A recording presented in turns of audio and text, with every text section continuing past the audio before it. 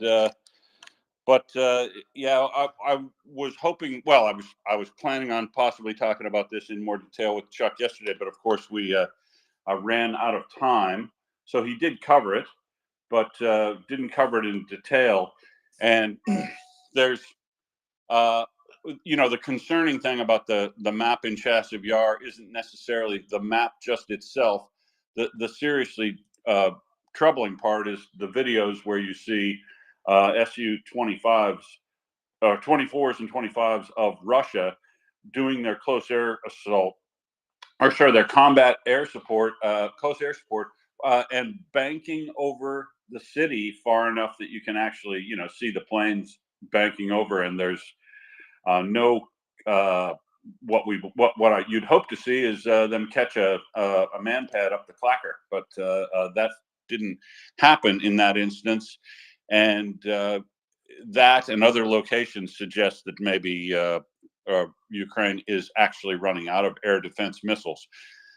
So what it looks like to me they're doing here, and Chuck will confirm, is I don't think they want to move. They don't want to try to move. Russians do not want to try to move directly through the forested areas because I'm sure there are nice little bands of wolves in those forests, and that hasn't proved them very successful up near Kremina. So what they've done is they've taken they've taken all of Ivaniski now, and there's still some fighting on the outskirts of that because Ukraine made some secondary and tertiary defensive positions there before that forested area, but they wanted to capture Ivaniski so that they could then sort of protect their flank as they go around, because the high ground just north of Ivaniski, that little ridge, leads up onto a little plateau, and that plateau then extends all the way through the Chassev Yar area, which is a little mining town. Beautiful place. If you see the if you take a real good examination now of the street map view and the points of interest in the city, you can see it's I don't know what kind of mine it is there, but it's a little mining quarrying type facility, and a production facility that's right in town, and the town grew up around it. But it's grown up around it in a way that's pretty organized, maintains some, nice leafy areas, and it looks like a fantastic little town back in the day. As of today, though, Russia is working its way down the ridgeline from Bodnivka, because there's a large ridge north of that leads from Kalinivka through Bodnivka. There's a ridge to the north of that, and that avenue of attack down the railway line is what they're moving down from Bodnivka area. But in the south, what they've done is they've kind of hooked around and got up onto that central plateau, and the road that leads down the central on the southern edge of that central plateau is the line of attack that they're taking there. So down to the north of that, and then let's see, let me pull open. I got to pull up a topo here, so I get the roads and everything. So the OFA, they whip around Kromova, which is just north of Ivaniski, and they get up on the plateau there, and then they're traversing down the plateau because there's virtually no lines to cross, the topo lines to cross, which means it's basically flat, and that's what we see on the video. The little town, the little suburb of it to the east, Canal, is where the technical school is that serves the mining interest. So you can go. It's like a Votech or a TAFE here in Australia, where you can get anything from how to be a metal worker, a welder, a forklift operator, all the trades that are necessary, of sparkies, everything that they need in the little mining town and the industry that's there, and then they'll try to work their way through that area. It'll be quite a lot of fighting. There is not a lot of high ground and area to exploit if they do take Canal. But if they do take Canal, which is just then east of an actual canal, that will have to be crossed, and will be a serious line of fortification between Chasiv Yar proper and Canal. But that suburb where the technical university is, and a relatively old historic church there, is highly likely to be totally destroyed here in the next few weeks, because Russia will do what Russia does, and pummel it all with artillery. Once they take Canal, though, and look, I'm talking fatalistically here about once they take it, because unless a serious amount of artillery shows up, and more air defense, so that they can keep the close air support off of them, it's highly unlikely that they're in Canal. They're going to be able to withstand bombing with FABs and the artillery and multiple launch rocket systems that Russia will bring to bear from the east at Kromova and Bakhmut, because it's not that far. So as they lose that area, then there will be a slowdown as they try to figure out the way to get across the canal and into Chasiv Yar proper, because there's not much high ground here. It'll all be observation by drone and everything, and there's no real tall buildings to be used for observation, I don't see, in Chasiv Yar. So it's likely to be any fortifications along that canal, and means of stopping anything that tries to get across that canal at the multiple points where it can be crossed, will be heavily fought over. And you can expect to see then, and I hope that Ukraine has prepared well in the forested area, the forest reserve that's south of Canal and leads over to the southern part of the city. But once they get into the southern part of the city, of course, they'll be over at a nursing college and some other businesses, and this is just residential areas here to the east of Chasiv Yar, except for the nursing college, forested reserves north and south. So it'll be Russia will probably try to pummel everything that they can that they can't see. I doubt Russia is going to try to move through the forested areas, which you would hope that Ukraine has incredibly well defended and has plenty of traps in there for them. So Chasiv Yar isn't, of course, have anything in it that is of serious value to Russia, I don't believe, except for the topography itself. Essentially, once they're able to capture Chasiv Yar, they have major roadways going out of there in all the directions they would want, a rail line in particular and junction that they will definitely want, that will allow them to, if they consolidate their forces there and want to move north or west, they will be able to do that, because they'll then hold rail lines that'll allow them to do that as they try to then put pressure, I assume, on Kramatorsk and Sloviansk to the northwest. And the other real problem I see here, if you take Chasiv Yar and they get the plateau and that high ground there, they'll then, I suspect, really be able to capably use our traditional artillery and MLRS on Kramatorsk and Sloviansk, and that's probably the real big risk here, I think, because with the means by which Russia is prosecuting this war, if they begin to reduce Kramatorsk and reduce Sloviansk the way they've started in Kharkiv, you're talking about several 100,000 people still in both of those cities, and it could cause mass evacuations that are required there, as they've started to call in the villages around Kharkiv. So it just points to the further desperation. That if you look out on the roads east of Chasiv Yar, and in where most of these videos are coming now from, here again, Ukraine is doing an exemplary job of using the tools that they have at hand to both stop and then destroy these armored columns that are moving in there.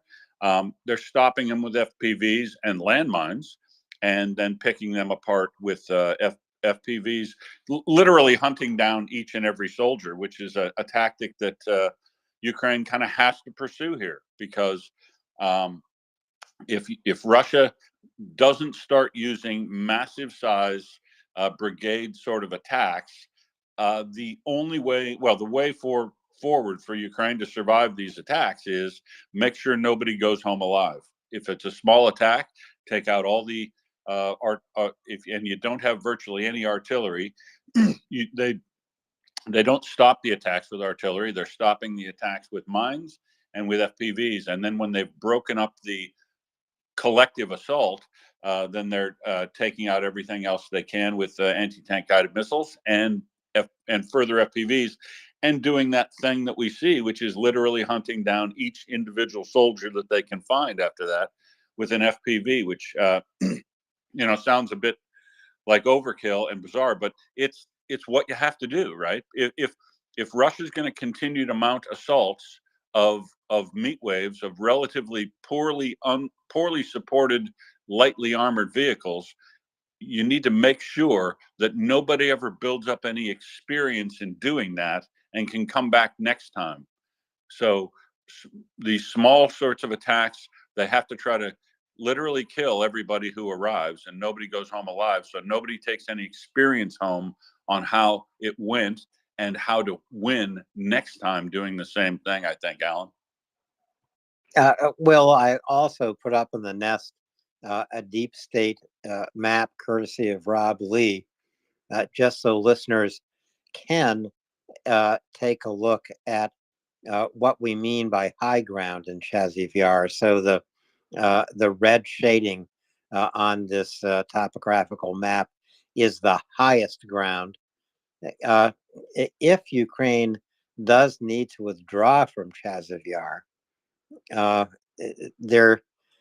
it doesn't appear to me that there are defensive positions to the west, the northwest of Chaziv Yar that Ukraine could successfully dig into.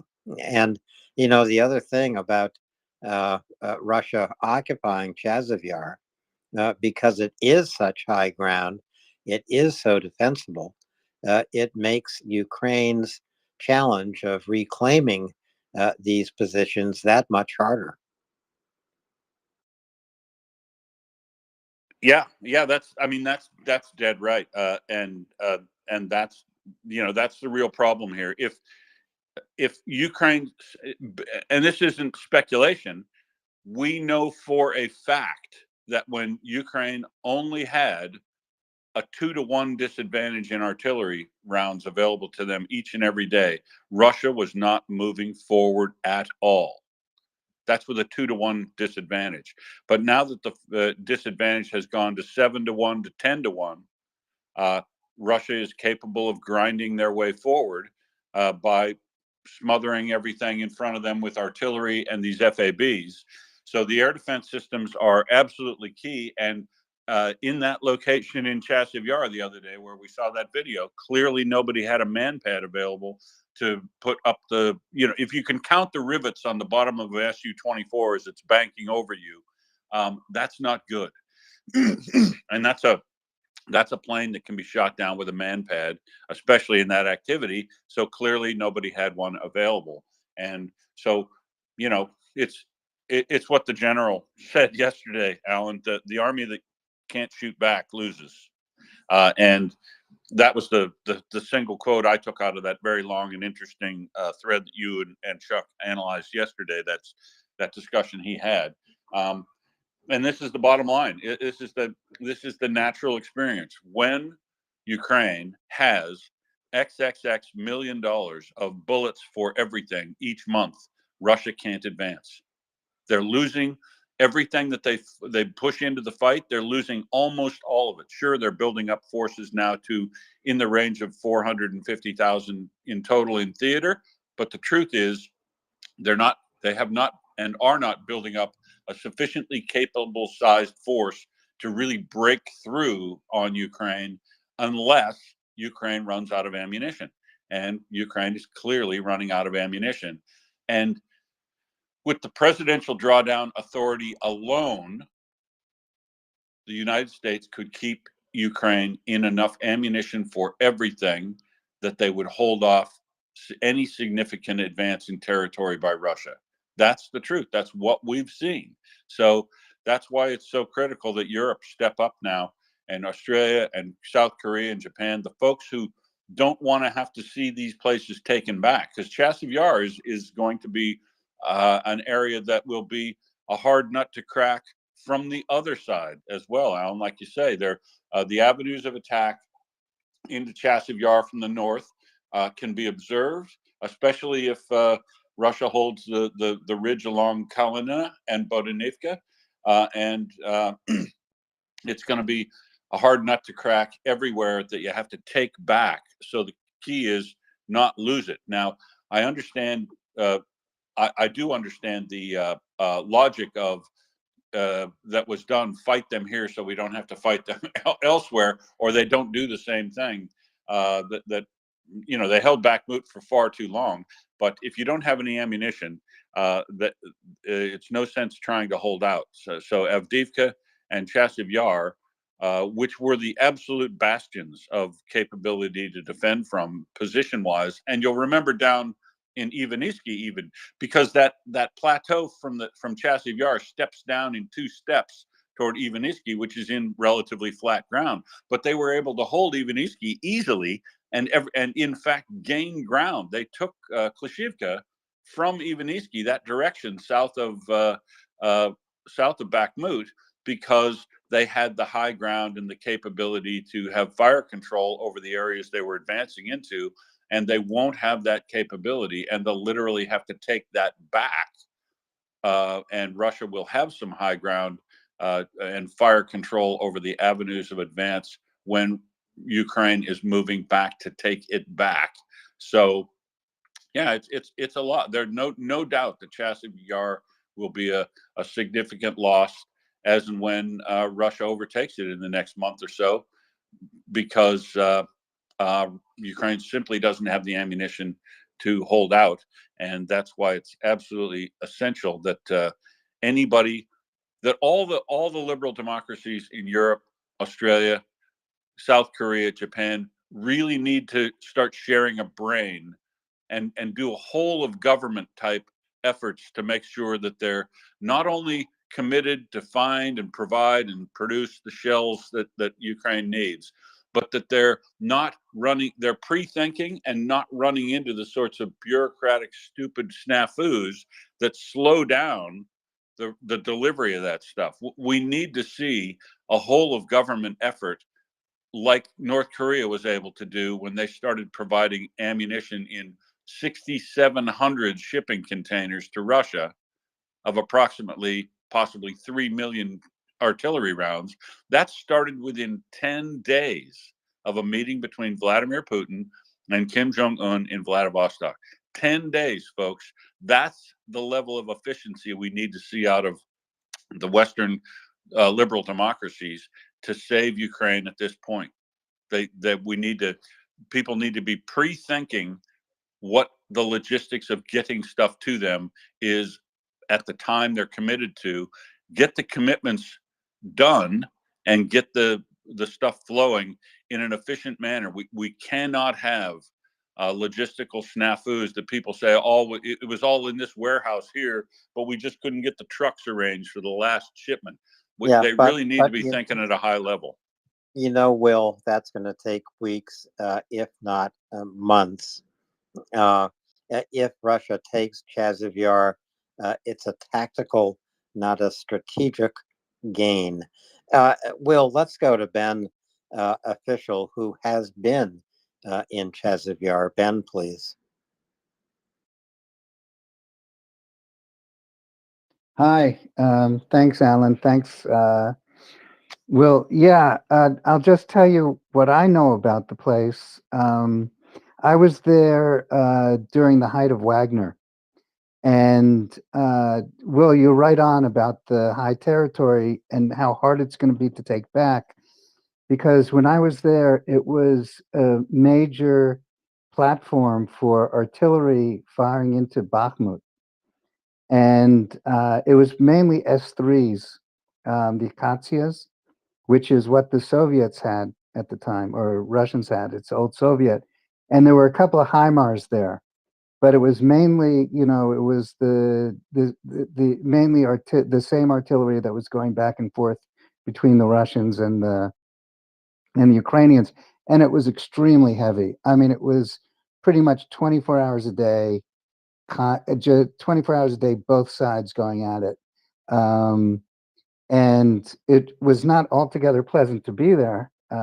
A lot of Chasiv Yar, and this was Christmas a year ago, was pretty much hit at that point, because the Russians just constantly fired into it, and the Ukrainians were constantly firing out of it.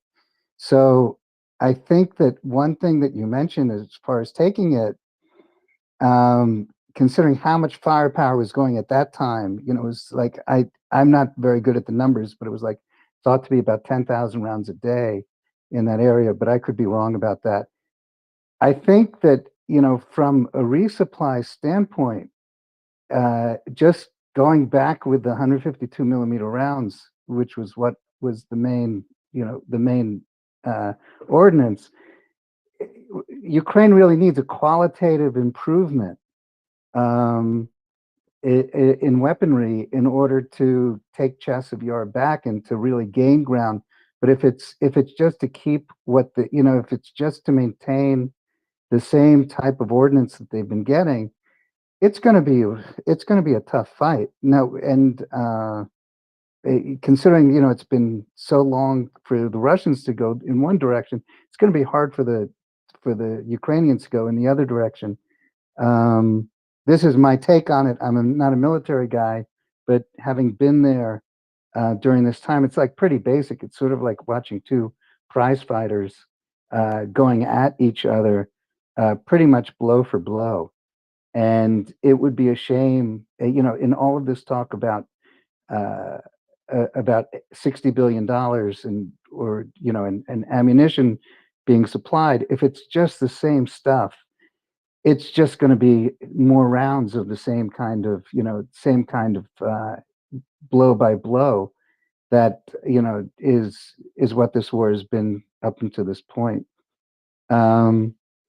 And so that the high ground, it was just a great place to fire into Bakhmut, and at that time. But on the way to Kramatorsk, there's, I can't pronounce it, Druzveka, which I've spent a lot of time in, and it's pretty built up, for that area. And that's going to be a fight there, in order to get to Kramatorsk, probably. So, I mean, this is just brutal. We're talking kilometers that take years to move, and Kramatorsk they're going to have to do a Mariupol to it because there are just so many tall buildings. I mentioned the other day that it's large Soviet-style apartment blocks, sort of kilometer after kilometer of them, and the Soviet style of things is to level that kind of thing, but that's going to take time and to do. So this is like, I don't know how long these things are going to take, but it's just going to be a long, long, terrible situation, even under even under the current conditions. So I just wanted to add that, and I really feel terrible about this because it's been going on for so long, and it's just a pity that we're talking it'll be 3 years, and fighting over basically the same land. It's really madness. That's my editorial comment, but I think we all know that. So thanks, Yeah, thanks, Alan. it is madness. But Ben, you also make an excellent point. More of the same being supplied to Ukraine. We need to recognize is now insufficient. It's insufficient because of the failure of the United States to keep a continuous supply of ammunition and military supplies moving to Ukraine. You know, Mick Ryan today in a post made essentially the same point that there needs to be a change of strategy because the situation on the ground has changed significantly. This also means there has to be a change in the supply mentality from the United States. And and you know, Macron understands what that means. Supplying Ukraine with long-range weapons without limitations. And this is a message that has to get through to the United States. Yeah, like I said, if it was 10,000 rounds a day or somewhere around that, let's even say 5. I have no idea really, but No, it was actually 10 sounds about right, Ben. and I mean and that was going on like that was going on constantly for day after day, week after week, month after month up there. That's what it's going to take to get it back. Potentially, unless the Russians unless they start running out. And so when we talk about the Europeans, and this is just for this little tiny zone here. And so when we talk about the Europeans supplying X quantity, is that really going to change the prosecution of the war beyond just moving the line back, for 2 years, that it's taken 2 years to get to this point, to then get 2 years to move a few more kilometers? We're still not talking about Crimea. Yeah, it will, Ben. To me, this really is the darkest hour of this war. It's because primarily the United States has given Russia every opportunity to press its advantages, and it has always had advantages in this war. The United States has been the great equalizer, and without U.S. supply to Ukraine, this becomes a very unequal fight. To Will, and then back to Ben, please. Oh, Ben can go ahead. Well, I don't know what else to say about it. I just wanted to add that we're looking, and the other thing is I can't pronounce it. Ivanovsk. It took this goes to what Will was saying about and I mentioned this the other night about the Russian capability. It's a tiny, tiny place. It's like 5 dirt roads or 6 dirt roads, sort of like northeast, southeast, southwest, or southeast, northwest, and like 2 paved roads. That's the highway. And for them to take this long to take that little place, it is flat. It's really, really flat. Really shows you that they are not, that the Russians are having a very hard time with even that very, very tiny small place. That even though they are very good at leveling things, they're not very good at going any distance in any length of time. And it also shows you how determined the Ukrainian defense is, because they must have been fighting their house to house. There's just nothing else outside of that town, except it's pretty much farmland, flat land all around it. So there's almost nowhere that you could fight from, and that would be very, very brave and very costly for the Ukrainians. So on one side, it really shows their resolve, and on the other side, it shows that the Russians really, they cannot take. I'm with Chuck on this, and I do think it's a dark time right now, as you say, Alan. But I don't see how Russia is going to be able to take Ukraine. If this is what they're doing now over 2 years and even over 2 months in this area or more. Ukraine is a very big country. There's just no way they can traverse it. This is just, I don't know what they're probably fighting at this point, hoping that the Ukrainians will that the Zelensky government will agree to some sort of armistice, if that's what you want to call it, and to freeze the war in place, and then fight some at some other time. And I think that that's what I keep saying. I think that the Zelensky government really has to push home that they're not going to agree to anything of that nature, and that they're not going, and that this will just continue in hopes that sooner or later one of these, that the United States will just realize that there is not going to be a negotiated end to this thing in that kind of fashion.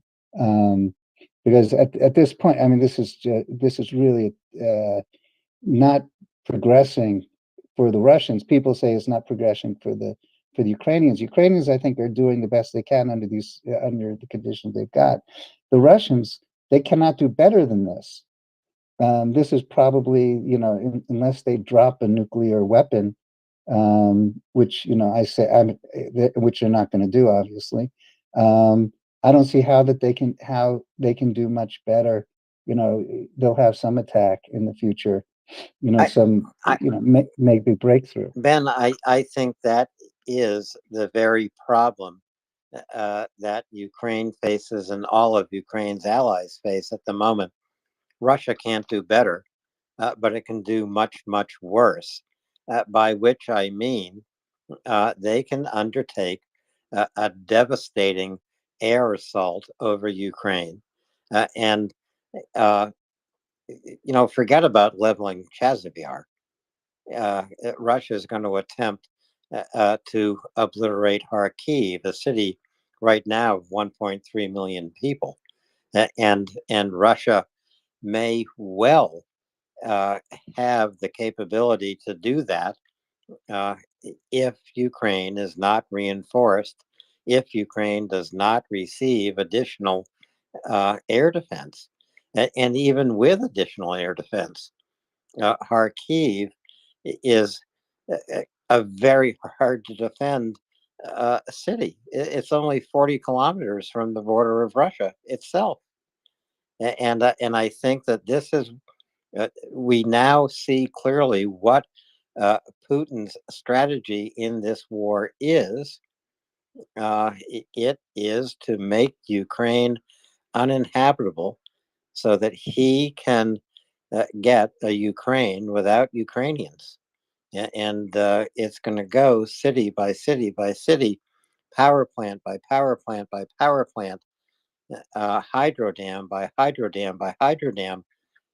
Putin is going to destroy uh, everything Ukraine needs to be habitable, to be livable. Yeah, I agree with you, Alan, that is what it looks like their strategy is. I don't think the Ukrainians will give up under any condition. Just knowing the people, and which is the message that I really wish that that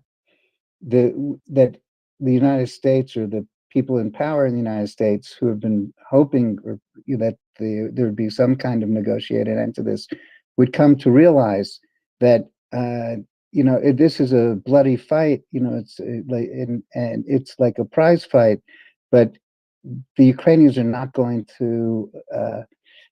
They really don't have a choice but to keep fighting, and to hope that it's, or to believe from certain strategists on the American side that it would that they'll stop, that the Ukrainians will just surrender, basically, is folly, and we should and give up on that idea, which is been going on now since I believe, and I've been saying it since the beginning of the full-scale invasion.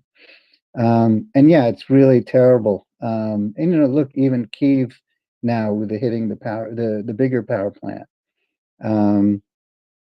It's just, I agree with you, Alan.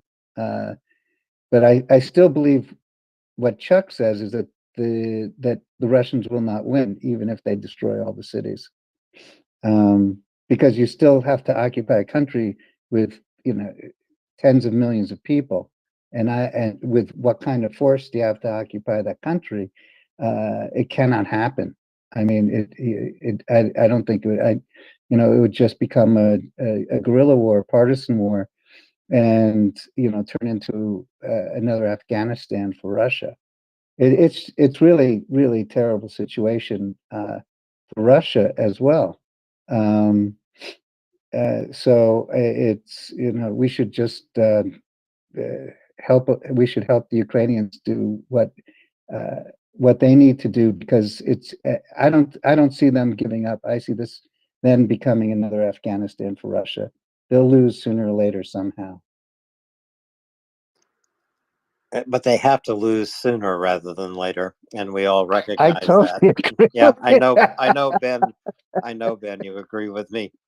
And it's true. I mean, Russia apparently has a force of about 470,000 troops in Ukraine right now, insufficient to occupy the country by a long shot. But what Russia can do is occupy deserted Ukrainian territory. And if Russia can succeed in leveling cities like Kharkiv, so that they are abandoned, much like the city of Bakhmut, I mean, or Avdiivka, Russia occupied, abandoned, obliterated cities. And I think that is the Russian strategy. But I also want to hear what Will thinks about that. Well, look, that clearly is the Russian strategy, because it's the form they've had basically since modern artillery came about. So they're prosecuting. Russia does their methodology is find something that works, produce an absolute gazillion of it, whatever that thing is that works, and turn the crank on that until it doesn't work. And that's what they're doing here. It's unattractive. It's unsophisticated. It's far more deadly in the cost of lives for both sides. And this is why it was so it's so perplexing to see them not attempt to do proper combined arms operations at all. But they haven't trained and coordinated their military to be able to do that. So we're looking at Russia, expecting them to do something that's sophisticated and attractive, and that's just not the way they work throughout their history. And this is so. I encourage everybody, if you haven't, read that article that Alan alluded to by Mick Ryan for the Lowy Institute. You can get it through a connection in his timeline, because if you've been listening to MriyaReport for 2 years, you're actually not going to hear him say anything in there that's revolutionary. It's stuff we've been talking about forever. But he ties it all in together on the themes that we've been talking about. We've got to equip Ukraine to win, not just survive. Now, because of the developments in the United States, I've been talking a little bit fatalistically and looking much short term. The priorities have to be ammunition right now. Then they have to be, once the front lines are stabilized, build.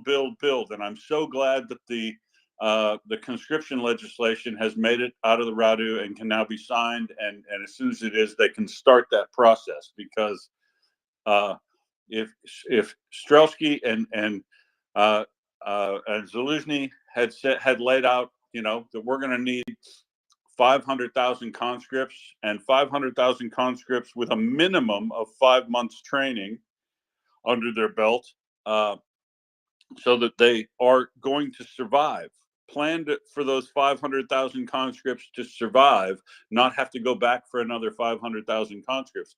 You know, the plan here for the year, a good year for Ukraine, for me, in 2024 looks like get enough ammunition by hook or by crook to stabilize the lines, do your conscription draws, and train up 500,000 new conscripts in a NATO fashion so that those folks can survive. And for Christ's sake, get the equipment flowing into those new units so that when they are capable of doing so, something like spring to early summer 2025, they can start prosecuting this war in the manner that they would like to minimize loss of life on their side, whilst taking back strategic and tactical gains that will allow them to have decisive victory on the battlefield, which will lead to other effects in Russia. And all this, you know, no gloves. Ukraine needs to be able to prosecute strategic attacks that make sense on valid military targets inside Russia. If you, for instance, if you want to protect Kharkiv from being lost, what has to happen is an actual ground offensive into Belgorod to make sure that the artillery that's firing into Kharkiv can't happen. So, you know, they need the air cover. They need the ground-based air defenses. They need all this stuff in at the same time, Alan, because each and every time we've seen a phenomenally excellent innovation by Ukraine, they're never able to capitalize and consolidate on those successes because they don't have the other chess pieces in place to be able to capitalize and make value of that. And Russia continues to adapt and learn. And even though they're like big orcs, they do attack and learn, adapt and learn. And slowly, Ukraine loses its advantage from its innovations. And that's got to stop happening. Yeah, Will, both you and I know that getting everything to Ukraine that it needs takes months. And it actually takes, I'm just going to be generous here, 6 to 8 months. And if you put together the testimony of General Cavoli and Mick Ryan's post today, two things stick out. One is Mick Ryan's assessment of the Russian military in Ukraine, learning, just as you say, adapting, just as you say, actually becoming a more efficient fighting force. And then secondly, General Cavoli saying that Russia has succeeded in reconstituting its military much faster than any military analysts had predicted.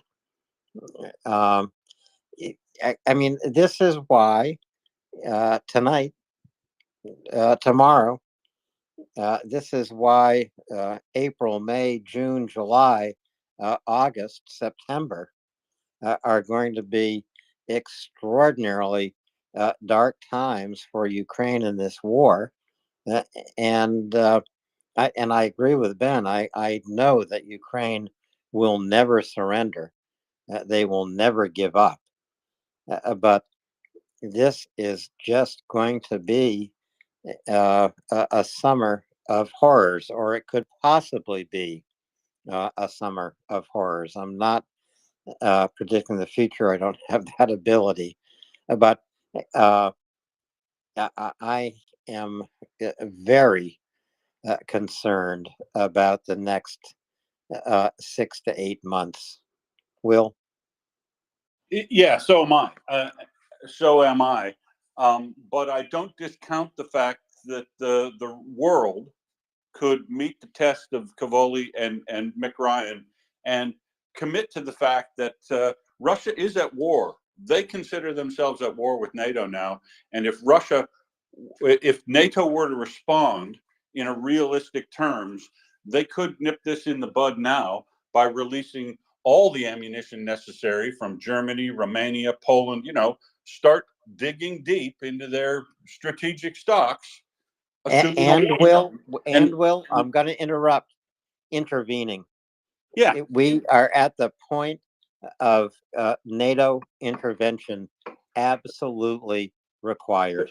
but I'll share something. But long term, regardless of what happens, I still also believe that Ukraine will eventually win this war by bleeding Russia out slowly in a asymmetric guerrilla style warfare if necessary, based on something that I thought. So a friend of mine who's both Ukrainian and Russian, he's got a Ukrainian name, but I met him in Russia, and I didn't know that he was half Ukrainian because none of that ever made any difference to me. But in April of 2022, early April 2022, I was talking to him, and uh, I thought he was being overly negative at the time. I'm like, wow, don't jump to that. But I was asking him how he thought things were going to progress based on the fact that the initial attacks didn't take everything over, but it was still looking like, David versus Goliath thing. And he sort of fatalistically said, uh, yeah, the, we'll eventually win this because it's going to be like Afghanistan on steroids. And I was like, why would you jump to that conclusion? An asymmetric guerrilla warfare that bleeds Russia out over time. But I think he was just being realistic, having seen what's happened since 2014 and not expecting a lot of extra help. And but he shared, and I think Ben's spot on that I don't know any Ukrainian who's going to be willing to sacrifice their family or extended family to what loss looks like under occupation by the Russians. So I do agree with that, but this is why I'm so frustrated with things, because there is a way through this that means that we don't have to see Ukraine continually fighting on Russia's terms. That's the problem with lack of supply and the approach. A good year for Ukraine is rebuilding and holding the line, but they can only do that if they know that their ammunition supply is guaranteed and starts flowing today. Otherwise, this summer fighting season, I agree, Alan, it's going to be a combination of deciding where to stay and fight, which is going to involve significant losses to Ukraine, or giving up territory that is going to be very hard won to take back later. And as they do that, unfortunately, in the short term, sacrificing a lot of people who live in those areas that Russia will take over to what Russia does. And Russia has systematically generated situations. There is evidence of genocide in every place in Ukraine that Russia has occupied for more than 3 weeks. That's a fact. So that's what we're talking about. I am steeling myself for a very, very bad northern summer, where all we do is report. Good news days for us will be tactical withdrawal that doesn't involve incredible loss, and still seeing the body count rack up each and every day from the Russians, because they're not unsustainable. I am impressed with how fast they have reconstituted the bodies in their army, as Kavula was. But you notice that their loss rate is almost equaling their replenishment rate right now, and that's no way to build up to a decisive striking force that can cause a decisive victory for Russia. It's going to be this grinding, slow. It's going to look like cancer taking over a healthy body.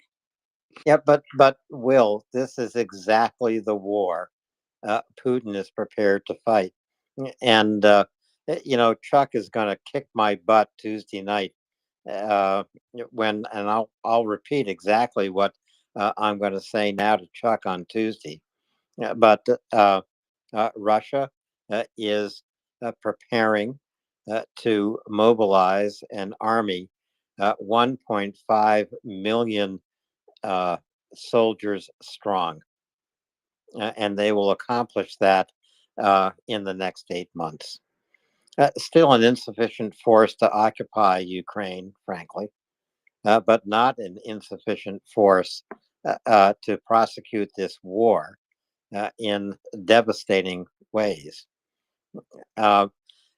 Secondly, I don't think that Ukraine is going to, this war in Ukraine is going to become the equivalent of Afghanistan for Russia or Vietnam for America.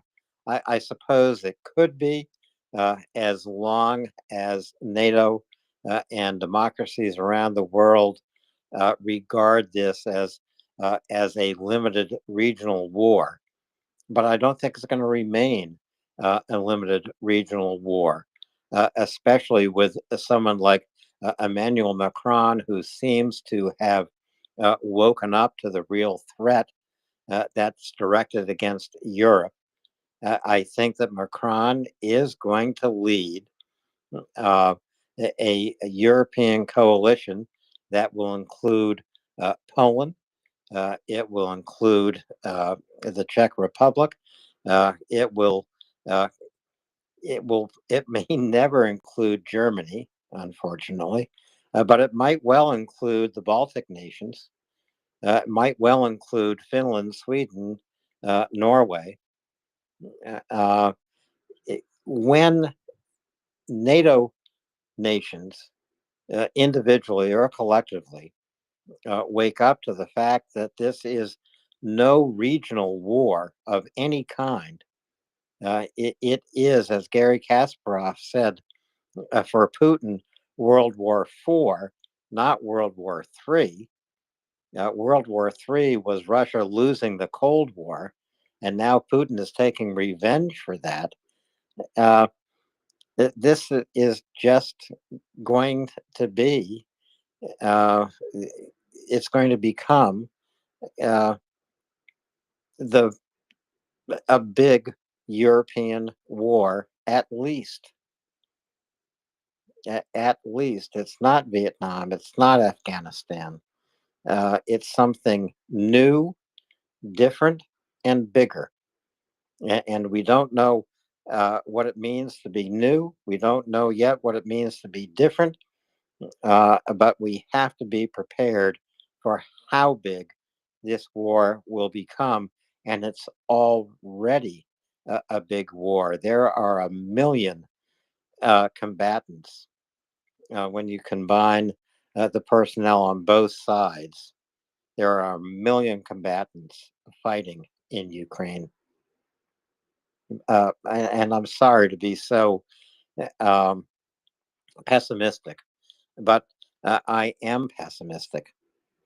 I simply am growing more pessimistic day by day, and it's because of the failure of the United States to support Ukraine as it promised to.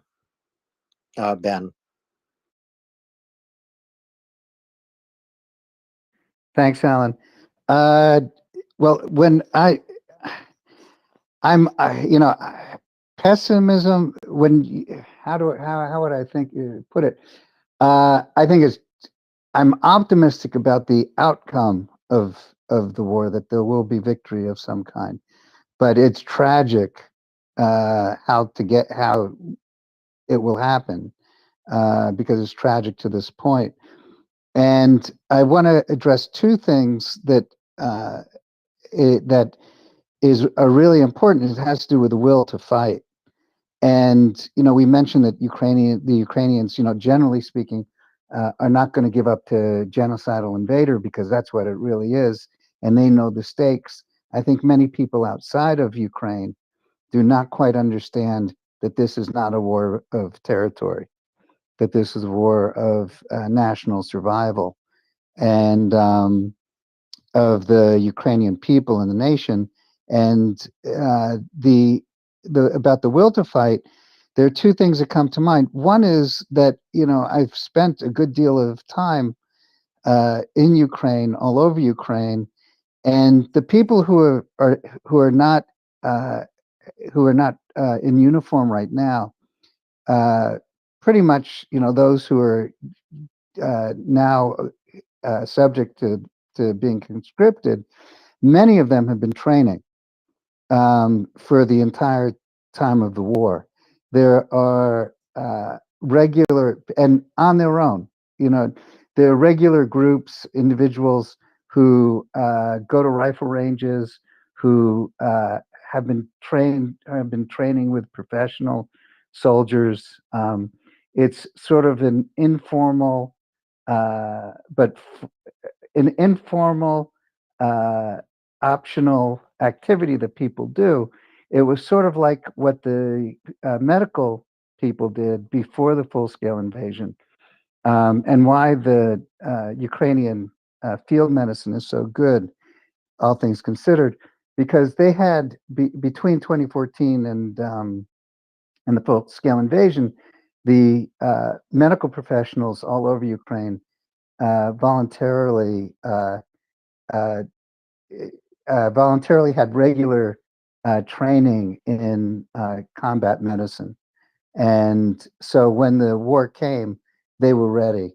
And I think that, and I don't have any idea of exact numbers, but I know personally a great number of Ukrainians who are of that, who are not fighting right now because they were not subject to fighting at that, before this time, have been training for these 2 years, and more than just firing statically at targets and at rifle ranges, um, you know, practicing tactics and practicing working in groups, training working in groups, and they are, and because they've been of the mindset that they would at some point need to bear arms.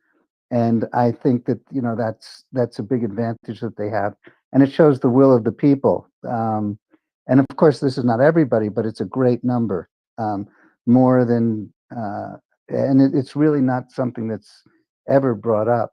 But I've seen it and I know it, and I know plenty of people who have been doing it for all this time. And the other thing that I mentioned this a long, long time ago, but the after the end of World War II, um, in 1945 in Europe, the Ukrainians continued to fight the Soviets until about 1954, is what my understanding, in partisan fights all through Ukraine. And and when I was in the countryside in a village, and there was a network of hideouts, of partisan hideouts, and between 45 and 54, and some people in the village really wanted me to go into, because they keep these hideouts, some of these hideouts now, as sort of like little private museums for the village, or where they are, and like still with the maps of the of that era, and there's like a cot and maps on the wall, and they're like their weapons, and it really and they really wanted, like, they were really very proud of this partisan heritage of, what is it, what 45, almost 80 years ago. And it's very much on their minds.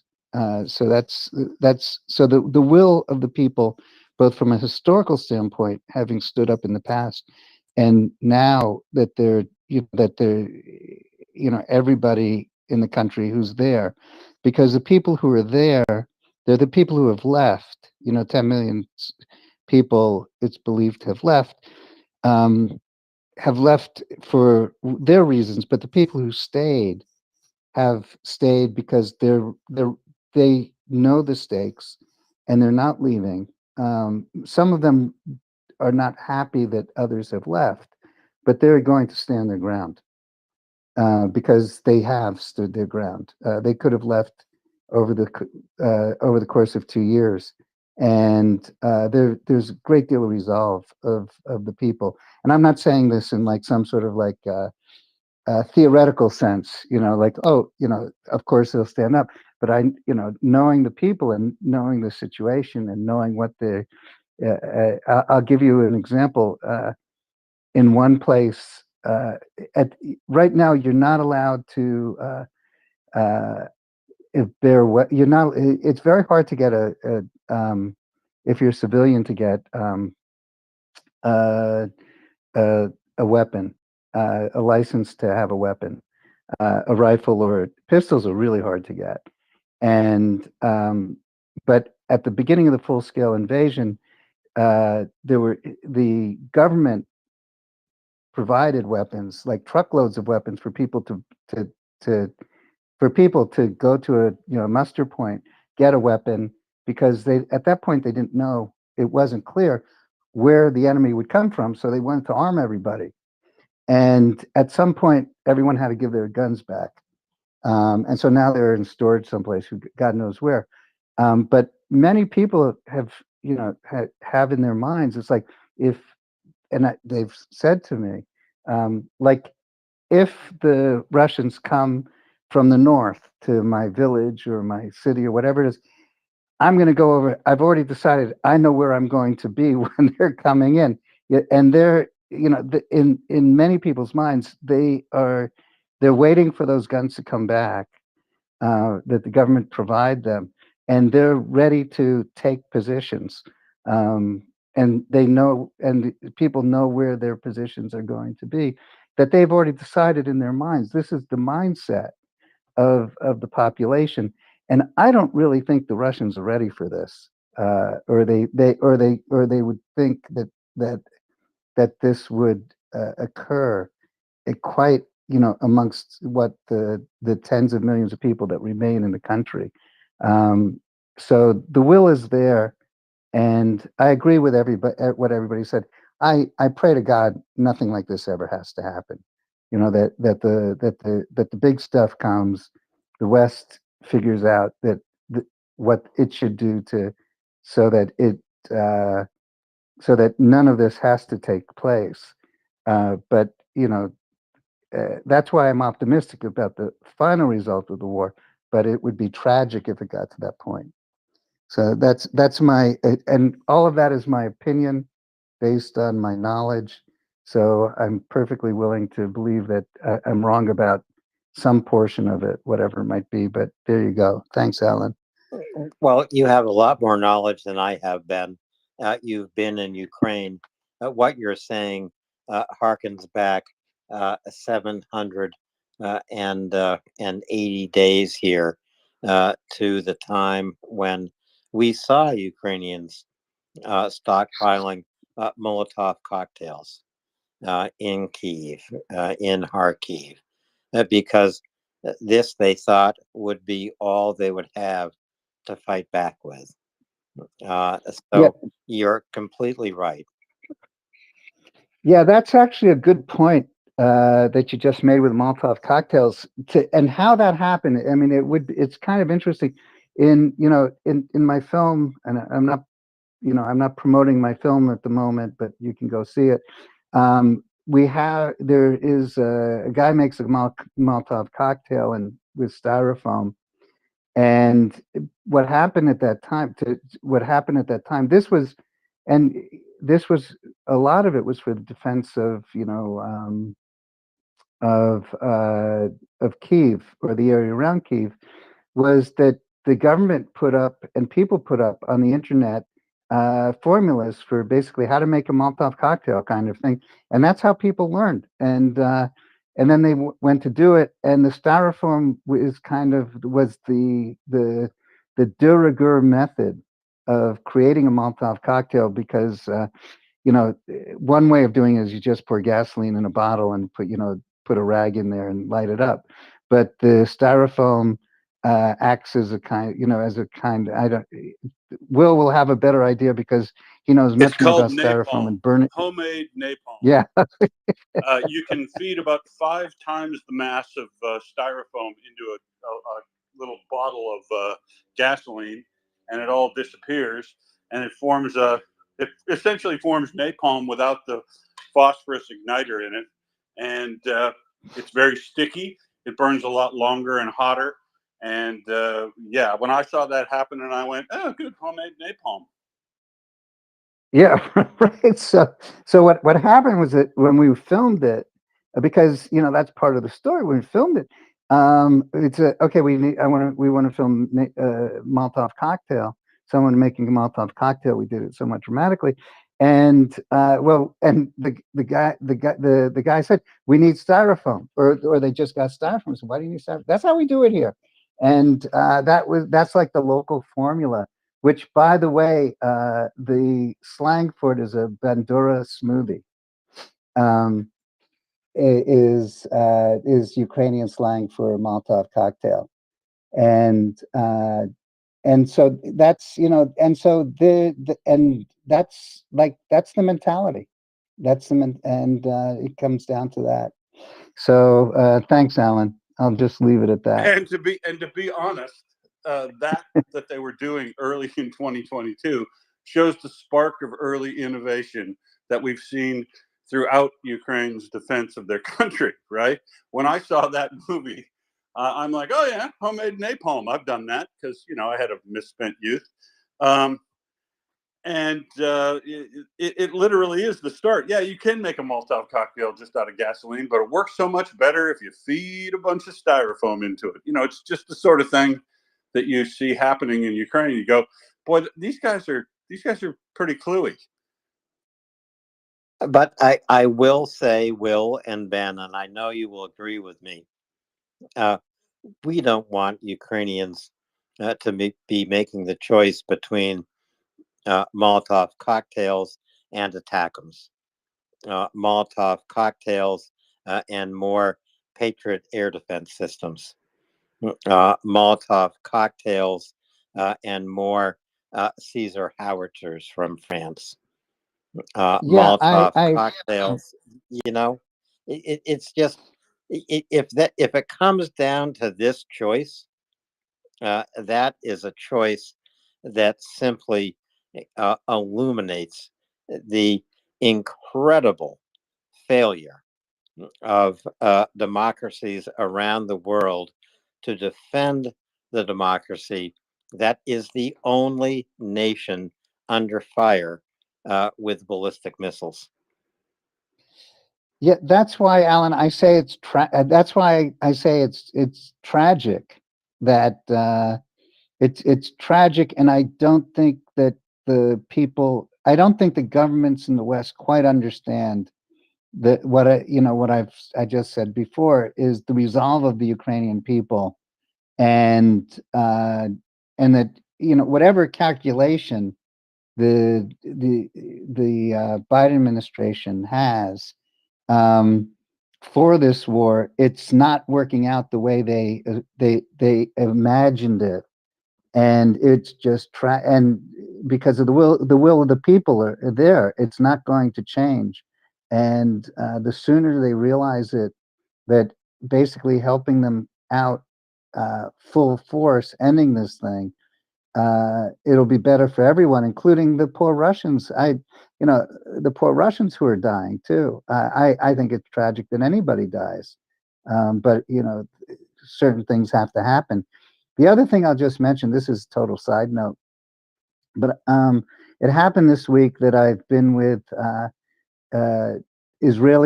some Israeli guys who have been fighting in Gaza, who are particularly special forces guys. And we were talking about, and they've been fighting since, most of the guys in there have been fighting since the beginning. And they they are a few things that really struck me is that when they go forward, they're really well organized and they're really well protected. They feel pretty much safe in the way they fight because of combined arms, because of air cover and all that. But they mentioned about Ukraine. They said, "Well, what we're doing is really easy." But the Ukrainians have, like, they're in awe of these guys that I was talking with. They're totally in awe of what the Ukrainians are doing, because these Israeli special forces guys in Gaza, they really consider that what the Ukrainians doing is just absolutely mind blowing. To give some perspective, they said that's a real war, and because we sometimes outside equate fighting with fighting, but what the Ukrainians are doing, has the respect of, and is sort of like an order of magnitude much more difficult, and than what the Israelis are doing, which is still very difficult. Just to put that in perspective from the Israeli point of view. Well, Thanks. thanks, Ben. I just want to take your comments and put them in a context here. I don't think Americans, I don't think that the Biden administration in particular understands the resolve of Ukrainians to fight this existential fight for their survival. I might even go so far as to say, and I hate to say this, I think that there are those in the Biden administration who discount that resolve. And I think the other part of the problem is I don't see anyone in the Biden administration uh, understanding the Russian approach to this war, which is an approach of genocide and destruction. It's a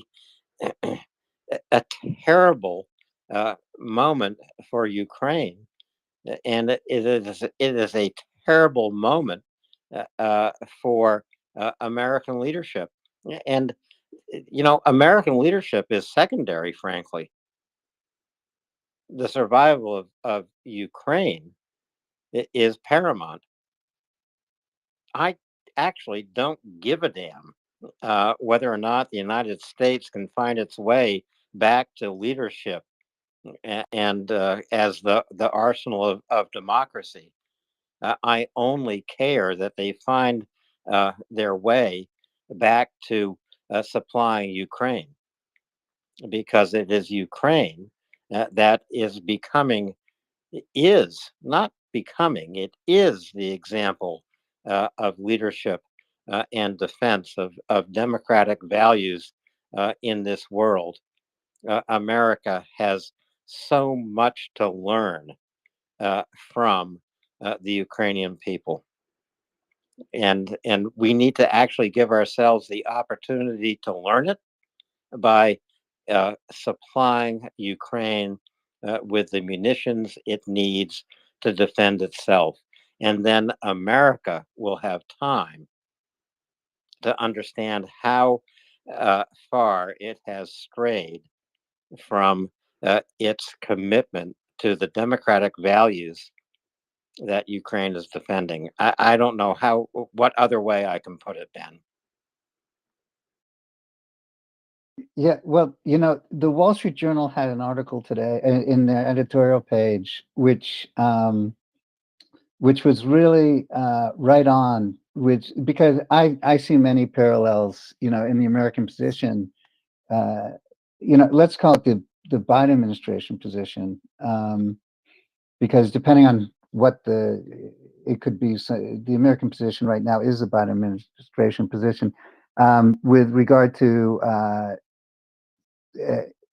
showing weakness in with Israel and Iran, like trying to have Israel pull back and not go forward, just like it's tempting for, like Lloyd Austin this week saying that the Ukrainians should not hit Russian petrol infrastructure or chemical infrastructure. And the point of the Wall Street Journal article was that by telling Israel to not go forward with the prosecution of its war as it sees fit to end the war quickly, it's emboldening Iran to go further and to be more aggressive. And that's pretty much what's been happening in Ukraine. By not, we know that but it's twofold. One is by not supporting Ukraine, it diminishes Ukraine ability to fight back. but it also emboldens the Russians and the Chinese and the Iranians to push forward harder.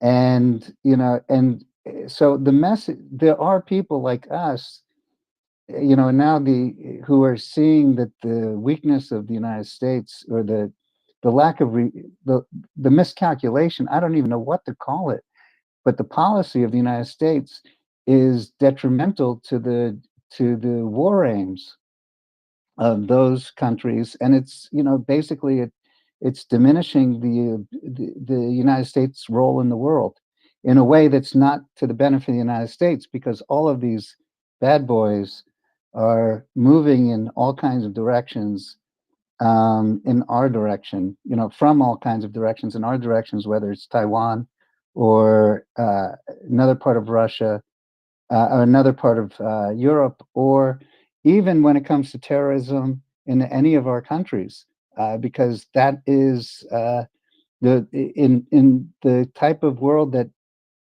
these entities are involved in, and the way they fight. Just like you know, Alan, you say Russia is perfectly capable of leveling cities, and we all know that. And there are also another another vector is terrorism, which is perfectly within their capability and part of their game plan, in a longer range game plan for the Iranians, for sure, because that's really their stock in trade. And so it's a really, so when you say dark times, Alan, I agree, but it goes beyond the traditional battlefield, because the if we want to call it the axis of evil, they're not thinking about traditional battlefield. They're thinking about a domination, that by the means that they are comfortable fighting. And we haven't even seen the beginning. I mean, or we haven't seen even the middle stage, I think, of what's going to happen. And that's what we did, when General Mattis finally wiped out ISIS. It meant that we haven't had really terrorist attacks in the West for quite some time. If you remember, it was pretty bad for a while, and to enable this axis to gain the upper hand in a way, and be able to have the freedom of action, by these weaknesses, and by the lack of the United States to stand up to them. We're just giving them the ability to continue the prosecution of what they want, which is basically, it's not about territory. It's about the axis. It's about the axis of control of the world's resources, and influence in the various continents. So I agree. It's much more than a NATO problem, and this is so. And I just don't want to. I'm not calling it a world war. It's just basically these guys are on the march. They see it as their opportunity. So we really have to stand up to help Ukraine and put an end to it. Otherwise, it's going to take whatever form these people want it to take. But that's the end of my editorializing. But You've listened to enough of it. Thanks. It's very well put. It's not about territory, unless the territory is Ukraine. It is about domination. And I want to emphasize what Ben just concluded his statement with, that the direction of international insecurity will take the form of whatever Russia, Iran, and China wanted to take, unless we stand up to it, and cut off their path forward into the future. It is really becoming a very stark choice. And if you want to simply recognize the stark choice in Ukraine, that is beginning. But really, the stark choice is between a future under the control of Russia, China, and Iran, or a future opened for all of us under the protection of America and the NATO nations and the democracies around the world. And this is the difference. America and democratic allies around the world offer protection. Russia, Iran, China offer control of your entire life and future. I don't know what a clearer choice could be. Will, and then Nancy, Prince, Gina, let me reassure you, I'm not here forever. Uh, I'm not a forever chemical in your water or here at MriyaReport. I will be dropping down. Will, go ahead. Yeah, I mean, just a minor clarification on what Ben said is because I agree with that in total, and the thing you want to do is make sure that even though you think, oh well, the important thing is America supply now for Ukraine, also do what Mick Ryan says. If you want to look at what to build a strategy, game out in your mind what victory looks like, and game out what defeat looks like. But also in this case right here, game out for yourself what it looks like if Ukraine has to fight a 10-year insurgency war and finally bleed Russia out. What that means is in relation to U.S. credibility and U.S. Involvement in Europe, and all the things that being the world's essential partner for peace have brought to America, that because you've been serving that role for 5 generations, that there's basically nobody understands the benefits because they've lived under them too long. And do note that not coming to the party now doesn't mean that Ukraine's lost for 10 years until they bleed Russia out, but eventually you get a good result for America, because the other portions of your adversaries are already acting on the basis that the West will put up with the Overton window being pushed open by acceptable activity right here in Southeast Asia. Do a search today for Scarborough Atoll in the Philippines. Scarborough Atoll right now, China is doing one of their swamping sort of attack. I'm going to call it an attack with all their vessels to try to drive Philippines out of Philippine sovereign territory adjacent to it. So it's not necessarily Taiwan that is going to be the first line of attack for China. They might decide they want to drive the Philippines out of some of their sovereign territory first as a precursor, because they're much weaker than Taiwan, and they're counting on the United States not doing anything in Ukraine, meaning that they also will accept the boundaries of acceptable behavior in the Philippines being pushed farther and wider, and that will mean a lot to America. That means you're drawn in much quicker and faster to a world war. So there isn't a world war going on right now yet, but we're coming very close to it.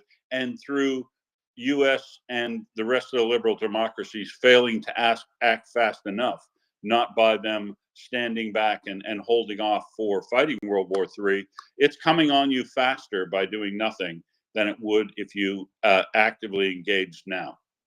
And that's me. I'm going to listen to Gina.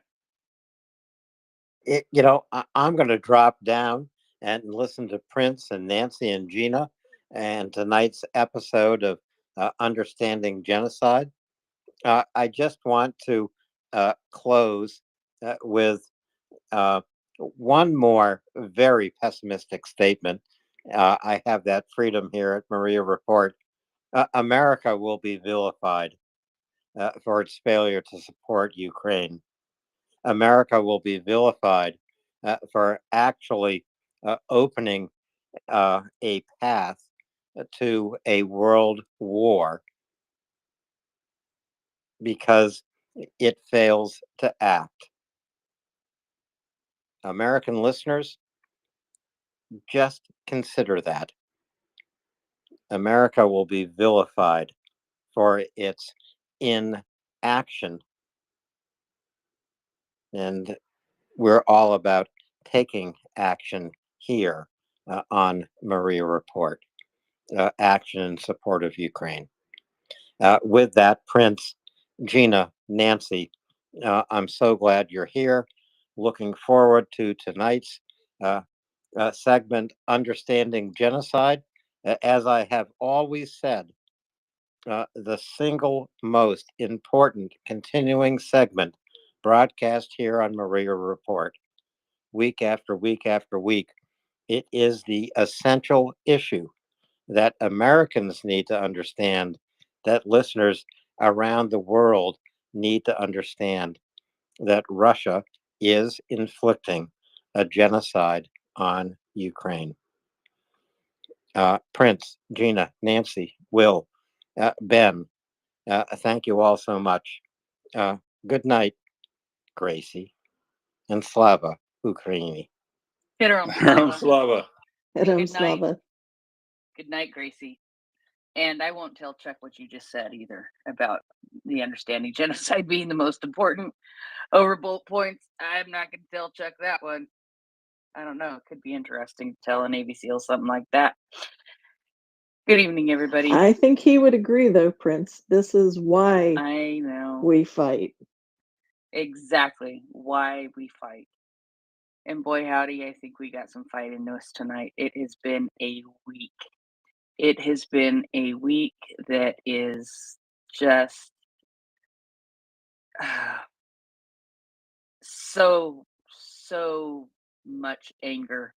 So much anger, so much frustration, and so much that I feel like people aren't getting. And there's so much that is out there for people to be able to observe, to be able to read, to be able to watch, to be able to hear exactly what is happening in Ukraine as far as this genocide is concerned, especially when it comes to religious persecution. And that, I think, is really what we're going to end up talking about tonight. We're going to talk about what is going on, even as we speak. Will, did you accidentally put your hand up? No, I have a quick question for you, you religiously sorts of people. Oh, good gracious! I haven't even said good evening to Gina or Nancy yet. Give me a minute, man. Well, because I really want to be the guy that leads into the comment with the question for Gina.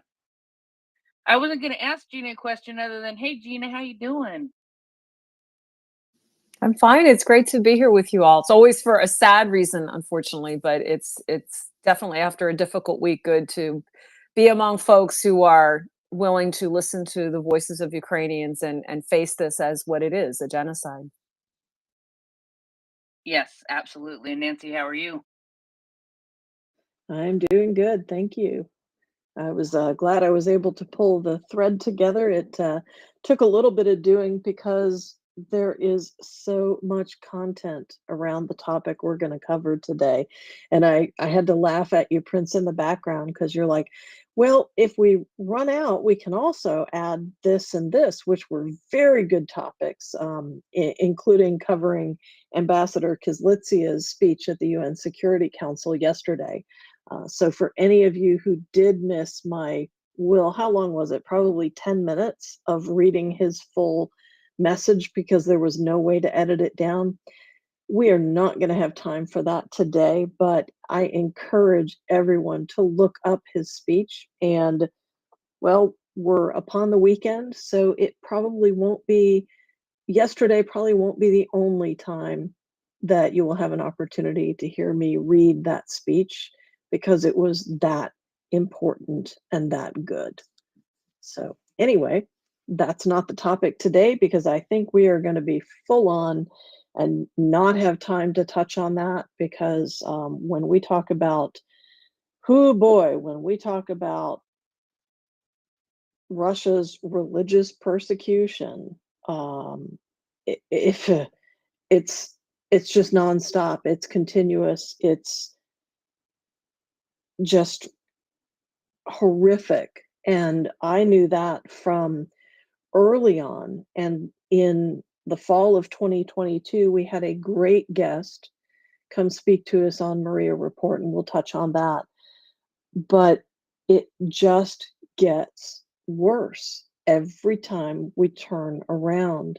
And I'm looking forward to some amazing updates from Gina and Prince. I know you've got some articles and I've got some reports, so we've got a lot to talk about when it comes to Russia's religious persecution of pretty much any religion that's not theirs, that they did not define. And even Will, from an atheist perspective, with you not focused on religious aspects, I'm sure that freedom to have choice in what you believe is still critical as far as you're concerned. If they say it's our way or the highway, I know you're going to be taking the highway too, right? Yeah, I mean, look, I'm a big believer in freedom of religion and from religion, and those two things go hand in hand for me. And kind of leads this because this is going to get very religiously discussion today, I'm sure, which is fine with me, right? But the key that I want to touch on sometime during the day, but it doesn't have to be now, is this Marjorie Taylor Greene's attempt to try to conflate what's happening in Ukraine, the loss of life, as if Ukraine is responsible for it. I'd really like to know from folks who believe in God perspective, what might be the best avenue of attack to take her down in relation to her discussion, because my point from earlier, game out what defeat looks like in Ukraine for the territories that are going to be taken over, and what the folks there are going to face, and how do we get folks who believe in religion to understand the fact that Russia's generated evidence of genocide in every location where they've occupied for more than 3 weeks in Ukraine, and a lot of that is, going to be their focus, as you've seen, has been those folks who don't agree with their ideas or don't agree to shift their ideals to what they want. And these, people who are religious are prime targets for that, because they're not willing to change their belief over to this artificial system that Russia controls, and Russia has no compunction at all about killing them off. Yet Marjorie Taylor Greene is still presenting Russia as if it's the bastion for defending Christianity in the world. Oh, ladies and gentlemen, buckle up. Take it away, Gina. Thank you for the disclaimer and the warning, folks. Well, Will, the first thing that comes to mind when you said, how do we, especially people of faith, and that's a number of faith traditions, right? Ukraine happens to be statistically largely Christian. That's, largely Orthodox, and then Catholic and other denominations, including Evangelical, Baptist. And then, of course, we have Jewish and Muslim populations that are strong as well. But the main thing that all of those faiths have at their core is a commitment to the truth. And that is the first thing that has to come out here. And the way that we fight this, the way that we fight any genocide, any atrocities, is we bring the light of truth to them. Because when we allow these to fester in the dark, that is when they can be denied, covered up, disregarded. And what we have seen, as you've already said, Will, and what we've discussed here on the space, and what I've been writing about this week in particular, I had a very to be quite honest, it brought me to tears. Conversation with a sister of the Basilian Order, the Order of Saint Basil the Great, who is in the city of Zaporizhia. And I have been interviewing her for the past 2 years. I've, been with her in person, both in Ukraine and in Western Ukraine and here in the United States. And I had seen her just a couple of months ago. And in 2 months since I'd seen her, I could hear the difference in her voice. And I actually put some poll quotes out there that, she said, if the Russians, there are 3 nuns in that monastery serving people who are internally displaced, soldiers who are stationed nearby, who are in desperate need of a place of peace, of comfort, of rest and prayer. Children who have fled to this monastery from escaped villages, one of whom confided to Sister Lucia, as her name is, Sister Lucia Murashko, that one of the things in his occupied village the women would do was hide their children because they knew the Russian soldiers were coming to rape them. So, these are people facing life and death every single moment of the day. And I heard the difference in her voice, the fear. I believe she was crying through part of the interview. She was trying to cover it up, but I could tell because I know her well enough now to be able to pick that up even with just an audio connection. And she actually said, if the Russian soldiers advance, we are terrorists to them because we are Catholics. And we Catholic nuns would not like to fall into the hands of those Russian soldiers. So this religious persecution is very real. I've attempted to contact Ms.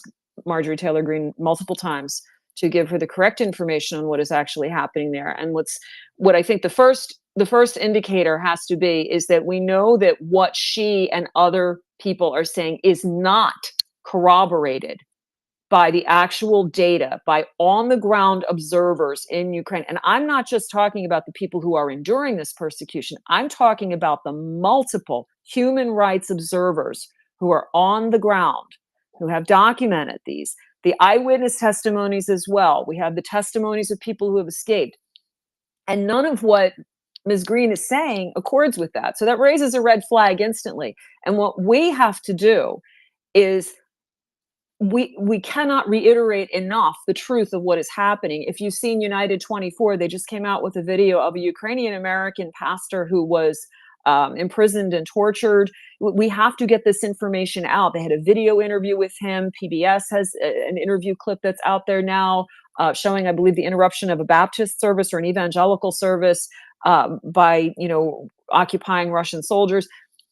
We absolutely have to lift up these atrocities and these voices so that the light of truth and the evidence is presented so overwhelmingly that those who are spouting a contradictory narrative will be called out by the overwhelming burden of proof that shows that they are spouting what is Russian propaganda.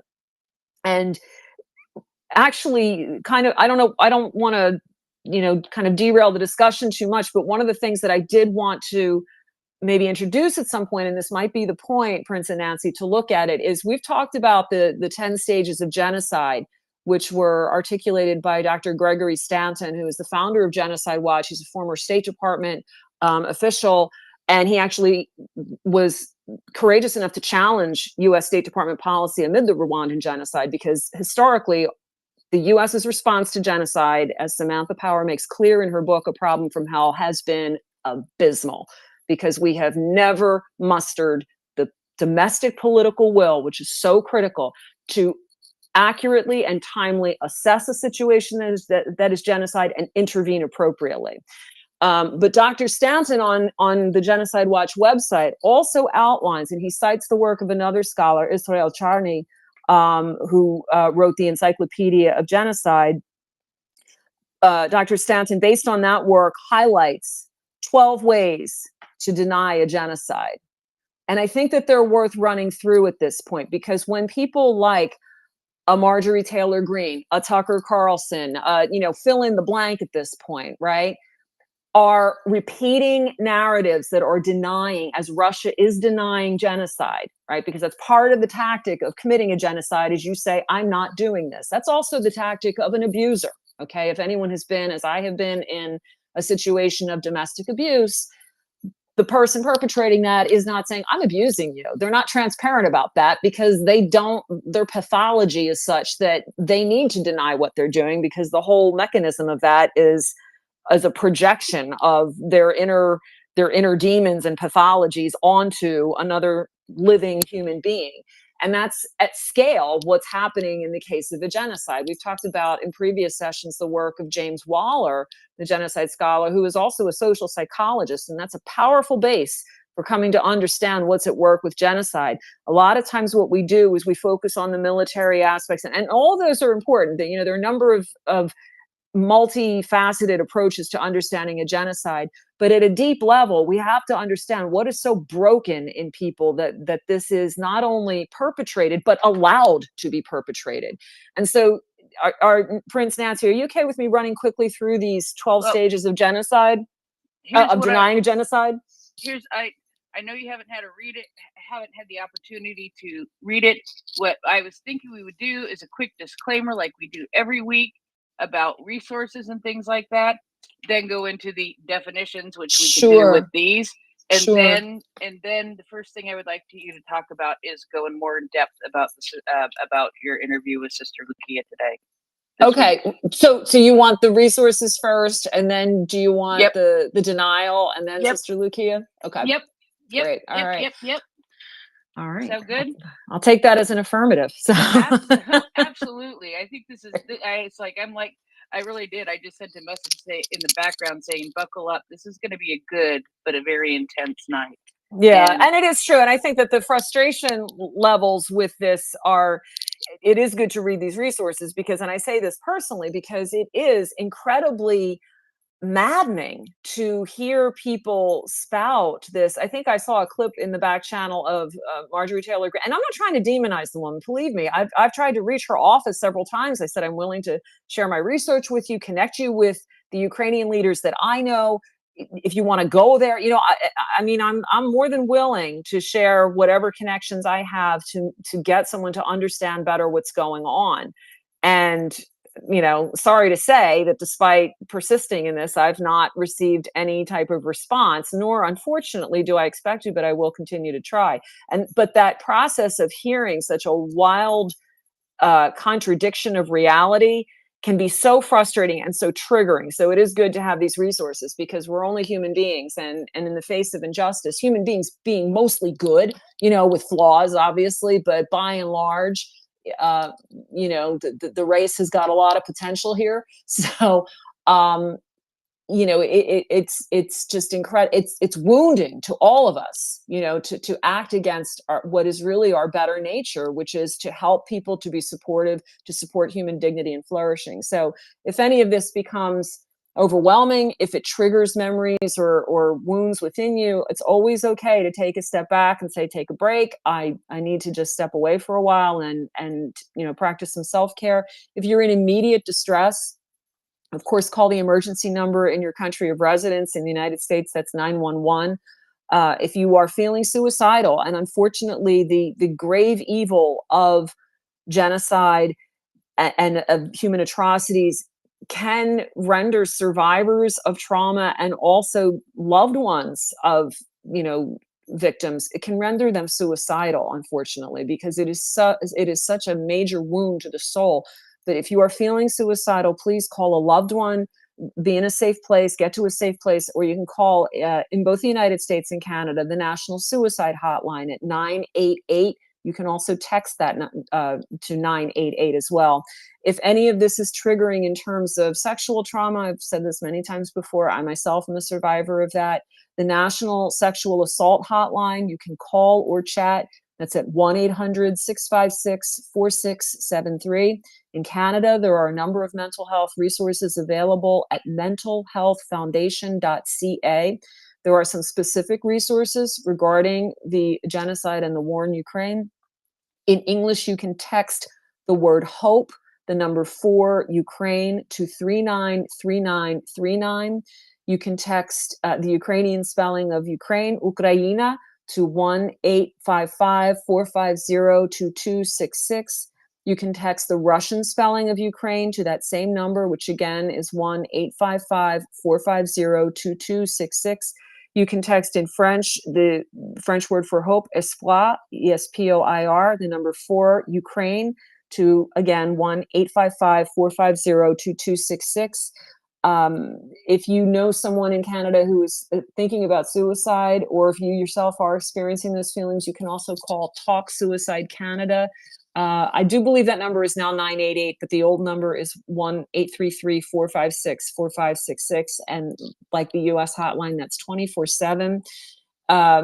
You can also call, I correct myself, that is the updated number, is 988 for the Suicide Crisis Helpline in Canada. There is also a kids help phone number in Canada, and that's at 1-800-668-6868, and a Hope for Wellness helpline at 1-855-242-3310. For residents of Quebec, you can call 1-866-277-3553, or you can visit suicide.ca. And if you have additional resources that would be helpful for us, please do share them with us, and we can post them in the thread and announce them so that people can have easy access to the resources they need. We need you to stay strong for Ukraine and for the fate of humanity at this point, so that human rights are everywhere, are upheld, and human beings. It's a small planet. We've got to get this right, folks. There's no planet B. So we got to make this work. Thank you, Gina. And yes, all of those resources are very important. Please, if you do need help, reach out for help, because we, like Gina said, in the interest of all humanity, we need everybody around, and it is really important to us that you are here to continue listening to us, and continuing to listen to Maria Report as we do every single day. And so next, I wanted to go talk about the definitions. So Gina, do you want to go through those also? Or Sure. You want to do the definition of genocide? Well, you do what you want to do. You said you wanted to go through the 12 what? Sure. There are Dr. Gregory Stanton, based on he has the 12 ways to deny a genocide. But let's just very quickly, in case anyone's new here, and I think it's just good to keep ourselves focused on that, because again, it's understandable.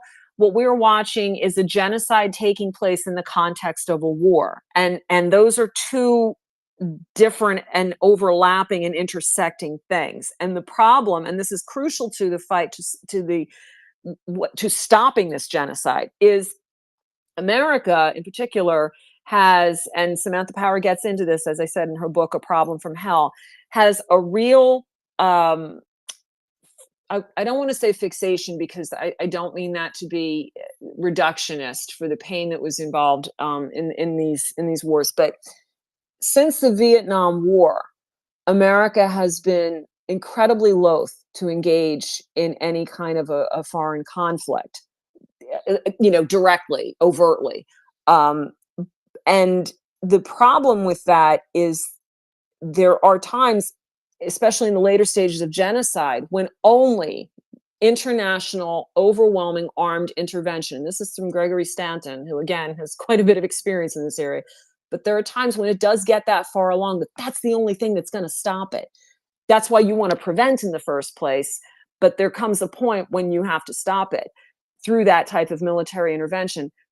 When a nation such as the United States is so loath to engage military intervention because it says we were in previous wars we lost, and it's thinking of wars as territorial and wars as brokering peace in a given nation's civil war, that can very much obscure the process of genocide and what's actually happening. And while a genocide and a war can take place simultaneously, you can also have a genocide that does not involve a war.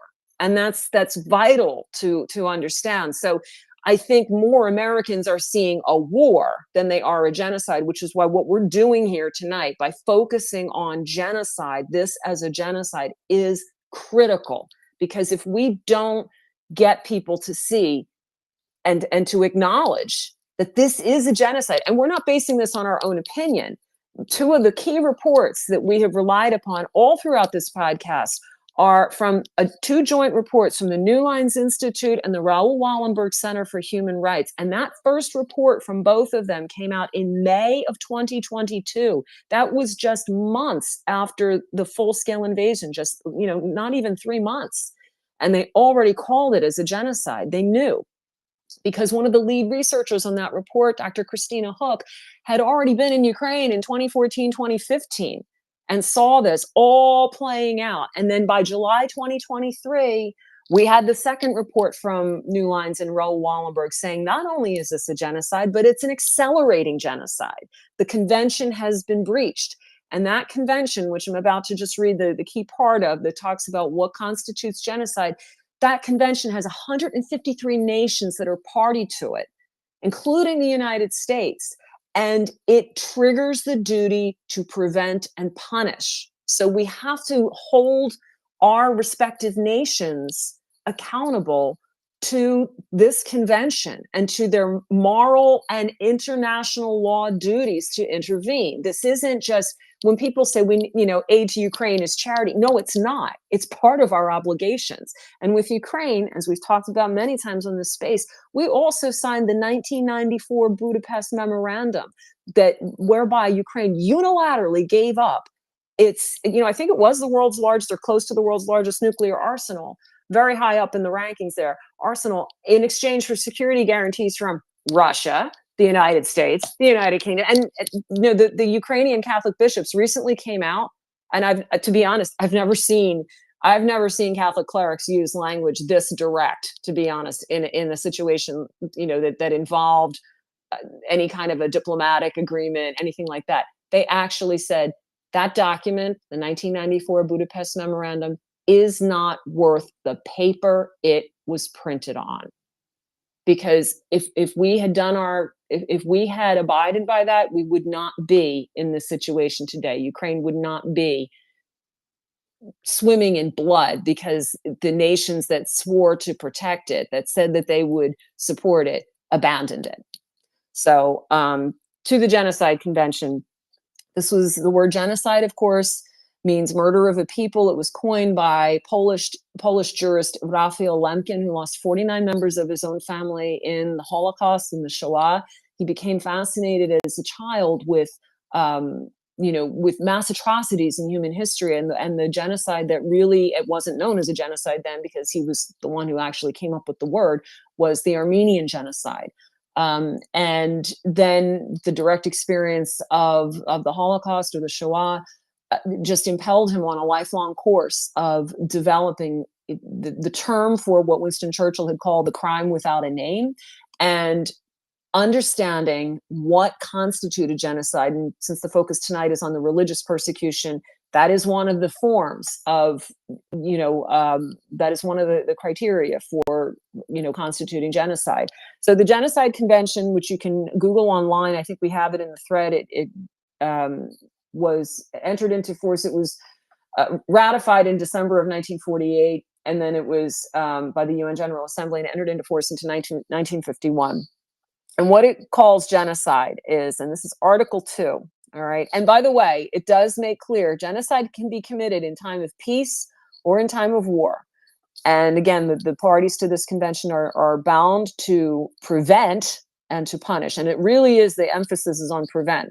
But genocide means any of the following acts committed with intent to destroy in whole or in part a national, ethnical, that is the word they use in this, ethnical, racial, or religious group as such. Here are the ways: killing members of the group, causing serious bodily or mental harm to members of the group, deliberately inflicting on the group conditions of life calculated to bring about its physical destruction in whole or in part, imposing measures intended to prevent births within the group, and forcibly transferring children of the group to another group.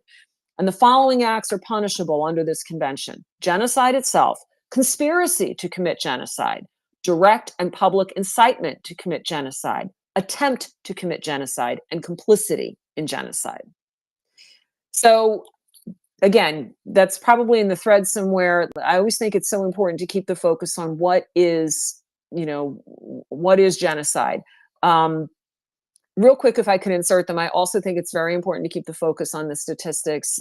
Ukraine publishes on its, one of its government websites, war.ukraine.ua, Russia's war crimes. And so far, as of today, this was updated as of today, with the disclaimer that the actual numbers might be higher because, of course, there are many locations where they can't get the data just yet. 19,875 injured civilians, 129,842 war crimes registered, 10,582 killed, 542 children who have been killed. That number, has gone up. We have had a couple of children killed in the recent strikes. 30,457 victims among Ukrainians, 167,200 civilian buildings destroyed. Those do include religious sites of worship. Shall I go into the ways to deny genocide? This is a long way to answer your question, Will, because I think that this does tie into what people in the US and in the West are participating in when they, in the face of all the evidence and reports, are still saying, no, that's not how it really is. Okay to launch into this now, Nancy? Yeah, absolutely. Yeah, okay. Absolutely. And I am just going to say, keep an eye out, because I don't think that this is going to be our last segment when we talk about this specifically. I have some other ideas and other things that I want to try to get in the works. But sure. yeah, it's such an important aspect of it.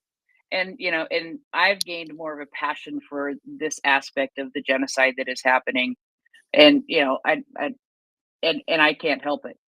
But it is such an important part, because all I'm looking at this week is reversing back to the USSR when it comes to the occupied areas. And we'll get into it in more details, but continue, Gina. No question about that. Just absolutely no question. I have had Ukrainian clerics say that to me. I've had Ukrainians say that to me. I mean, this is... Well, how could they not say it? How could they not? How could they not say it? I mean, how could Archbishop Shevchuk not be feeling that exactly right now? Right. This right now. He has to be feeling that. Oh, and they've said that, and Archbishop Yevgeny Zoria said to me Yevstrati Zoria, when I was in Ukraine. He is actually from the Orthodox Church of Ukraine, which broke off. I think it was 2018 when they defined themselves independent of the Moscow Patriarchate. They are a different branch of Orthodoxy. But he said to me when I interviewed him in his office in Kyiv back in the summer, he said basically that this is a return to the Soviet Union, that this is just a complete regression. And he said, to be honest, when I watch the news, I feel like I'm watching an old World War II film, because that is exactly what's happening. And to paint the bigger picture here, we are in what is now 18 to 20, I think we're up to 20 year by most estimates, regression of democracy worldwide. Regression of democracy. And that means some of these countries that were democratic have reverted to authoritarianism. And so in other cases, it's countries that have just might have been on a path that wasn't really as close along on democracy, that have just thrown it into reverse, and they're just full bore in terms of repression, or other nations that, were kind of on the fence, but that have just headed that way. So that's the, I think, Will, I think you had made this point, or this was earlier in the when I first logged on. Other dictatorial leaders keep an eye on that, right? They see, well, what's that guy getting away with? Can I get away with that too here? And I have a direct quote on that when I covered. I know this is a bit of a sidebar, and then I'll finish that and go into these denial strategies here. But when a couple of months back, I was writing an article on Nicaragua, which, if you've been paying attention to that, huge religious repression there, particularly of the Catholic Church in particular, under the Ortega administration. He and his wife, Rosario Murillo, really have it in for the Catholic Church. They've deported clergy, they've imprisoned clergy, they've shut down, they shut down Easter processions, religious expressions. It's just across the board. It's the classic book. But this one dissident who spoke at a seminar that I covered, who had been deported, no one else had brought that up. He did. He said, oh no, Ortega watches Putin's playbook, and he used this phrase, exports the technology, meaning that same set of strategies, if they see one another getting away with it, then they follow the lead, right? They're trading notes, even if silently. And so, when someone like, and again, I don't mean to single her out, but she is most vocal. When someone like a Marjorie Taylor Greene makes these statements that not only contradict facts, not only are not accompanied by any evidence, they are taking place in the context of this regression in democracy that is deeply troubling. So, and I'll let you kind of fill in the blanks there, but this points to some major issues that we have to face as a nation, as people who hopefully are interested in human rights, and though it's not perfect, democracy is just quantitatively the best system for, again, far from perfect, but among the available political governance systems, you can actually, it's not just a feeling, it's that there's data to show this does, by and large, ensure the greatest amount of human flourishing and freedoms, though again, it is not perfect. So deeply troubling context for all of this here. But to go to and it does tie in with, people who are, just constantly saying, oh no, this is Ukraine's fault, and oh no, this isn't really happening, and oh no, Russia is, the paragon of Christianity. I have a few more points on that too that I can draw out. But in terms of the denial, again, this is from Gregory Stanton's website, genocidewatch.net. And on the one section of it, I think it's under the articles by him, he actually cites Israel Charney, who had these tactics of denial in his Encyclopedia of Genocide. And here they are. Number one, and we hear this in on this side of the Atlantic: question and minimize the statistics. Right? You just try to downplay it. And this is what's so critical. And under that point, he talks about refugee accounts. He's specifically referring to Sudan. He's talking about Darfur. But and Samantha Power makes this point in her book too, is that in the past, and especially with the Cambodia genocide, people would say, oh, those are refugee accounts. Well, you know how those are, right? Those can be, how reliable are, but that's the best evidence, right? That's some of the best evidence, in addition to having international observers in there, of course. But, are you going to completely discount the firsthand accounts of people who have endured the trauma, right? We don't do that in our own legal system. Victims actually testify because they're the victims. They're not someone who saw the victim. They're the victims, right? So, there's kind of a disconnect there. So question and minimize the statistics, though. That's a huge way to do it. Then attack the motivations of the truth tellers. That's number two. So this is where you start saying, oh, it's all politics, or you have an agenda. And the actual logical error here is I think we could do a little mini session on logic, right? Because there are a lot of logical fallacies in the propaganda and in a lot of the anti-Ukraine rhetoric that you hear in the United States. And I don't think most of us actually take logic courses as part of our education, but we should. We might get a smattering of it, but it really would be worth doing a mini session on that, because you can almost always pick apart these arguments because of a failure of logic. And at this attack the motivations of the truth teller stage, the logical fallacy is something called ad hominem, meaning to the man, meaning you are basically just attacking the person.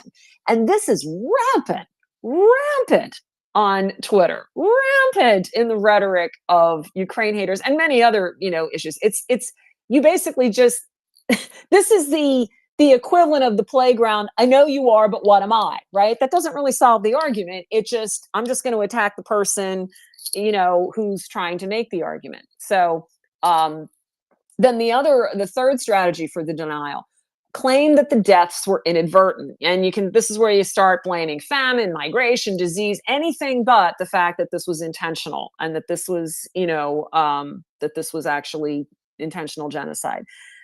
Number four, again, we see this being perpetrated against Ukrainians. Emphasize the strangeness of the victims, that Ukrainians have been demonized by Russia as everything from neo-Nazis to Satanists to, this is just just bizarre. I mean, it has no foundation in reality, and but somehow that is supposed to what, justify genocide?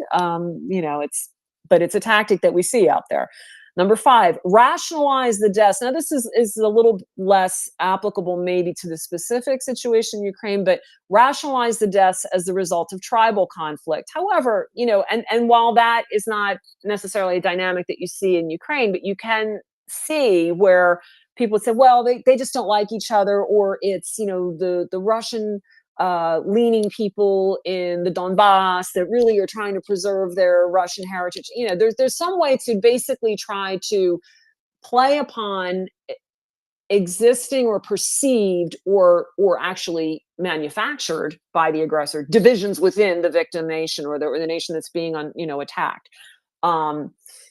The number 6, blame quote unquote out of control forces for committing the killings. Oh, it was a rogue soldier. Oh, it was the Wagner group. Oh, it was, and really that's just trying to offload responsibility. I mean, and this has been in a number of genocides, where that's, there's like a fall unit, so to speak, that's going to take the blame, when it's not true, because genocide is systemic, right?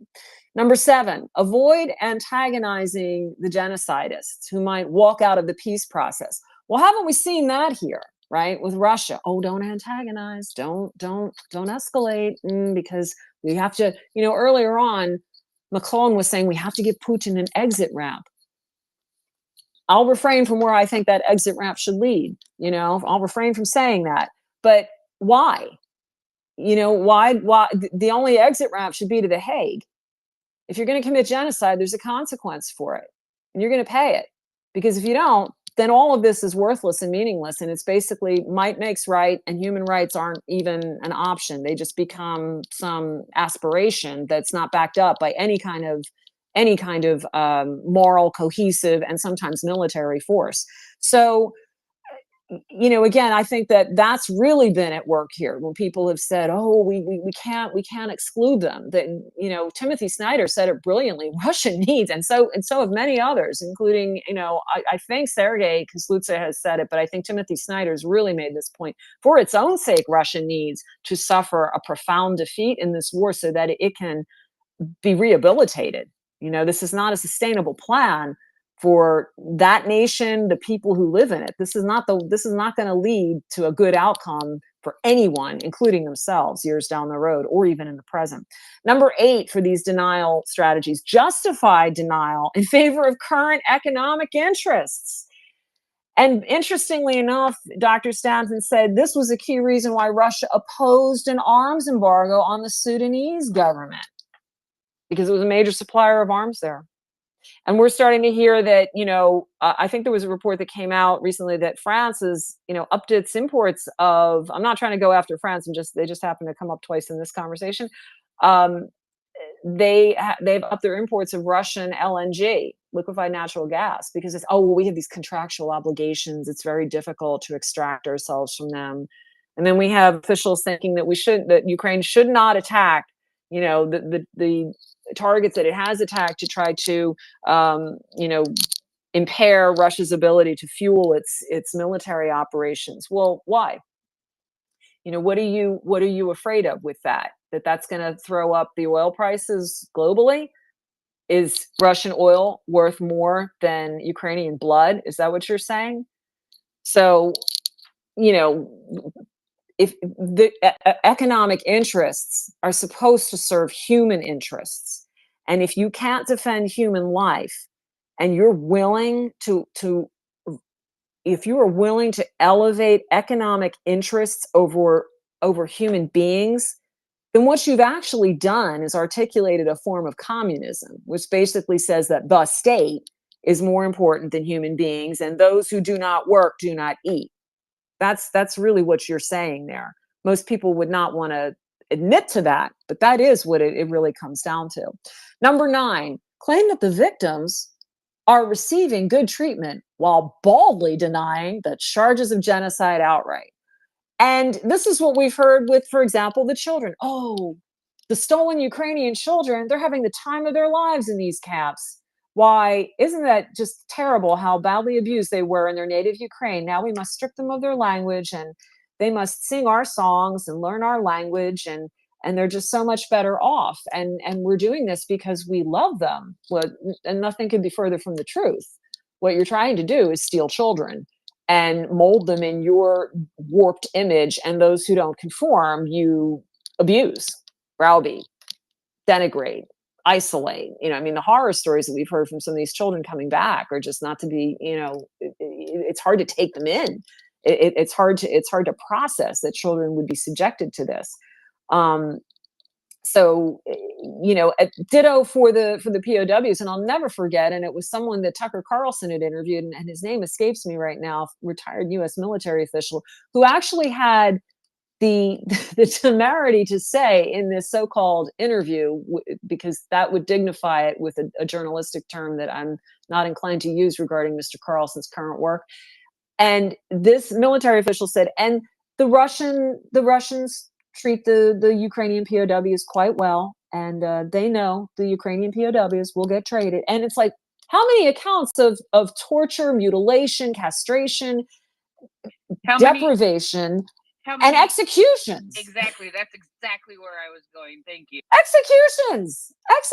And one of the reports that I read said that one of the reasons was because Russia didn't feel like building the prisons. They just said, well, let's just kill them. I mean, this is a violation, I would say, international law, but it's even deeper than that. It's everything that is human rails against that. Unbelievable. Well, but again, it's part of the denial strategies of genocide. Well, we've seen the executions. We've seen the executions in the prisons in Russia. We've heard of those, and in the occupied areas of Ukraine, the prisoners of war there. But here's it even worse. It's like, how many examples have we seen now of them taking Ukrainian soldiers prisoner and executing them right there on the spot on the battlefield? We saw another example of it this week. Exactly. I mean, and it's absolutely outrageous that human beings could, when you read these strategies, now there are three more actually. When you read these and then you try to, and then you look at the evidence, it's mind-boggling. It's absolutely mind-boggling that humans can so override what you would hope is just some good, decent core inside of them that says this is not right. This is not the way that you treat human beings. That people could do this and then continue to function somehow. And it again, it just absolutely, it's not something I can really get my own thoughts and my own mind around, because it's I write for a living and I'm running out of words for this. That's all I can tell you. Number 10, claim that what is going on doesn't fit the definition of genocide. And this is called definitionalist denial. And interestingly, Stanton notes it's most common among lawyers and policymakers who want to avoid intervention beyond provision of humanitarian aid. It results in analysis paralysis. And that's what we see here. This is another point. And I think she's actually referencing Stanton's work. Samantha Power, in her book, A Problem from Hell, talks about that. And we saw this all through the 20th century with the United States. Oh, we'll give some humanitarian aid, but we're not going to call that genocide, and we're not getting involved. Somehow, if you don't say the G word, your obligations are absolved. And I think what we're here to do, at least what I'm here to do, and I actually told this to a wounded Ukrainian soldier that I met. I had Easter dinner with him and with several other folks that had been gathered by Archbishop Boris Sklidziak. I was blessed enough to be able to, attend that meal. And I told him, I said, I will hold my nation accountable to its obligations under the Genocide Convention, because this is genocide. And we have to be clear about this. So one of the things I would say here is that we've got to make sure that we are loud and strong on this, because we've got the evidence. So let's keep lifting up the genocide word. And Nancy, I see you have your hand up, so I'm going to take a pause there before I go on. Yeah, just real quick. I know we don't have time today to go through Ambassador Kizlytsy's full statement, but one of the things he did call out was the atrocities towards Ukrainian POWs.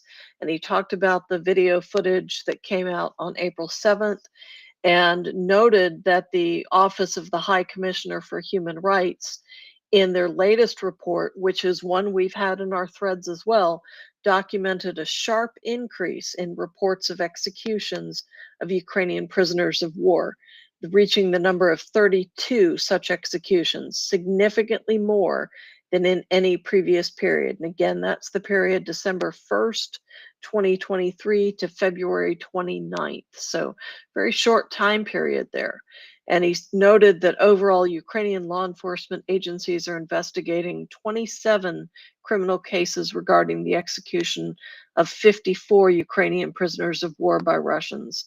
And we know that there's more, but those are the ones that they have evidence to start from. So the consistent pattern of systemic torture was a key item that he discussed in his statement to the UN Security Council yesterday. So I just wanted to add that color commentary.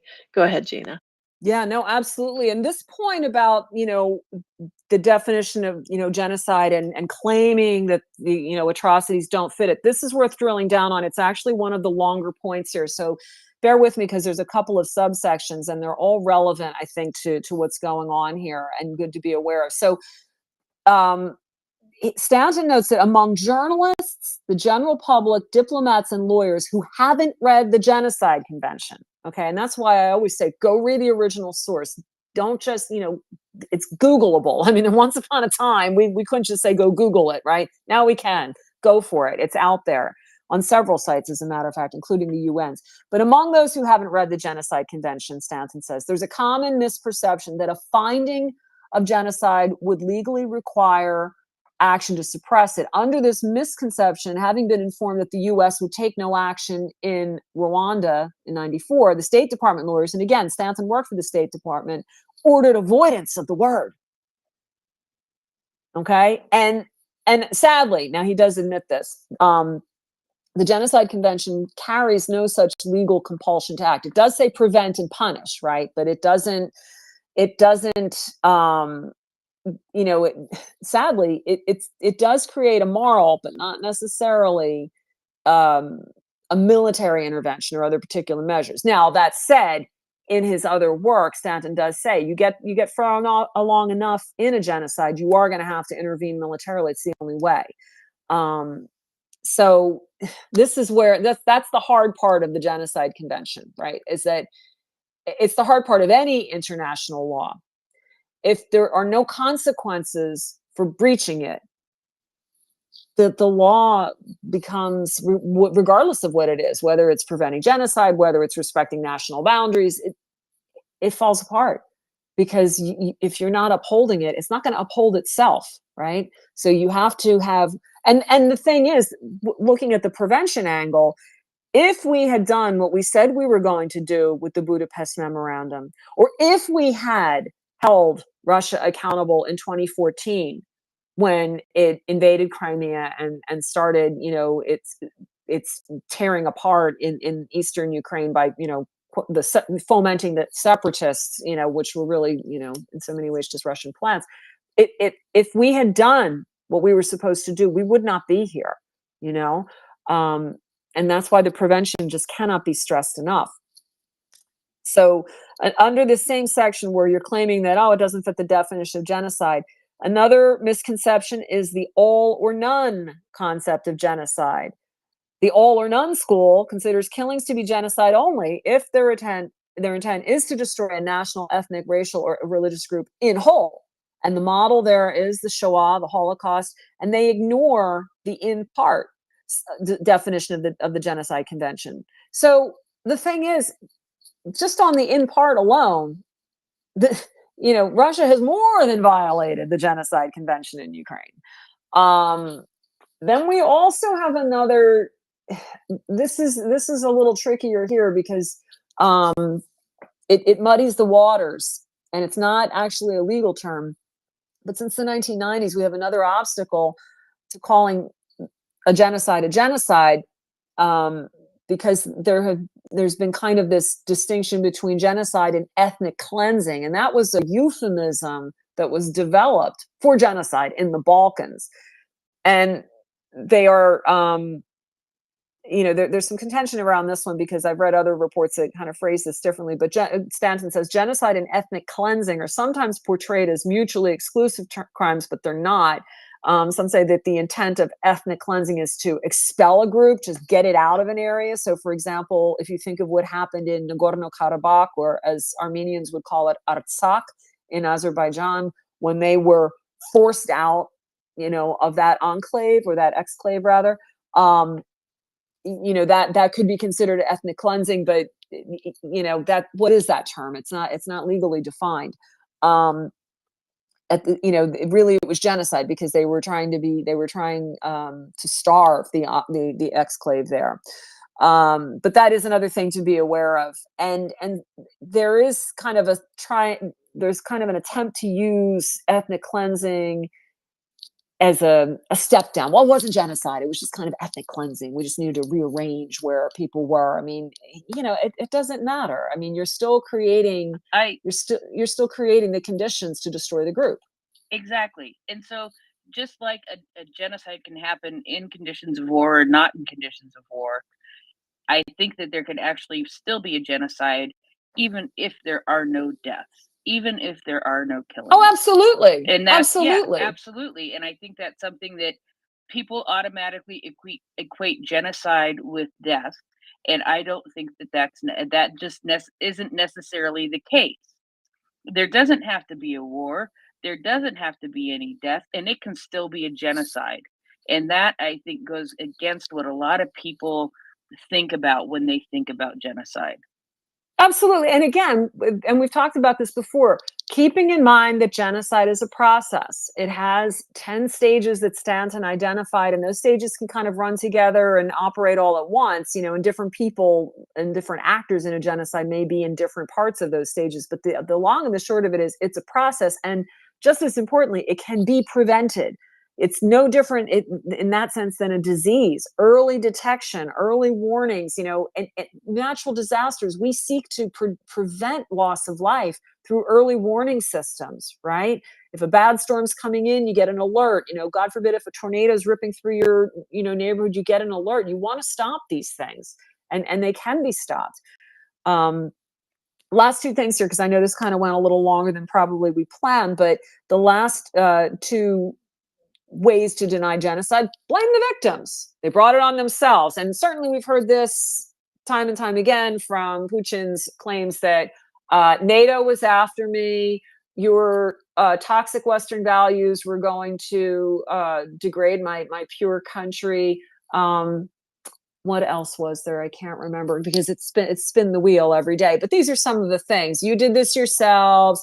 We're doing this for your own good. You're actually our Slavic brothers, so this is why we need to kill you so that we can foster a stronger bond with you. I mean, and again, logically, none of it holds up. Morally, it's a stench under the nostrils of God. But that is one of the ways to do it. And unfortunately, that blame is for both Putin's domestic audience and also for sympathizers throughout the world. And we do see this, we've heard, oh, well, NATO was barking at their door. Well, Ukraine wasn't in NATO, so, and still isn't, unfortunately. So what,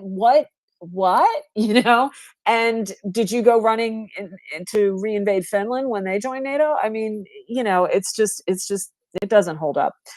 And then here's another one. This is actually a form of denial. Say that peace and reconciliation are more important than blaming people for genocide. And that's true, especially if genocide happened in the past. And this is where that push to peace, that's not an authentic peace. And this is something that His Beatitude Sviatoslav Shevchuk, who is the head of the Ukrainian Greek Catholic Church, he and other religious leaders in Ukraine have said, forcefully, with great dignity, but with also with great resolve and courage, that an inauthentic peace that is just a pacification of hostilities for now isn't going to work.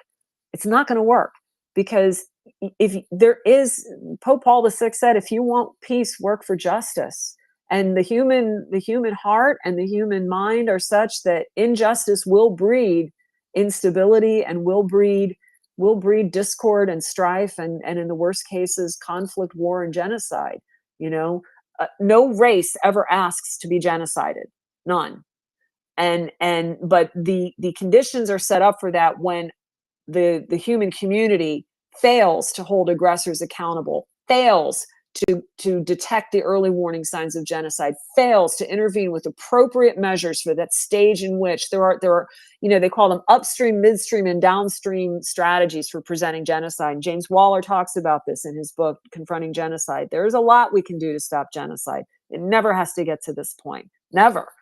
But where that injustice continues, and where the denial of genocide, or the kind of, quote unquote, if you will, softening the edges, where the minimization of it sets up future generations to repeat. Because if we don't, human nature doesn't change throughout the ages. I mean, humans, our Neanderthal ancestors were probably pretty much like we are, except, hopefully our hygiene's a little bit better. No disrespect to them, our clothing's a little different. But the reality is, we can see through human history that human nature is pretty kind of much the same all through it. The technology and, some things get more advanced, but some things don't. And, what the genocide Russia is waging in Ukraine is proof positive of that. So, so denying genocide has profound intergenerational consequences and sets up more atrocities in the end. So I see some hands up, so I'm going to take a breather here and defer to you folks on what you want to talk about next. Thanks, Gina. So we've got through those 12, and there's, that's great. For every child, go ahead. I think there was one person ahead of me, so No, I said for every child. Did you hear me say that, Curry? Oh, okay, I hear you. Yeah. Gina, I'm right with you. But I'm an American in the Midwest of the United States. And frankly speaking, we have sort of a dullness of intellect. I mean, that maybe that's not the right term, but we I'm speaking for myself. When you talk about genocide, Gina, I'm right on with you. I had the opportunity to live in Austria for a few years, and I'm a Finnish American background. Mitä kuuluu? That's so I tried to teach myself Finnish. I still want to learn it again someday. So that's, but I well, you know what, listen, my grandparents were Finnish, and when I grew up as a child, there was a lot of Finnish spoken, and I got to go to my home country, and I say that in the most earnest sense, because at that time in the 80s, they wanted to bring back some of the expatriate children of Finns and such. Anyways, that being said, beautiful nation. Oh, it's fantastic. I mean, and I include Sweden and Norway and so on. But I'm now a retired gentleman, and in all these facts that you've been giving us, very, very important. But the fact is that Americans, like in the 1930s, felt like it's just, maybe it's a natural thing. Oh, we have an ocean between us and China and Japan. We have an ocean between us and Europe. Some of the same factors that were involved in some of the when I say I want to clarify something. My parents were children of Finnish immigrants, and I was born in their 40s, and so some of that memory and some of my neighbors actually fought um,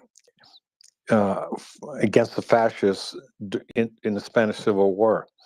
And so, I've always been a story collector, and I still am today.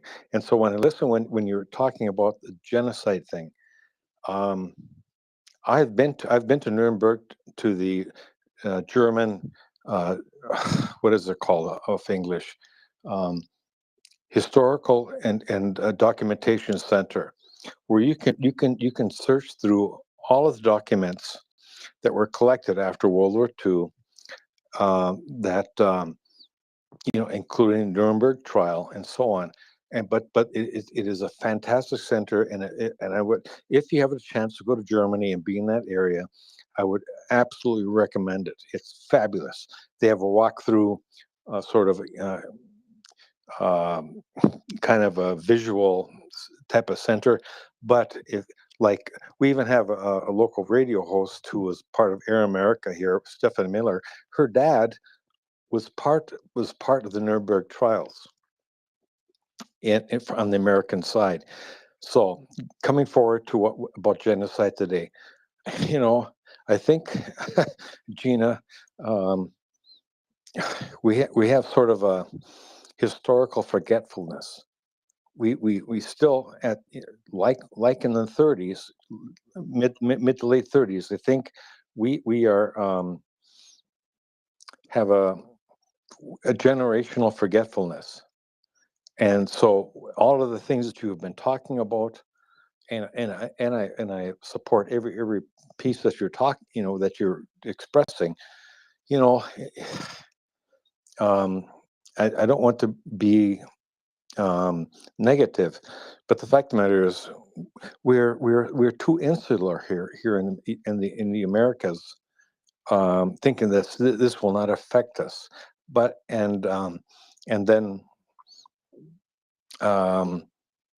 we have the same sort of forces that Rachel Maddow talked about in her podcast here not so long ago, about, and did a deep dive about Nazism and how they infiltrated us on the information space at that time, and on our broadcast Ultra, fantastic. She did a deep dive on all the historical elements, and I think she did about what, 8 episodes, maybe about an hour long or so each.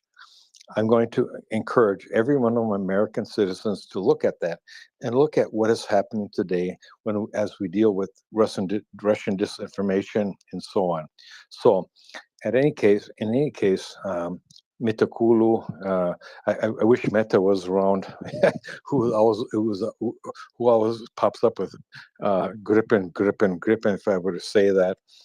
But the fact of the matter is, I still have a real strong connection to my European roots.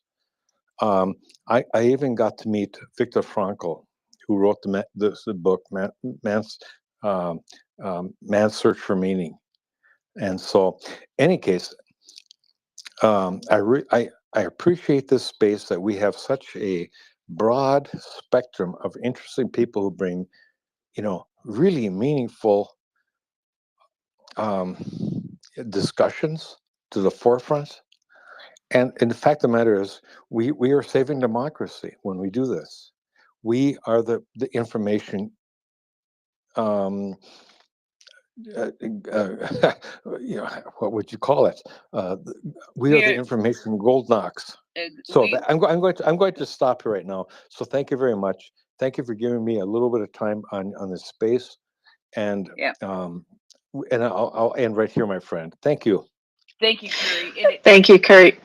And real quick, if I can, the one thing I would point out, particularly those of us who are of a certain age, where we've heard a lot more stories about World War II, can educate the next generation, because a lot of people assume, hey, nothing really happened except in Hawaii when it comes to World War II.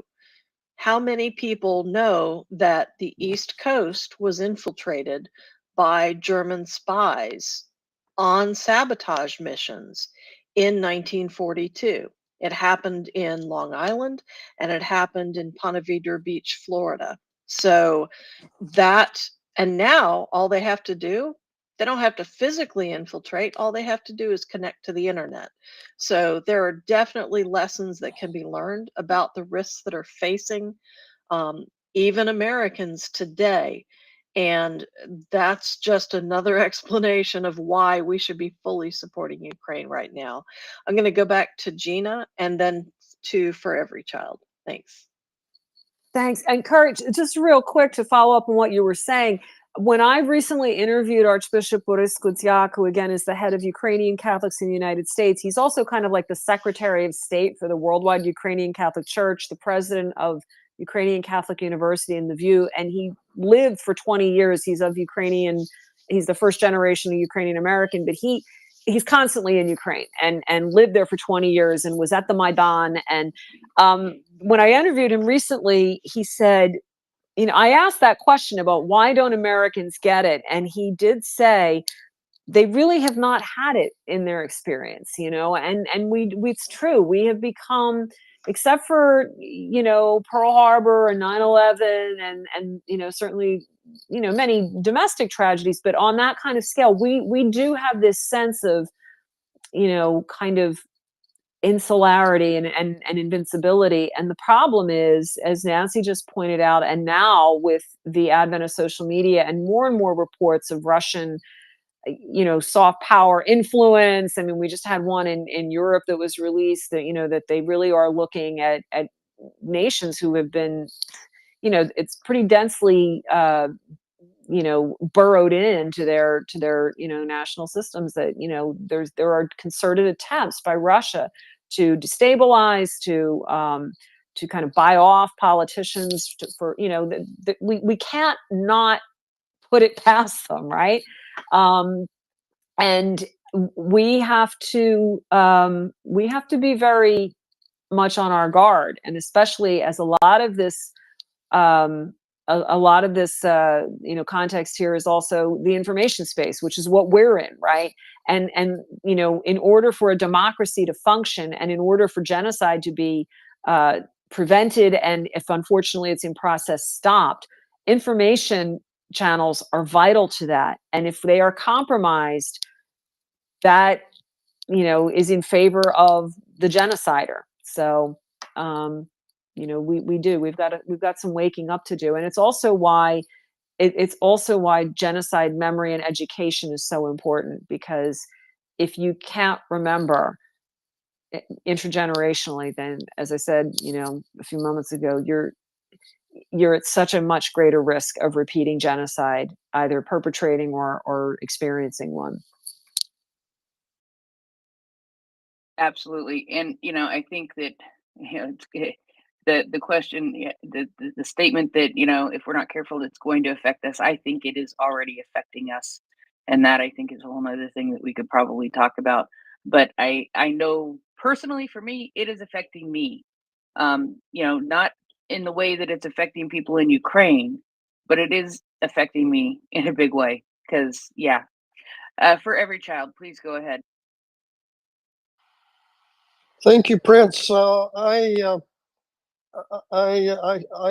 hear you, and I feel like it's affecting me as well. And Nancy, I so appreciate your comments about how the war came to the United States that we never heard of. I absolutely never heard of infiltration in New York or Florida. And there's just so much oral history that we need to gather because it's not in the books, or maybe it's in the books and I didn't read the right books.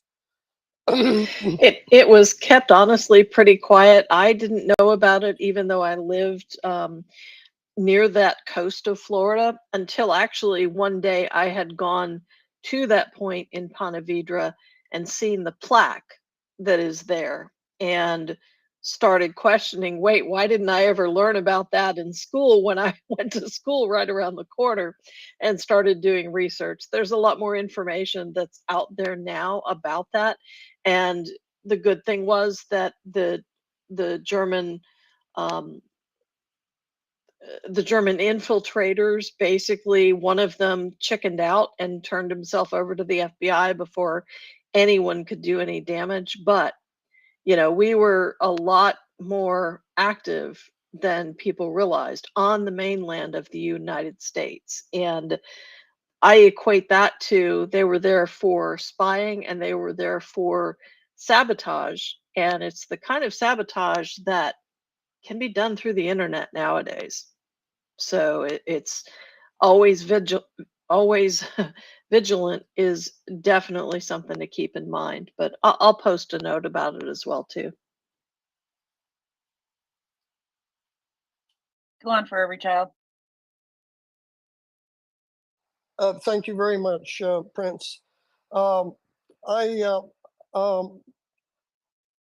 have come on some new methods of study, and it was so helpful, Gina, for you to mention the website about genocide. I've tagged that in a number of locations to continue studying, but just in the last several days, and it's so new to me, I can't vouch for how effective it will be in further study. But I discovered that some of the reference material I wanted was just terribly expensive to purchase. And I did searches for the original sources that they were being published from. And I successfully downloaded the text from the Genocide Convention just moments ago and transferred it into a PDF converter and then loaded it up to Kindle so that I could highlight and study from there. That may very well prove to be extremely useful. We will see, because like I did that moments ago. But as far as genocide memory, I absolutely have no memory of genocide from my personal experience, other than the fact that I read the Diary of Anne Frank, which did not strike me as it was a personal experience of one person, and I did not. The word genocide had not come into my experience at the age of like 13. However, one of my children worked for a man who had been in a concentration camp, and literally that was where genocide on a personal human level first entered my experience, and that was, goodness, in the 90s. So there's no real memory in my experience about genocide to draw on for me to share from many years past. I'm catching up, and everything that I know about genocide can be put on probably one sheet of paper until we begin this segment. Nearly everything that I know about genocide comes from the work that's been done here, and I'm so very grateful to all the people who've done research and have spoken, and Prince and Nancy and Gina. Thank you from the bottom of my heart. I'm just so very grateful for what's been done here, and what I hope we can continue doing here. Slava Ukraine. Hello, Slava. There's one more thing. Something I came across in the last week or 10 days, maybe slightly longer than that. And I'm not seeing it referred to or cited, but Congress recognized the genocide in Ukraine and published a resolution, HR I think it's 149 or 147. I'm sorry, I tried to look it up before I spoke, but I didn't get to it. Where they, and it passed by over 300 signatures, or votes. It was a resolution, it wasn't a petition. I had more than 300 votes.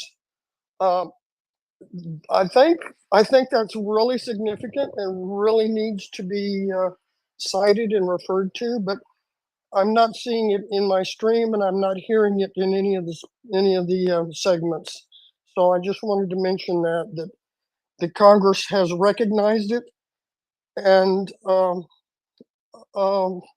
signed off on the fact that that the removal of children constitutes genocide in Ukraine, Slav Ukraine. Adam Slava for every child. And yeah, I appreciate you bringing that back up. We actually covered that 2 segments ago briefly. It is passed. A resolution has been passed through the House of Representatives. The companion resolution has not yet passed the Senate, at least when I checked 2 weeks ago, and I've not seen an update. But I'll bring those forward. I've got them in my thread because I think it is noteworthy that it was related to the children being an act of genocide by Russia, but that resolution and the companion one in the Senate are noteworthy because, again, it is something that I've leveraged with my representative to say, okay, you're a congressional member, put your money where your mouth is. You know, Congress has said this is genocide. Now, what are you doing about it? Fund the bill. And I think it's definitely something that warrants greater attention as well. Can I come back real quick? Sure. I've been doing the same, Nancy, especially with the people who signed, which was nearly everyone. But I think it's really, really important for us to keep that elevated and keep hammering to get it passed through the Senate. It's content for one thing. It's also vital information for people to understand. So I'm looking for it to get more attention in my timeline for sure. Slava Ukraine. Hedom Slava. Thanks for every child. And I'll send you those links directly as well as refresh them in this week's timeline as well. And Prince Heather, I'm going to have to lean on you. I lost track of, I think it was Thomas and then Amos. Yes, Thomas first. Go ahead, Thomas. Hi, can I get a sound check? You're good. Great. So this is my first time ever talking on MriyaReport, and I guess that makes me pretty nervous. But first off, gosh, thank you for doing this space for so long. It's been so important for me and everybody else.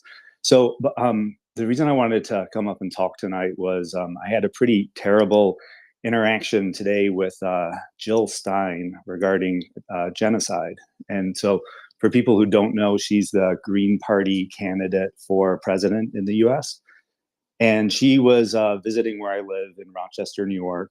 And so a bunch of my friends are big in the Green Party, and they said, come on out and hear her speak. And before I even went, I'm like, what about her and Putin? And, you know, is she a Russian agent? And they're like, no, she's not. I watched this video, and there was something where she said she wasn't. But anyway, that doesn't tie into what happened today. There was the question and answer session of her campaign rally. And I'm kind of, I think, a single issue voter on Ukraine. And I wanted to ask a question to see, you know, what she was going to say, because she hadn't said anything about it yet. I looked at her campaign platform, and she's against, you know, aggression worldwide, wants peace worldwide. Okay, that sounds good. So my question to her was, are there things that can be done about Russian aggression? And she said, okay, yeah, that's a great question. And there are things that can be done, just like there can be done for the genocide in Gaza. And I interrupted her real quick and said, and the genocide in Ukraine. And she said, well, you know, there are rules about what constitutes or a genocide. And I don't think those criteria have been met in Ukraine, is basically what she said. So that wasn't a good start. But then she went on and said, and 14 to 16,000 Russian Ukrainians were, and she kind of got interrupted by somebody else there. But what I heard was a Russian talking point to justify their invasion. At that point, she got interrupted by somebody else, and then she failed to return to answering the question. And it was just terrible. I mean, and it's just, I was at a loss for words, and shortly thereafter left the rally and was like, oh, well, there's no way I'm voting for this person. And I just wanted to put it out there that Jill Stein is not good on Ukraine. Thank you so much, Thomas, and you're more than welcome to come up and speak anytime. It's a pleasure to have you, and appreciate your kind words about MriyaReport. And this kind of experience is one of the most frustrating, and I am sort of at a loss for words. So I'm going to go to Gina. Gina, go ahead. And I'm usually not at a loss for words, which is why people tell me to shut up. So No, Thomas, it was great to hear you, and thanks for sharing that. And what I would suggest is always to remember, and this is what I get to do as a journalist. You go in there, and I would encourage you, if you know, because I know that can be a traumatic experience when you try to ask a question like that and it doesn't get properly answered, and it can be very jarring. But if you're interested, you could easily send to her office and ask for comment on the two reports that we have referenced so extensively in this space that specifically found that this does breach the Genocide Convention thoroughly. And those are the two joint reports from New Lines Institute and the Raoul Wallenberg Center for Human Rights. And they're easily found, and I think Nancy's got them in the nest somewhere. The first one was May of 2022, and the second was July of 2023. They're on the same page on the New Lines website. They're easily searched. They're not easy reads, because of the statistics cited and the atrocities cited. And again, unfortunately, since July of 2023, a lot more carnage, a lot more genocide has happened. But they're authoritative reports. And what I like to do is I like to just set them before people and say, what about this? What about this? And that's when you go journalist on it. You're not actually, you're basically presenting evidence to them and saying, what is your position on this? How do you respond to this? And it's much, I find it much less intimidating to do that. I actually did an interview today where someone asked for my opinion on something. I'm like, what?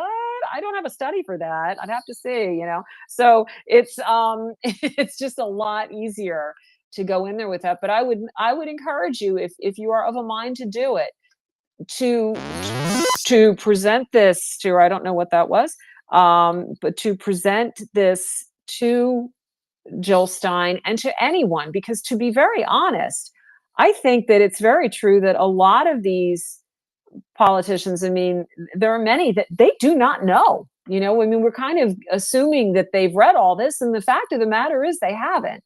So, never hesitate to present that information to them. And if they've already read it, great, the conversation is going to go even faster. And if they haven't, well, they've got some homework to do. Good answer. And I can tell you, Gina tweets out those two reports on such a regular basis that you can go and find them very easily in her replies to especially politicians.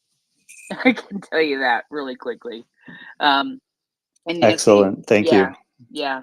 Nancy may have them, and I don't know that she has them in tonight's tweet thread, but they are not hard. I'm sure they're not hard to find on Nancy's. And I will, Yeah, go I will ahead. add them here pretty quickly because I've actually built a spreadsheet to plan to improve the thread, and I know I've got that link handy, so I'll add it at the bottom. And this does not surprise me one iota. I've given myself away. Sorry. Yeah, just share the spreadsheet, would you? Amos, you're next. Go ahead. I had to complete it first. Sorry, Amos. Go ahead. Thank you. Yeah, I was wanting to circle back and backtrack a little bit to something that Gina was saying, but first I thought I might let Will go next because I think he's probably got some feedback. So I'll just step back for a second and then you can come back to me. Amos, you are a very, very kind and wonderful gentleman. I appreciate that very much. Will, go ahead. Sorry, I was going to listen. I'm ready to listen to Amos. So, Thomas, boy, thanks for bringing that interaction information to the space, because that's the sort of thing most of us will never do is have an interaction with a high flying political candidate like that. But to your basic question of is Jill Stein a Russian agent that you asked, which is an interesting way to start the conversation, but apt it would seem, because what she just did there in that interaction you described is used three of the methods of disinformation for genocide denial. And what my response to her, had I gotten her initial response she gave you, is yes, there are exact specific definitions of what a genocide entails. And I can tell you that they're definitely on record in relation to Ukraine based on the two reports Gina's citing.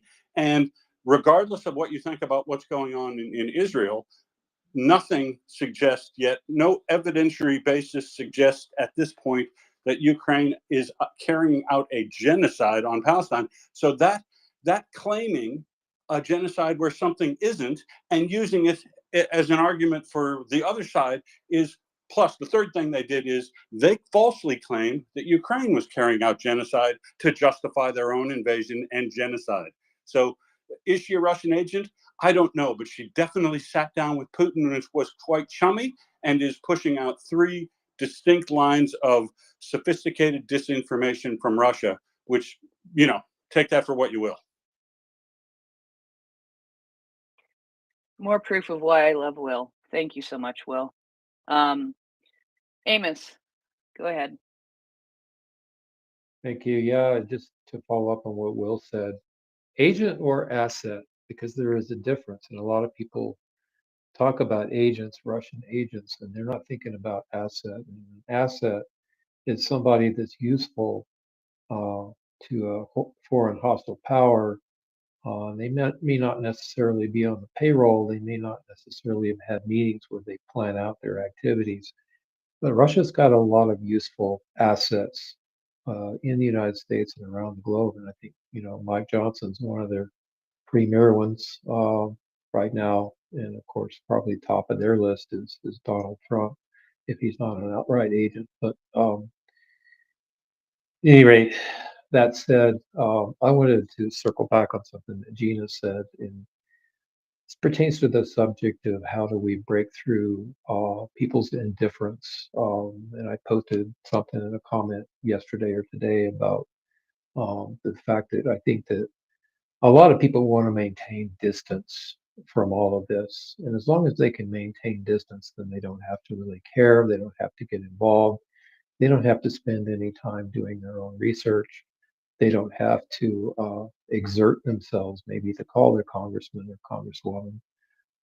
And so how do we break through that? One of those areas that we did talk about ways back tonight was in terms of the disinformation around persecution of Christians in Ukraine. And one of the things that I've been doing that I need to do more of is that I think, especially with Christians, that we need to tell these stories. And Gina referred to that, and I think that that's extremely important, because if we're just talking in a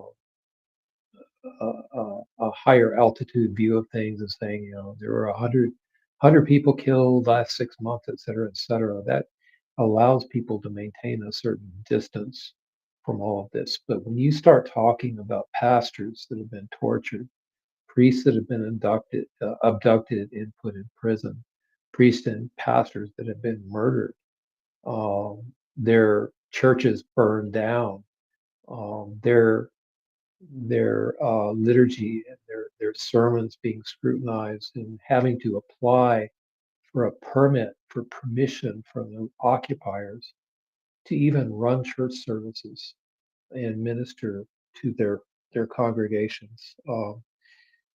Christians and all of us, we need to hear those stories because it needs to be personal. Um, and I think that when you relate those stories, you can break through those barriers. And anybody that's a real Christian, um, that's going to be your point of entry for them, because it's going to break down their wall of resistance, their wall of distance, or at least it may help where other, say, a higher altitude view on these things don't. Another thing that I try to do, if I don't take that approach, is I try to get the person to put themselves in the shoes of these other people and say, imagine this was happening to your family.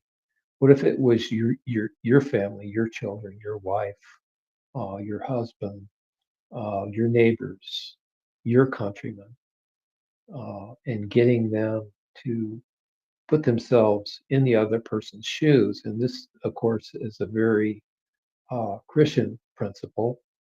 We look at the parable of the Good Samaritan as one that I refer to all the time, and the important thing about that parable, I think that even a lot of Christians miss, is if you really look at it, the priest and the Levite were walking along the road, and there was a man beaten on the side of the road.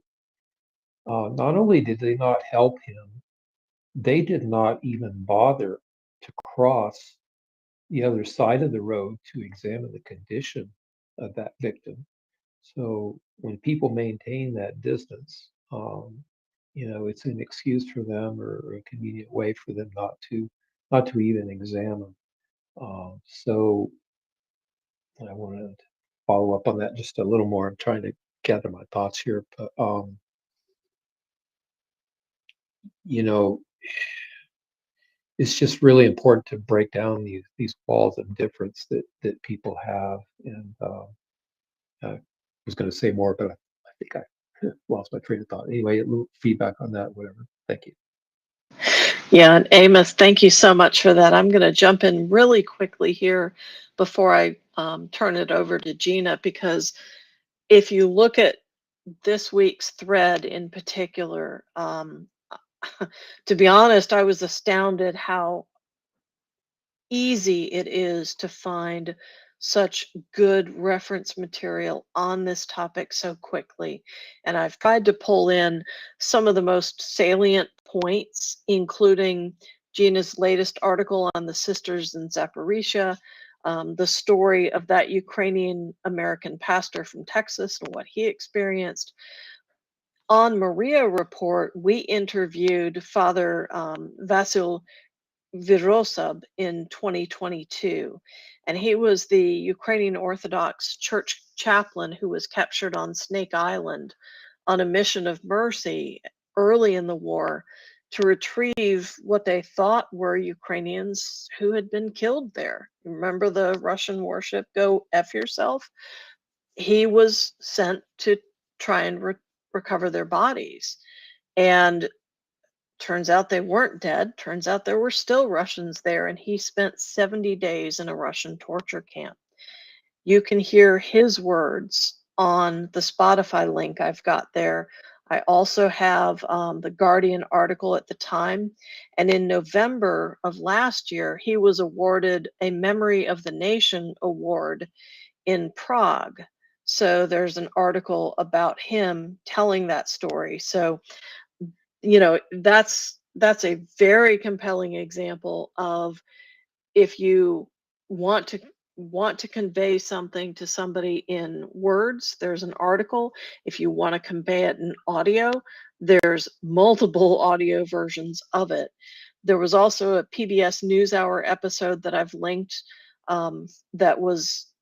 that happened on April 10th, called Ukrainian Christian Groups Face Violence from Russian Forces. If you've got somebody who's a more conservative bent, the National Review published an article on April 11th called Russia is Persecuting Christian Churches in Occupied Ukraine. So again, if PBS is too conservative, okay, or too liberal, we've got the conservative bent. The Kiev Independent had an April 4th article on it. The Kiev Post had a bi-monthly digest on Russia's persecution of religion within Russia's borders as well. There's also, and this is kind of buried in there because the lead, unfortunately, just kind of buried the lead. But if you look for the Institute for Religious Freedom, they had a new report published at the end of March on the impact of the Russian invasion on faith-based communities in Ukraine. And just below that, there's a little tiny PDF file that, if I had 30 seconds with somebody like Marjorie Taylor Greene, that's the 4-page high point bullet that I'd probably want to shove under her nose on the impact of the Russian invasion on faith-based communities, because it talks about the buildings and sacred places. There's a great graphic on how many of those have been destroyed. Quick impact on the evangelical churches like the Baptists, the Pentecostals, and Adventists that have experienced harm under the Russian occupation, as well as a lot of other statistics. And again, going back to at the very end of that is video testimony, again from Basil Virosab and several other pastors who have their video testimonies of Russian war crimes. So there's a lot of, as well, there are also more detailed, more voluminous reports. So we've got the intense short options, we've got the deep reports, we've got the video, we've got the audio. There is a lot of information there that I would encourage people, if you're looking to help your friends who are of a faith-based tradition, but they're not quite getting it.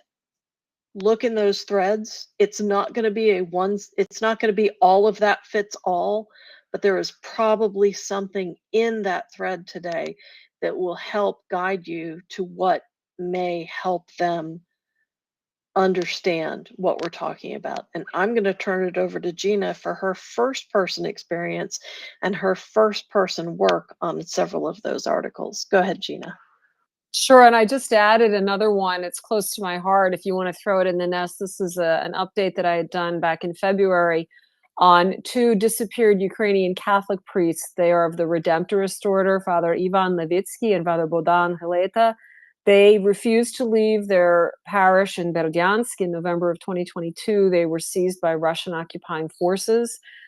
Good evidence that they were being tortured without mercy. And in fact, the nun that I interviewed this week, Sister Lucia, had told me, and she's still going to send me the link. It wasn't something I was able to locate quickly, but there had been a video circulating of Father Ivan shortly after his capture, and we did have word of his torture. His Beatitude, Svetoslav Shevchuk, again, the head of the worldwide Ukrainian Greek Catholic Church, went on record as saying, we do have evidence that he's being tortured. The Sister Lucia, when she saw the video that was circulated shortly after he had been in prison, she said, you couldn't recognize him. And this is in my article my interview that I just wrote up with her. She said, you couldn't recognize him. He was so thin and his face was so dark. And I don't know if she meant by that it had been bruised so badly, which is very likely. Beating is one of the primary techniques for Russian torture.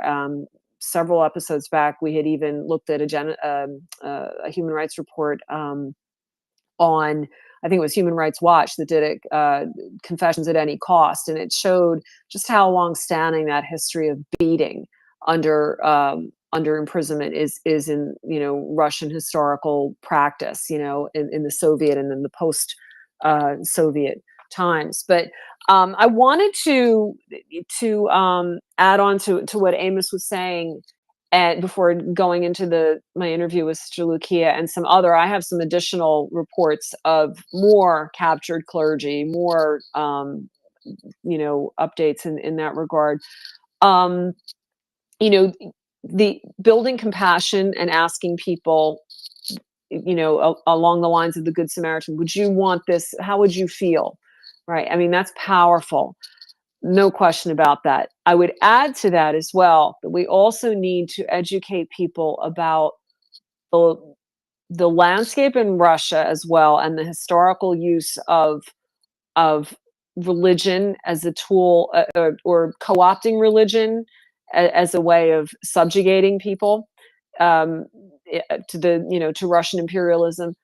And also in the United States, and I think that Nancy put this article up in the thread, looking at why that kind of idealization of Russia as a bastion of Christianity, why that plays to some Americans, why that resonates.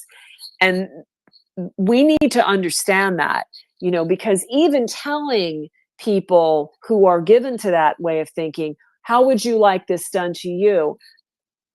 In terms of having your church invaded by Russian occupying soldiers, your clergy arrested and tortured, your churches destroyed. Believe it or not, if people are that sold on the narrative that somehow Russia is the truer faith, or that they are this bastion of Christianity and traditional values, the atrocities are going to get more easily overlooked. There's kind of a deeper narrative that is somehow pulling people in. Just to break that open a bit, and again, you can see this in the Kiev Post article that I had done a couple of months back. In the United States, Christianity, without going into a big theological discussion, obviously persecution is very much a part of the Christian narrative, because Jesus Christ himself was persecuted. It was a death that he, willingly accepted. He came to earth to die that death and to triumph over death and sin and to, redeem man. That's, again, I'm not preaching, I'm simply stating the central truths of the Christian faith. As part of that persecution, Christianity, of course, was not a dominant religion at the time that, Christ, after he rose from the dead and ascended into heaven. I mean, you weren't talking about a whole lot of people. And certainly in its early years, coming up against the Roman Empire and throughout its history, as it entered into new territories, wasn't always met with the warmest of welcomes. So the notion of martyrs and persecution was historically very strong. Currently, we have some 365 million Christians worldwide that are persecuted. And the worst countries for that persecution, accepting what's going on right now in Ukraine, but for that kind of entrenched persecution, would probably be North Korea. Different reports cite them differently. North Korea ranks very high because no religion is permitted there. Certain nations in Africa, Pakistan is a terrible place to be a Christian. So there are countries that experience high levels of persecution. The scholars have identified, Elizabeth Castelli in particular, I think, coined this term. I think she's at Barnard College, and I cited her work in this article, the term the Christian persecution narrative. So the idea that it's kind of a dense tie-in with some other historical forces in the United States, but the long and the short of it, she traced this back into the 90s, when there was kind of this growing consciousness in the 1990s among Americans, where an awareness of persecuted Christians and kind of political discourse really started to kind of interweave. And that groundswell has led a lot of U.S. Christians, particularly of evangelical faiths, and very conservative, Christian adherents, to really kind of, pay a lot of attention and identify very strongly with persecuted Christians throughout the world, and also to kind of, for lack of a better term, fall prey to this notion that Russia is a highly religious country. Russia's own, and there's not a whole lot of it left because of the authoritarianism of Putin, but Russia's own social science data does not uphold that. So, for example, the Levada Center, which is probably about the best place you're going to get some social science data out of Russia right now, because, you know, they're like, well, the guy who runs it, it's like, I'm old enough, you're going to kill me, go ahead, you know. But I mean, that's kind of a short answer there. But the Levada Center is still considered fairly credible in terms of getting social science data out of Russia. But none of the things that they say that they espouse are really borne out. If you want to talk about this Christian nation, a lot of the things that they practice aren't very Christian. Abortion is very high in Russia and has been historically, under the Soviet times, certainly, and you know, but it was common practice to ask a woman who presented herself as pregnant at a medical office, "Do you want an abortion?" I mean, no, not even a question. Do you want to keep, you know, your child? It's, you want an abortion, and that's carried through, um, even into post Soviet Russia. Um, you know, alcoholism and addiction. Again, you know, those are there are, you know, disease implications there, and then also, I mean, the Catholic and Christian faiths do understand those in a more sophisticated way than they had in the past. They're not just complete moral failings, but they are, you know, complex diseases of body, mind, and spirit. At the same time, that's a largely unaddressed, you know, issue in Russia. I mean, I know Putin was trying to get people to stop drinking, and it's been kind of up and down in terms of the reported statistics as to whether there was any level off. But actually, you know, drinking levels are still very, very high. Life expectancy is still very low. Social scientists have also reported that there is a really unaddressed HIV epidemic in Russia that's just not received the attention that it needs. This is a public health concern. These are people who are suffering. What are you doing about this? Divorce, marital infidelity, again, all things that are contrary to Christian beliefs. But what Russia has sold, and this is very much intentional, is it has taken the Russian Orthodox Church, which under several regimes, okay, so under communism, under the Tsarist regimes, under post-communism, and, you know, especially under Putinism, has been an operative of the state, to the point where the Russian Orthodox Church is so badly compromised as a religious institution that it is, and I'm not making this up. I'm quoting clerics that I have interviewed on this, including as the aforementioned Archbishop Yevstrati Zoria, you know, who said it's basically an office of the Kremlin. You've got a patriarch in there, Patriarch Kirill, who is, by many intelligence accounts, probably a former KGB agent, you know, who was positioned into that role. So, you know, and who has openly blessed this war and this genocide, who, I believe it was in September 23 or 22, might have been, he actually said that any soldiers who go and fight in this war and die will have washed away all their sins. And that is the language of jihad. That is not a Christian tenet right there. There's a, you know, a case for just war, and they're, you know, with, again, not getting too far into the theological weeds there, but none of what Russia is saying as being, you know, espousing traditional family values and high religious participation, none of that is borne out. So it really is that Potemkin village, right? It's a facade. But why are Americans buying into it? That's what we have to ask ourselves. And hopefully, you know, like by identifying and highlighting the work of scholars like Elizabeth Castelli and others who are saying, yes, you know, that there is this inclination among some conservative Americans to say, oh my goodness, Christians are becoming, you know, marginalized in the United States because the culture is moving in a different direction from our faith, and, you know, we're feeling kind of uncertain about this. But oh look, Russia, you know, Putin's passing all these laws saying that if you're gay, you know, forget it. And, you know, saying, you know, women have more children. I mean, he seems to be, quote unquote, saying the right things for some people, and they're actually buying into it. But again, are these people in the United States actually traveling to Russia to see what's on the ground there? No. You know, I mean, they're not seeing this, you know, but what is this saying? So again, it's kind of a long-winded way of saying it, but I think we need to be very aware of that, you know, in terms of what are the expectations and these inclinations that U.S. people of faith, particularly of Christian faith, have when they're viewing Russia, because some of them are really buying into this hook, line, and sinker. And unfortunately, some of them include friends that I've talked to. And I'm like, what? Where are you getting this from? The other thing to be mindful of is what's happening on the ground in Russia itself when it comes to religion.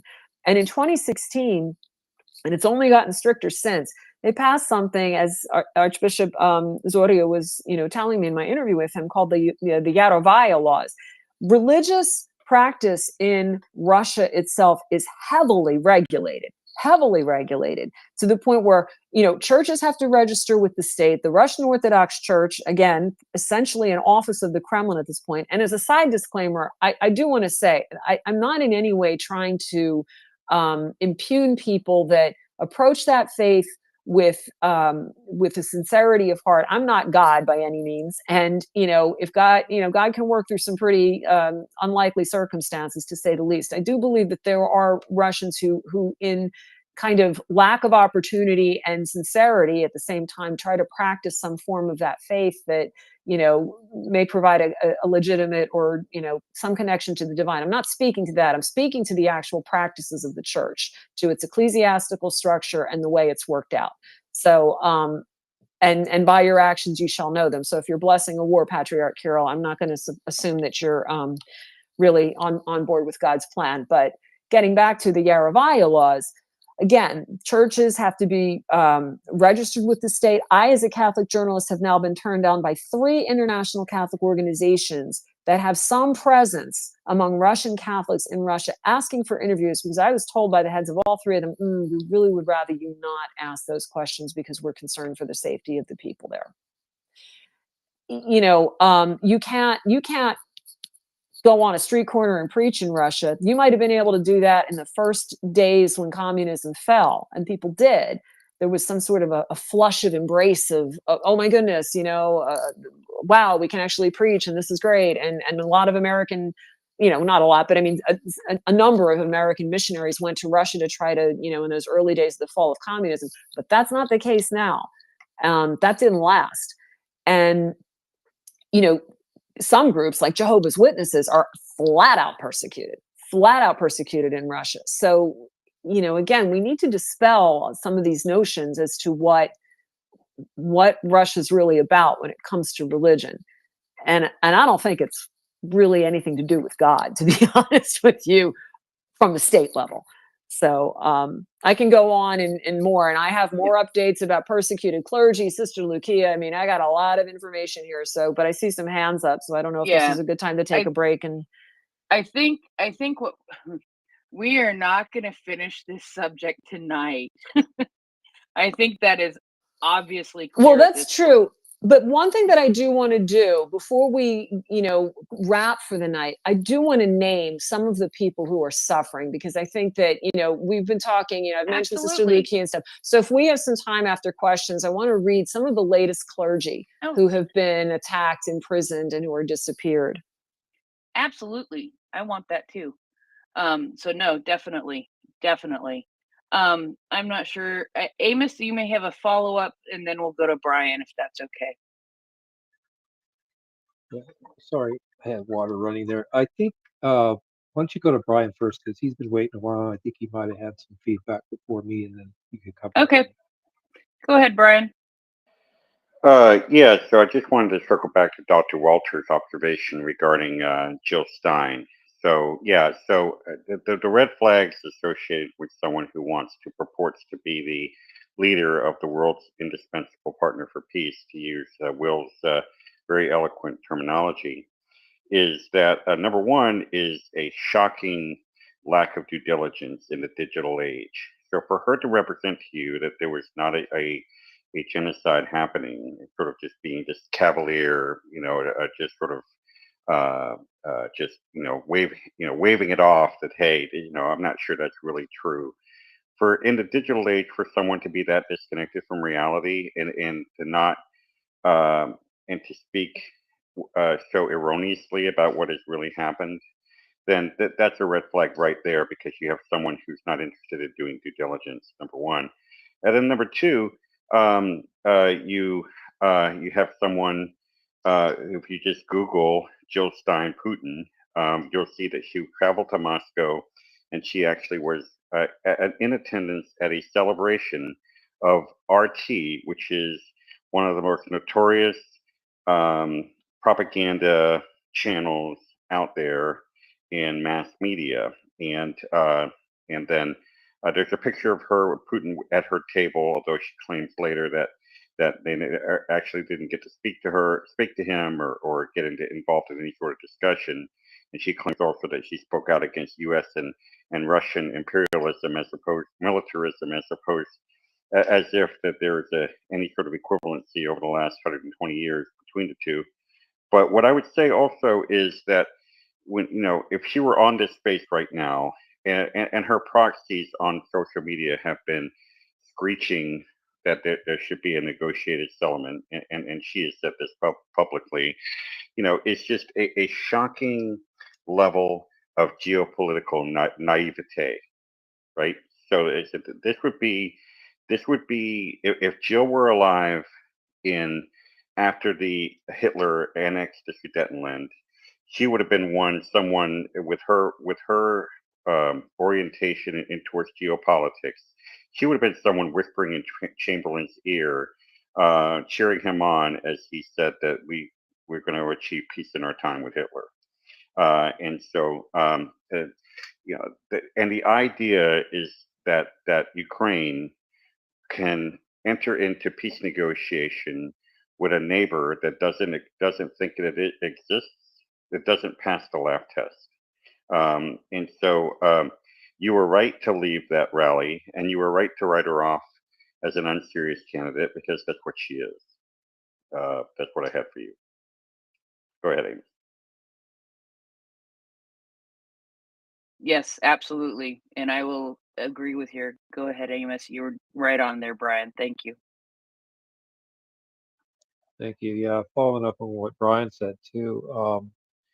I've got a bit of perspective on this too, because I did back in the 1980s. I did a lot of human rights work centered around Central America, and I was really in the pretty far left spectrum of politics back then. This is back during the Reagan administration. And we were very opposed to Ronald Reagan's policy in Central America, and I won't go into the details of that.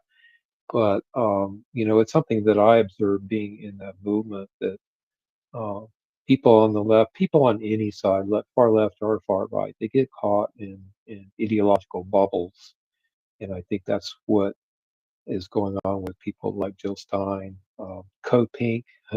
They're notorious in my book for that kind of isolated bubble kind of thinking. And so they construct their worldview and they construct their picture reality based upon what fits their ideology. And that's something that I kind of keyed into not very far into my activist period there in the 1980s. And, I observed that. And we used to be criticized for being politically correct. You guys want to enforce politically correct thinking, et cetera, et cetera. But there was some truth to that criticism. So just wanted to kind of follow up on that. And then circling back to on my notes, Gina was referring to the Levada Center, and that's a good bit of research there. There's an article out there. I found a Russian version of some research, a summary of research they had done. It's probably the same study that she was referring to, and it was pretty striking. That the study, as I recall, said that about 30% of Russian Orthodox Church members that were surveyed don't even believe in God. That's really striking. I believe somewhere around 10% attend church on a regular basis. The rest probably go, Christmas, Easter, maybe one of their, Day of the Heroes commemorations or something like that, May Day. So the state of the Russian Orthodox Church is as a whole, it's really become like a state church, and it's an instrument of the state. It's it's a cultural thing. It's a secular cultural thing. And like Gina said, that does not mean there's not true believers in the church, but it's really been decimated by the efforts of Putin. And even before that, going back to the days of the KGB, and even before the KGB, the NKVD days. There's another good article out there that I read that's very detailed. It goes back to the early history, I believe all the way back to the 20s or 30s in terms of how the KGB infiltrated and co-opted the church. And then just on the subject of why do evangelicals buy into that propaganda and the whole Christian persecution narrative, Gina touched on that, and I've observed that because, in my church going in the last couple of years, I'm in touch with a lot of very conservative evangelicals, and I see a lot of rhetoric among people that I've gone to church with, people that I'm in contact with, who talk about, oh, we're so persecuted here in the United States, and anytime people speaks out against us and our political agenda, boy, we're being persecuted, and just you wait, something worse is coming, et cetera, et cetera. The reason why that Russian propaganda works is because they make a connection between the perceived persecution that they think they're receiving and then the propaganda narratives that they're getting out of Russia, and they make an automatic connection there, uh, automatic, whichever it is. And I think that's one of the things that bugged me about conservative Christians here is I think they jump all too quickly into thinking that they're being persecuted. And there's, as Gina said, there's far worse in the world. We're really lucky here. Um, but I mean, it's almost pharisaical. Anybody that studied the New Testament has seen that Jesus's harshest criticism really was of the Pharisees and that braggadocio spirituality that puffs ourselves up and says, "Oh, we're so spiritual," and now, "Oh, we're so persecuted," and that's why that Russian propaganda works, unfortunately, too well on evangelicals. And the last point I was going to make, the point that I forgot to make before, in terms of creating empathy when you're trying to reach through to people, was the point of how that can be affected. And it's just a kind of an anecdote that I've noticed when I post something on Twitter and I'm actually in a dialogue with someone, say in a Twitter thread and comments, and I've got somebody that's pushing back. Let's say I've got a Christian that's pushing back on some of the things that I'm trying to tell them, and I personalize it. I tell a story, a related account of somebody in Ukraine that was personalized, or I ask them to put themselves in that other person's shoes. More often than not, what I don't get pushback. More often than not, I just get silence. And I just leave it there is what I do. I say, I planted the seed. They're not pushing back. I'm hoping that seed will sit and germinate. Uh, and it gave them some food for thought. And we don't always necessarily know what effect we're having on people, but that's something that I've noticed, that when we personalize the situation there in Ukraine, when we make it personal to the people that are suffering, we encourage people to put themselves into the Good Samaritan shoes and cross to the other side of the road and see the condition of the victim and the victims. That provides foods for thought and it helps break down that distance. Thank Thank you, Amos. And I am going to go to the person who wrote an article about it. And I know the article is in the thread about the persecution in the way that Americans sometimes use that in a way that makes your eyes cross sometimes. Go ahead, Gina. Yeah, and that was great, Amos, and it reminded me as you were speaking, when you're talking about that personal, level, kind of as a segue before looking at some of the individuals who are suffering persecution in Ukraine right now, because of their religion. one of the things to keep in mind is that, and it helps in countering this Christian persecution complex that doesn't quite square with what real persecution is throughout the world. That's why I do get frustrated when U.S. Christians kind of start leveraging that word. I think if you really spoke with people who were in those countries, I have friends who are from Pakistan, which we've had prayer services for girls who were, kidnapped and forced to marry, by people of, opposing faiths in Pakistan. I mean, we've had my one friend who was a Pakistani priest, his whole family had to leave because they were persecuted under the blasphemy laws there, accused of desecrating a Quran, which was a setup. I mean, I've interviewed people who fled their country because for the same thing, they were attacked by other faith groups in their country of origin who, in the one case murdered the brother of the one man that I interviewed. So there's real persecution out there, no question about it. As I mentioned, Nicaragua, I mean, it's horrific.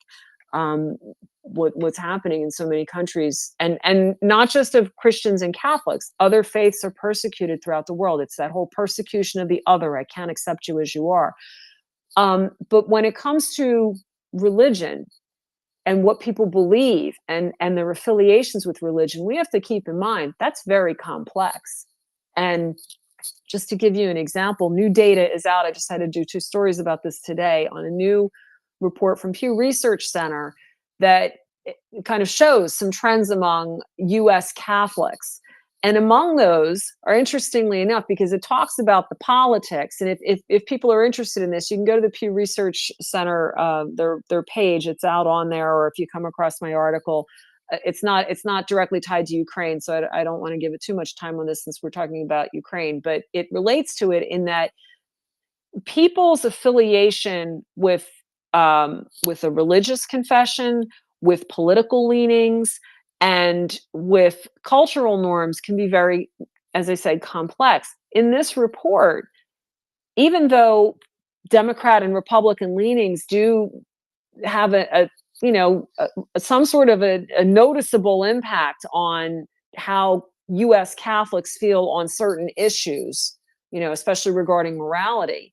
All of that said, with, basically Republican Catholics who go to Mass weekly are going to be more likely to, follow current church teaching on. And then it was like, abortion, birth control, same-sex marriage, and whether or not priests should be ordained. In most of the Catholic Church, the Roman Catholic Church, priests are celibate. In the Eastern Catholic churches, including the Ukrainian Greek Catholic Church, as in Ukraine, they can be married or single. So, but among the point being, among the Republicans, who were the Republican Catholics who were supposedly, quote unquote, towing the church line, 6 in 10 of them still said that they favored birth control, which is not according to Catholic Church teaching. Again, I know that I'm not saying that, I know people here in this space have different views on that. I'm strictly saying, in terms of what Catholics say they believe, and their identification and what the church teaches, there's a variance, right? So this is a much more complex thing than we realize. And that would be another thing I would highlight in discussions with people who want to say, oh, everyone in Russia is so super religious and their whole nation's on board with this wonderful, Christendom 2.0. And it's like, no, they're not, because human beings are not like that. That's just not the way it is.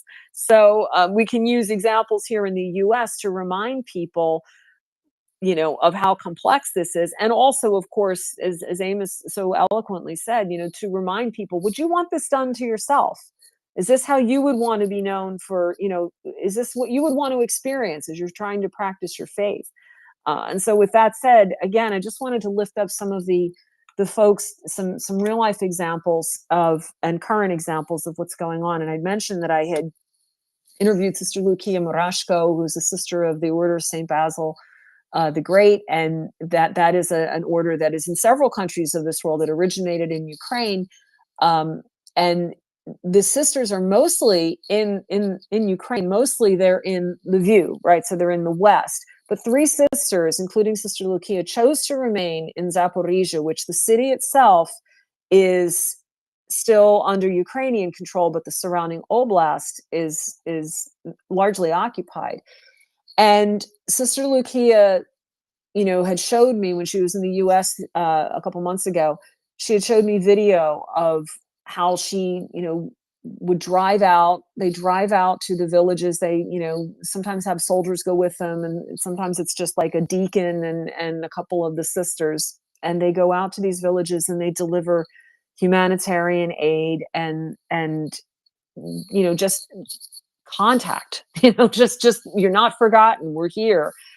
And they listen, they talk, they console, they comfort. Many of those people, if they're close enough, also come to the sisters live in a monastery, and they come there and they come to the churches nearby, and the sisters work with the children. They've taken some of these families in. I mean, they're just trying to provide for their needs in every way possible. And Sister Lucia is a very determined woman, right? She's got a lot of energy, and she's forthright, and she's going to get in there and do it. And I interviewed her early on in the full-scale invasion when they were helping refugees. A lot of the sisters' work at the time in the early days of the full-scale invasion was getting the refugees on the train to go west, getting them out of the country. They've spent many nights sheltering in the basement of their monastery, when the air raid sirens have gone off. But for the first time this week, and it was devastating to hear it in her voice, was a fatigue.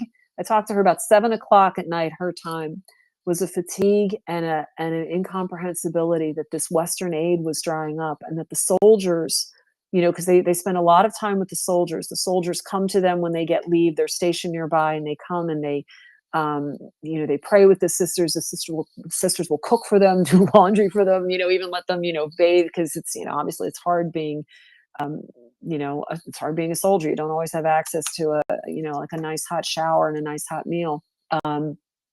But for the first time, I heard in Lucia's voice just a sense of, we have no choice. We have to do this. But please tell the world, tell them all we suffer.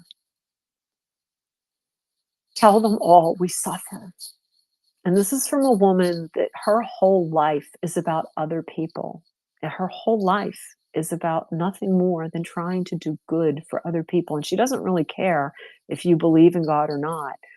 She's not just rationing her love to people who think the way she thinks and believe and worship the way she worships. But she wanted the world to know, tell them we all suffer. So I invite you to share that article. A lot of it is just her words, her quotes. Unlike a lot of my other articles, I didn't include a lot of the data except to say that, like the latest atrocities, except to say that this has been declared a genocide. I wanted to give as much space for Lucia's voice as I could. And I promised her, I said, I'm coming to see you, girl. I have a standing invitation to Zaporizhia. So God willing, I will get there within the next year.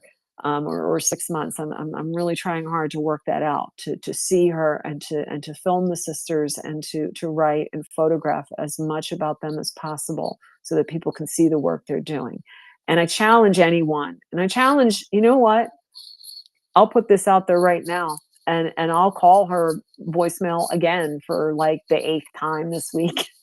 But I challenge Marjorie Taylor Greene to go visit Sister Lucia in Zaporizhia. Go out and visit her. Go out and visit her. Go out and see what she does. Go out and see what those sisters do. Go out and see what they see. And then tell me that you think that Ukraine is somehow on the wrong side of the moral equation here. You go out and you see. And you tell me if you think that Russia is really the Christian model here. Because I don't think you can do it.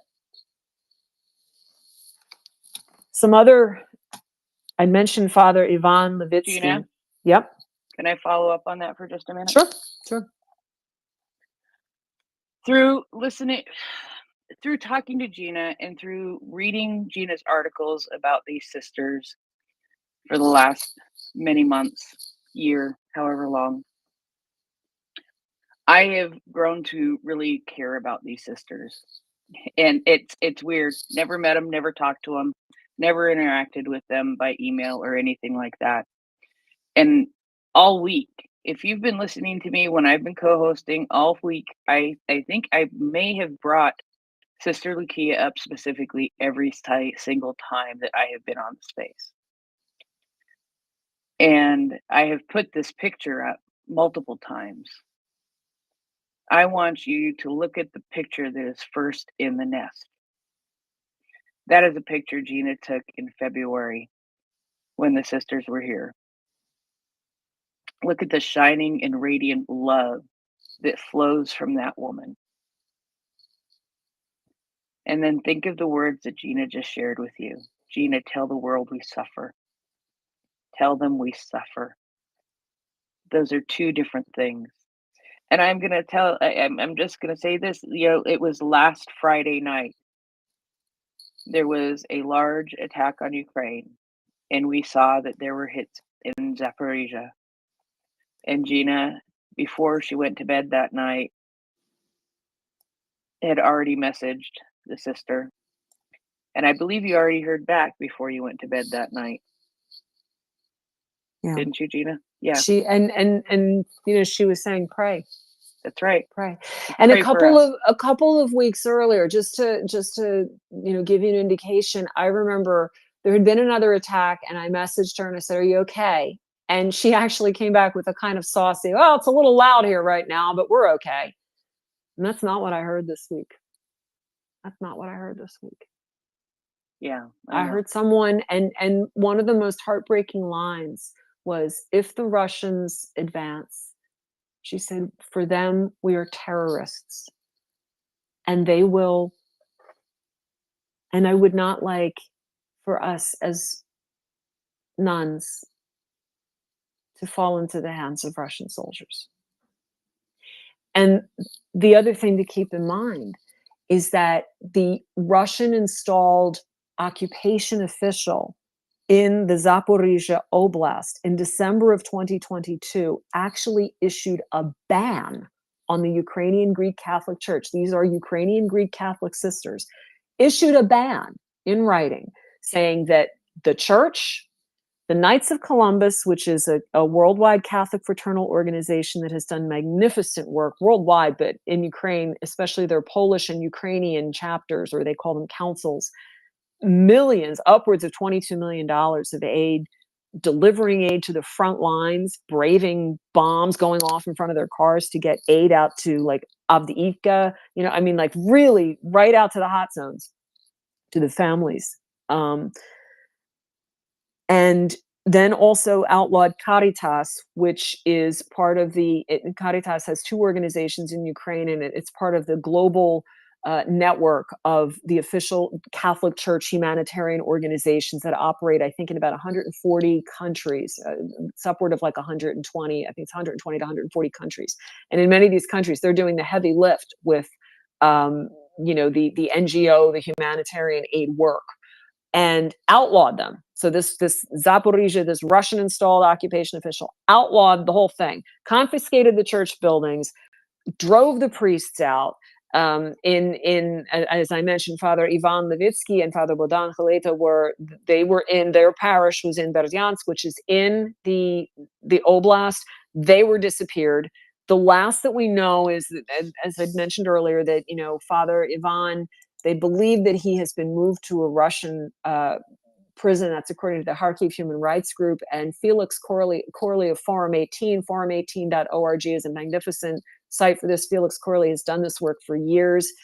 Human Rights Watch in Ukraine and Russia, Tajikistan, Belarus, Crimea, and Kazakhstan, a lot of these areas that have, a lot of issues right now, to put it mildly, in terms of human rights.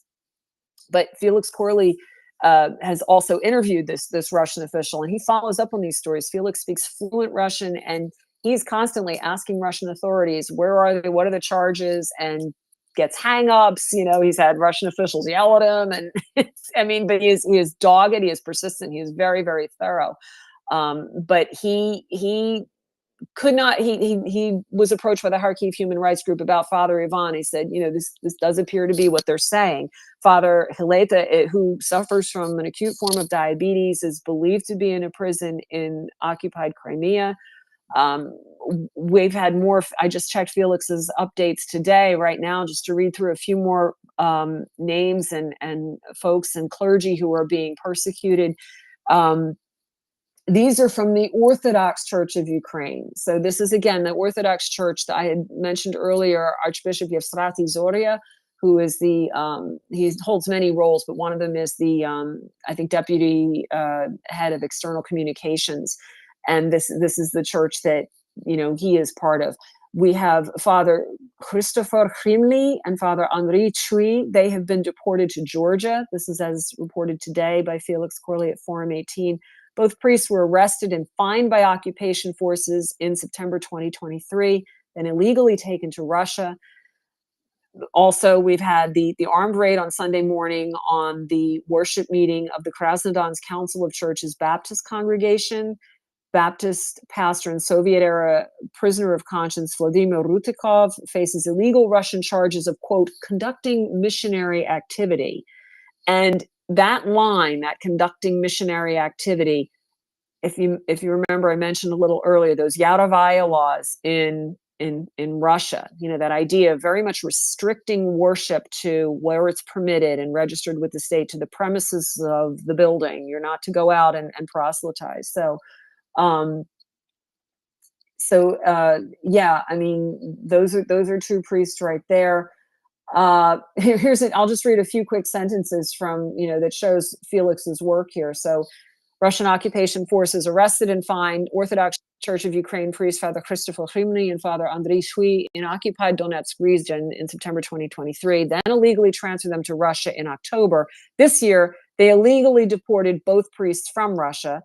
Father Christopher was deported to Georgia in February of this year, and Father Andriy was deported to Georgia as well in March. And now both priests are in Ukrainian government-held Ukraine. And he says, when Forum 18 asked Russian court bailiff Alexander Nikolenko why Father Christopher and Father Andriy could not have returned to their homes in the Russian-occupied Donetsk region, he replied, this is the bailiff, because they were ordered to leave the Russian Federation. So again, that was that ridiculous, quote unquote, annexation, right, that we saw with Putin gloating over how he had annexed 4 regions of Ukraine. Of course, none of this is internationally recognized. Russia, against international law, Felix reports, imposes its own laws on the occupied Ukrainian territories it controls and illegally claims to have annexed.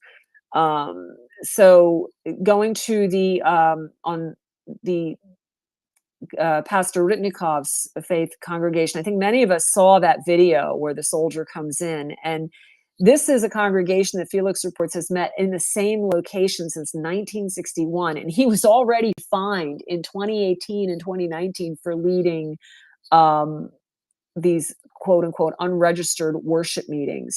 And in 2020, the occupation officials threatened him with extremism criminal charges for refusing to stop leading his congregation. Some more clergy, Father Kostiantin Maximov, who was, he is, I believe, Ukrainian Orthodox Church, and that's a different, and we've talked about this before. We don't have time now to explain the differences in the various Ukrainian Orthodox landscape, but this is different from the Orthodox Church of Ukraine.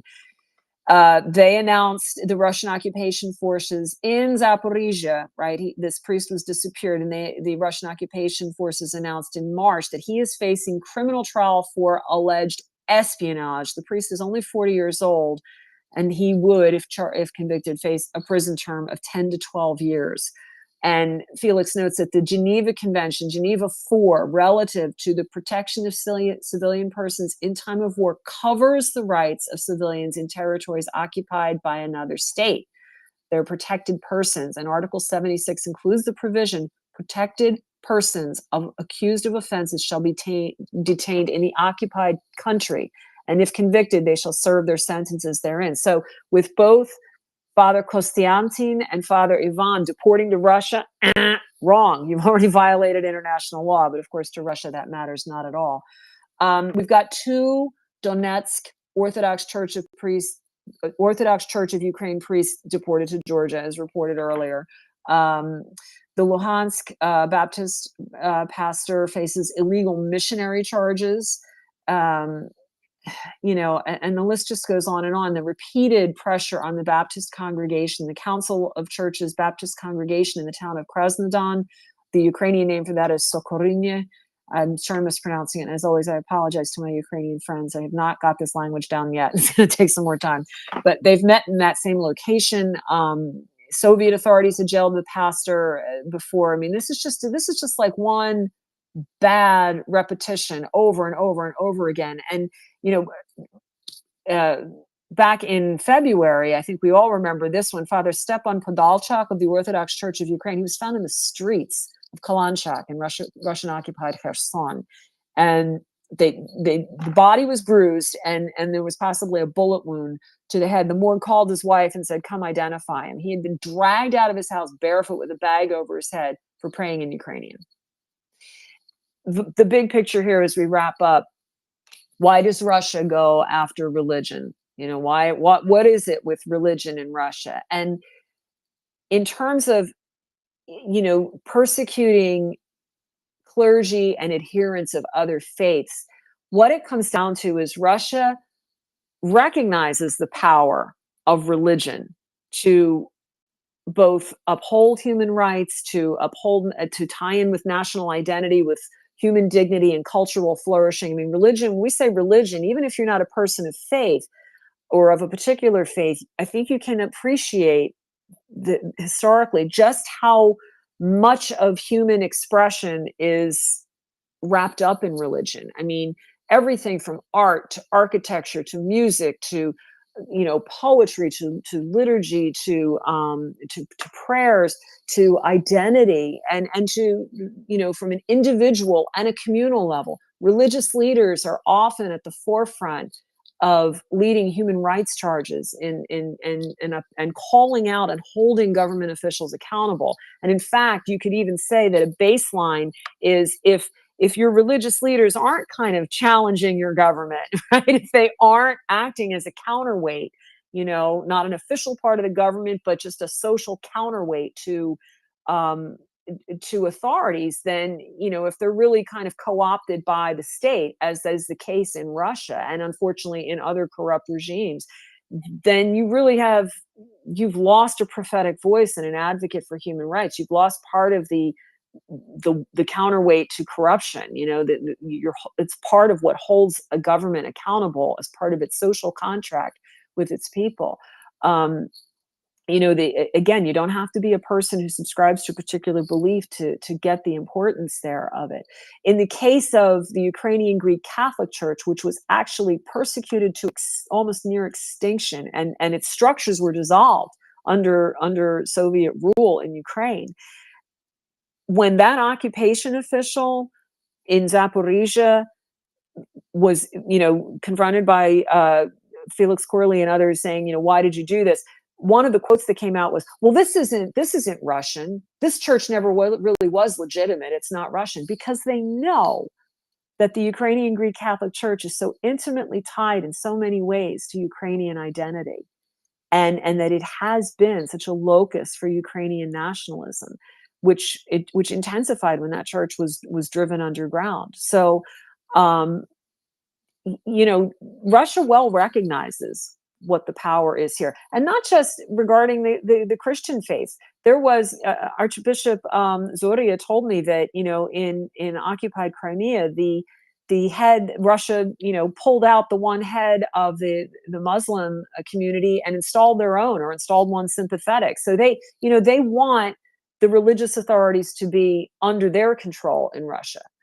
So that's really the genesis of this persecution. That's really what underlies it, because it gets in the way of Russia dominating. Because as you see in other totalitarian nations, the Catholic Church in Nicaragua, another example, the Catholic Church stands up to the Ortega administration, says, no, you don't. No, we're not going to do that. No, that's an abuse of human rights right there. No, we're not going to go down that road.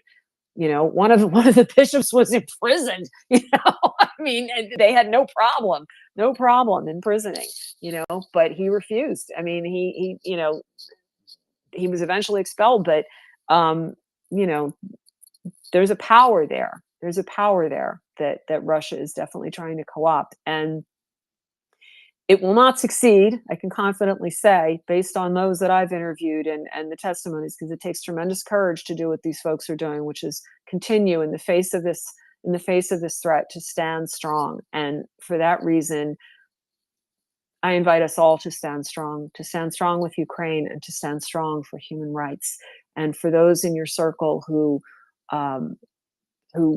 are holding erroneous ideas, such as Marjorie Taylor Greene and Tucker Carlson and all those who are, you know, for reasons I cannot fully fathom, and probably don't want to speculate on because I don't have the evidence to prove it, but you know, who have chosen to side with Russia on this, I invite them to look into their hearts and really see and look at the information and look into the eyes and listen to the words of these people who are literally putting their lives on the line for faith. And you tell me who's the real Christian, to just look at the Christian angle. For Americans who want to say that Russia is upholding Christianity, really? Because I don't think the evidence shows it. I don't think the evidence shows it at all. But I can say that someone like a Sister Lucia or a Father Ivan or a Father Bodan or Father Kostiantin or Father Stepan, they're the ones that really know what the cost of that faith is. So I invite people to learn more about their stories, to keep them in prayer, and to continue to support Ukraine. And don't be afraid to make this information known to your elected officials. Religion is a part of the way this genocide is being waged. So we've had almost 600, probably more, religious sites destroyed by Russia.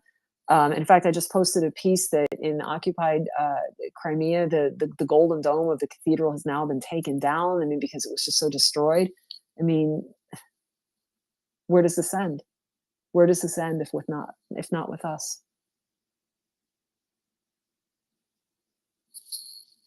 Right. Absolutely. Where does this end if not with us? And for me,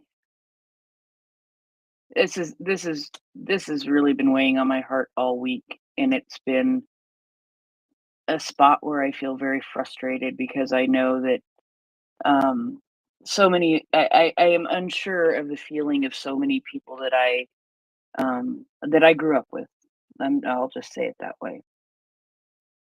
And I made a decision, and last night I sent an email and just checking to see if I still had the correct email addresses.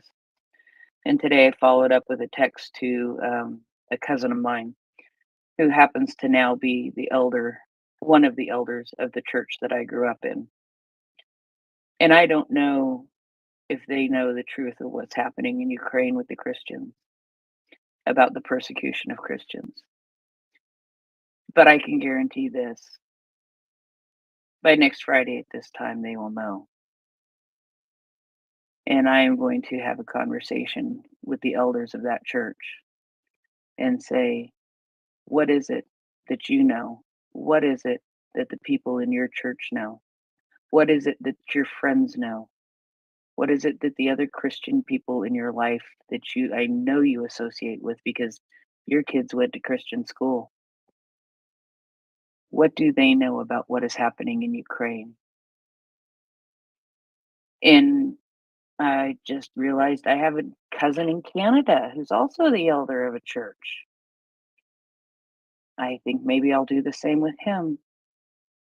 So I'm feeling the need to reach out to church leaders that I know here in the United States, who I also know tend to be in a certain category of people who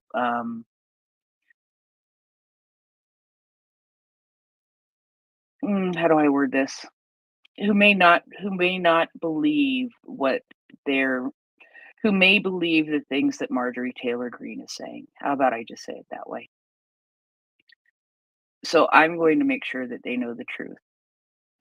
And I'm going to do that by presenting them with information, the information that we have shared here, some of the information. And I think we have left tonight with a lot of information still to share. You know, there is so much that I want to talk about. So much that I want to talk about. But I also know it's late for Gina and Nancy too. So I don't want to belabor this. But so we will go on next week, and we will continue this conversation next week, and get in depth into a little bit more, because you know we. I love Gina, and because of her expertise, I know we focus a lot on the Catholics, about the Catholic, what is happening in the Catholic world, as far as the Roman Catholic Church and the Greek Catholic Church, and a little bit on the Orthodox side too. We follow that a little bit easier, but it's the Protestants. I mean, it's not that we haven't mentioned that tonight, but the persecution that's happening against the Protestants also is something that I really want to focus on, because at least for the people I know, that is the part that is going to get to them. You know, there is an actual website called Russia Tortures Christians, people. I put it up in the nest earlier this week. You know, when the day that MTG had the opposite video out, where she was telling you a complete lie that was complete opposite of the truth, I went on a nice long rant. And I know I put that in the nest at that time. So Gina, I want to go back to you, and then we'll go to Nancy, and then see where we are, and see if we can wrap up here soon. Go ahead, Gina.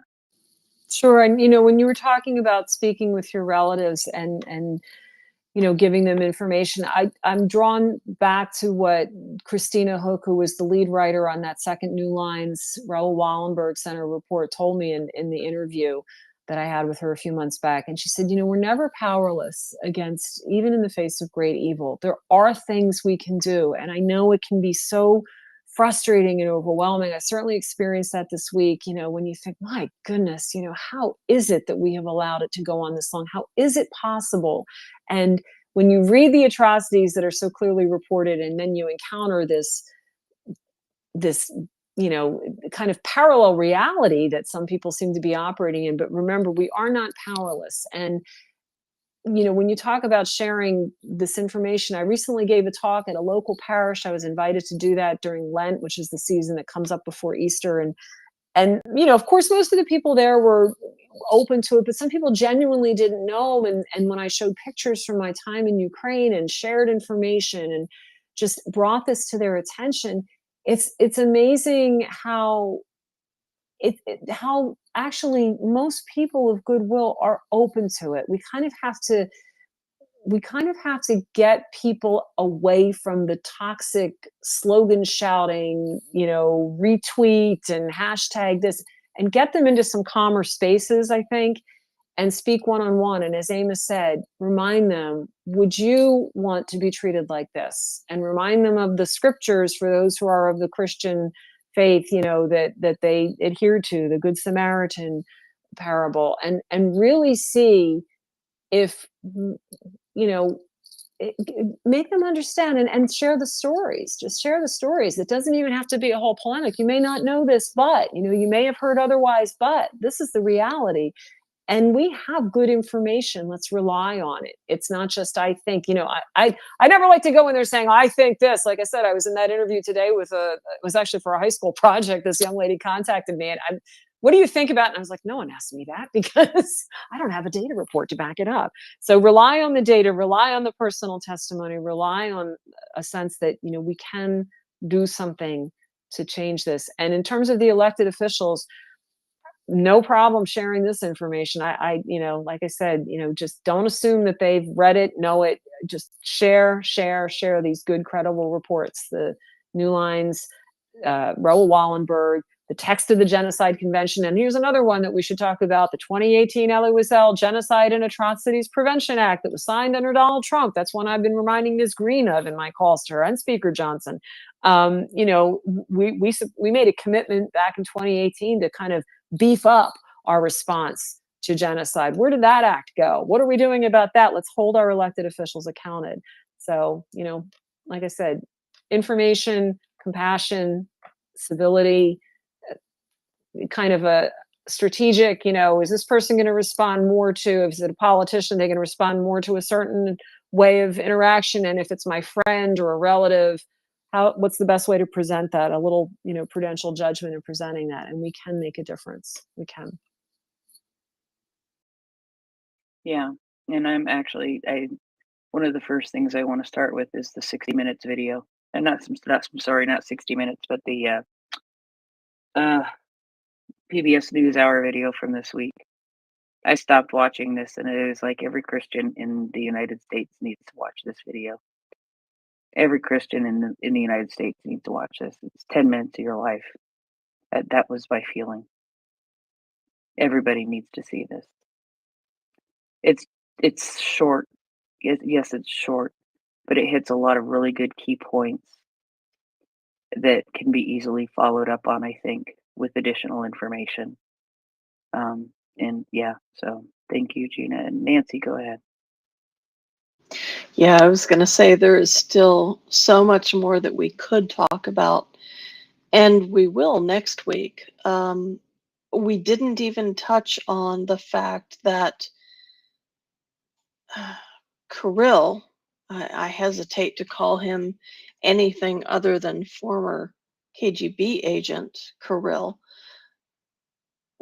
influenced the World Russian People's Council this week to basically declare holy war as a justification for what they are doing in Ukraine.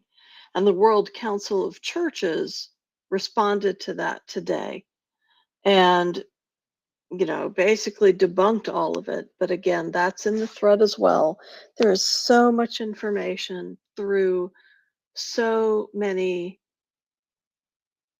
organizations of faith that no matter what your faith is, no matter what faith-based community you believe in or choose not to believe in, the evidence is overwhelming, and we've barely scratched the surface. So the one thing I would also ask is, I know this is a conversation that is very important. I can tell that just from the number of likes and reposts that our thread has gotten already this week, just in the few hours it's been up.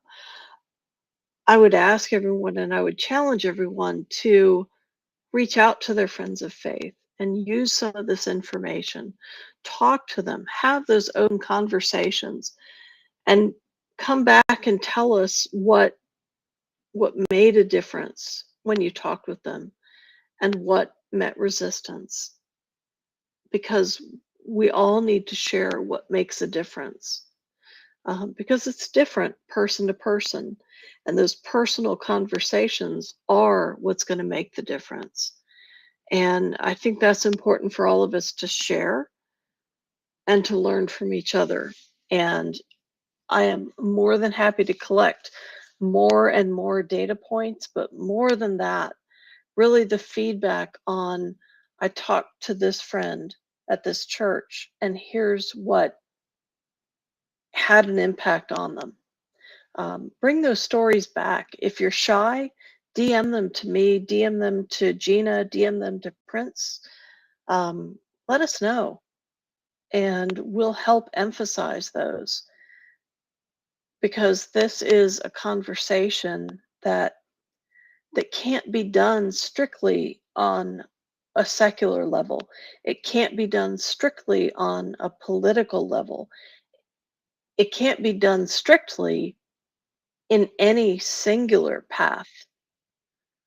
We're dealing with a monster against us that is going to use every opportunity and every path available to them. And we've got to be able to counter with every path available to us. And it's through feedback that we understand the paths that help us make the right impression on the people who can make a difference. So please give us your feedback this week, and we'll revisit this next Friday as well. Back to you, Prince. Thanks. Yeah, I'm looking forward to next Friday. I look forward to every Friday. Gina, anything to wrap up? I would just say that, my heart is with those in Ukraine, my friends in Ukraine who are, um, facing another day of, and I think too of the, I didn't get a chance to mention him, but he was in town. I was able to, in the United States, I was able to interview him. He is the actual retired Archbishop of the Exarchate of Kharkiv, and he shared, a couple weeks back, I had done an article on him, and he shared, what it was like growing up in Kharkiv, and every time I hear of another strike on Kharkiv, I wonder if he's okay. Um, so I think you come to a point when you don't have words. What the words that I have right now are going to be the words I'm about to share with the Lord after I get off this conversation, after this podcast. But I just really, as always, thank everyone for being here, and I just urge you, whatever faith or spiritual tradition you have, as Nancy was saying, we're really fighting a many-headed hydra here. The genocide it just attacks every aspect of human life and dignity. And if you are of any faith inclination or spiritual inclination, I just ask you to please commend Ukraine to your prayers, to the God of your understanding, however you express that. And please lift up Ukraine, because it isn't just going to be bombs and military aid, though unfortunately they're needed at this point. It's not just going to be bombs and bullets that end this. It's going to be the intervention of someone that's got a lot more power than we do. That's going to bring an end and also bring healing, because the other, and I'll, invite us to maybe think about this in some other discussions. The other major role that religion and faith are going to play in Ukraine, and spirituality it's going to play in Ukraine, is during that recovery phase, because there is so much trauma, and the Ukrainian Greek Catholic Church and other faith groups are already gearing up to get in place the the training and the resources to be able to meet the people of Ukraine where they're at in their woundedness, in the trauma and the post-traumatic stress disorder, in all of the wounds that are going to have to be treated and healed well after the last Russian soldier leaves the territory, and the judicial proceedings are underway. There's a lot of healing that needs to be done. Um, so our faith and our religion, as human beings, collectively speaking, play a major role in the healing of our bodies, our minds, and our spirits. And so I just ask you to just lift up Ukraine, continue to support Ukraine, continue to spread the word. Please, share these stories of the individuals who are enduring this. And as Nancy said, if you have feedback on ways that worked, or, maybe a report you came across that we didn't see, anything, it's a collective.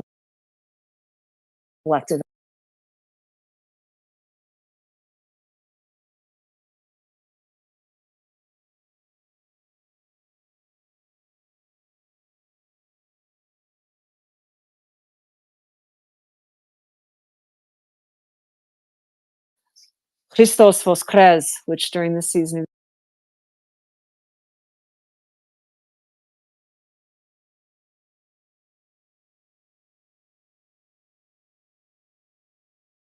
Thank you.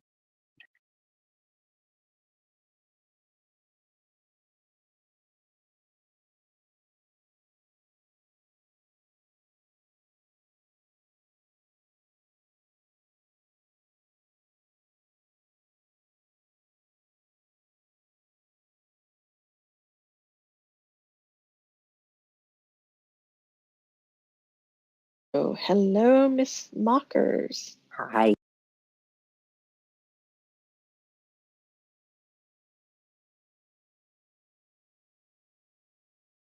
With the nonsense we've heard coming out of a certain lady in America. Lady? That I would not call her a lady.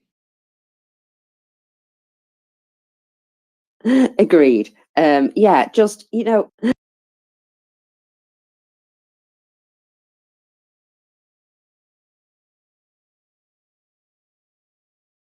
areas no longer exists. they've shut down all of them. And you are Russian Orthodox or nothing. And but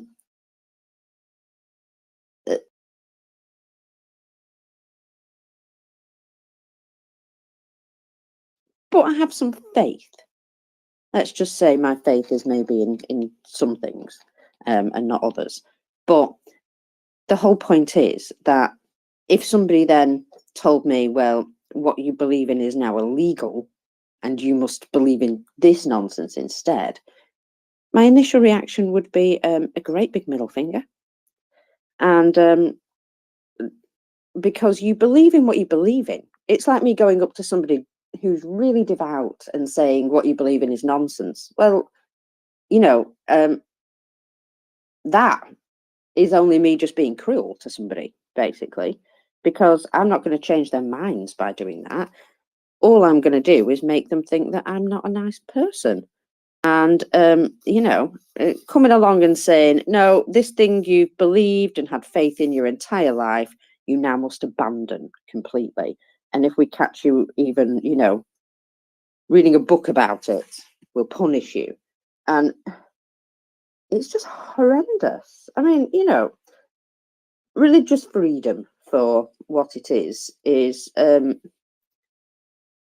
I walk around the UK, right? And there's people of all different faiths and denominations. We really are quite the mixed bag, shall we say. But, you know, everybody's come here from the flipping Vikings to the Saxons to the Normans to everybody invaded us, basically. So,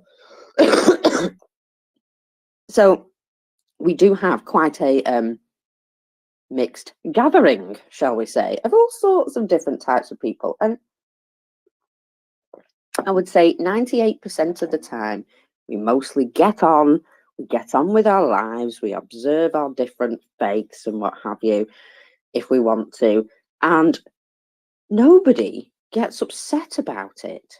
It's only when you try and push that onto somebody else that people get upset, you know, push your views and values onto others. So generally, just the fact that, you know, people just don't persecute you for your beliefs is I can't believe that's actually quite a luxury these days. You know, I know people are persecuted for their beliefs here, there and everywhere all around the world, but just to do it on such a systematic basis, just to literally, you know, we are going to basically remove everything that's good and replace it with whatever we want. And, well, I've seen those churches, Prince, in Russia, and some of them, I'll be honest, do not look like they're built to, you know, to praise a higher being, especially not the military one. Let's just face it, that wasn't built for any sort of, you know, praise of a higher being. That was built purely for the love of war. And surely that's not what God's all about. Whichever God you love and listen to, doesn't bother me, as long as you're not being horrible to others at the same time. So yeah, it's all a bit shit. Bloody Russians for you.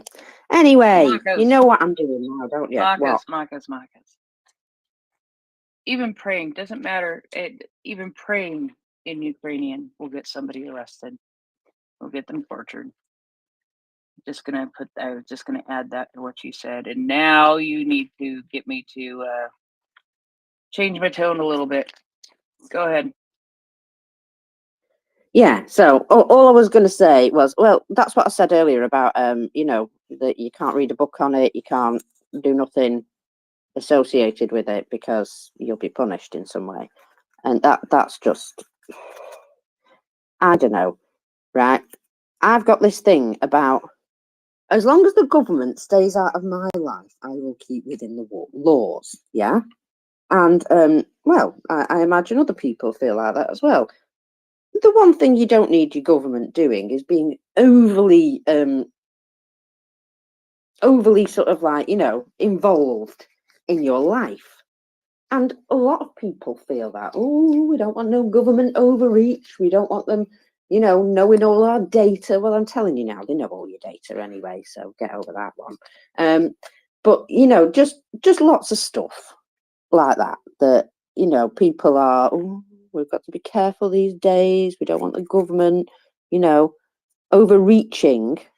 And yet, look at the Russian government. The Russian government basically tells you what to do all the time, every day.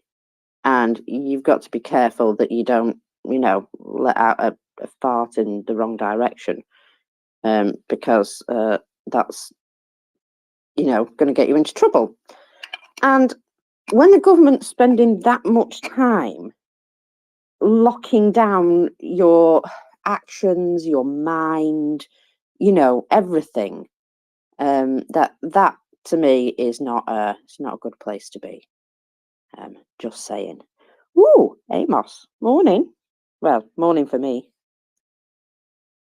Hey, Mockers. I was going to ask you real quick. You referred to something you read this week that suggested that basically Russia has basically banned all Christian churches and expressions of faith in occupied zones. I was wondering if you have a link to that, because Gina, you know, I know Gina has said that they basically banned it in Zaporizhia Oblast and maybe a couple others, but you know, I'm always looking for better documentation. So I wonder if you have a link that maybe you could provide somehow. Thanks.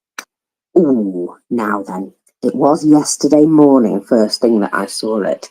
Now, if at any point it comes back past me, Amos, I will indeed send it to you. I'll see if I can remember where I saw it and have a little look for it later on. Okay. Thank you. Yeah, no probs. I mean, it's really important as well to a lot of people, especially in the time of war, to have faith. And like I say, I'm not terribly deeply religious or anything. I have a little bit of faith, and that's my own, and I don't push it down anybody else's throat. And that, you know, that's just how I am. I'm quiet about it. You know, people are involved as much as they want or as little as they want with their own faith, and that's great. And you should not tell anybody what, where, why, how they can do that. That my government would never come along and say to me, oh, you need to be a little bit more religious, go to church every Sunday. You know, they wouldn't. And so that's the sort of thing that I'm, you know, getting at, that you can't tell people what to believe, or at least you shouldn't try. Anyway, where was I? Oh, booms, they have arrived in the title, and I've got to advise you that I might even have some numbers if they've arrived. They arrived. What do you think I am? What do you think I am? Of course they've arrived. I knew they would have arrived. So, oh, there they are, in fact, of course. Oh, Ooh, it was right. That's what I saw. I saw one number and I said, I looked at another number, and I said, And there's a couple others I haven't looked at. Well, let's just say there's some decent numbers on there today, and it's definitely worth you giving us a retweet so that as many people as possible can hear them, so I don't have to keep repeating myself, because, you know, I am a bit thirsty. I don't like having to keep saying things over and over. I looked. Go on. I looked a little more. Ooh. Yeah, there's a couple of interesting things on there, and I'm quite happy with that. Quite happy. So, where are we, my dears? Because before I do the numbers, sorry, I just keep that for later. That's just for me. I like to keep up with stuff. Okay. Where was I? Oh yeah. I imagine that you've not had chance to talk very much, Prince, about what's been going on the front line. Well, you know, it depends on what you're talking about. when I came up to co-host early tonight, actually, and you know, we were looking for a subject to talk about, and I said to Alan, I said, I think we need to do something a little controversial to get some people up here talking, and so that made Will come up. He heard the word controversial, and he just thought that was a siren call for him, and then I asked Will, have you guys talked about this map of Chassav Yar that was in the nest? And that was about the last thing I said until the Understanding Genocide segment started. But I couldn't tell you what those guys were talking about.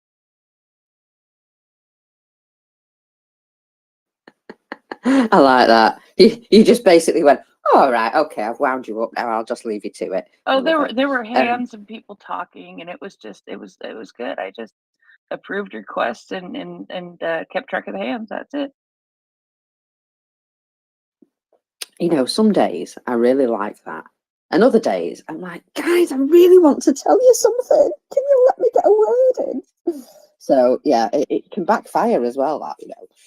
But yes, I do love it when we get a topic that a lot of people want to chat about, because it makes my job really easy. Anyway, so let me give you a little frontline report for first thing in the morning, because it literally just landed. So on the Bakhmut front, Russian forces have captured Bodanivka and have managed to make further progress in the eastern area of Chasiv Yar, south of the Canal district. A number of positions have been lost to the enemy. In Avdiivka, fierce clashes continue. Enemy forces have consolidated their control over a number of new positions in the fields west of Tonegay. In Semenivka, Ukrainian forces are engaged in active defense. On the Luhansk front, the majority of activity was limited to air bombardment even, and artillery exchanges. The enemy launched a single attack in the area of Terny, but failed to achieve any progress. And on the Zaporizhia front, clashes continue. Russian forces have not abandoned their efforts to establish themselves in the southern part of Robotny, I think that's how you say it. The situation remains unchanged. The Russian Air Force have carried out, and these have gone up, 91 airstrikes and 97 ground engagements. And you know why they've gone up? They've gone up because, well, they have opportunity. They have opportunity. They're doing it because they can. And so you know the answer, don't you? They need to be made to know that they can't. And there's an awful lot of bad faith nonsense going around that is trying to sort of get in the way of Ukraine doing what they need to do. And wow, again, ooh. Now, I'm not sure, Prince, but I get the feeling that Russia and Ukraine may be trading unfortunate incidents happening to important people and propagandists. Remember that guy whose car blew up yesterday? It did look as though he'd had I saw a terrible bad taco. I saw a black Blew the door off virtually. That was fun. So, however, the SBU had prevented an assassination attempt on the head of the Kherson area, Oblast, I suppose. Prokudin. A local resident of Kherson was detained on April the 10th, organising together with enemy intelligence services an assassination attempt on Prokudin. A new type of enemy FPV drone was launched directly on the spot that he carried out visual observation and adjusted the fire on the head of the oblast. A local resident has been detained at the stage of completion of the assassination attempt. The enemy drone was landed before it was actually able to take out the person. Its intended target. There we go. That's what I was after. So, you know, Ukraine might be blowing up people's cars, but Russia are trying to get people killed in just the same way. Except not traitors this time, just regular people going about their business. So, it's just a little bit of something that I like to point out, that, you know, it's not just Ukraine doing these things. Russia is consistently trying to also kill regular people, kill important people. I would imagine there's a certain number of people in Ukraine who are consistently going around hoping that today is not their last day. Oh, that would be all of them, actually, all of the people in Ukraine. Yeah. Remember she was the deputy mayor of Kherson. Helena. Eleanor, that's it. And you know, she said there'd been so many attempts made on her life that she almost felt important at one point. And she too goes around with, you know, she has to be sort of monitored with security. She's got to wear armor and, you know, things like that. And she said, just a deputy mayor. And yet, you know, this is the situation where she's come to, where she has to protect herself so much.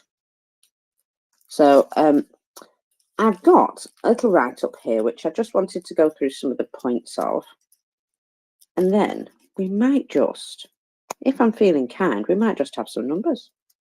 So this is something that I picked up yesterday, and I thought, oh, actually, this sounds all right. And I kind of want to read about this. So,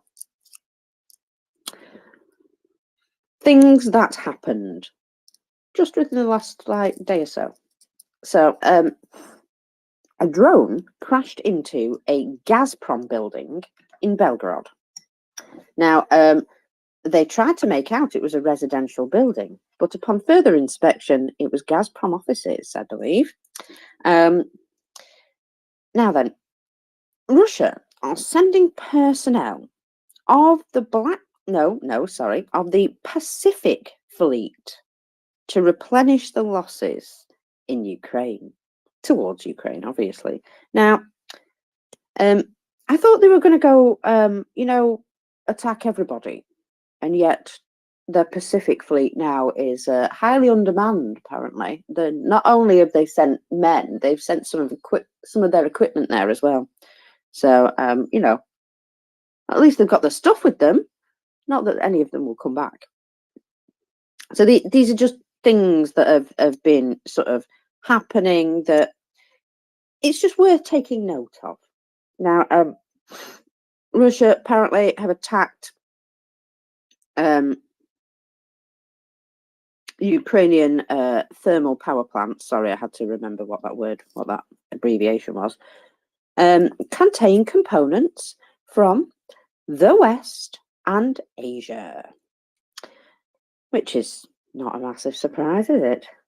Anyway, as a result of the current situation, an additional 3.88 billion hryvnias have been allocated for the construction of further defensive lines.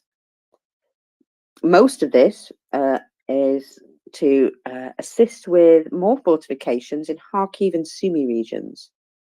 You know why they're doing this? Because they've not got artillery and F-16s. Two things, ammo and F-16s. How long have we been promising this shit? How long have we been promising this stuff? Let's just say there's a few words I could say to anybody who tells me, well, they're still just, you know, anybody who comes up with an excuse now as to why they can't arrive very, very soon, I kind of want to slap them before they get even halfway through their sentence. No, no excuses anymore. No excuses. Do the things. I'm going to turn into Yoda again. Do or do not do. There is no try. And yeah, so it's just makes me mad. So did you like my mad noise there? Yeah, I know. It was kind of like an angry duck. I need to, you know what I need to do is I need to capture Sumi making his angry noise. Just saying. Oh, is that one of your birdies? Yes. He makes that noise. I've heard a proper scream when I phoned you once. That was just a high, wasn't it? That was the big bird, not the little bird. The little bird is the one who growled. Nah. Okay. One of these days, I'm going to get Orange Cat to growl, and you'll see it sounds really ferocious, and then he does nothing about it. Nothing at all. He's just like, rah! Yeah, that's it. That's all I've got. So, let me have a look now. There were a few things that were done in Ukraine yesterday, such as apparently cabinet ministers approved a decision to allow financing for the purchase of additional EW equipment for critical infrastructure and facilities to protect them from Russian strikes. Also, though, there was finally a decision on the amended mobilization order, wasn't there, Prince? There was a who and what on the mobilization order. Yes, there was. One of the things this mobilization order does contain is, or at least this agreement, whatever, does contain is it talks about prisoners. And they've said that prisoners can volunteer.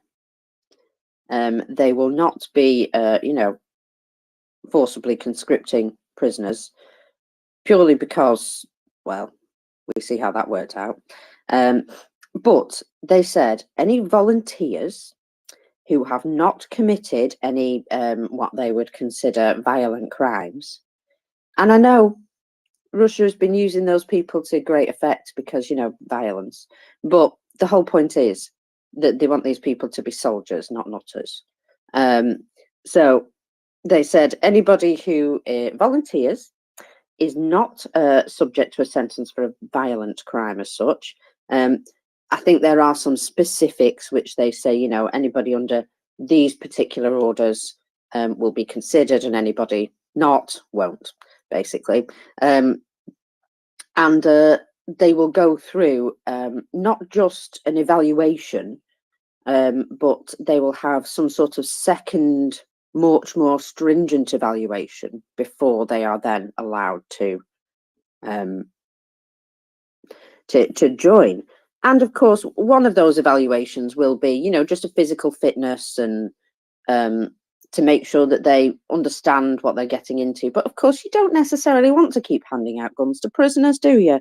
So they're going to go through some very stringent checks and psychological evaluations as well before they're actually allowed to join. So yes, they are going to be allowing volunteers from prison, but it's very restricted onto who the people that they would be allowed to join. And also they're going to have some very particular and much more stringent checks than anybody else, basically, because of the very fact that they don't want to let anybody out who might be considered to be a danger to the public in the future. So I get that. I think that's a much more sensible way to go about it, because if you need bodies and you've got 10 men in a prison who'd really happily volunteer and they're not in there for any sort of nasty, violent, horrible stuff, petty theft, bit of fraud, something like that, I would think, if those people are useful at this point, it is existential, and everybody who can should be all hands on deck as far as I'm concerned. So it's a completely different way of doing it to how the Russians have done it. And you can see that they're forced into this, really. They are forced into this position, whether we like it or not. What are they going to do? They're just going to magic up military-age men out of their armpit? No. That, you know, these are things that you have to make really hard decisions about. So I don't feel that it is anybody else's place to criticize when you know for a fact that they are trying everything possible to stay alive. And, you know, so what? Sometimes they're a bit tetchy about it. I bloody would be as well. In fact, I'm tetchy every morning just because I have to wake up. So, you know, anyway. So a lot of other things happened yesterday. Deputy chairman was appointed first deputy minister. So this is Andrei Sybiga,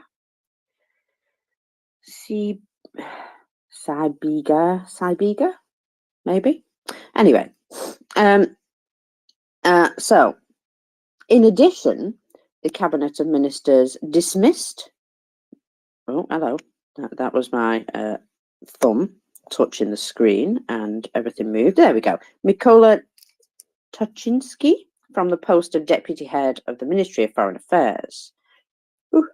So according to a source in the government, he will now be appointed to the office of the president's position previously held by the guy who's just taken his job. So they're having a big old shuffle. So when you hear that ministers are being, you know, shoved out of their jobs, it may be that through the course of the past 2 years, well, you know, or even more recent, it's become apparent they will be better in a different position. They will be better suited to doing something in particular. And so this is what's happening. They're all being shuffled around to the right places. And my goodness me, the British government does a shuffle every so often. And I think they just play musical chairs. I don't think they select the people for the jobs, you know, who are doing the right jobs. I think they just go, would you like education this time? How about you? Would you like transport? Yeah, go on then, we'll do that.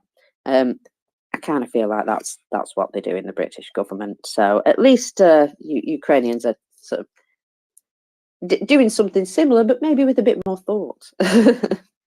So there were also meetings by the Congress of local and regional authorities held in Chernivtsi. Under the chairman of the president, the head of the state urged to increase their own capabilities against the background of delays of support. We do know that Ukraine don't sit around twiddling their thumbs waiting for help.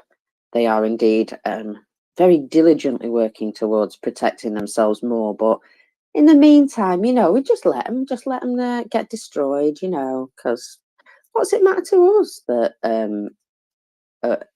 we've got a war going on that we could help to prevent? But, you know, we just watched it happen.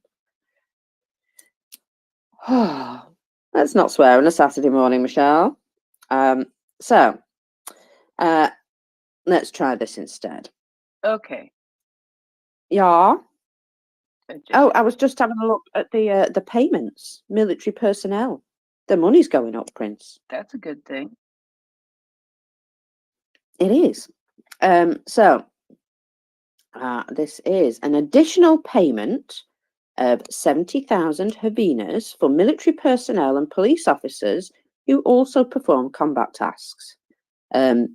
A one-time reward will be charged every 30 days. So basically, if you are part of the military personnel or police or local defence forces, and you are actually involved in combat, every month you will get an extra bonus as a result of that. And I think that is something that certainly a lot of the Ukrainian armed forces felt that, you know, that there's a job in an office way back there and there's a job on the front line and they're both paid exactly the same. And that doesn't seem entirely fair. So anybody involved in combat missions now will be receiving additional payment. And I think that's important, because some people are motivated by love. Some people are motivated by the right thing to do. Some people just need to feed their families. So, you know, there's a whole range of reasons why you might go for a particular job. Money does come into it. So, now then, there's a source in law enforcement agencies reported that the SBU turned up looking for the deputy head of the synodal department. I'm assuming that's ecclesiastic. Oh, yes, yes. Of external ecclesiastic relations of the Moscow Patriarch. So, Archpriest Mykola Danilevich has received a suspicion. Apparently, he was located and served. So I don't know whether he was actually picked up as part of that or not, but certainly there's something going on there. It would seem that he's a bit of a cheeky Russian, or at least cheeky traitor, one of them. Let me see. The Minister of Energy, against the background of renewed massive attacks on infrastructure, called for everybody to prepare for any scenarios, basically.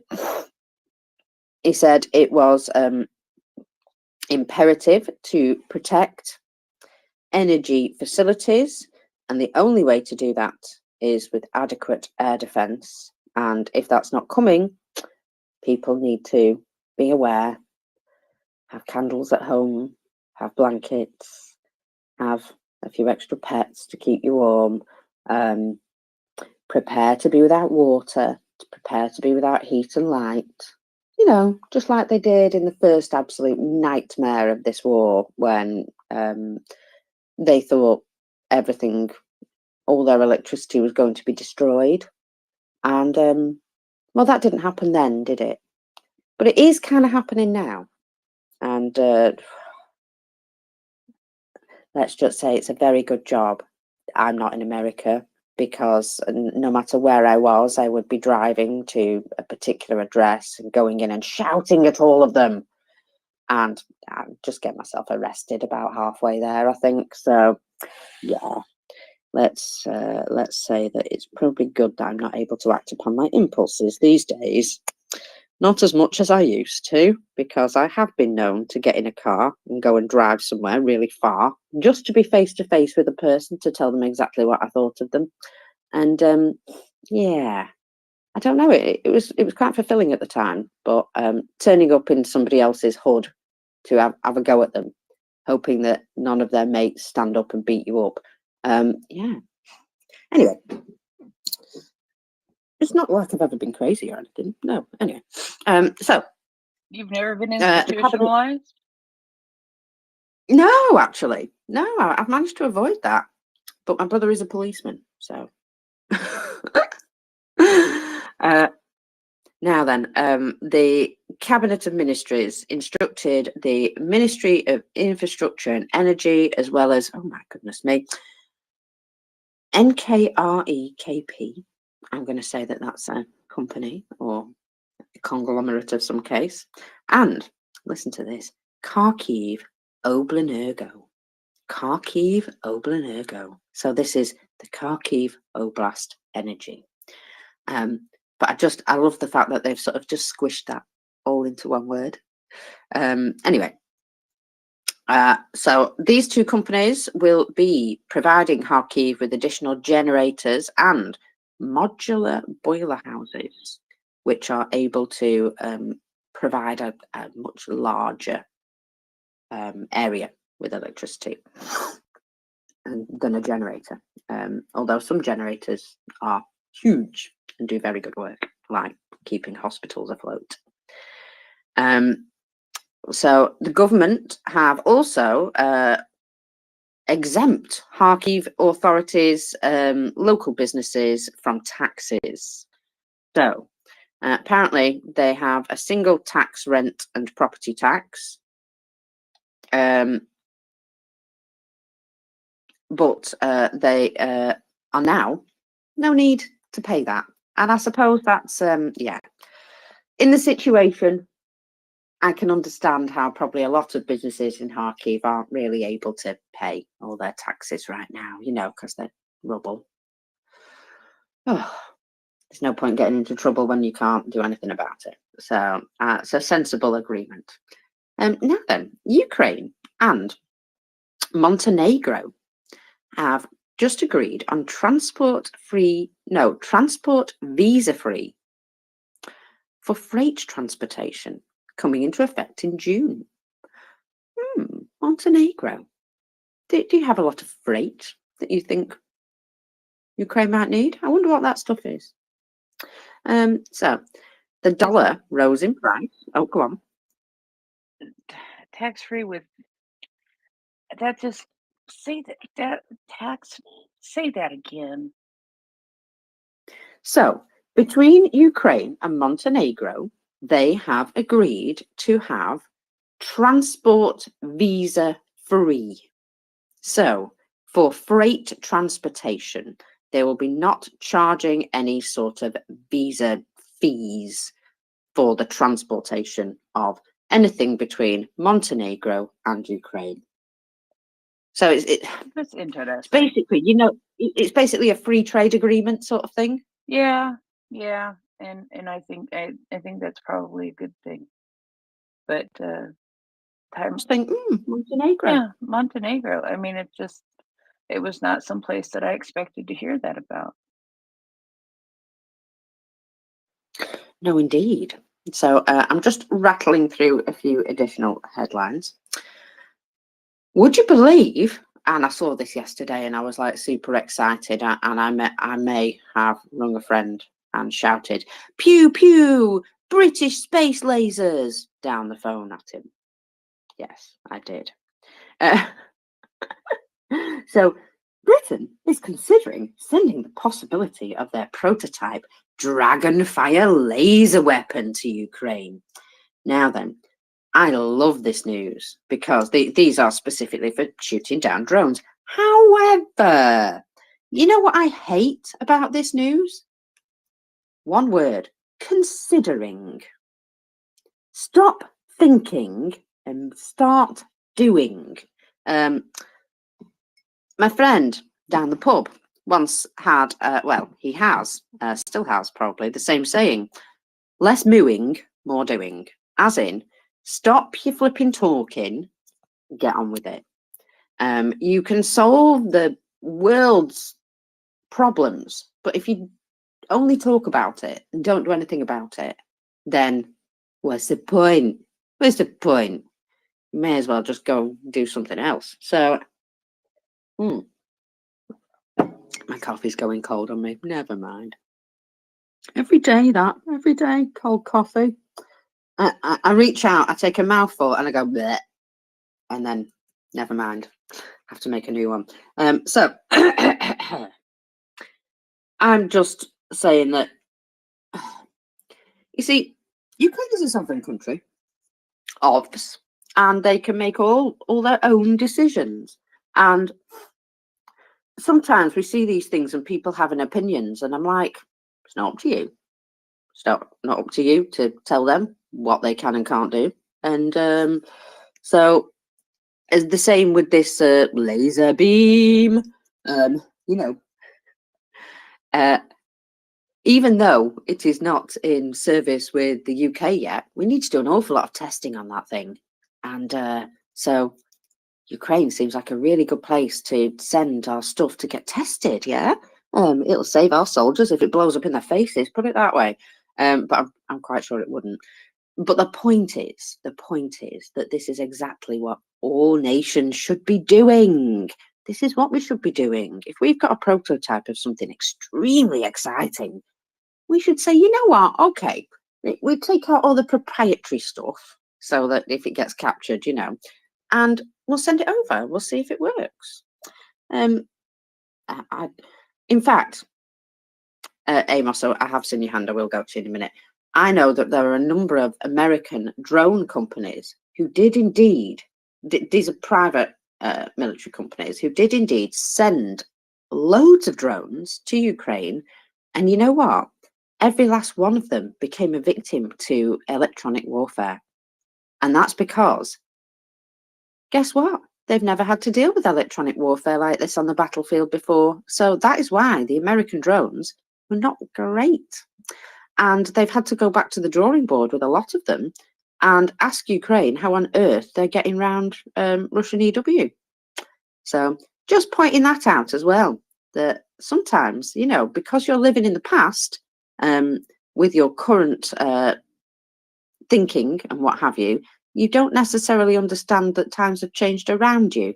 And when these things were originally commissioned, EW wasn't a problem. Now it is. Amos, go ahead.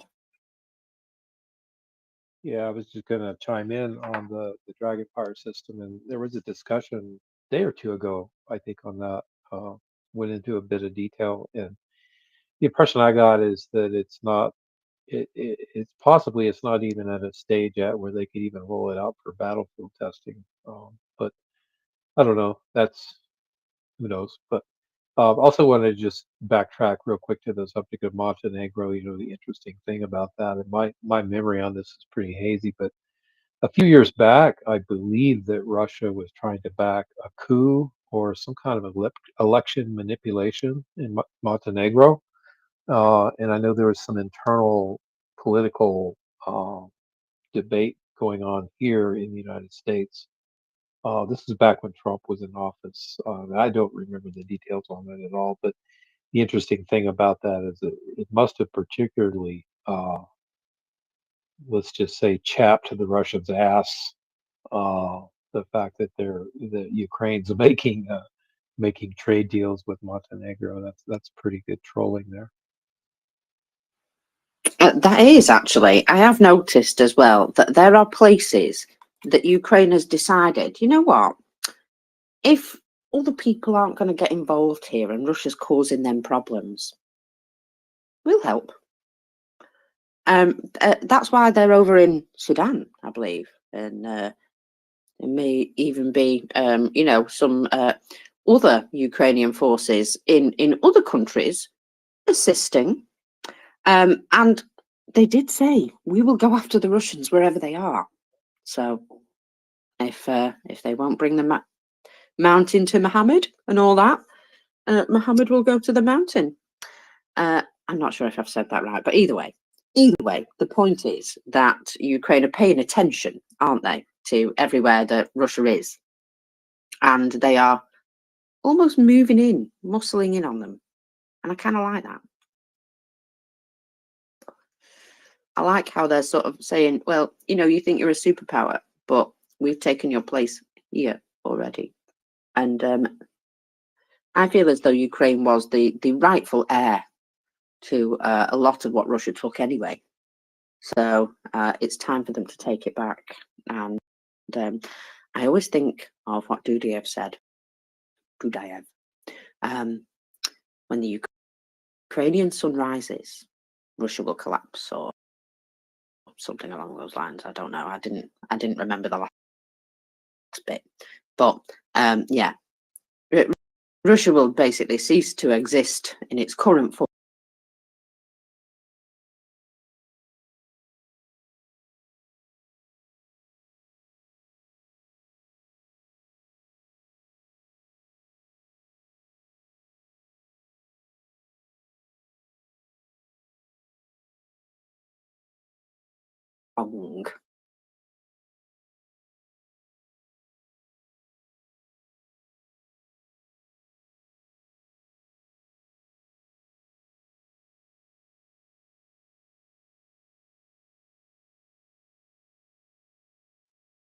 Moving that power dynamic, and I think that's really important. Now then, I've got a couple of long threads which are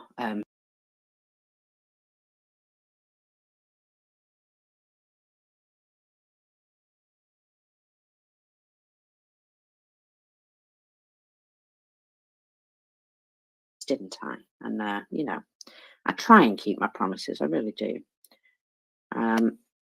So let us see today on the Saturday, the 13th of April. We have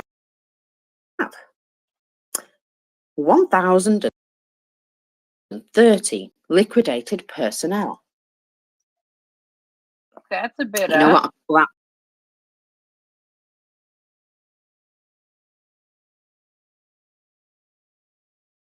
That reminds me. Oh, QB was on the TVP World yesterday. You'll be glad Was to know. he? Yes, there was a little focus on the with the Jay Rowinski. Little focus on NAFO and their efforts and debunking utter nonsense and debunking utter nonsense. And QB appeared on one with a little bit of a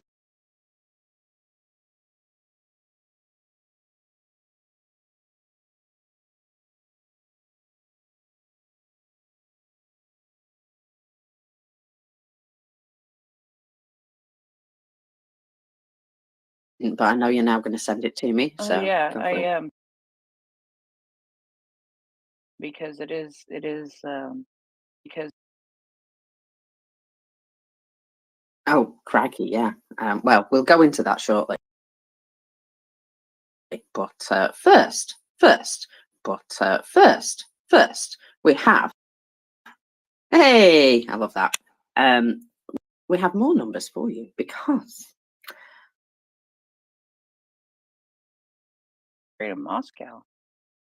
sure is. Yeah, that's a lot. 47 armored personnel vehicles. Again, that's loads.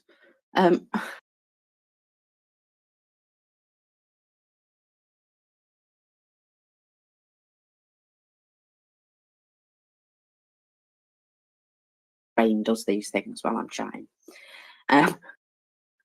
So 32 artillery systems. I don't think that's anything to be ashamed of. That's certainly a good whack of artillery systems. But again, 3 MLRS.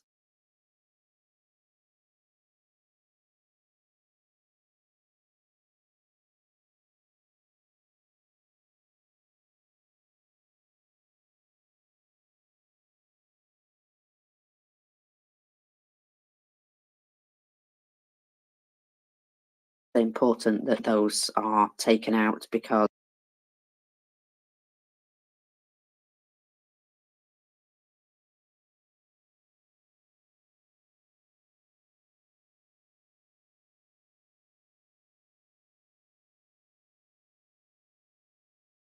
those. Now then, 40 UAVs, 1 cruise missile, which was shot down. Now, I'm hoping that doesn't mean there were 10 more that they didn't shoot down, but it looks as though they at least have had a missile reprieve over the last 20.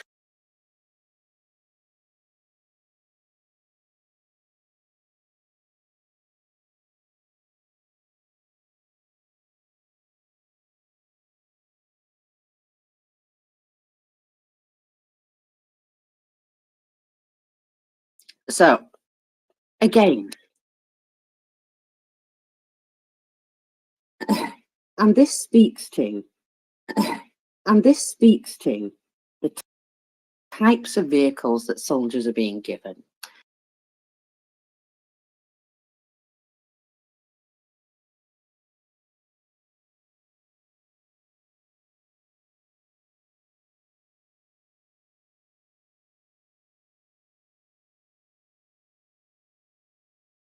Which, you know, at one time,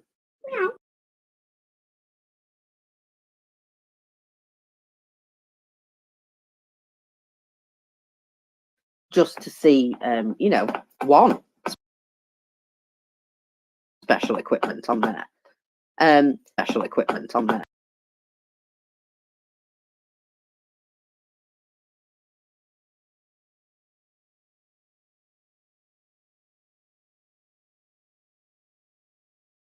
Read some time ago about how many vehicles, Russian tanks, for example, were still available.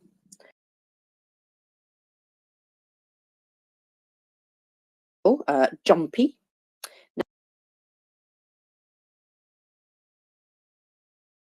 Having a little project about tanks and IFBs and things in storage.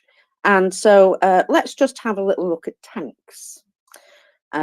So there was extensive information shared in an article by these three names that I gave you earlier about a count of satellite photos of Russian just tanks in storage from 6 months ago. So they've released a YouTube video as well, which explains it. So it may be something you want to go and have a look at. What I'll do is I'll retweet this thread after I've talked about it. And if you want to go and look at the YouTube video, it's available there. So there are problems and issues with comparing, but we're going to do it anyway with some caveats, because, you know, you can't guarantee because it's moved off the ground in a storage base that it's moving in Ukraine, and you can't guarantee that we've found them all either. So, you know, some things could have been undercover, in buildings, what have you, you know, that there is an amount of leeway. But either way, for example, T90s in storage. Now, in September 23, there was 50 spotted in storage. Guess how many there are in March 24, Prince? How many?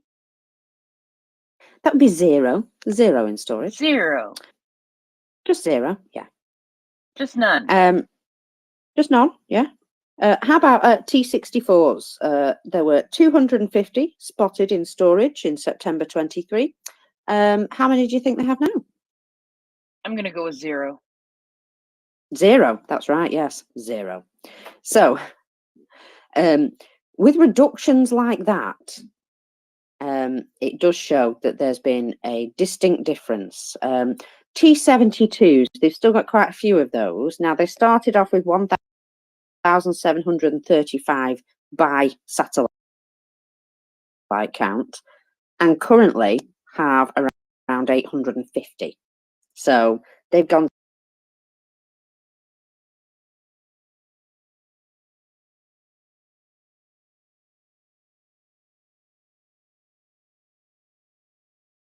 about 140 of those have disappeared out of a beginning 910. But there's so many types of these that they've had to put them into T80, one type to put. Difficult to notice. However, they have increased some T62s and or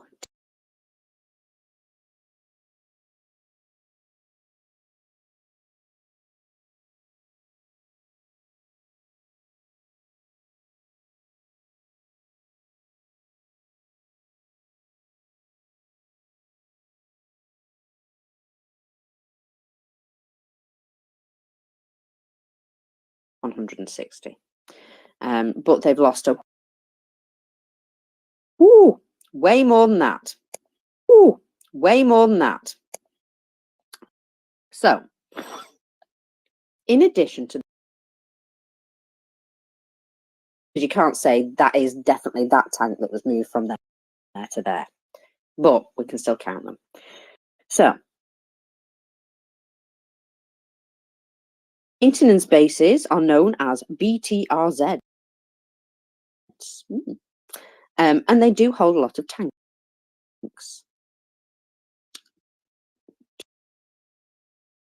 It's not confirmed whether they're all working or not, though.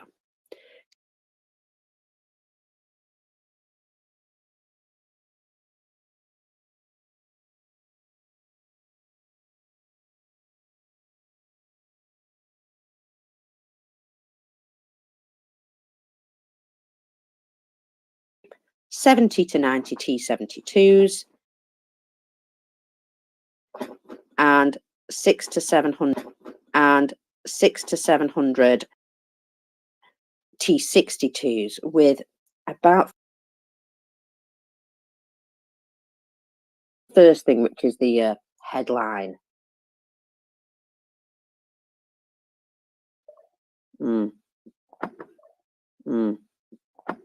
Total numbers. So tanks in storage.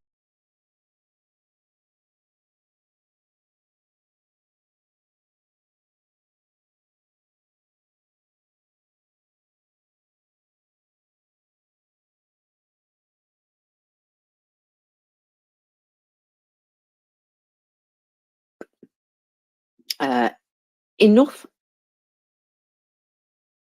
have, though, to make some observations. Have 55s, probably as some of the unknown tanks have been either identified or upgraded.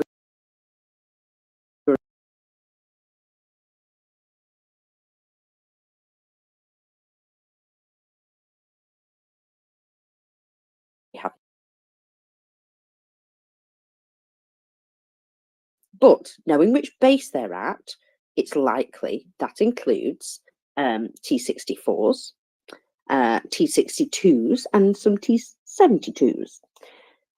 It's speculation, but it's possible. It's much more likely. The T64s Russia have left in storage from the start will probably have much more difficulty reactivating. And the reason being, that might be a problem. The T64s that they do use seem to have all been captured from Ukraine in 2014 or more recently. 64s are not working very well because they probably need Ukraine. They probably need Ukraine to fix them.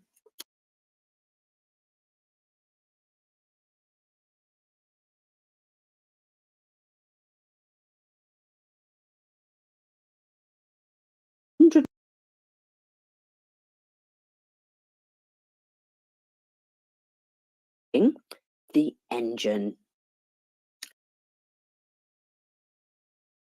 And therefore, these will also have more that they're trying, though. Perhaps they're going to try and put a new engine in. That would probably work best. But bit of a thing.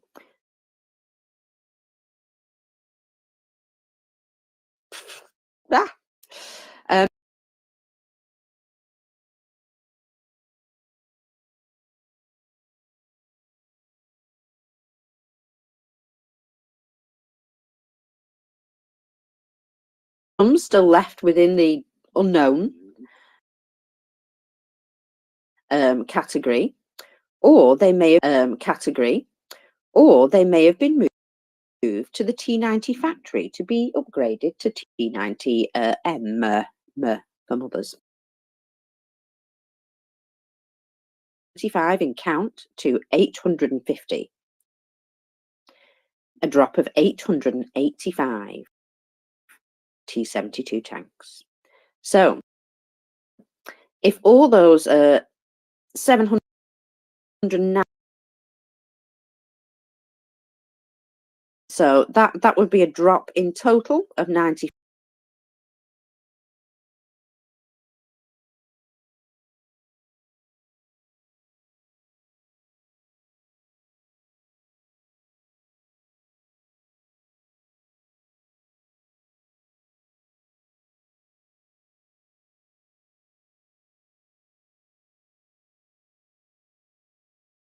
perhaps 100 of those will be T62s or other types. So basically, in the T72s, they've lost a net loss of around 445 from what we can work out. I mean, you know, these figures are not going to be perfect.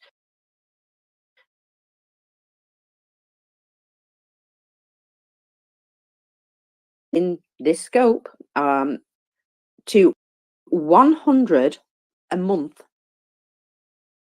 So that's 100 tanks per month that they're losing, and they're the okay, going through the okay ones.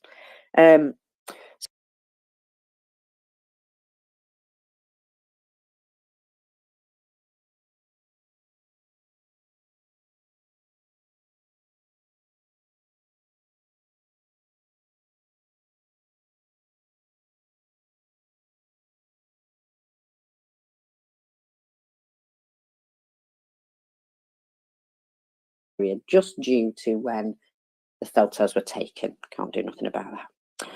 Anyway, why did the number of tanks in the BTRZs go up? And yet the number of T62 and T55s also went up.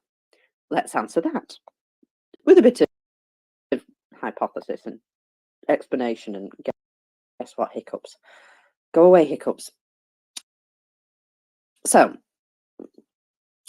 this is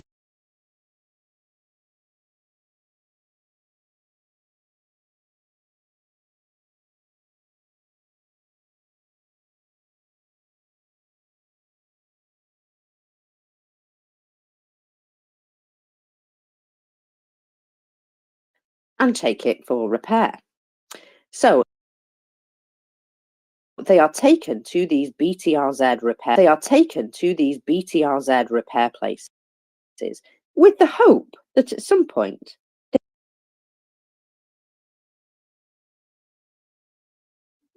with scrap, basically stuff that's desperately in need of repair, from 0 to about up to 350 T80s, up to 900 T62s, with another about 350 unknowns. So you can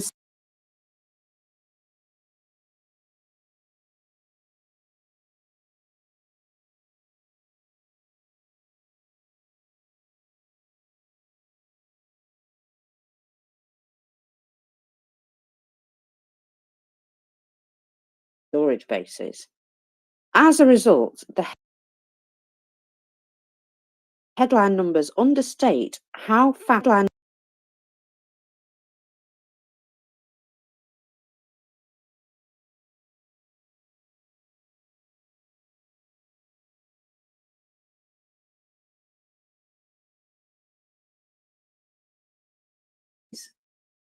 they're having to move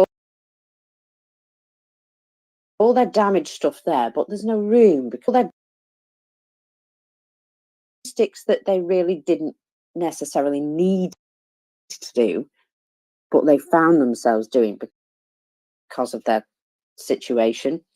So anyway, as a result, there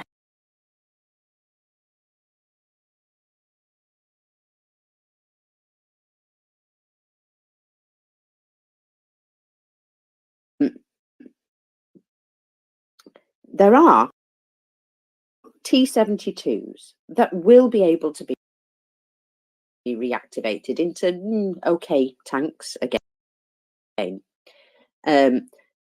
Now, say that's a rate of around 100 tanks a month.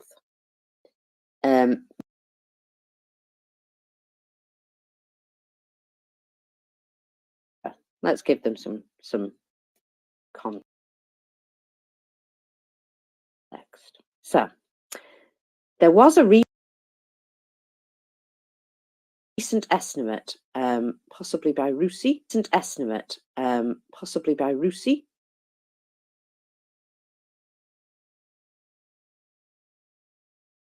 It still doesn't fit with the loss ratios. It's better, but it still doesn't quite. So, if Russia is able to find a way to activate the T-80UDs,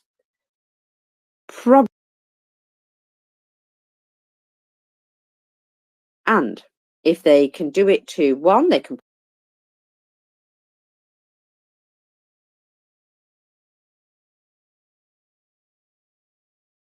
time. So, well, it's a lot of extra work for them, basically. So, in addition to open air storage, be aware that there is still some covered storage buildings. If we estimate their size and say they are all,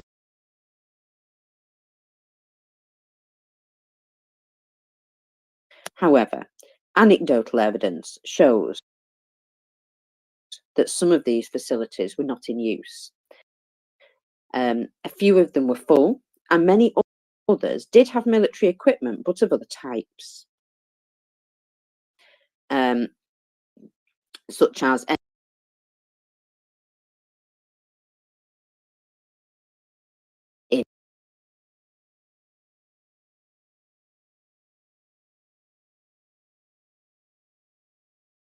very careless with their tanks these days. It is possible that some of those tanks are still in covered storage, or others have been moved in there. So it does create a bit of an unknown. But you would think that they would only put wobble on some of these numbers, but you can basically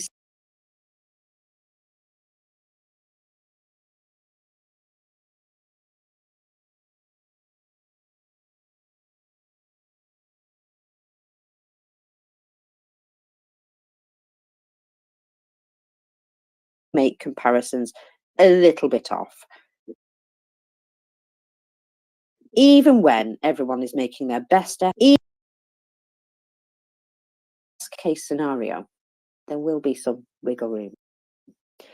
So there will be another video expected soon where they will compare earlier studies to this most recent one.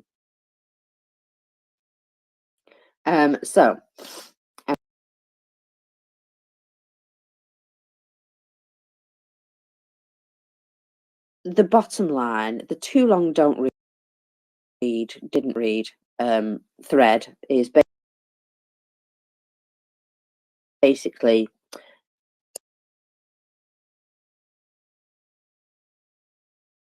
and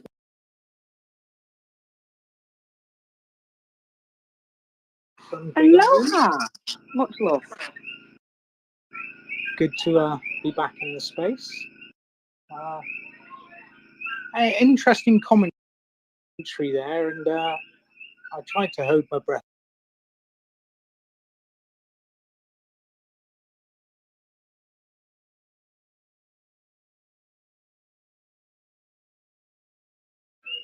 And whether they've got 40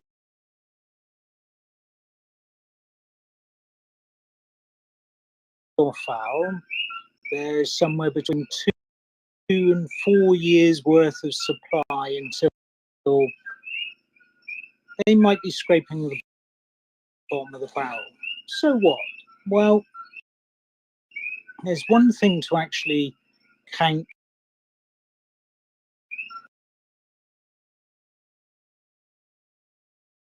good, bad, indifferent, are pushed through the force generation chain and then have to marry up with crews to be trained.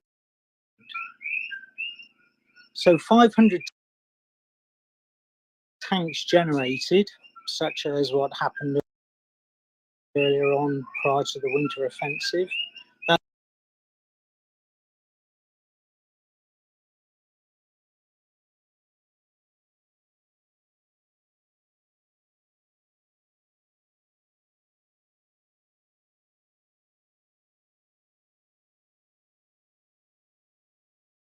Now, if you look at what we've been seeing with the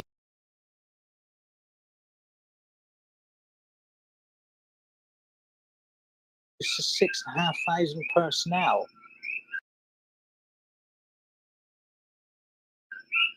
When we talk about force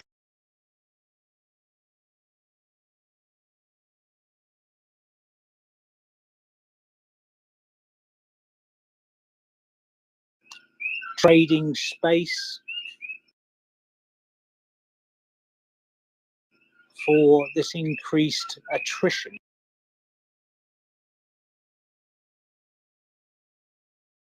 how they have the resources to push this equipment and personnel forward into a force generation to package them up. Now, we don't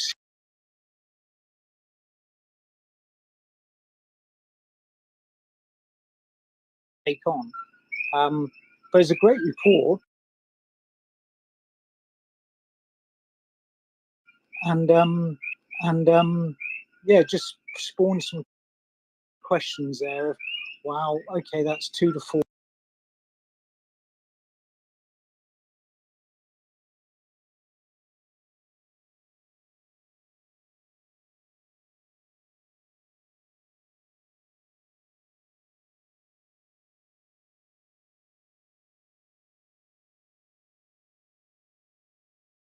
Increased ground-air coordination.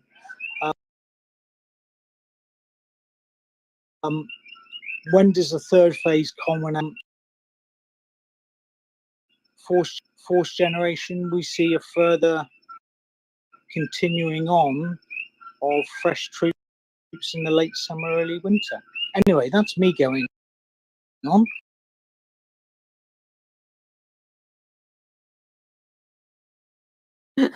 Your little cokey frogs, are they? That was the first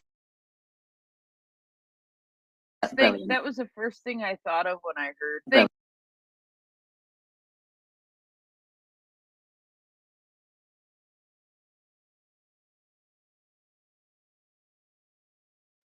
Oh no, you've made a lot of sense, and I agree that it's those things, they're also quite bad at organising, shall we say? We have noticed that they cause themselves all sorts of problems, don't they? All sorts of pain.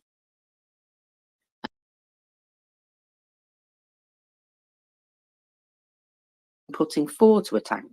I'm assuming that's because they have more people than tanks. I think some of the older vehicles, be 4-man crews, I can't remember. It's very, very long time ago I studied that sort of stuff. Long for a 4-man crew, you've still got to generate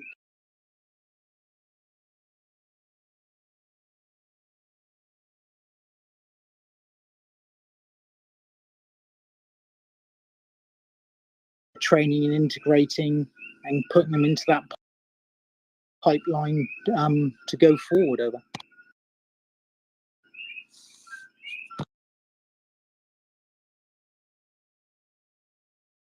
Thank you. Yes.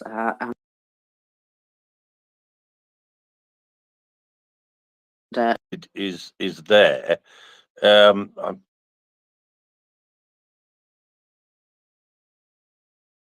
Opportunity to. Sorry if you know if this or that. Bearded.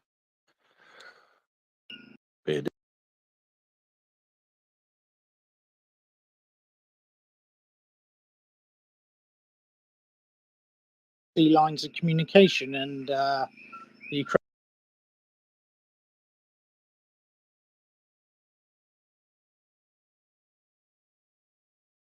Just mucking up the red. railhead or disrupting that supply chain because of the paucity of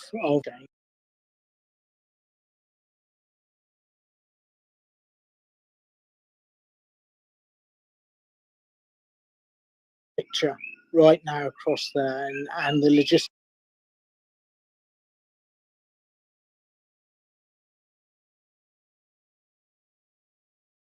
achieve secondary and tertiary effects. And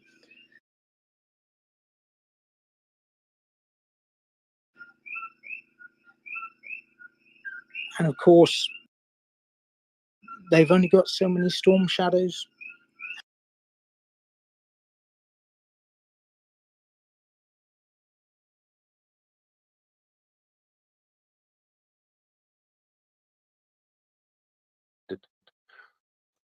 Yeah, I mean, taking out those logistic routes and fuel,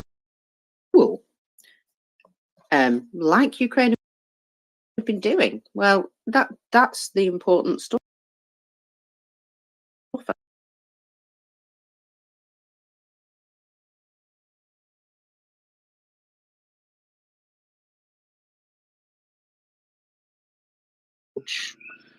Extended supply lines of gasoline to fuel the heavier gasoline. Chris? Yeah, I was just going to say, Marcus, that we did see recently. So I assume that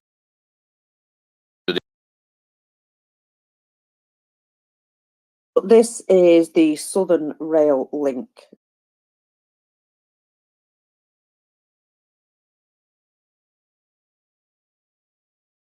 Between Crimea and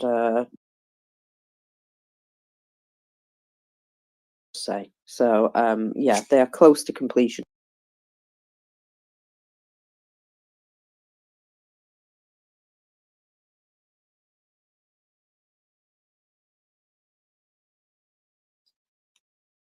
okay, I saw this video.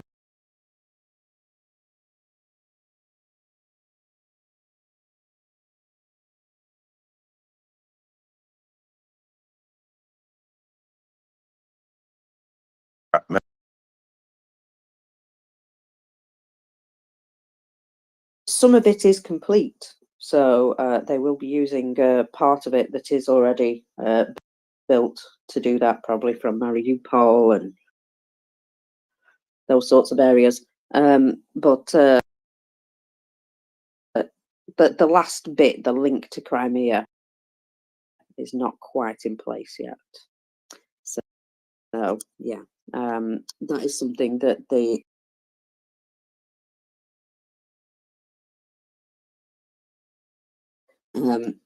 because then taking out the bridge is not as which is kind of within range, most of it.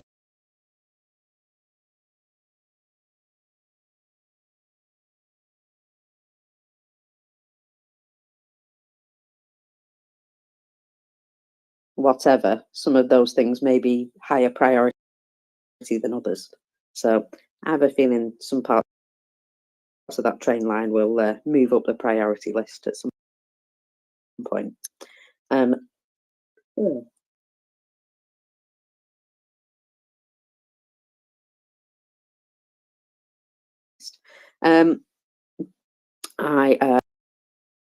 love the economic woes that are going on, and my favourite engineer has written a nice new thread about it. New thread of watching Russia make some really bad decisions, and some companies that decided to stay in Russia, and the horror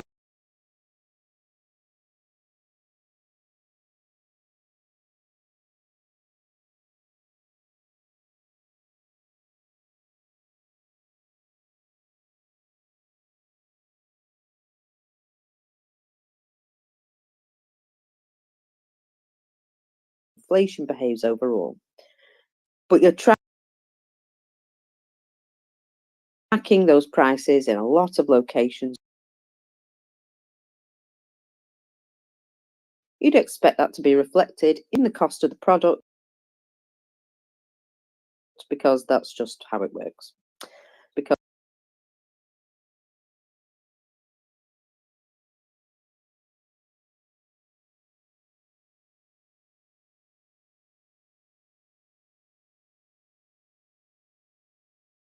dry milk mixtures for babies, canned vegetables for babies, chicken eggs, black tea, table salt, wheat flour, potatoes, carrots, cucumbers, bananas, vodka. Of course, vodka. Sorry.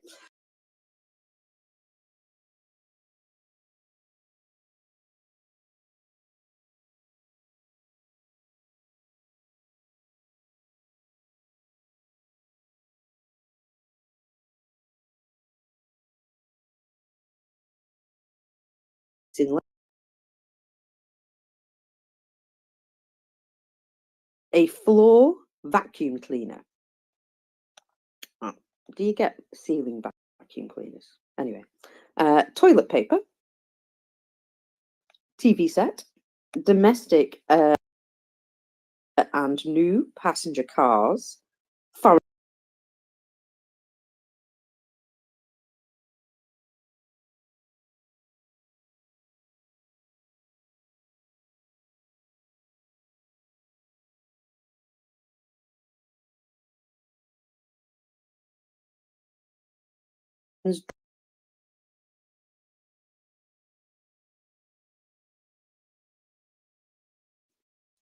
haircuts, city travel, bus travel, city travel, bus travel, economy airline tickets,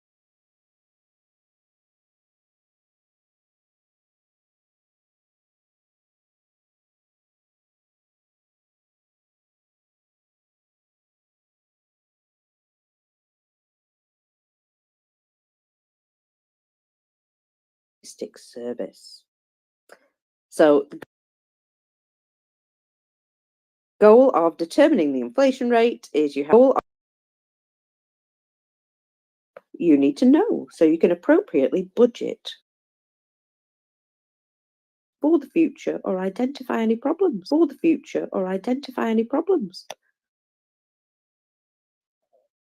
But what we've observed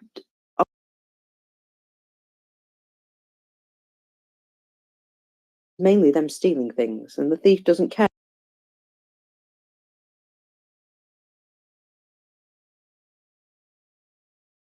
It's data in order to make things look like they're different from reality. So what if your goal isn't to actually improve the quality of life for people, but just make things look good on paper, which is their goal?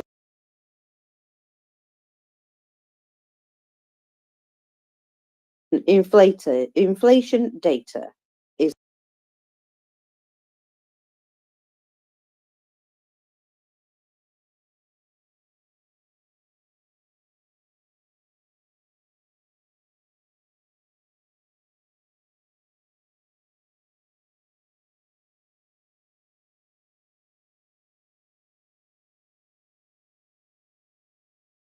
still have a fever, but the thermometer didn't go up. If they were, if you were somewhere reading a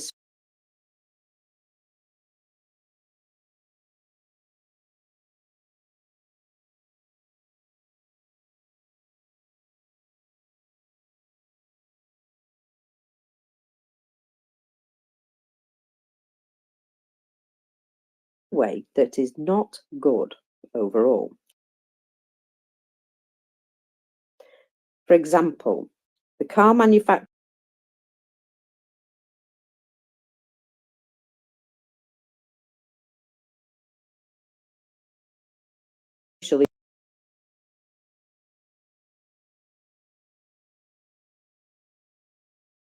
housing in state houses and municipal funds are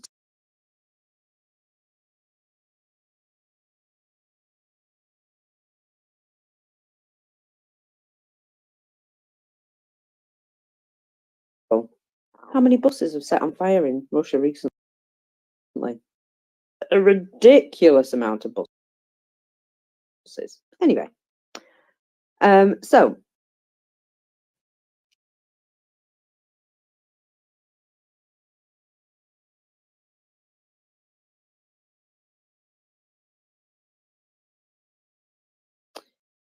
Russia is one of the only places that offers unwashed potatoes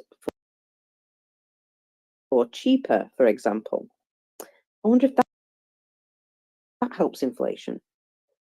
They also have the lowest quality toilet paper options. A lot of promising not to raise prices until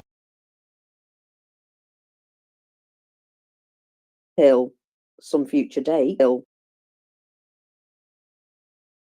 Hike up the price of something else that isn't in the basket to compensate. Voila, official inflation is down. And then you classify the business data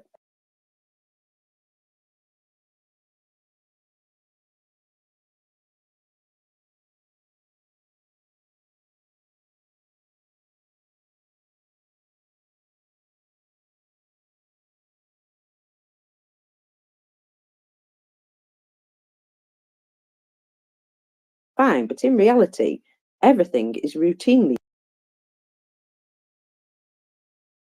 more and more underfunded. When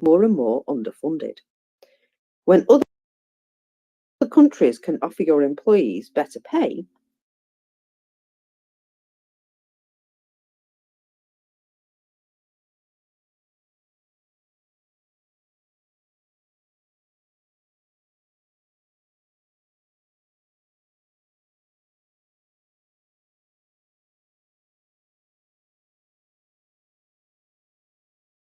but we get nothing extra in advance in return.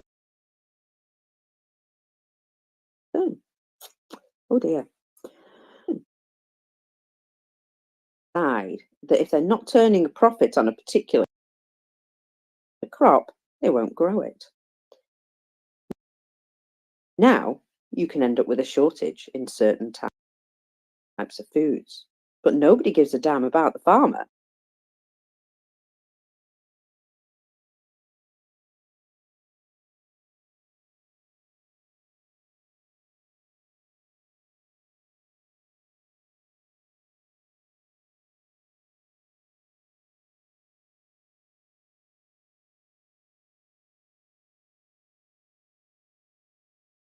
That's a little bit of context, catch up. And now we'll get on to the real meat of this thread. Oh, yeah, no, we're not finished there.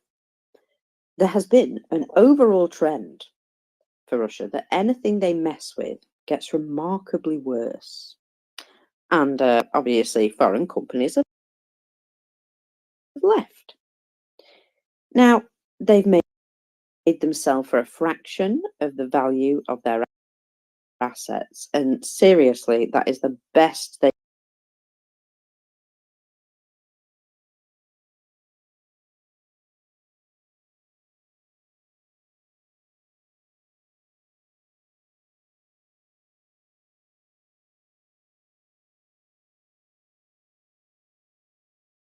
take. Same goes with import substitution. In some cases, they just determine that import substitution is impossible and they just decide they're not going to do it. So whatever it is they mess with, it just gets some small outliers where they are successful, but it's not all they are. And there's a variety of reasons as to why this keeps happening. Why?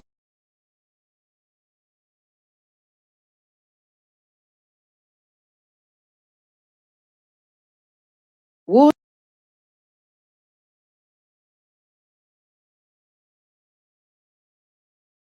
personnel, you've pushed out all the foreigners who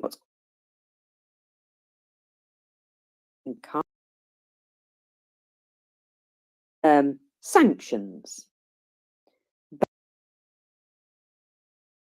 banking troubles, employee.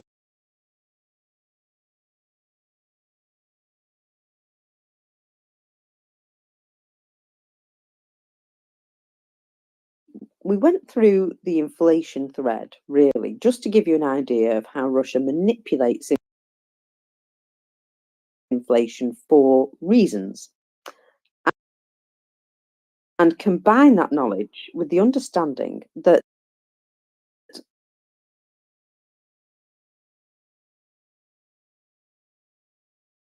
have messed with food before, seizing Danone, and Carlsberg Brewing. Sorry, I always have to say it like that.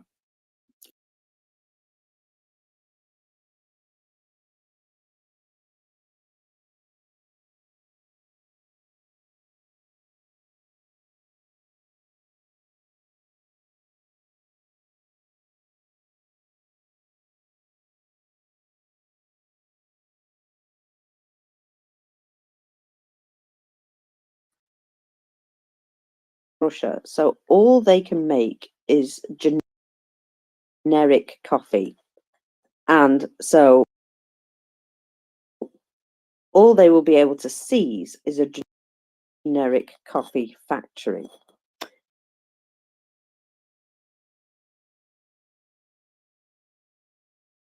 Others are reducing their presence. Well, so if they only sell one particular type,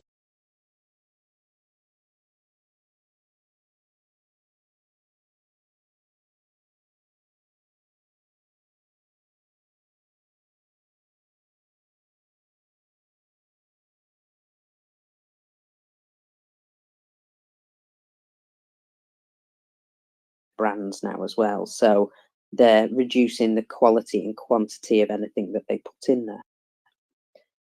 But there's a bigger problem than that, a bigger picture, where they're managing inflation numbers, as we discussed, and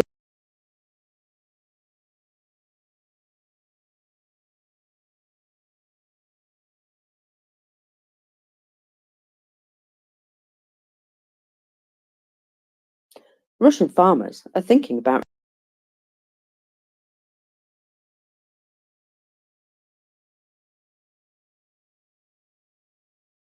costs have increased on all of their inputs.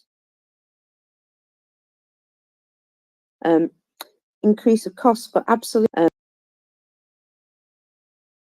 infinite, and it becomes impractical. They already have had to reduce the application of fertilizers and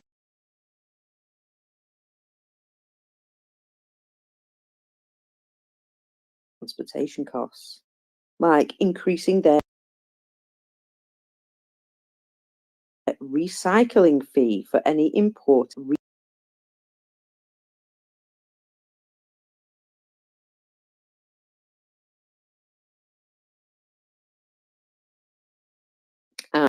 And there's plenty of evidence of them explaining record yields but decreased profitability. Last year, we were very optimistic about the future, but now there is practically no optimism left. People are unhappy. They describe that Russia added export duties in order to ensure that Russia remained fully stocked first.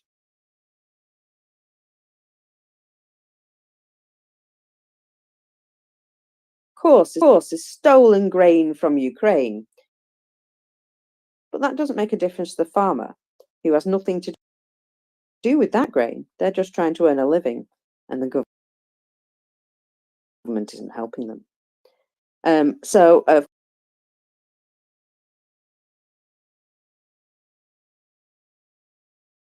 Putin with a request to reduce or zero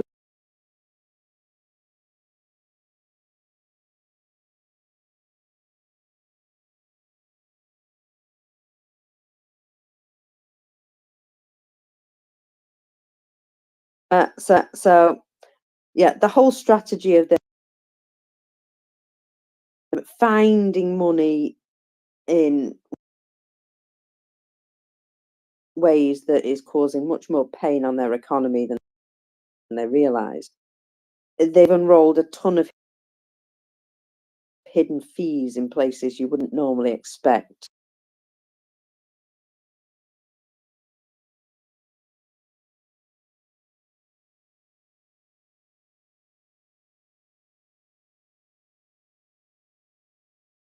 Both a solid harvest and solid achievement.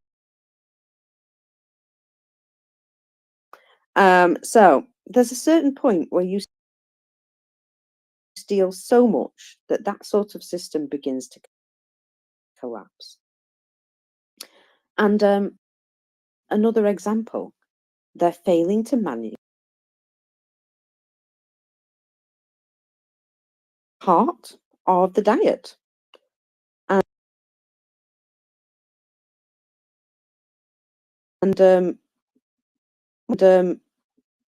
Well, they have a labour shortage. They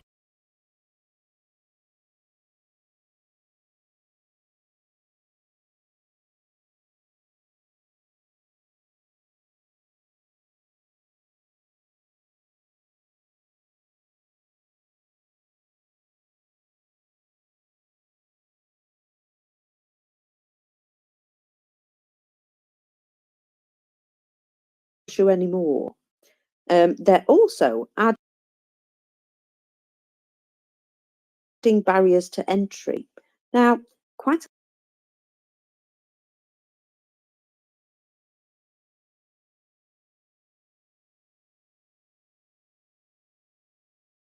they all go home again. It's what they do every year.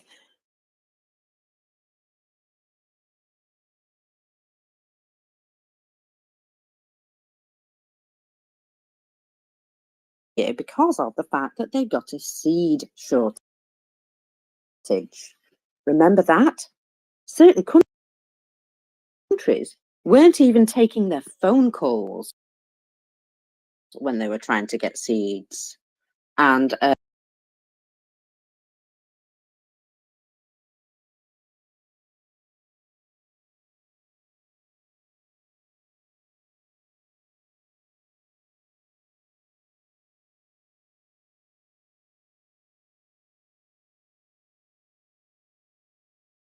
beautiful about Russia, you are saying, I just wanted to celebrate all the international ha ha ha fuck them.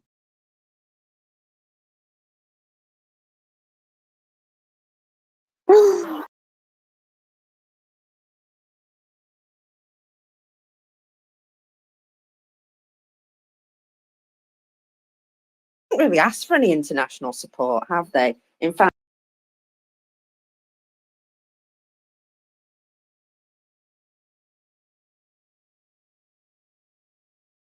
that particular video.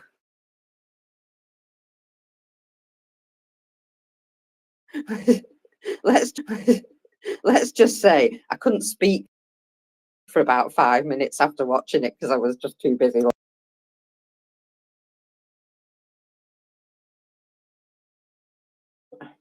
What was it called? The Orsk Dam in Orenburg. where they sent an excavator and it became and a big truck with rocks, and they became a part of the flood.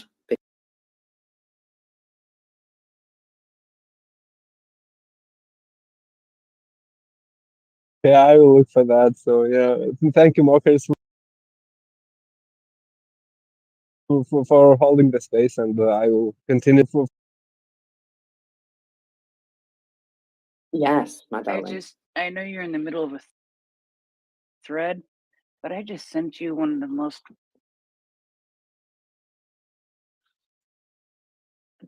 I think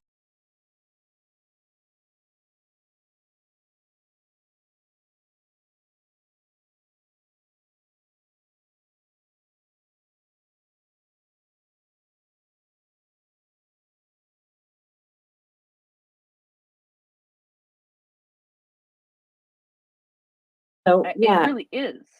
You have instead of carrying a deceased lady,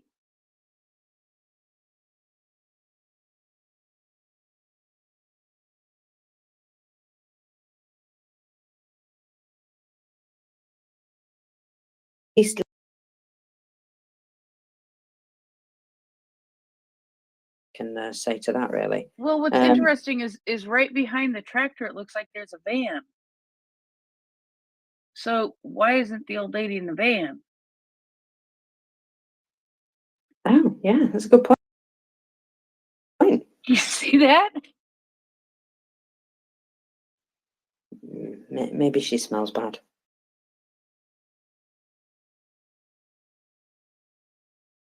What's that? I said it's not exactly what you can.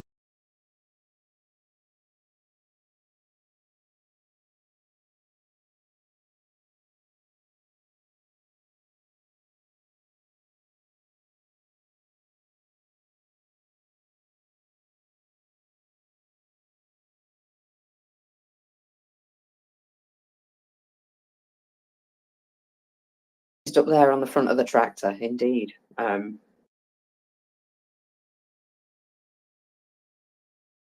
It's a heck of a way to be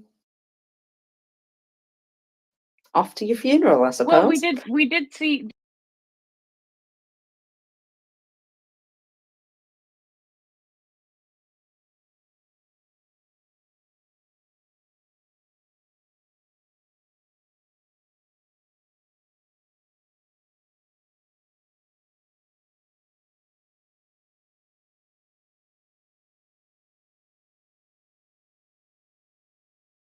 I know it is. It's hurtful to the brain, and actually, I think I'm going to be replaced here in a minute. So you know, I had to get that in while I could.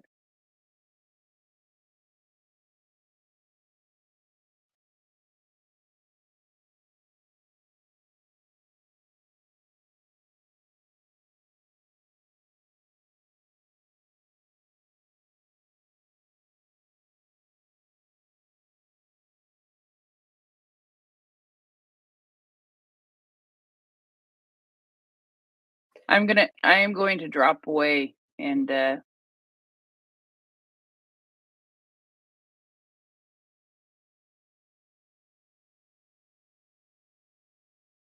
tomorrow.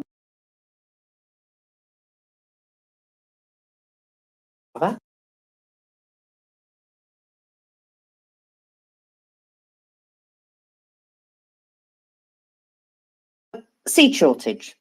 In particular, a seed shortage in two particular items.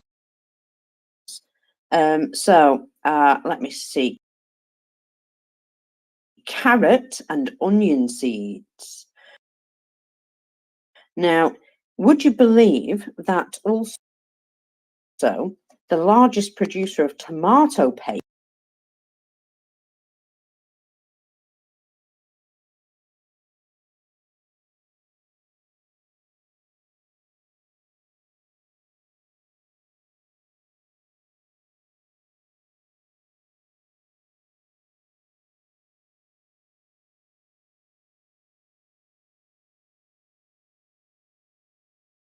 because they don't produce enough seeds domestically. They have to import them, and they produce some, unlike hatching eggs, which seems insane that a country like Russia can't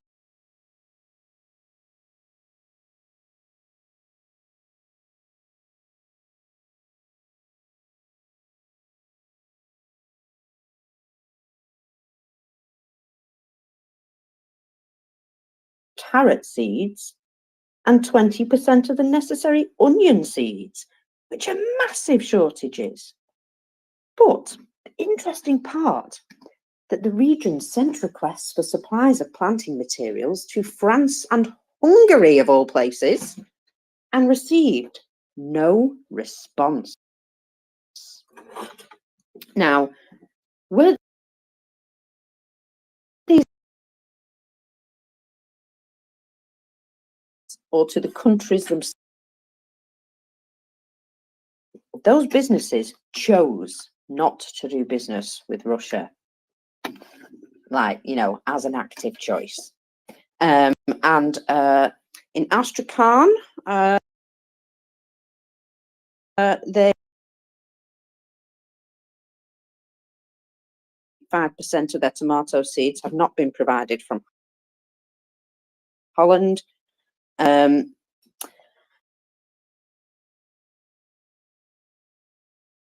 A disease affecting pumpkins.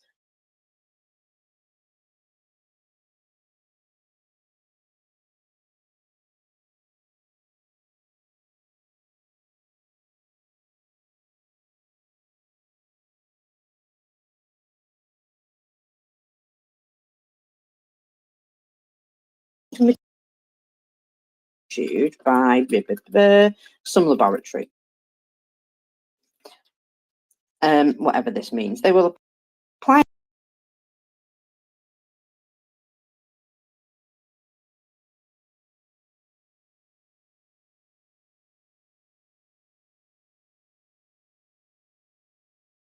we will then decide with our own laboratory whether or not we'll unban you. Gotcha. So, the National Organisation for Quarantine and Plant Protection,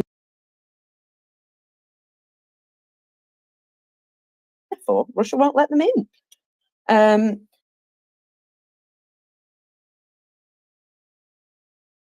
And so the Netherlands, and to ignore them. Now, a little quote from the company that produces tomato paste. We are heavily dependent on the import of Dutch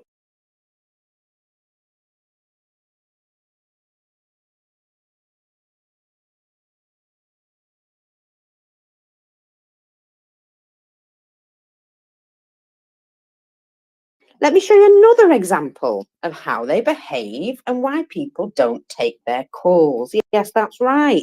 Ecuador. They were going to give the US some old Soviet equipment, which was practically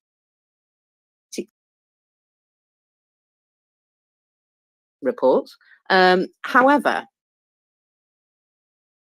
because that would probably end up in Ukraine, they banned bananas, declaring they had some sort of pest. That's right, the polyphagus humpback fly.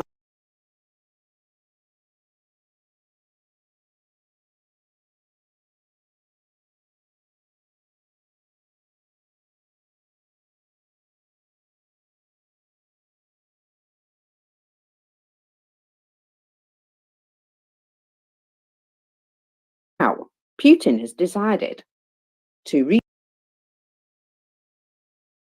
recently seize a massive foreign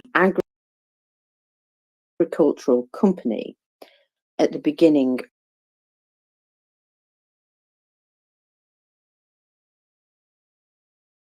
turned to a big pile of shit. Agroterra. Agro-terror. Now,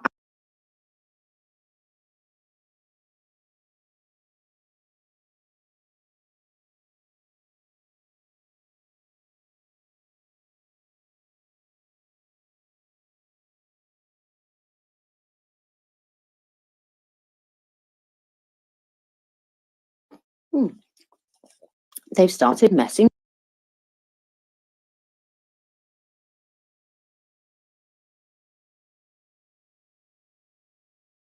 of control of a number of supermarket chains, 3 in fact, that I can't pronounce.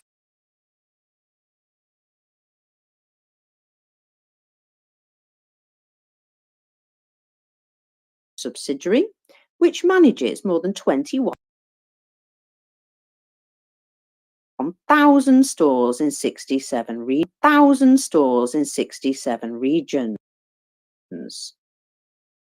Just send a little wave over to Ochan over there.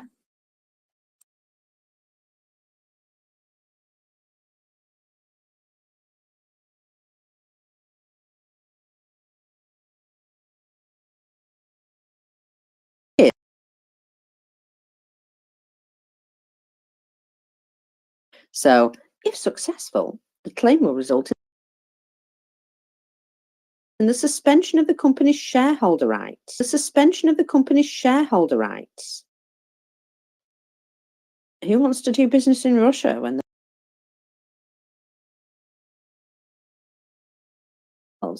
and so he is effing with the food supply for the people.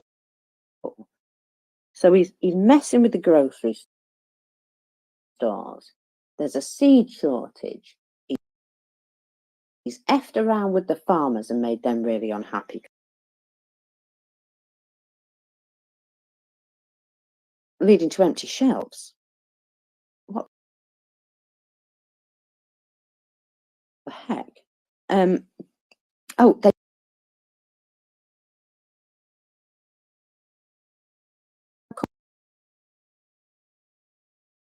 safe, perhaps lower quality, or the company fails.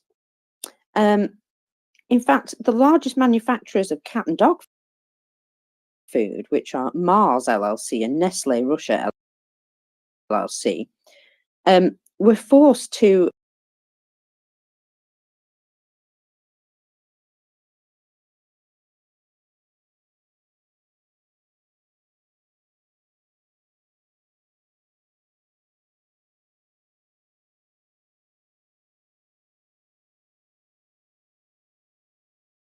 because all of that has already taken place now. So the next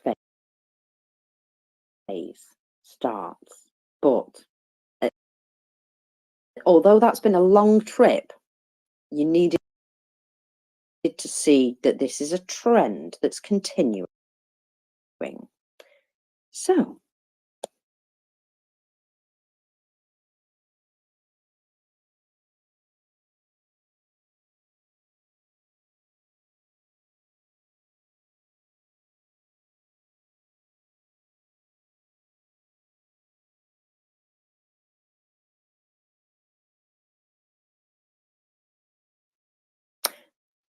this isn't a good idea at all. So one of the buyers who disagreed with the proposed purchase prices, the network refused to work with some manufacturers of confectionery, pet food, cosmetics, and household chemicals.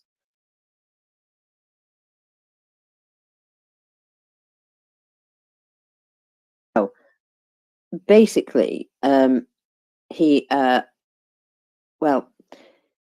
he's told them he won't sell their products if they don't reduce the prices that they're going to allow him to sell them at.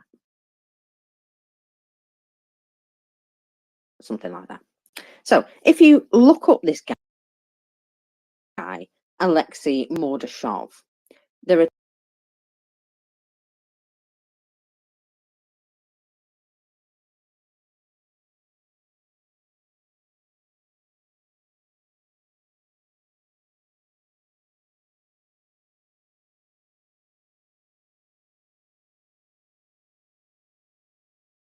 Loliovov's boat as well, because he's still mad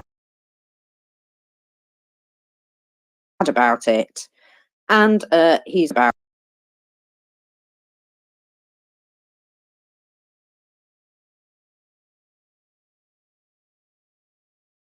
Lenta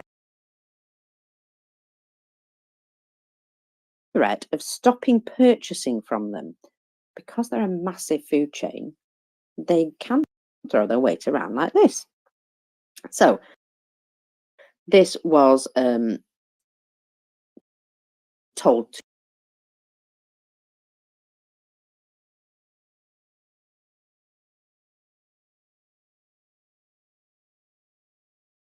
them to keep prices artificially low.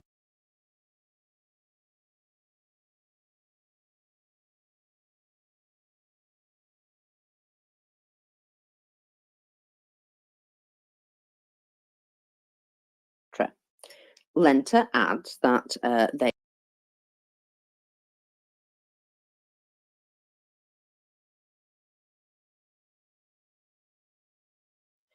sorry, that's funny.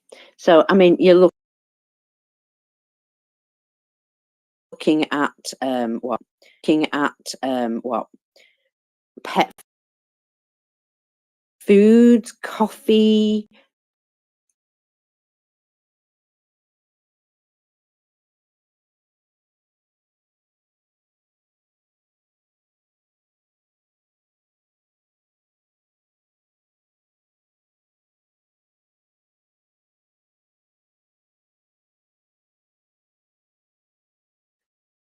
this is such a bad idea. Oh my God, such a bad bars, pet foods, that's Pedigree and Whiskers brands, because they were able to agree on selling prices. So was Lenta behind the whole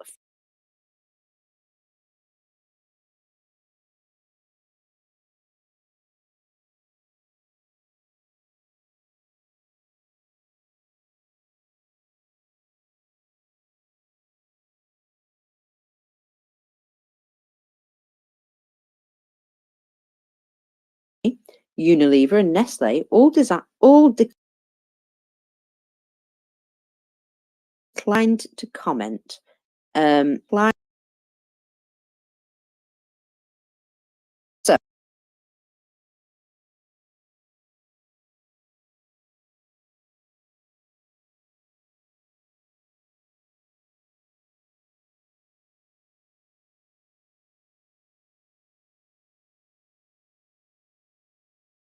read prices.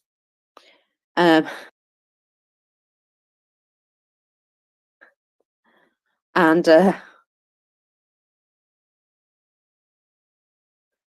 basically, if they can't sell it at the low price that they want to, they just don't purchase it. Price that they want to, they just don't purchase it from the supplier. So that's another way to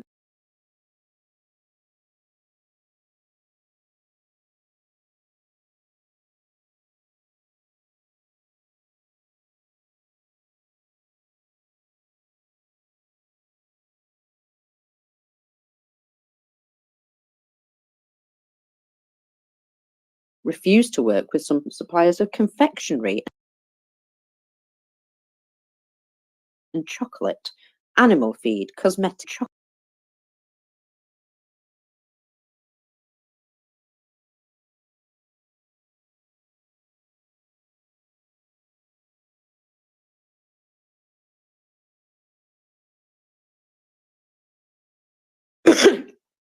Just saying.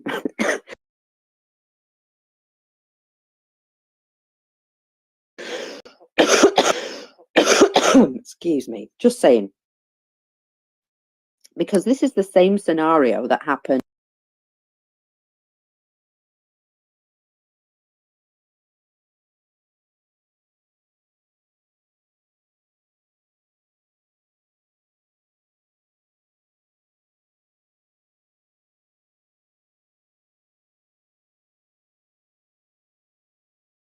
Well, in fact, I think all of the companies told them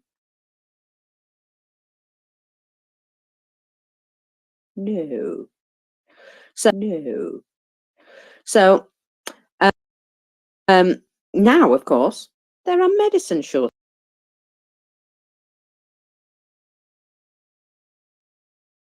Thank you very much. Doing well. Good morning. Good morning. Good after. Yeah, good morning. Good morning.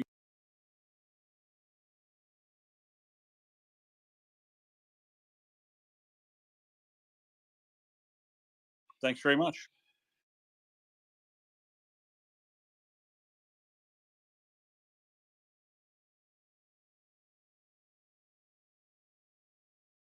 Hello, good morning to everyone. So, this,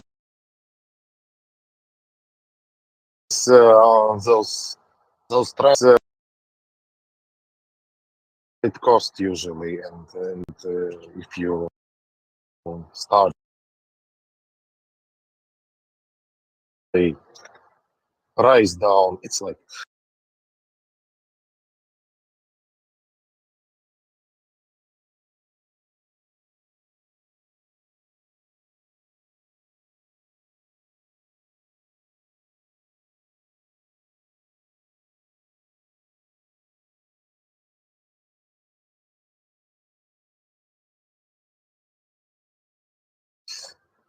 large portion of Russia still living, but there was like news that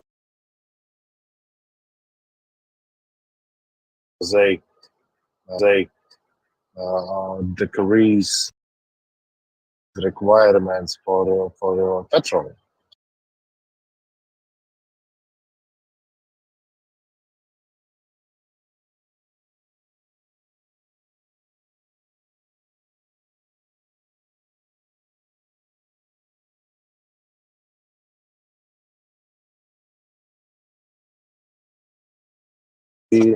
Like chain reaction.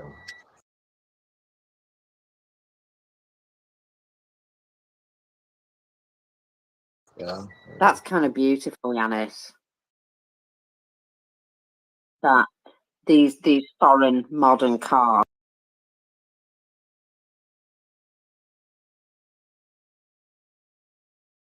I think you're in a dead zone. Try again.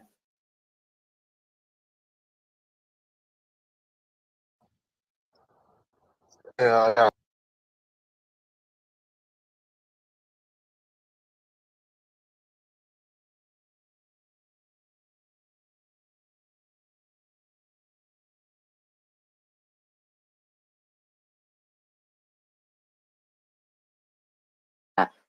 They make a decision.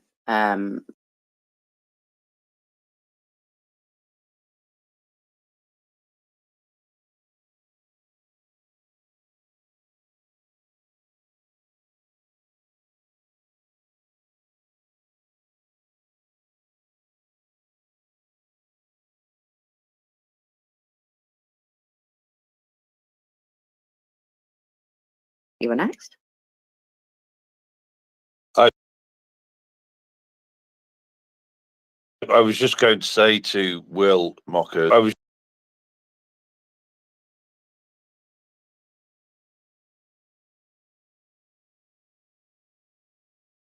go, Will. So the risks are if that's the right word, right? Well, yeah, you'd be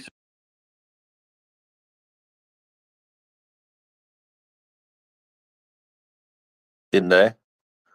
Yeah, for one of two good reasons. It either becomes strategically important to Russia, or you have pissed them off by deciding to freeze your company up like Dannon did, and sort of leave the country, and they build a fake tax bill and then take over your business on the basis that you didn't pay your tax. Yep. then there's the reputational damage of working in Russia. I think that's on the list as well, isn't it?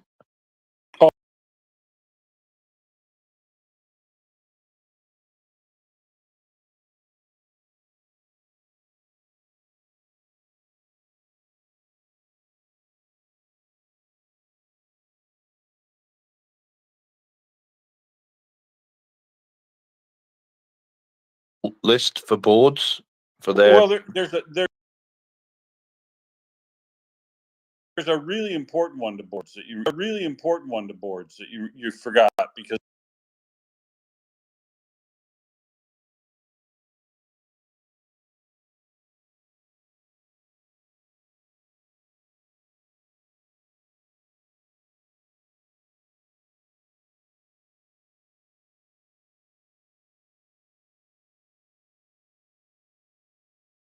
large amounts of capital out of Russia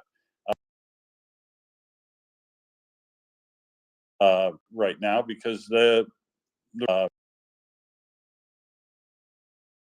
Yeah, no, so Mockers, maybe we should produce a MriyaReport simple risk checklist for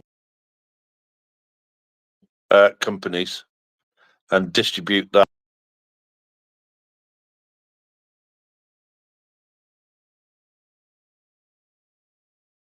Concerned about the massive loss of power infrastructure this week, and I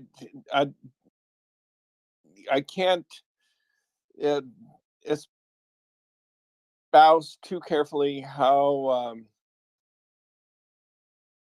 relevant this is, because it's like historic.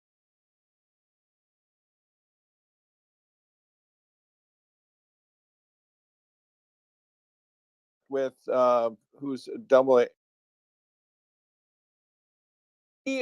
He's down in the Uman area in Ukraine, and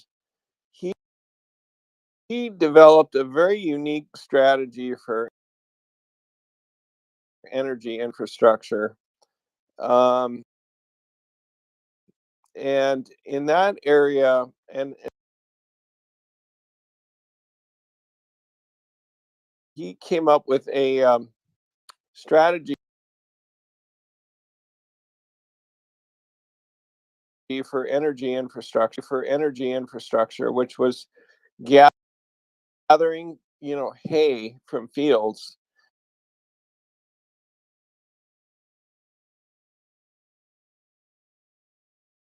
saying that all these public buildings in Ukraine are like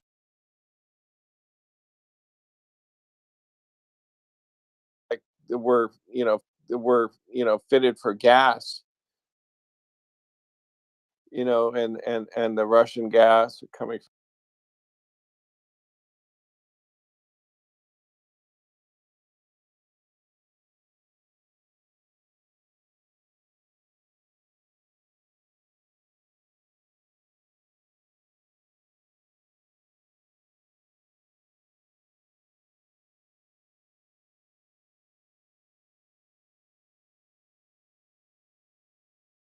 Do these energy research things about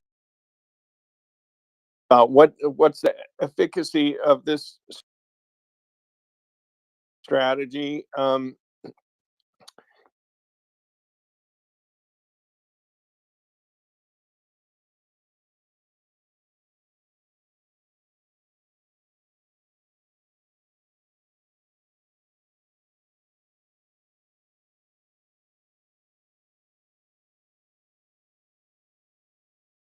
This whole, Ukraine energy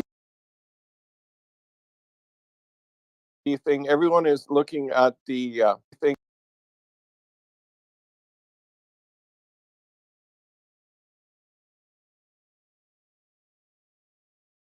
He's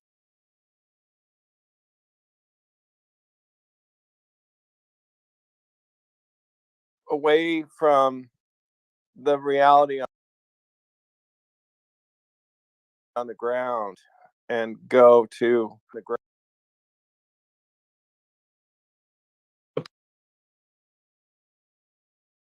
So small compressed biogas or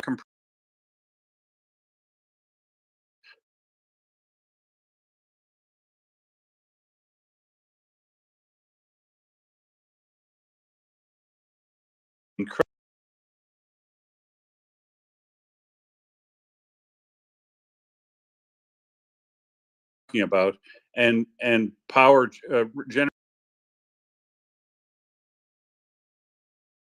generate power, heat, and water and everything. Power, heat, and water and everything. With that, you would turn Kiev and Kharkiv into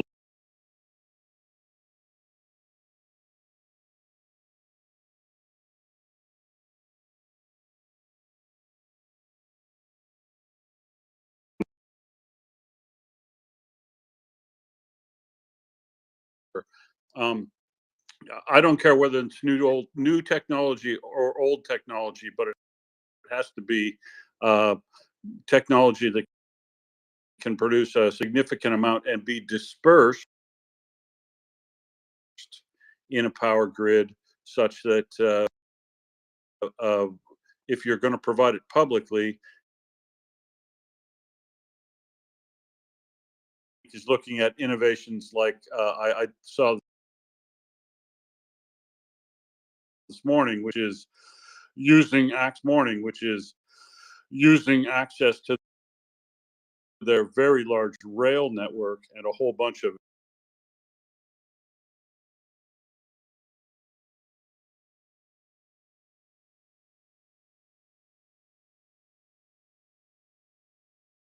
the sort of compressed hay fuel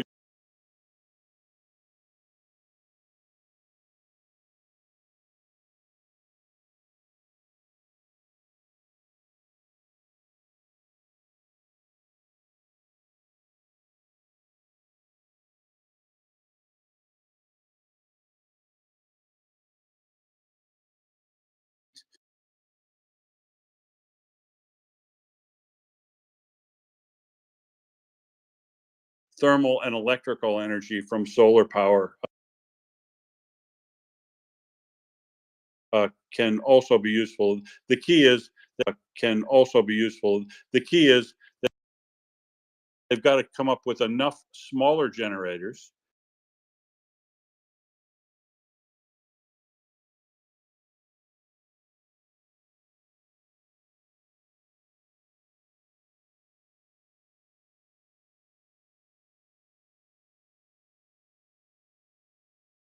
importantly in the short term. I'm not sure you'd want to set those right back into motion and have them be easy targets again to knock out would be my issue with power generation.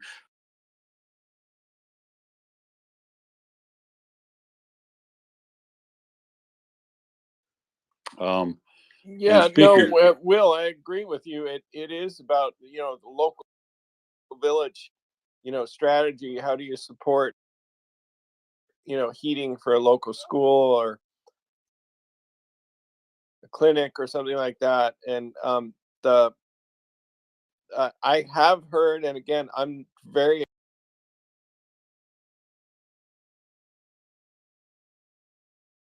equivalent to coal, and it is a renewable resource, which does not have to be dug out of the ground in eastern Ukraine.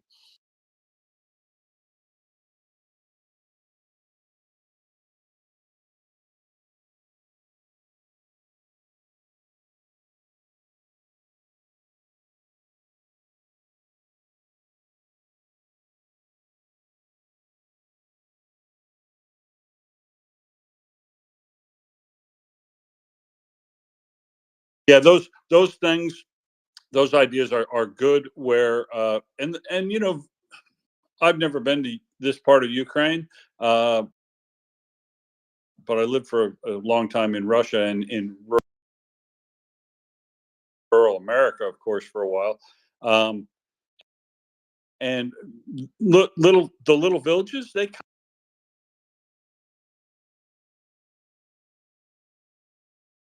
or something like that, and they'll need fuel for that. So the gasoline requirement will go up in all of would have an alternate fuel source for when things uh, uh, when electricity goes out, because the thing about places,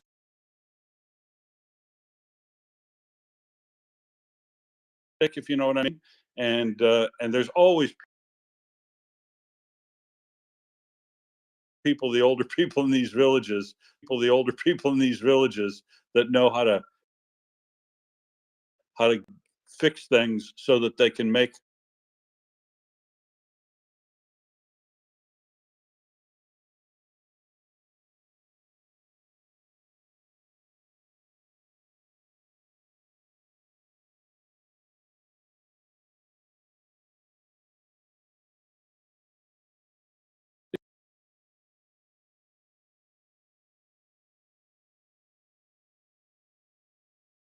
absolutely critical, and and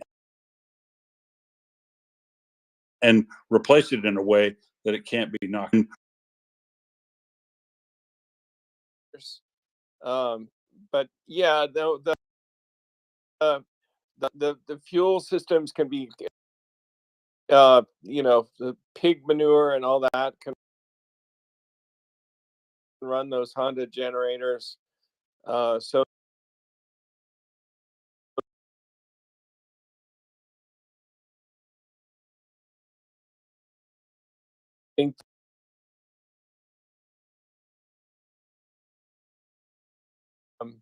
I just don't know. I don't know for sure if this claim that the hay pellet is equivalent to coal, or what the impact of harvesting this and burning it.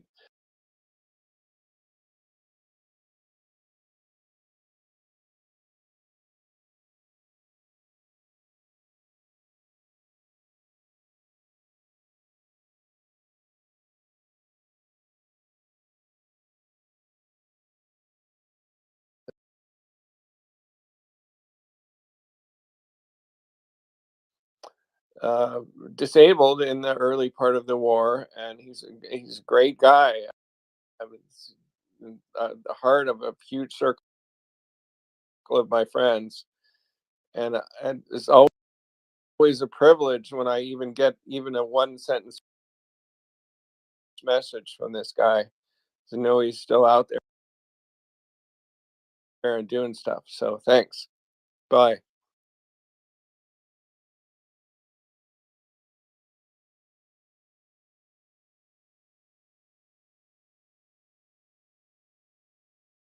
Some success in the places where they've got the fuel.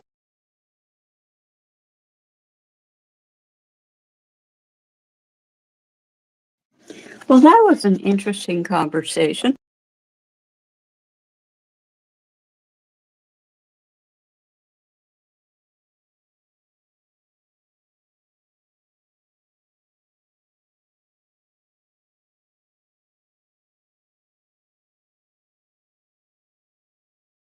A lot of innovation and discovery. And in, and concerns that do drive a lot of discovery. And certainly we have struggled, for a long time.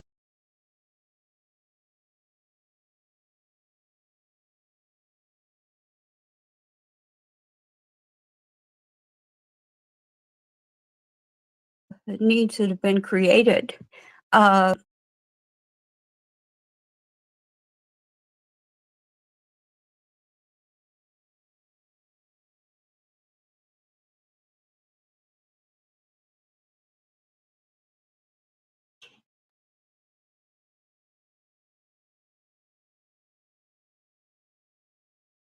as power plants. Uh,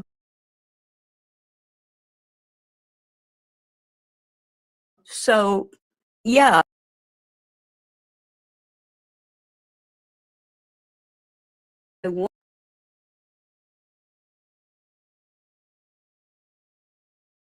The Ministry of Defense,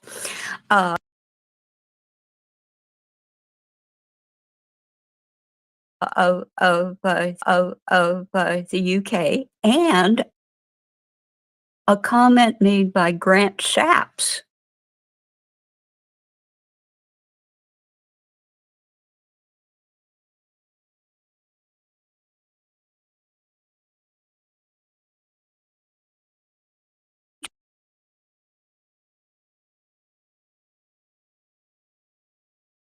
Laser, and the name made me think of Marjorie Taylor Greene in a way, and I thought, oh no, I hope this.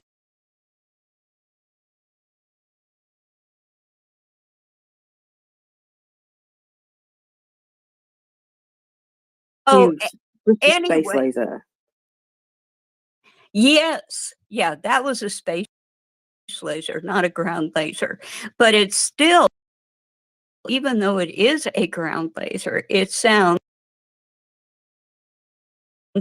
extremely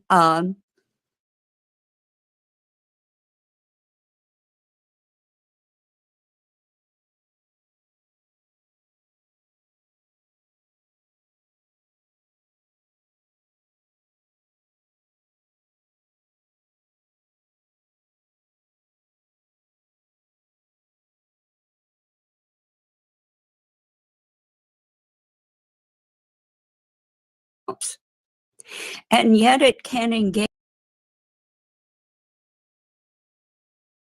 these targets at the speed of light. You know how science fiction is. It also often becomes reality, you know, at a later date, and this has. Now, originally, they had planned to install these on their ships in 2032, but they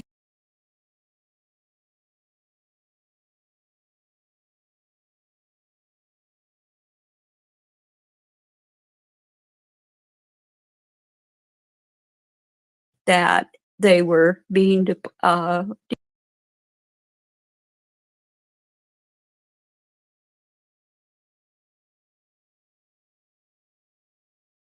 it was a long time ago when this was not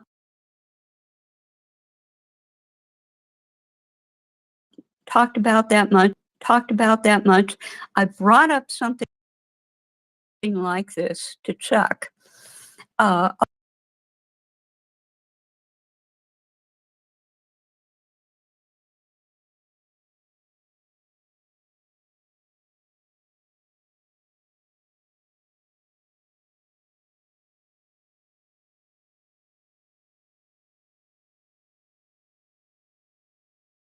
I can see Will is leaving. Sad.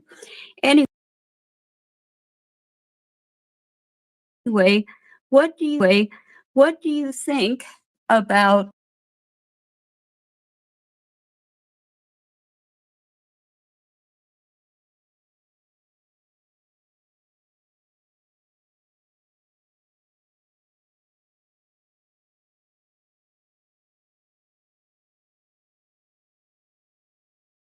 the article?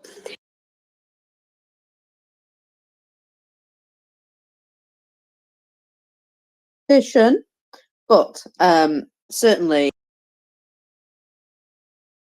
this is very exciting. Yes,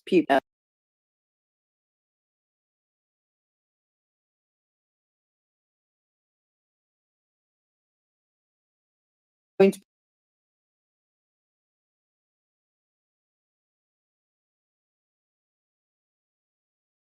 type version, which I believe requires battlefield testing.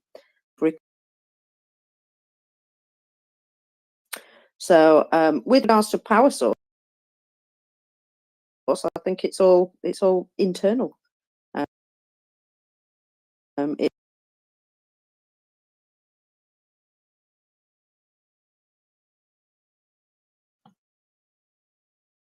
for a power source because no scientists here. And it's probably classified, I would think. But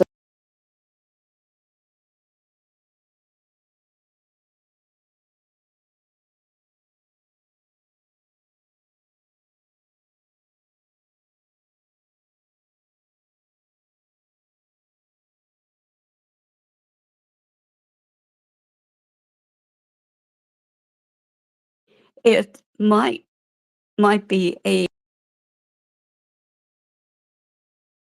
alternative to Patriot missiles.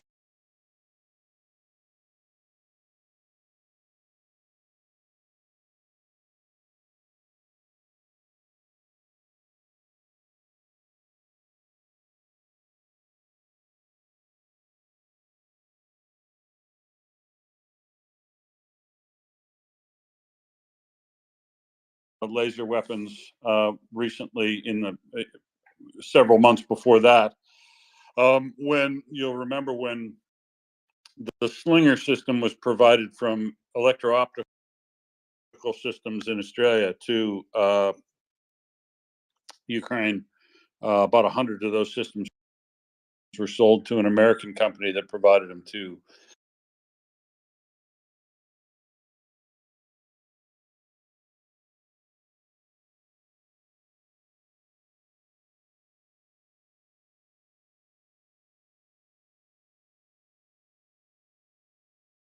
Australia, and they not only showed them and let him move around the Slinger system, they also let them watch the high energy weapon version of that that they're also prototyping, but I don't think it's anywhere near field testing or deployment. And who knows why Grant Chapp is saying that. Well, I mean, he's saying it because he wants to announce it, because governments love to announce new things, and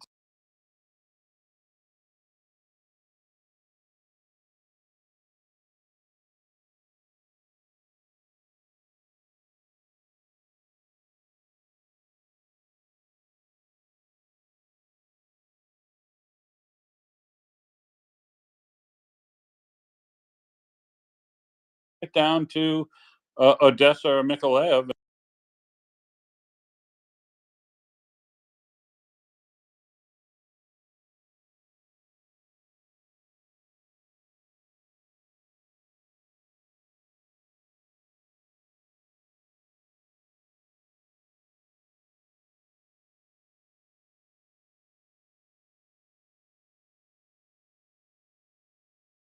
Test kit, send them a few of the technicians, try it all out, have a good talk to them, go it all out.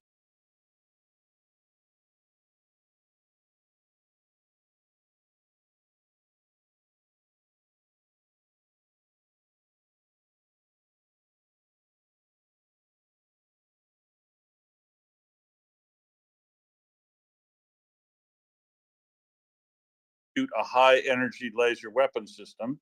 Laser is, of course, unified in phase light so that it doesn't get dispersed easily. But of course, when it goes through an atmosphere, everything eventually gets dispersed and loses power at the core of the beam. So the key is how massive can you, how much energy can you put in the beam on a delivery basis of kilowatts per second or whatever.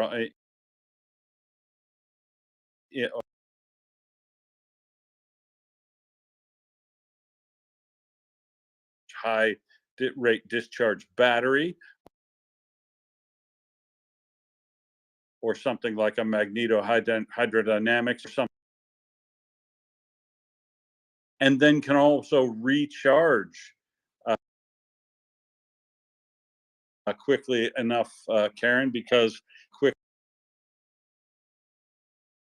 have 50 or 100 shots in it. But each shot, given that it's just electrical power you're generating and turning into a laser energy, each shot, they say, costs about 10 pounds. And that's kind of where you want to go to.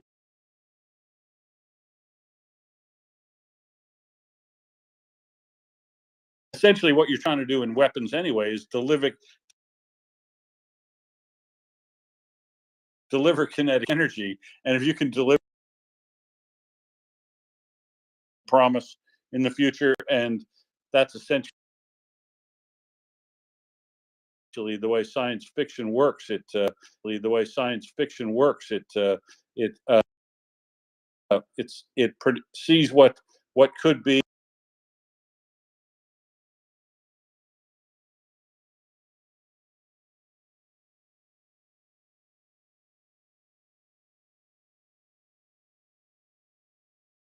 And if there can be available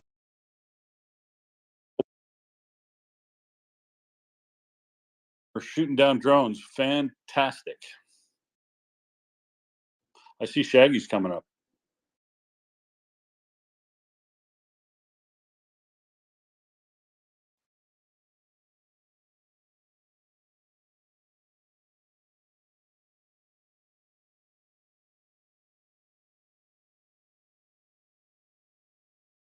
Really.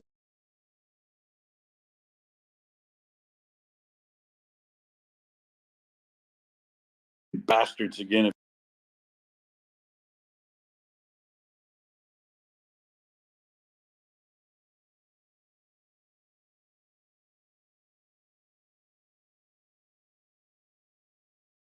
I like this Dragonfire thing, but when it comes to free, well, I think because it's being produced by it's being produced by the Defense Science and Ethic, so some commercial companies. I don't think they're going to be companies. I don't think they're going to be saying, yeah, have it for free. They're going to need to be paid because they are.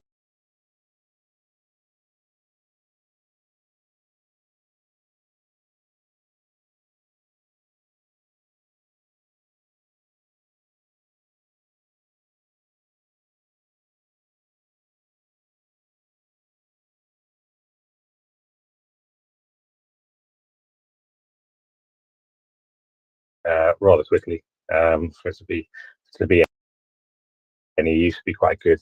Grant Shapps, yeah, he's a politician, so he's going to say good stuff. I mean,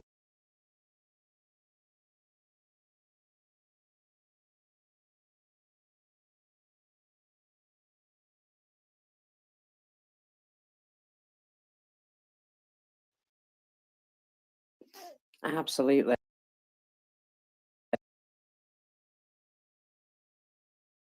If they could use something like this that doesn't require ammunition, doesn't as well, a shot. It sounds fun.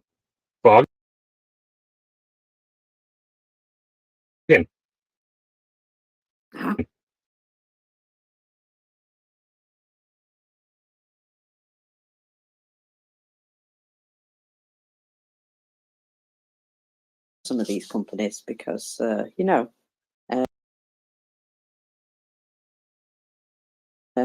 Let's just say that you'd pay. Let's just say that you'd pay a lot for that sort of advertising, wouldn't you?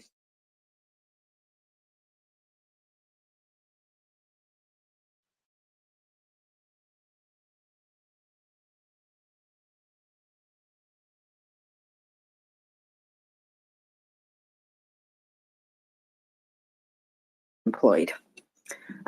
So I was going along with this super long thread, and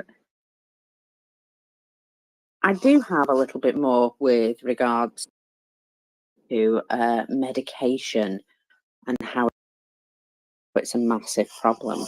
But I see my favourite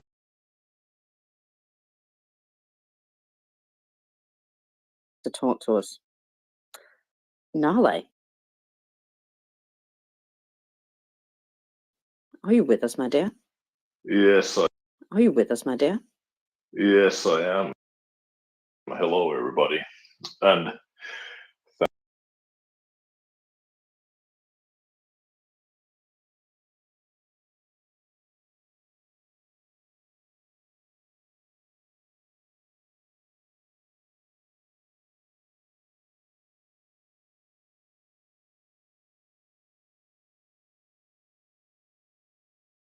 everything might be quite close to the same as some sort of Patriot battery with really expensive missiles. So, but then of course, once you have it, it's 10 cents a shot. So that's good. So have it on rapid fire.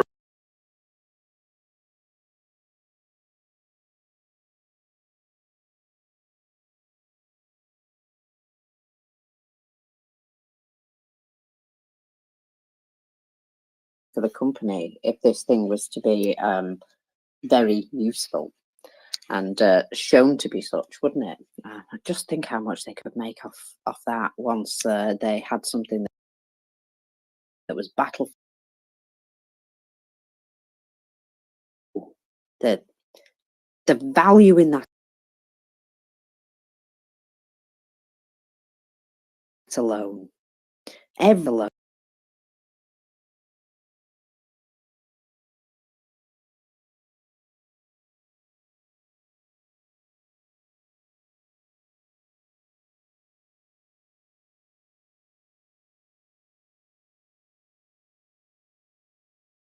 So that we can use that in our advertising to all these defense companies and show them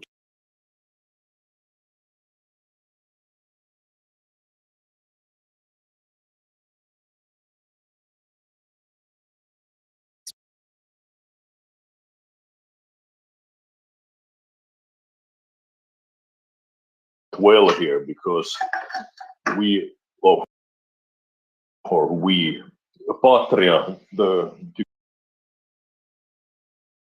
defense contractor in this country,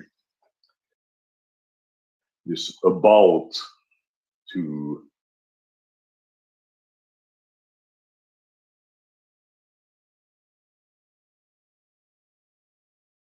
is like maybe 20 at a time, but this is 1,000. So NATO is paying off. Thanks, Germany. just goes to show how much Germany's depleted their own resources as well. Peacetime dividends and all that. Chris, go ahead.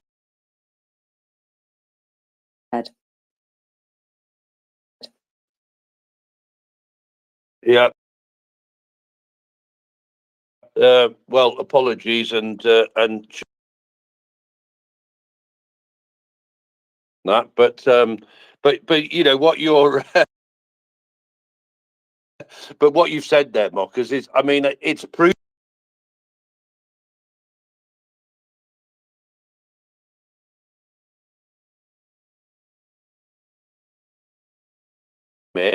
Everything that's performed well, pretty well, I would say, in Ukraine, has you know, the sales on it have, well, Patriot systems as well, of course. I mean, everything.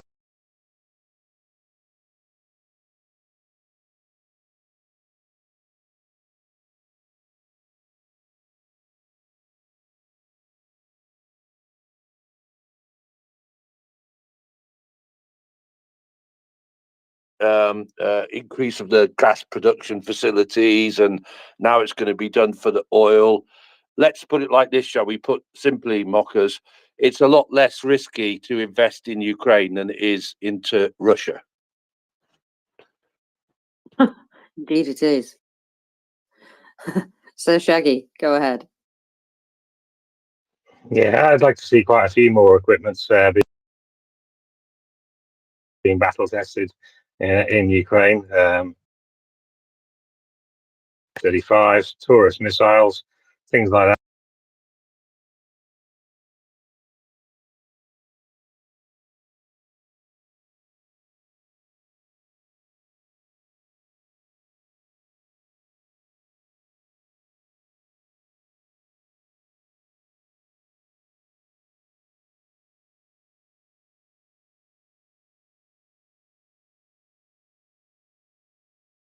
And sort of put on hold or by the wayside.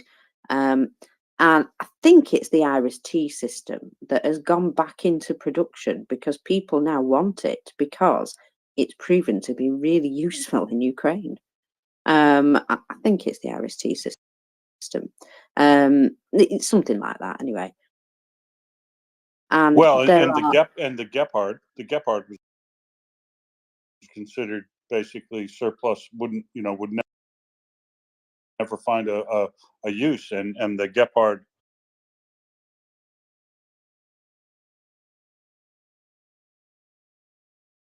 some of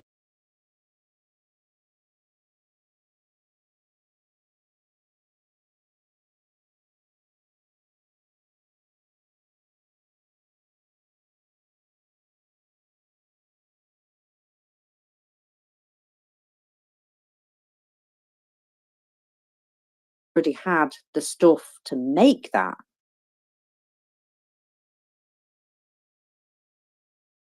It had just been mothballed.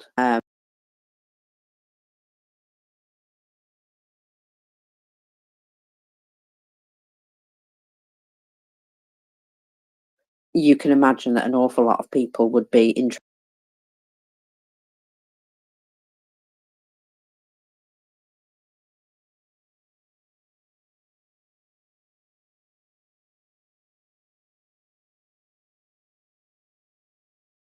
It's all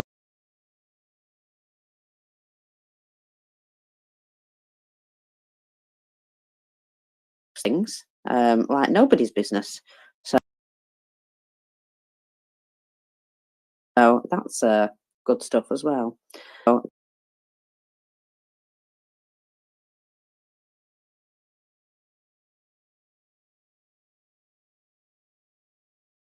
what you can get for your money. And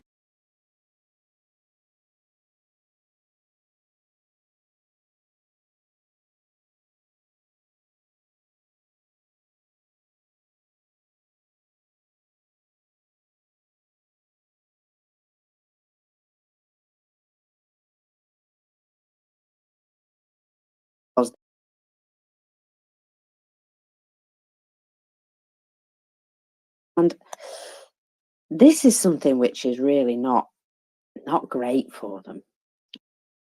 Because, well, there's some details in here that you'll think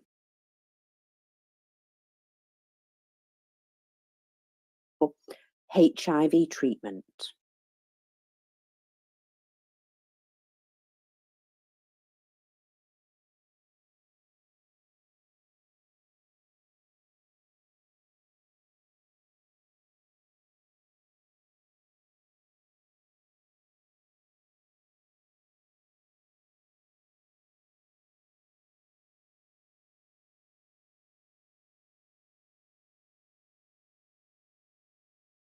Requests from suppliers.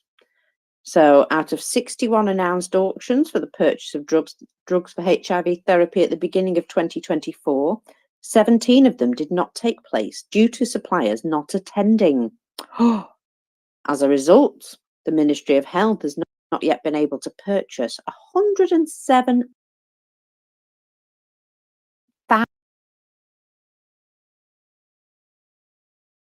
totaling about 1 billion rubles. activists state the low activists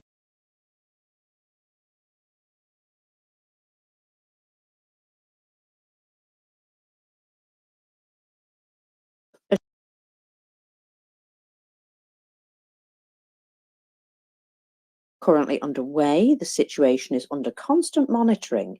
Yet watching something fall over is kind of constant monitoring, but it still doesn't help, does it?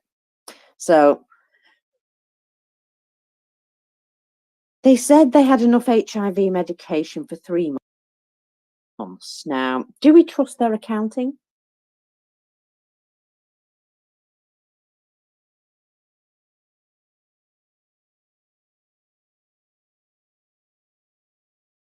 And so it is quite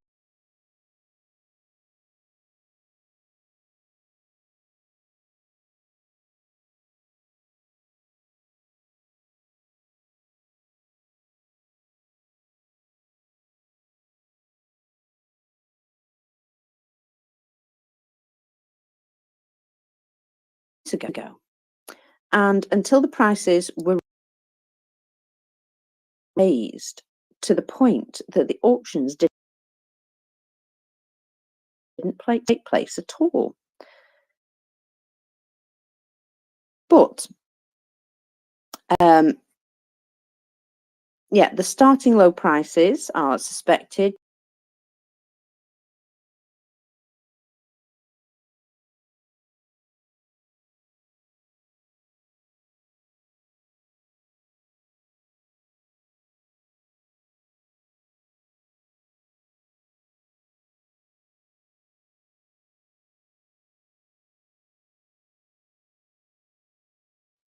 in other words, they were offering such low prices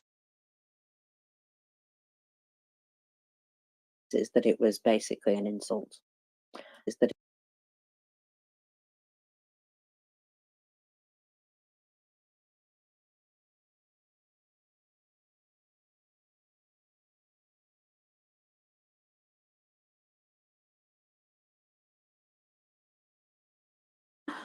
wowzers. So Wow, that's a discount. that is a discount, isn't it? That is a discount, isn't it? That is a bit insulting. Yeah, we'd like you to give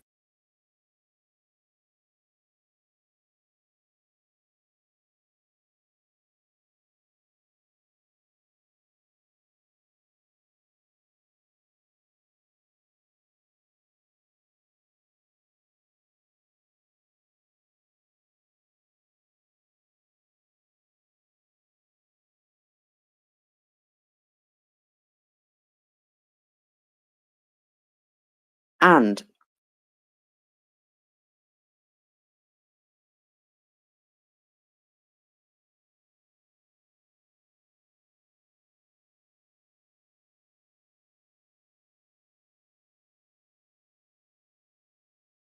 nice. So that's a bit awkward. That's a bit awkward.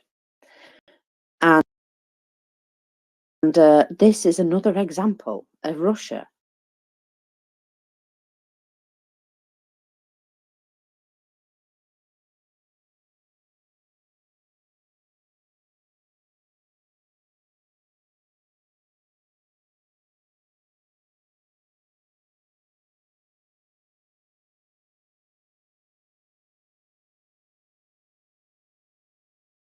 electrical infrastructure in Ukraine and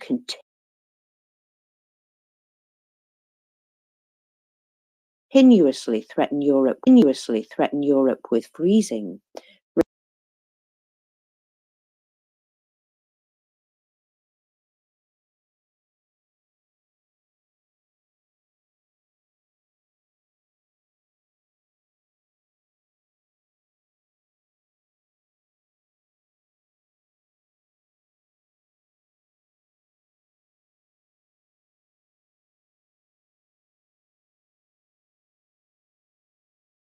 Looking at all this flooding in eastern east of the Ural Mountains. East of the Ural Mountains. One word comes to mind for me, and that word is called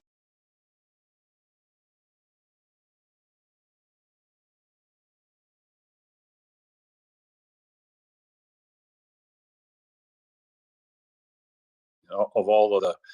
They'll have all the wastewater treatment.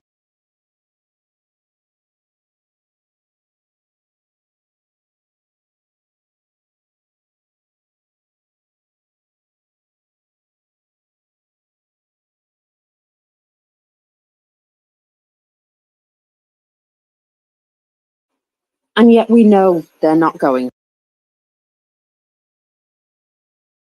to, don't we? Sorry, I'm just boiling the kettle if you can hear it. Don't we? Sorry, I'm just boiling the kettle if you can hear any And back.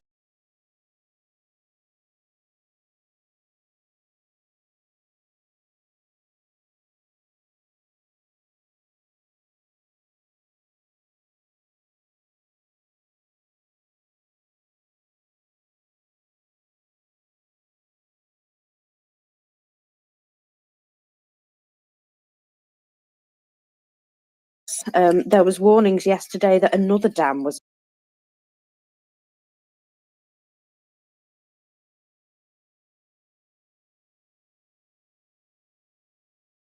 Beaver Oh. fever is another concern.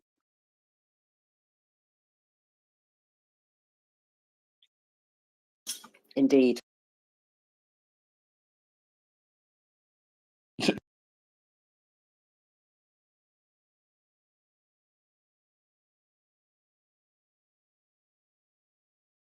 Yeah, that,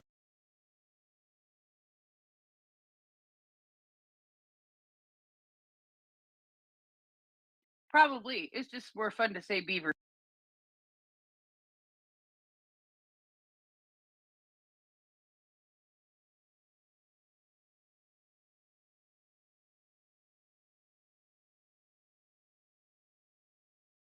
Watching, I think they were sat in a boat and they were taking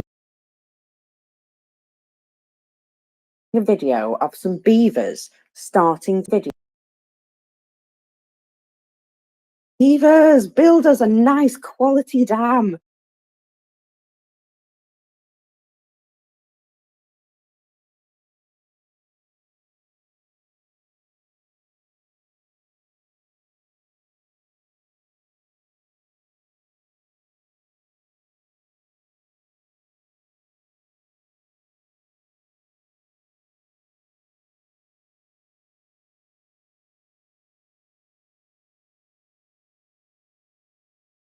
Go ahead.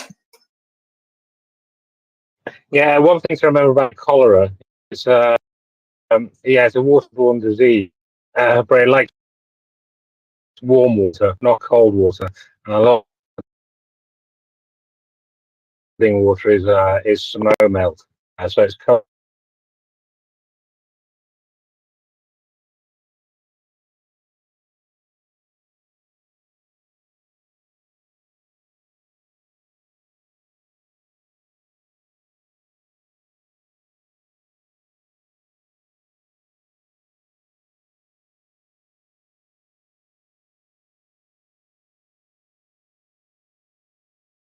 Especially with a lot of standing water. Ooh, Can Jenny, welcome I up, interrupt for just a second? if you must.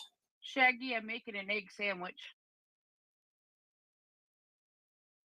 Excellent. Well, I'm out and about in the country today, so I'm going to be, and I need some eggs. I'm going to see if I can find that place again. If my route takes me there to get some nice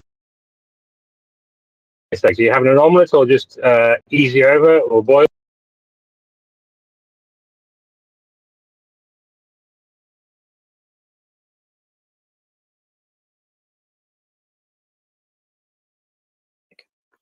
Jenny. You know, I think that the beavers would actually do a better job at building dams. At least their concrete doesn't crumble like dirt. You know, they are actually quite good at building dams. So I don't blame the Russians for cheering on the beavers. And yes, it is fun to say beaver, isn't it, Prince? Yes, it is.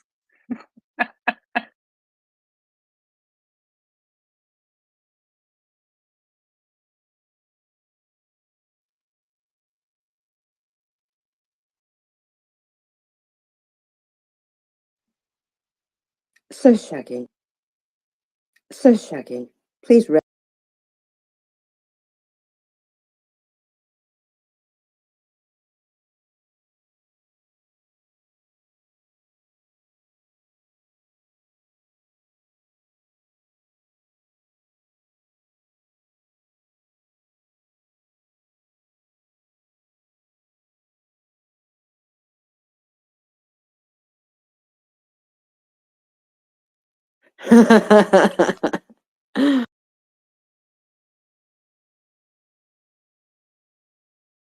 Love it.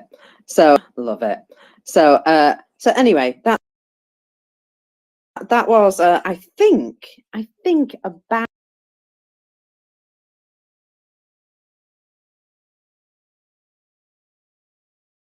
And now supermarket chains are trying to push suppliers on price, trying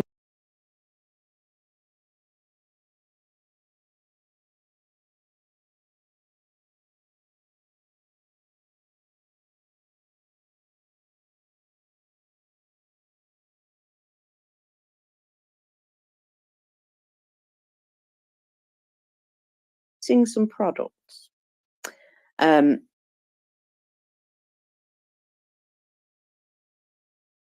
The executive director of Rustbrand, Alexei Popovich,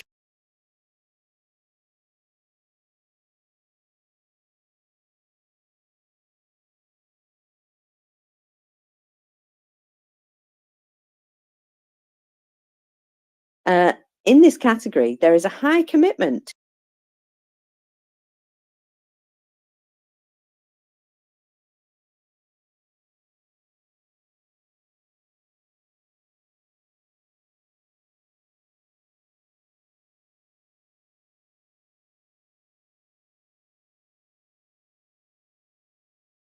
but there you go. People and pets like quality. So, just demanding a low price.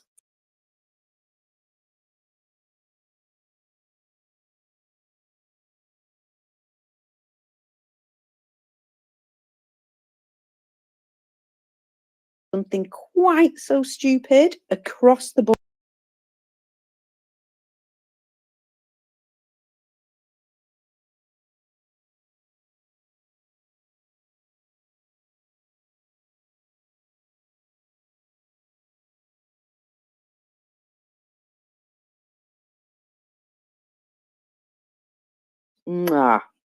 Best. Well, you're gonna love Live Faust Die Young. Oh, hello. I'm going to have to hunt that down. I've No.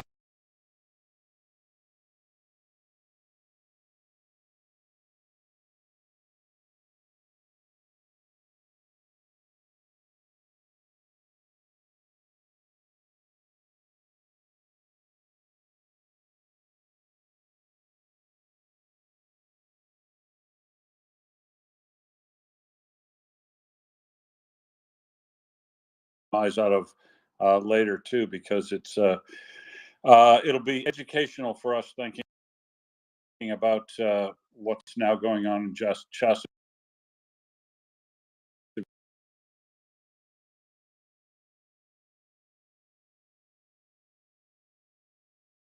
Were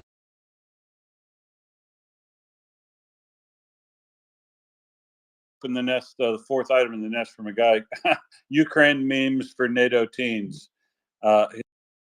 His actual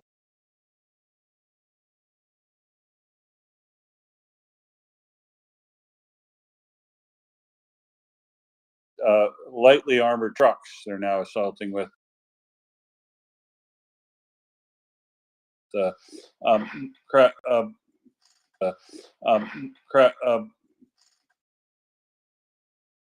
Mockers was yesterday commenting on the craziness.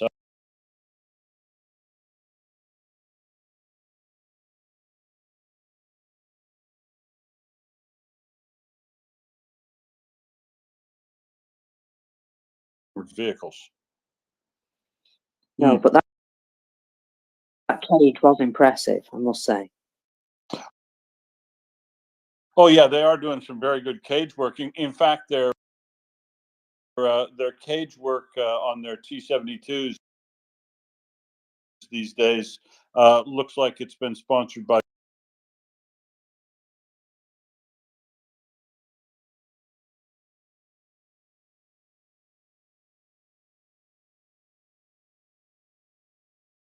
these lightly armored vehicles.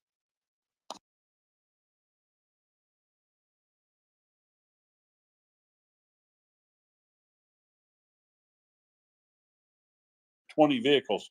That's actually a fairly small attack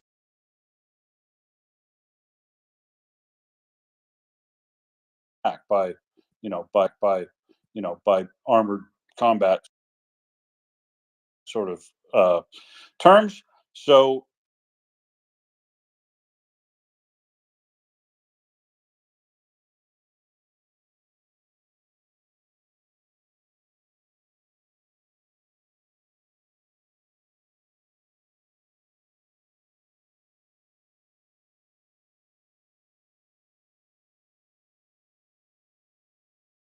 make lots of attacks. Not people who make lots of successful attacks, just people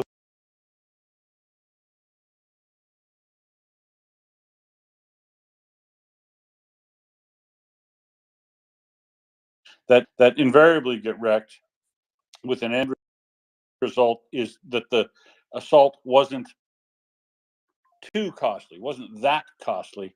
So but if you look at them over a day or a month, we're talking about 1,000.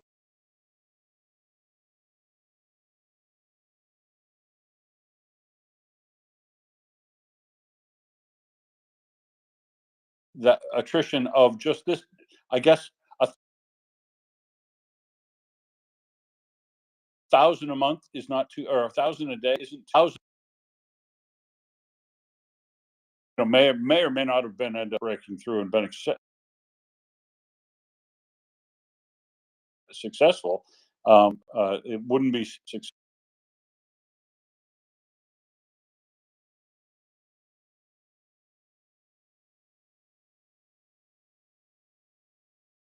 sustainable for a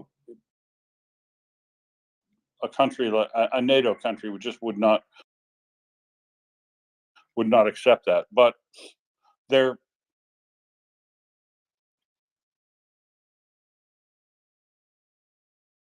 is in videos literally hunting down each an individual soldier with an FPV. It's like the theme is nobody gets out alive, and if they can hunt them all down, they do. And it seems maybe counterproductive because an FPV drone for each individual soldier, yep.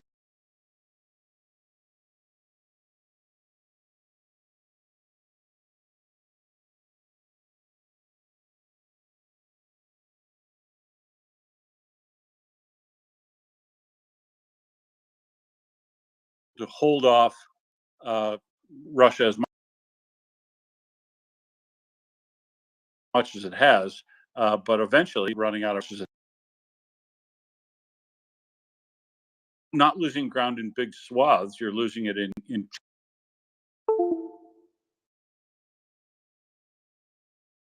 chunks. So chunks.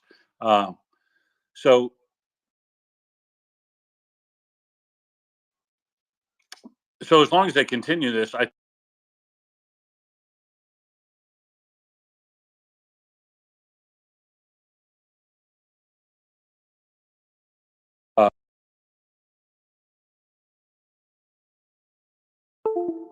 assaults, they wouldn't have enough barrels and weapons to fight to put on each and every soldier and each and every vehicle like they're doing now. So they would be overwhelmed by numbers, which thankfully Russia hasn't actually done that yet.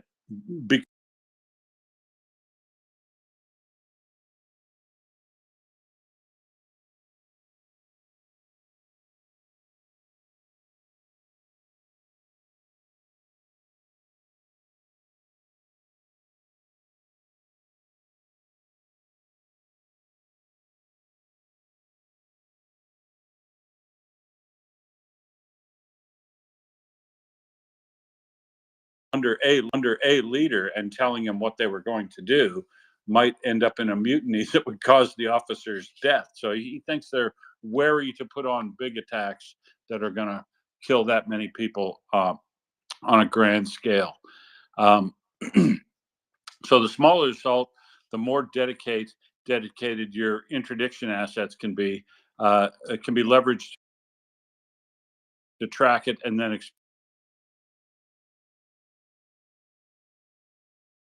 understand is why Russia's failed to learn that even if the attack is very costly, the only time the they can actually seize the ground is when they commit heavy combined groups backed by coordinated artillery with sufficient.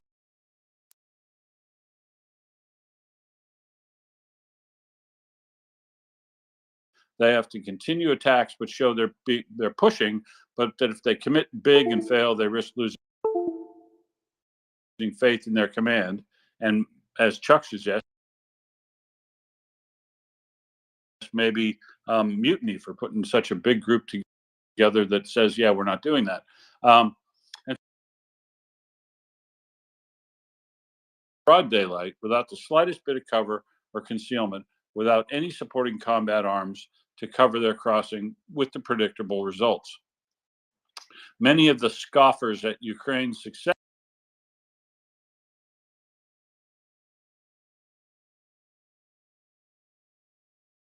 reduced to committing its forces in a continuously smaller and less equipped fashions.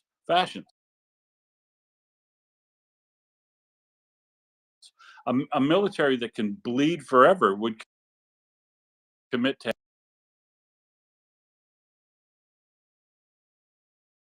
self-ground.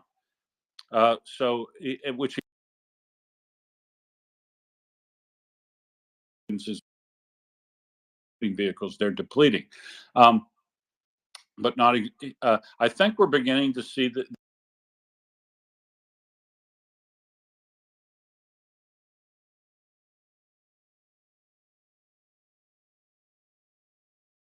hesitate to draw conclusions about when Russia will begin supplementing formations with T-55s, because they were still churning out T-90s and more modern 72 variants, with T-55s taking on a relatively sensible role in supplementing artillery as kind of a short-range IDF option.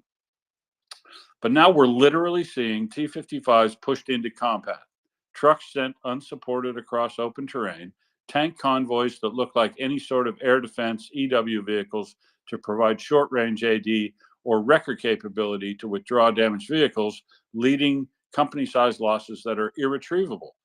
So none of the supporting equipment, none of the artillery, and no consistent air support. The Russian military that began this war was ill-led and often confusingly mismatched in its equipment and manpower, in contrast to their doctrinal requirements on how they were supposed to function. But it was a large military, reasonably coherent, and capable of being well supported. What one expects to happen when a force like that is committed to combat is that even if they suffer heavily and don't achieve a tactical success they want, that they will grow into a seasoned force that understands how to best operate within the situation and power that they do possess. Combat is usually an evolutionary process where even the loser winds up hardened and applies lessons learned throughout the conflict to either exploit success or delay defeat. What we're seeing instead with the Russian military is a devolution. The Russian military is, broadly speaking, growing weaker and less capable across the board. There are bright spots for them where they are learning and growing: drones, some small unit tactics that have had success, and their foreign procurement. But overall, the Russian military of today is significantly weaker force, neutered by terrified commanders, with drastically less of its Soviet inheritance to draw upon when the coffers run dry to buy more modern gear. Anyone predicting when or how this conflict ends is an idiot that wants to sell you something, but one thing remains certain. The post-Soviet Russia that could pose a conventional threat to all of its neighbors is dying off. An absent decades long ago rearmament program, the Russia that emerges will likely be capable of only harassing its former Soviet satellites, not yet in NATO, and nothing more than nuclear saber rattling at everyone else. Ukraine has, as we would want in a NATO partner, taken this war and the 10 years prior as a time to shed many of its less desirable military attributes, grow a more capable and flexible force, and prove time and time again it can, will, and does adjust to the situations as it changes, and can capably ingest modern equipment in a timely and efficient manner. However this conflict ends, it ends with a far more capable Ukraine and a far less capable Russia. And that's a good thing for everyone. End of his thread. Thank you very much. And you're right, that is a good thing for everyone.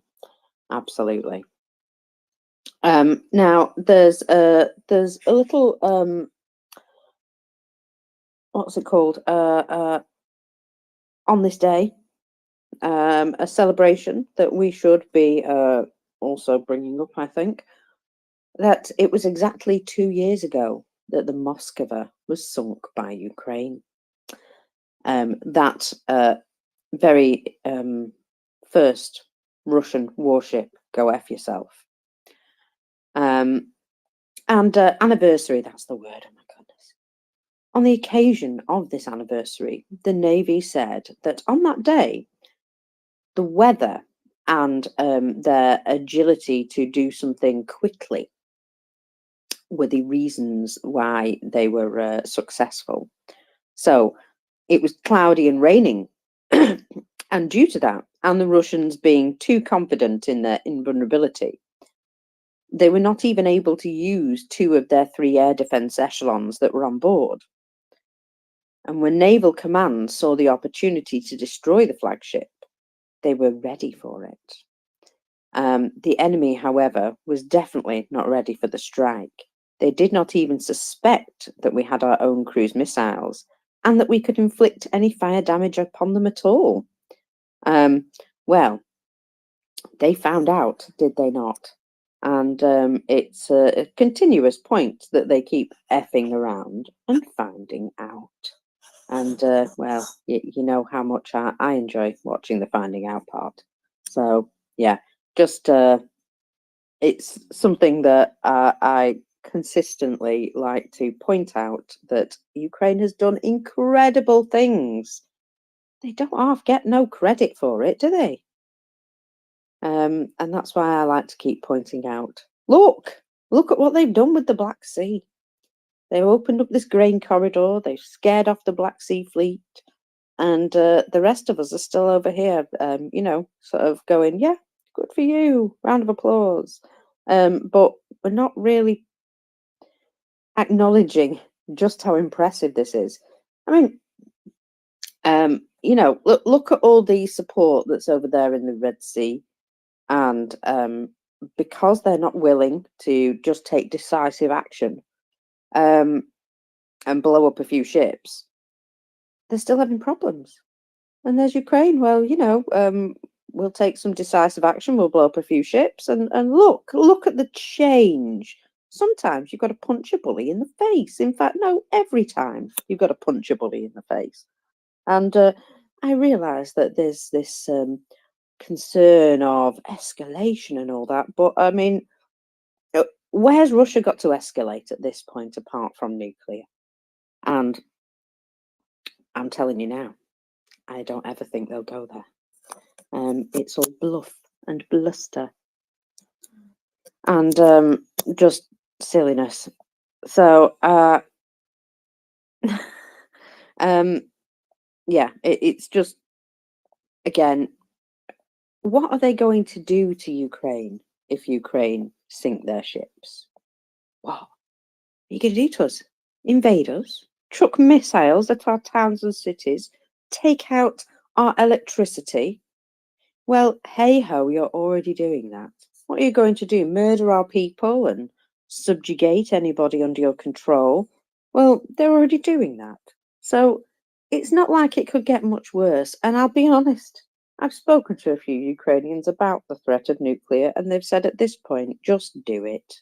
Just get it over with, because we're sick of all the talk. Do it or don't do it. Just, basically stop talking about it, because it doesn't really matter. They've already, created so much horror and terror and long-term effects that at this point, what does a little more matter? And well, they've got a point.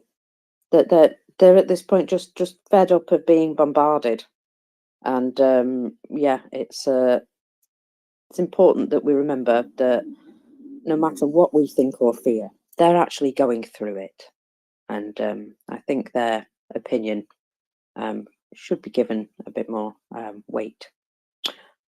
Now then, Will, I'm looking at a very burnt out building in the village of Kalinovka in the Moscow region.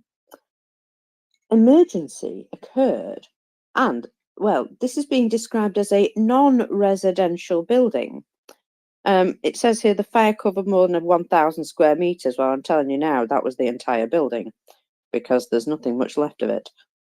Now, before firefighters arrived, 2 people evacuated themselves from the building, and of course the cause is unknown. But that, oh, cheeky, that looks like the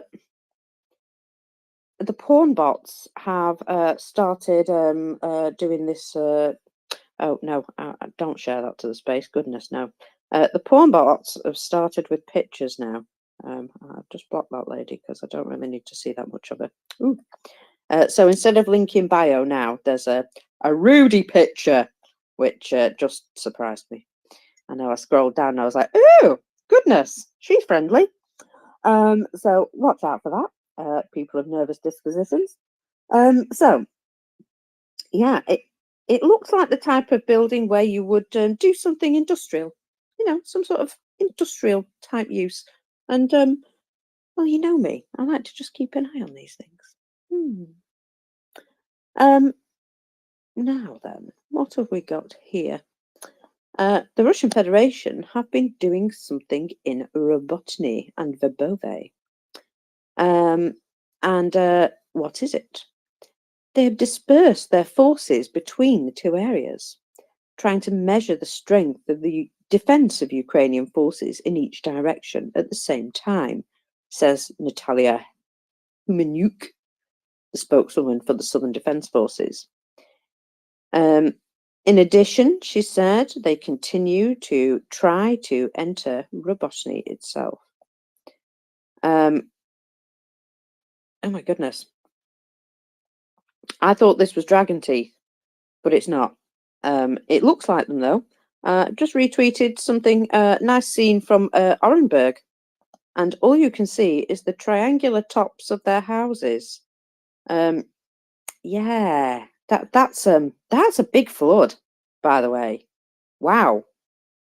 Just the tops of their houses. Oh no, you can still see a little bit of some of the 2-story houses, but other than that, you've just got the points of the roofs. Wowzers, that's bad. Oh well.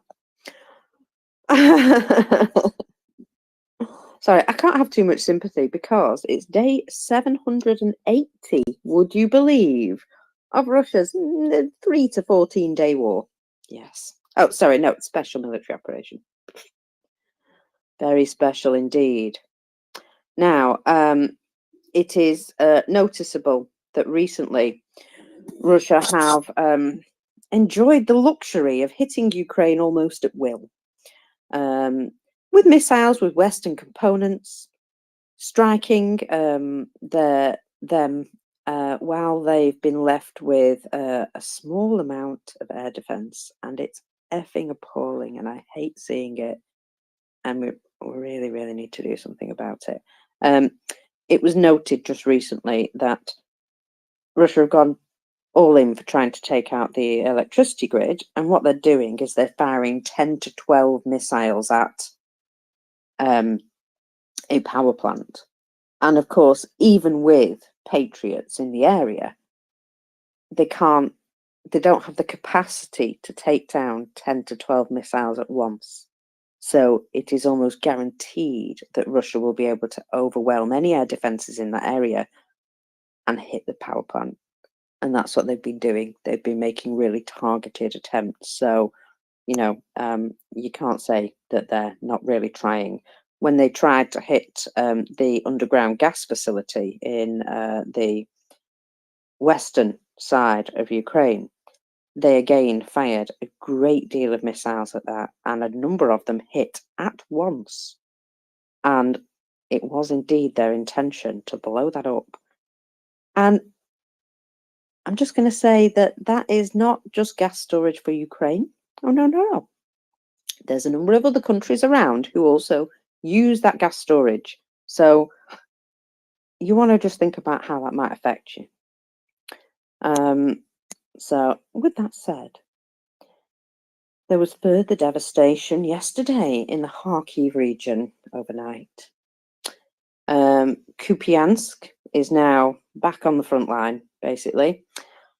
Fierce fighting taking place in Kupiansk, and of course, the citizens are still suffering from daily shelling. A man aged 62 was killed, and a 73-year-old was injured when the town's residential area was again hit.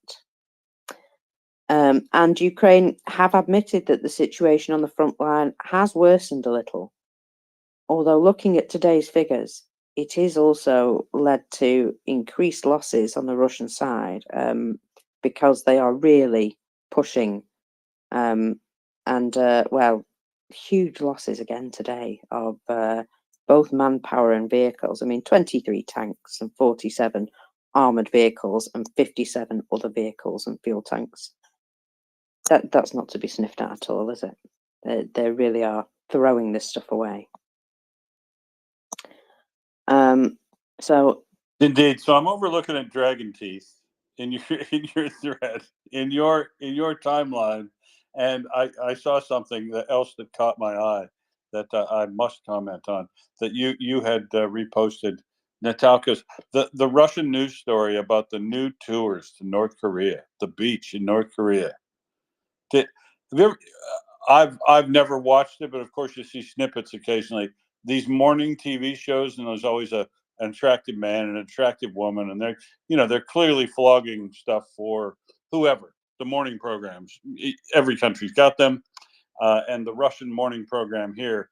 But I don't, and you don't speak Russian, but there's subtitles. But if you watch that video, Mockers, the woman and the announcers she's speaking to, it's they're having to sell this thing because she's on there to market these things, but all of them have these looks on their face like she's marketing shit sandwiches, and I just don't know how many luxurious tours to North Korea people are going to want to take to the beach in North Korea. Yeah, and I'm telling you, the ad just it doesn't look that convincing, Mockers. I don't know what you thought, but it certainly didn't look like your normal Tuesday morning sales pitch for a glamorous vacation that you might see. I don't know, Ibiza or something like that. They'd probably do it in England, and but they'd be a bit more excited about it, and they're a little bit dour, I think. but they have lovely beaches and piers, don't you know, Will?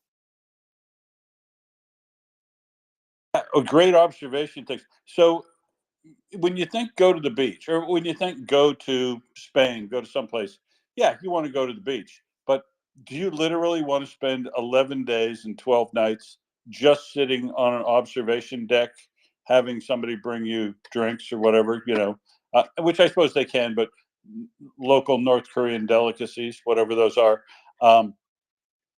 It sounds a little bit like a prison sentence in a sanitarium to me. Yeah, I get what you mean. It's sort of like a captive audience, as it were. Because what else are you gonna do rather than sit there on the beach and read? Now, sometimes, hey, I've gone on a holiday where all I wanted to do was read. They're usually called cruises. That is true. Yes, Russians love a cruise as well, by the way, just so as you know. Nale? Well, I've been on a Russian cruise, by the way. No, I'm sure it was perfectly sanitary. It was fine, but I was it was the time where I was the only native English speaker on a cruise on the classic old Russian cruise. The classic old Russian cruise was down the Volga in summertime, right? It was the middle class holiday that you would aspire to, is taking the cruise down the Volga. So of course, I wanted to take the cruise down the Volga way back when, and I did so. And of course, I didn't go on the German or the Eastern, whatever, the English speak. I don't need that shit. I can go on the Russian speaking cruise. So I did, but there were a few people on the boat that were very, very upset that an Australian was on the cruise, and a woman who I thereafter called Greater Russia, because before Ruski Mir, all the time when I was in Russia, there were the Russian nationalists would always talk about Greater Russia, Greater Russia being Russia and the places that I guess are under our sphere of influence. Greater Russia was and so every time I'd meet one of these asshole Russian nationalists, I would end up just calling them Greater Russia to any, who was on deck. Oh, Greater Russia's up there, and she was giving me stink eye to the people I was with, my wife, in that. And so we stopped in a couple of places along that river, which is why I know Samara and Nizhny Novgorod and Kazan and those places. And some of the places you stop were hilarious because they used to be closed cities. Like Samara used to be a closed city, mockers, and you couldn't go in there if you were a Westerner. And of course, we stopped in Samara, where they have an excellent ice cream factory, I might add. And Samara is where Stalin's bunker was, right? If you go directly out from Moscow out to the Volga River, the Samara's out there, and that's where they built Stalin's secret command bunker that he would work from in case there was a war on and he had to vacate Moscow. So we get off this cruise here and Greater Russia is all upset. She literally calls the tour director aside and said, "You're not going to let that man go down into Stalin's bunker, are you? Because it's not allowed for foreigners." And the cruise director looked at her like she was made of vomit or something. Just face what, like that. So we went to the event, and I'm like, I don't give a shit whether or not I go to Stalin's bunker or not, down some hole in the ground. I don't care. I'm going to go over to the ice cream factory because the Samara ice cream factory is excellent. And it's also right near a brewery. So, my afternoon's set, I'm thinking, right? While these idiots go down the Stalin bunker. But of course, we get to the head of the line there. And so you're going to ask. And my wife asks, can he go down in it? He's Australian. Can he go down in the bunker? And the guy looks at her and goes, "Well, he's not blind, is he?" He's not gonna trip on the stairs or something, because he wants everybody to go in. That will hand him the 30-50 rubles or whatever to get on the thing. But Greater Russia did not want me to go down on that tour at all and see the secret 1948 bunker where it looks like a bunker. It surprisingly looks not unlike the Churchill bunker, where they used to go to work underground in London, because 1940s, a bunker in Russia was a lot like a bunker in England, being both concrete facilities underground with Spartan accommodation and cheap carpeting. Chris. Oh well, it was just a random question actually. The can you see Russian TV or listen to like Russian radio in Australia? You can if you have a very expensive cable package, which I do not purchase. Okay, well that says it all then, because you obviously don't think you need to purchase it either. But yeah. No, I don't have a lot of time. Well, I don't have a lot of need for the Russian news here anymore. I can see RII Novosti and Perve on the internet. You can see large chunks of it there. They stream, but not VTG and some of the smaller ones. Okay, thank you. Plus, you actually don't need to now, because if you follow Julia Davis on YouTube, she does such a superb job of I mean, that poor lady has to watch absolute shit every day. That poor lady. I hope she gets a good paycheck for doing it, because she watches and translates all the most vile of the propagandists. You know, can you imagine, Mockers? Does that sound like it sounds like a paid job to me? Having to sit and listen to Scabby and Margarita and Soloviev and you know, put the translations up for other people and cut and edit those things. That sounds like pretty hard yakka to me, but I certainly, absolutely, positively love and appreciate her work, and so I encourage everyone to follow Julia Davis on and you know, subscribe to her YouTube channel, because boy, she does a great job of watching all that garbage so that you don't have to. And with that, the Knights Who Say Knee have joined us. Yes. What's ice cream in Russian, Will? Мороженое? Yeah, because you just reminded of a story my granddad used to. Well, not a story, but when we were eating ice cream as small kids, he would call it Maroshi Karoshi, because he was born in Helsinki in 1907, when we were still part of the Russian Empire, and they had ladies selling ice cream, and they were all Russian speakers usually, and that's where it came from. So thanks for reminding me of that. Yeah, you're very welcome. And you know, Russia is a weird place. I used to remember, you know, and maybe you do this in Finland too. Anybody walking around in Australia eating ice cream in wintertime would be seen bizarre, but we used to eat ice. I used to get ice cream, an ice cream bar, you know, walking around the city, even in the middle of wintertime, and quite enjoyed it. Yeah, I had that experience in the army. We were in the woods in the middle of winter. It was like -20, and then we got our food served, and for dessert we had ice cream. It was it was quite interesting, actually. I ate it though, because I was a hungry young man.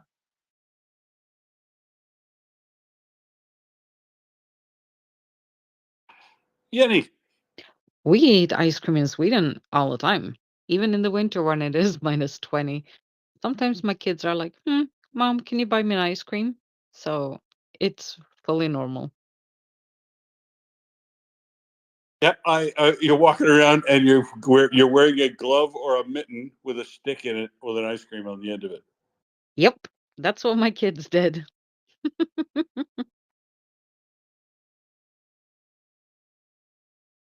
But some of the Australians along with you would give you stink eye. They go, "What are you eating right now? It's 20 below zero." Yeah, but it doesn't melt on my hand. Exactly. That's a good It point. doesn't melt. It doesn't like dribble down your mitten. You just eat it. No, go ahead. Yeah, thanks. Can I change the topic from ice cream to more You may. serious stuff? Thank you. Do we have any Americans here? I think we might not have them here because it's late there. But I just wanted to ask Americans how much of Ukraine news is present in the daily media output in the US? Because I just last night I talked to my acquaintance from my host family from my exchange student here, and she said that there isn't any, pretty much. Is that true? And I'm not calling her a liar either. No, sure, you're not. But it does. It's a little astonishing, right? We would probably have here in Australia, which isn't America, by the way, but Brian or Karen or Pam, one of the folks might pop up and tell us. But here in Australia, we get about 1 or 2 stories a week, depending on what's happening on the major news channel. That's it. 1 or 2 stories a week. That's it, my friend. Yep. And there would probably be still 4 or 5, maybe every weeknight you'd get stories on the Palestinian the Gaza conflict. Yeah, because my American acquaintance, she said that, well, she lives in Arizona now, so if she reads like the papers that are published in Arizona, it's all about the border situation, and that's it, pretty much. And then she also said that she can't really trust any media because they all have a slant. So I just told her that read everything and put the facts in the middle of those 2 extremes, and you're quite close to the actual truth. Yeah, that's a fairly good methodology to follow. I agree. Marcus, go ahead.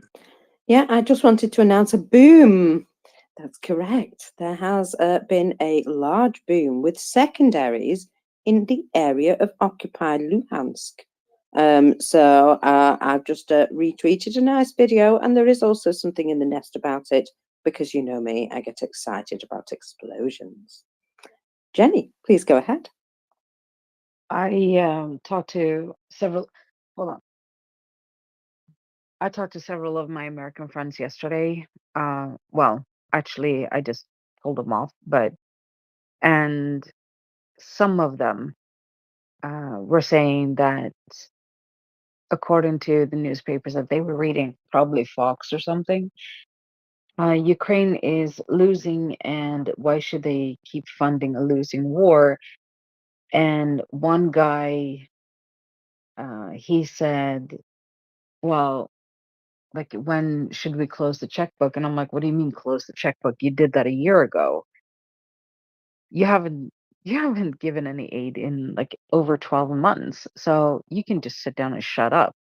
And he's like, well, at what point should we force Zelensky to give up land for peace?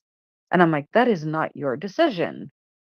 And he kept asking weird questions. And then one of my friends, who's a former US Marine, he's like, you're asking the wrong question. The question you should be asking isn't, what will it take for Ukraine to win?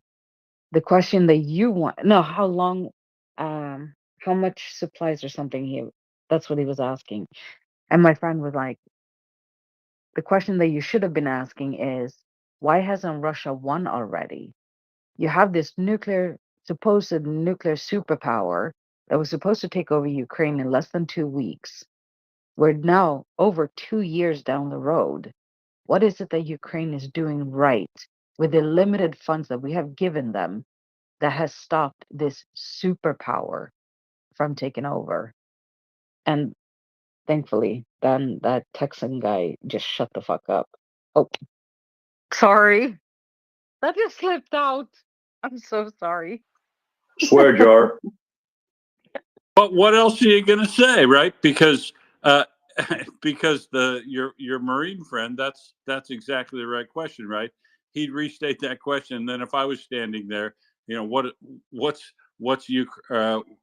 Russia done wrong? How come they haven't? Or what's Ukraine done right? You know, then I take over talking for quite a while, and then everybody's left the party. Because there is a long list, right? We basically daily cover that sort of stuff here.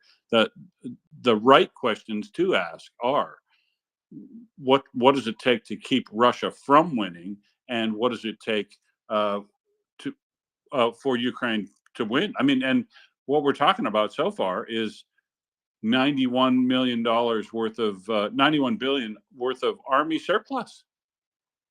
They've gutted the Russian army for less than 1/10 of the cost of the war in Iraq.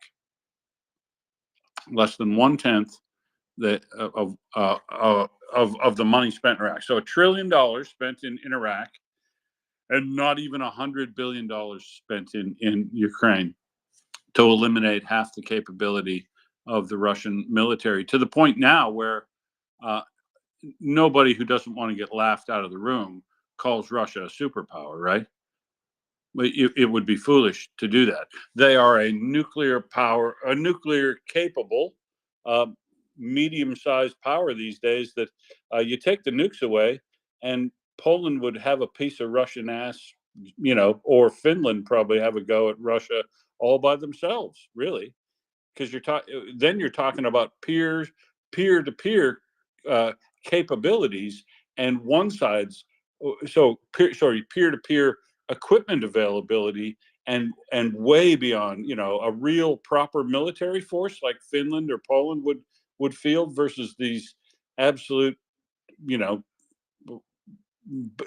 people just in uniform that you can hardly call soldiers on Russia's side.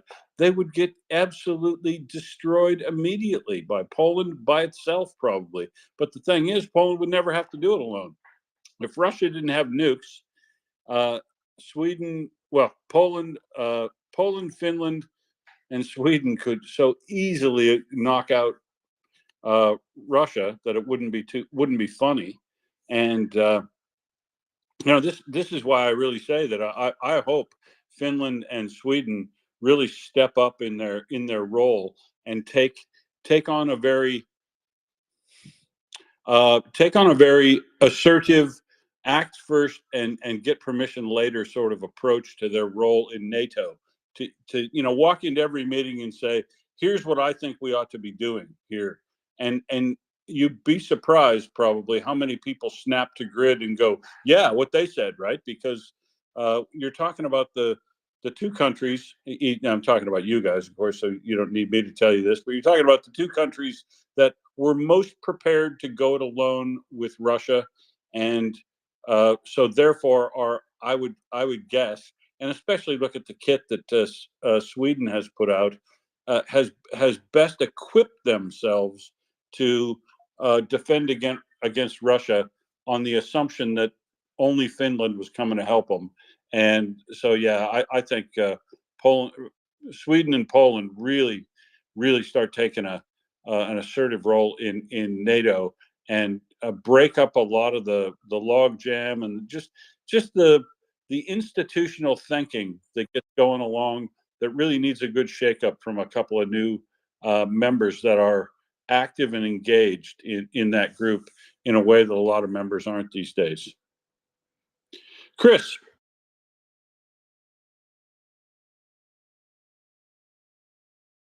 I'm here. Sorry. Yeah, I was just going to say, Yenny, in those conversations, I mean, you've got to try and have a go at the, I don't know, Will, help me out here, but okay, so you care about this border here, right? What is it that you care about this border here then, right? It's that, you know, why can't people just like wander aimlessly across your border and blah, blah, blah, blah, blah, blah, blah. And then, okay, so you really care about that border. That's the thing that you're concentrating on, but you don't care about this border or any other borders, just that border. Or giving up land for peace. How about how about Mexico annexes everything south of Brownsville? Exactly. I'm not sure that would be a very peaceful transition. Nale, go ahead. Yeah, that was one of my points to her too, because she was worried about the immigrants pushing through the southern border there, and I just told her that did she know that Russia is actually involved in those flow of migrants also. And she was quite surprised when I said that, because she had no idea, right? That's right, and that on the list. I forgot to put that on the list the other day when I was listing out all the ways that Russia is committing fuckery inside America right now.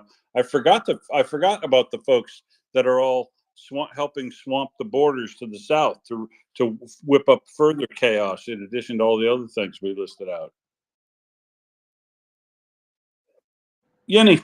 Well, the thing that I did end up telling this guy was, you are free to choose, but remember, these are your two choices. Have a bottomless pit, have a running tab for Ukraine like we in Europe do. We kind of just send stuff because we don't want to spill the blood of our sons and daughters. As crude and cruel as that may sound, that is what we're doing in Europe. So we fund them, but we can't do enough because we are slowly but surely, we thought that this war would be over faster, and we're coming to realize we are very low on equipment and we need the help of the US. We have, and I said 200 Patriots, for example. I'm like, Ukraine is asking for 27. And I hope that Spain is sending whatever they have, because Russia will not come to them anytime soon. But the choice that the US has is, either you help fund Ukraine now, or you will send your sons and daughters to help defend Europe against Russia yet again. And your sons and daughters will bleed and die with us. That is because it's going to be Article 5. And then you have to. Also, you guys should, and this is not for all Americans, these were for the ones that were in there yesterday, that I was talking to yesterday. I told them, I'm like, and also you should be ashamed of yourself. You signed the Budapest Memorandum saying that you would help have defend the security of Ukraine and its sovereignty. And now you're like, we have homeless people. So you're going back on your word. And let me tell you what the consequences of that is. That is China eyeballing Taiwan because you guys became a toothless tiger. In their eyes, you guys are weak because you're not standing up for your allies. And mind you, Ukraine helped you guys out when you asked for help. But now you're not helping them when they are fighting for their very survival. For shame. And again, not all Americans, just the ones I was talking to yesterday that were saying, what do I care? And I told them also that North Korea is eyeballing South Korea, wanting to go in there. And that's where you have US troops at this very moment. They're helping defending that no man's land. So I'm like, the question is like, how much of this boogery around the world that because we and here I include Europe as well. We did nothing with Chechnya 1.0. We did nothing on Chechnya 2.0. We did nothing on Georgia. And we didn't do anything when Russia went in and stole Crimea. This is the time that we decided to react. And right now they're just trying to level Ukrainian cities. And one guy asked me, he's like, this number 500,000 losses on the Ukrainian side. He's like, is that soldiers or? And I'm like, no, it's not soldiers. Those are civilians, men, women, and children who have nothing to do with this conflict except for the fact that they happen to be in the country. So if you're okay with 500,000 of civilian losses on the defending side, shame on you. And so hopefully some of those people that I shamed yesterday, and I did not actually care if they got offended with me at me or if I offended them. I really didn't care because I just got angry and I went off on them because in my eyes, sitting there squabbling, and that's what I said. You guys are squabbling in the house of power. You turn this into a political matter when it shouldn't be. It's a humanitarian one. And if you want to be there, like, it's not my fight. Europe should do it. Sweden did not sign the Budapest Memorandum, yet we stepped up. So yeah, I shamed them, and they will end up having. If we don't stop Russia now, we're gonna have to send our sons and daughters into battle against Russia. And then they were like, "Oh, but we shouldn't do that in America. We Americans shouldn't do that because they have nukes." And I'm like, "Oh, good God, you guys turn into the biggest wimps ever." Oh. Anyway, I better stop talking about this because I'm gonna be owing like $500,000 to the swear jar. Thank you. Thanks, Jenny. Look, it's Paige from Ukraine. You want a pickle? If you're offering, yes. It's a dill pickle, not one of them sweet ones. My favorite. So it looks like you have some pretty good spring weather there from the shots you've sent out and about. Yeah. Warming up nicely, is it? Yeah, it was pretty hot the first couple of days actually. It's beautiful right now. It's like the high is like around 70 Fahrenheit, which is 21 Celsius. Oh boy, are you getting some learning in you. I Googled it last night because I told my friend it was going to be 70 today, and she's Ukrainian, and she made a really funny face, so I looked it up. But yeah. So I just wanted to pop on really quick. We're out picking up some packages right now, and then going to stop at see a car that needs repaired for the 79th, and then going to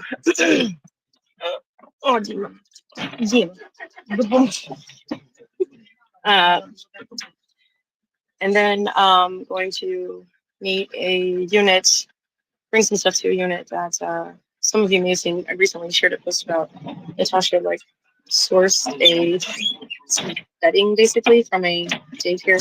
Sorry, we're getting in this car. Sourced bedding from a daycare or something that's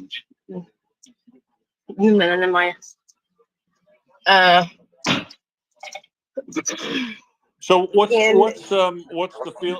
feeling on the ground like? What's morale like in the last just the general people you're working with? Yeah. Still hopeful, stressed? How do they feel about the situation internationally? So it's kind of weird actually.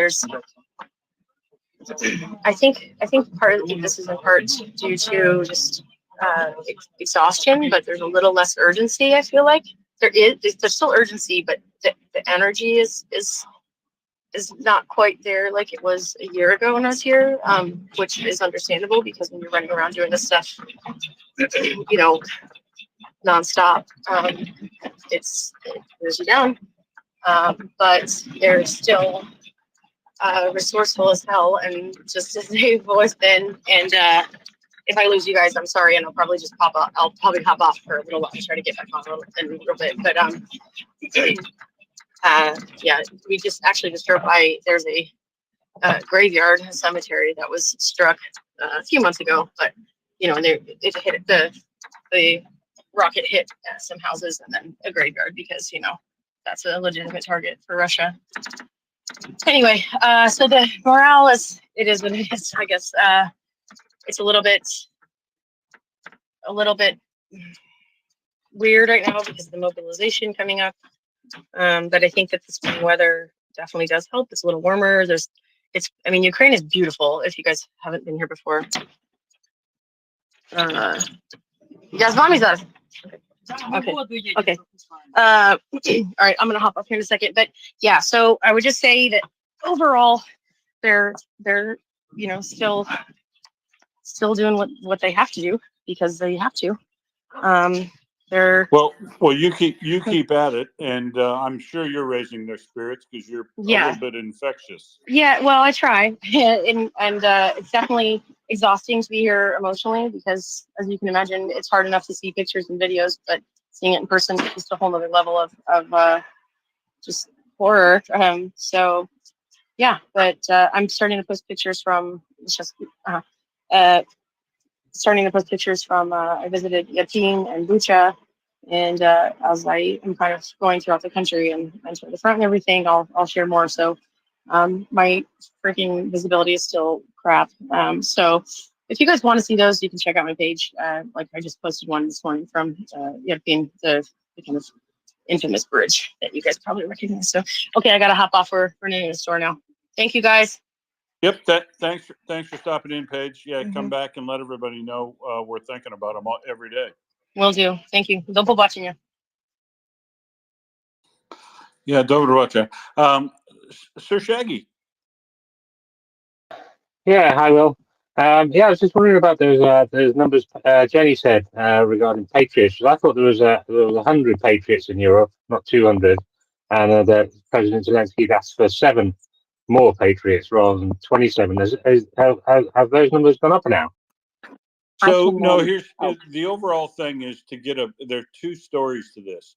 If you want to build an entire umbrella over all of Ukraine, they would need about 27.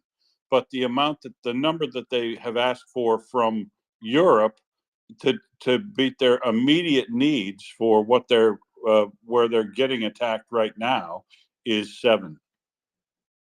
Ah, okay, gotcha. The thing is, I had no idea what the And actual numbers were. I just said 200, and I'm like, compare that to the 1,000, over 1,000 that the US has, and you can't give up 27? What is wrong with you people?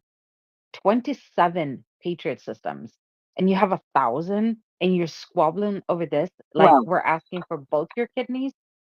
And then I there's said a some, difference between launchers and systems, I believe. That high number is launchers.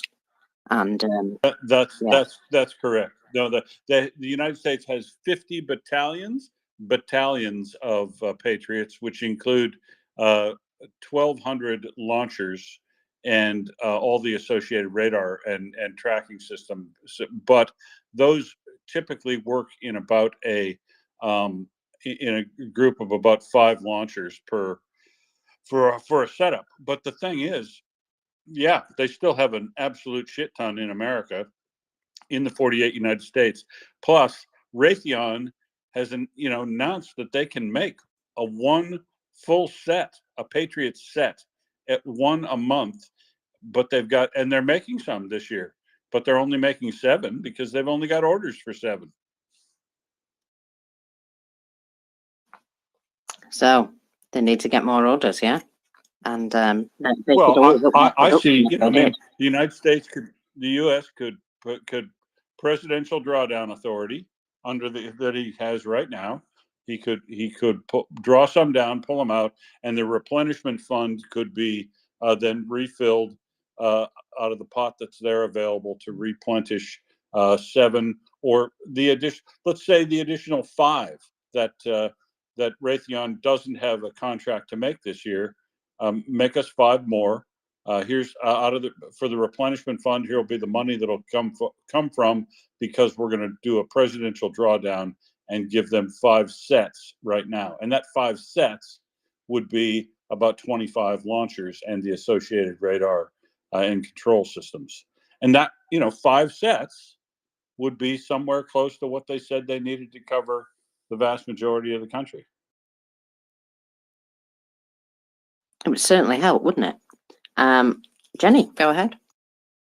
yeah, and I knew I would get the numbers screwed up, and at that point I didn't really care.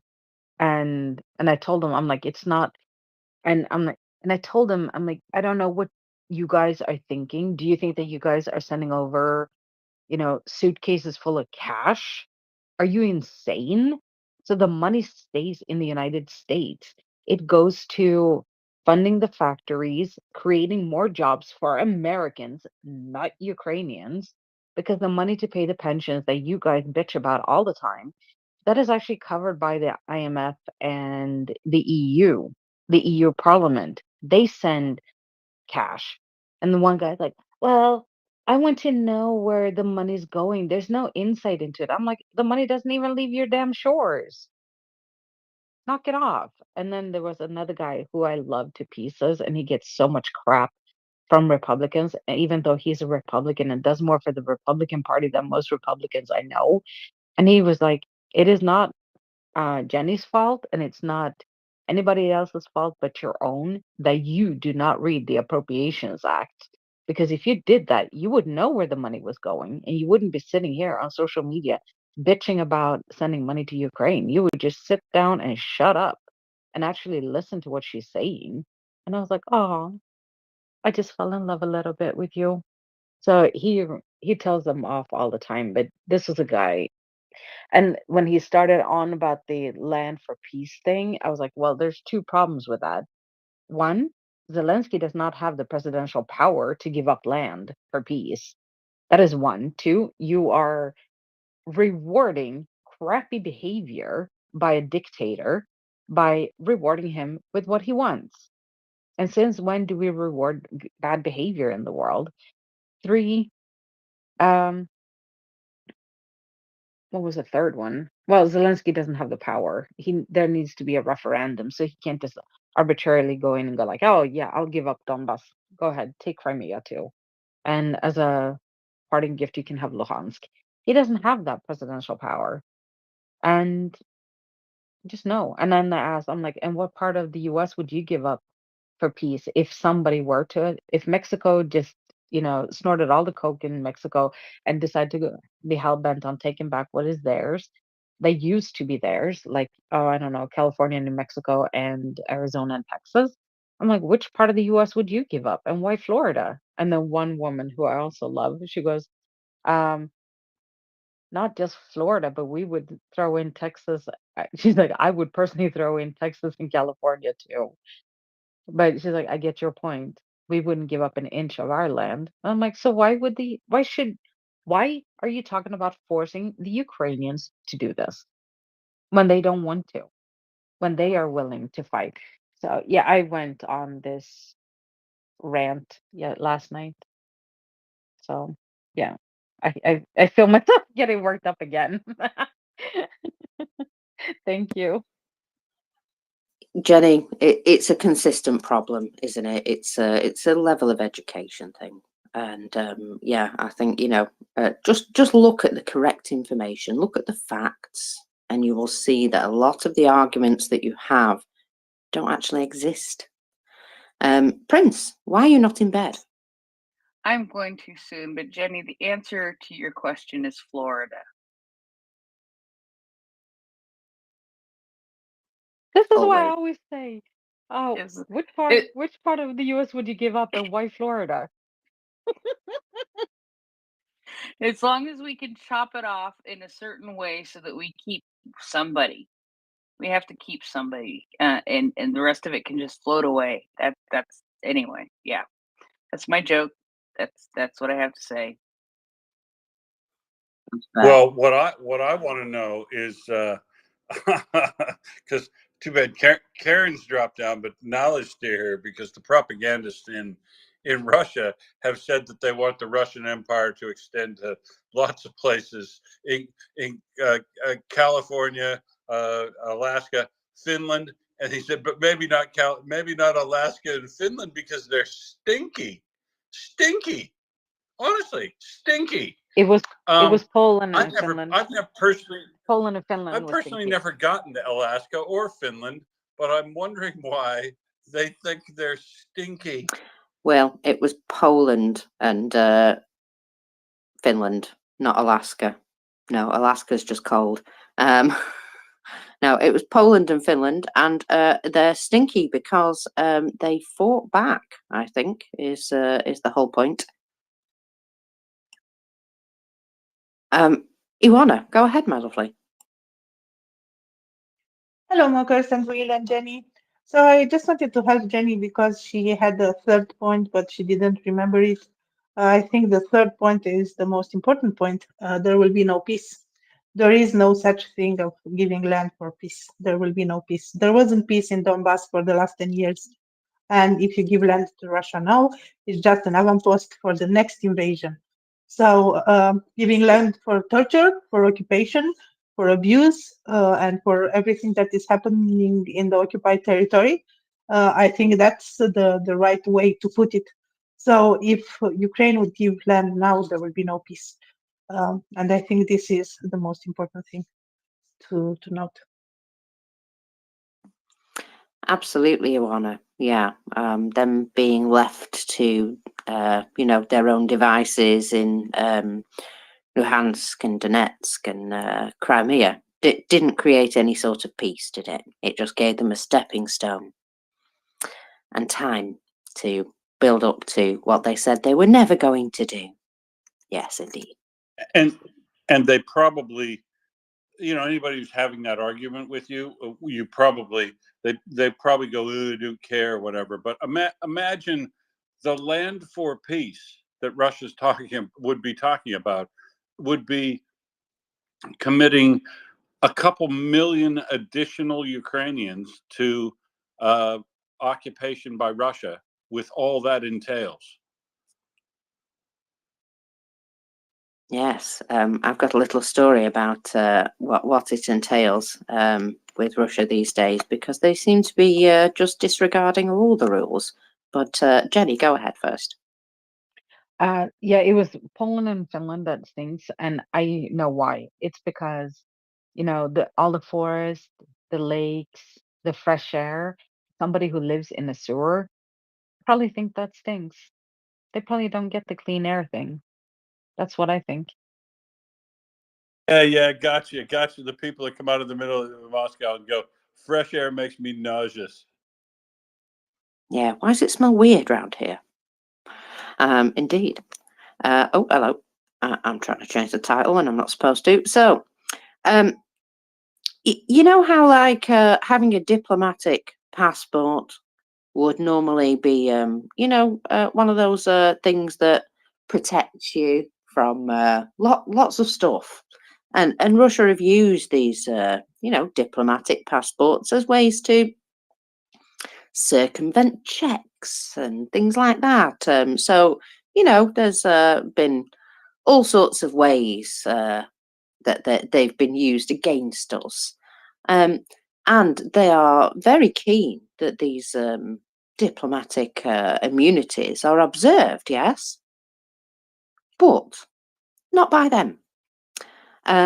Moscow police officers broke down the door of an apartment of a Kyrgyzstan diplomat and beat up his wife.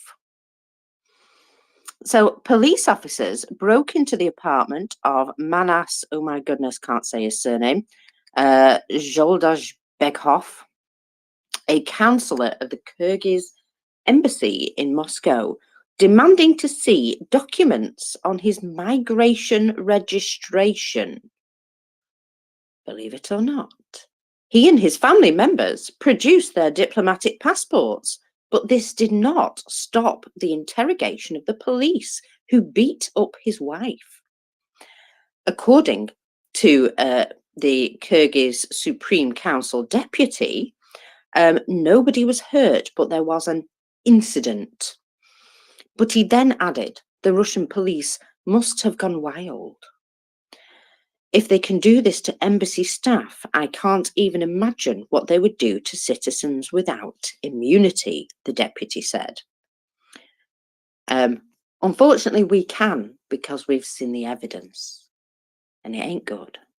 Anyway, the Kyrgyz Ministry of Foreign Affairs expressed concern over the actions of the Moscow police officers and handed Russian diplomats a strongly worded note. Yes, indeed.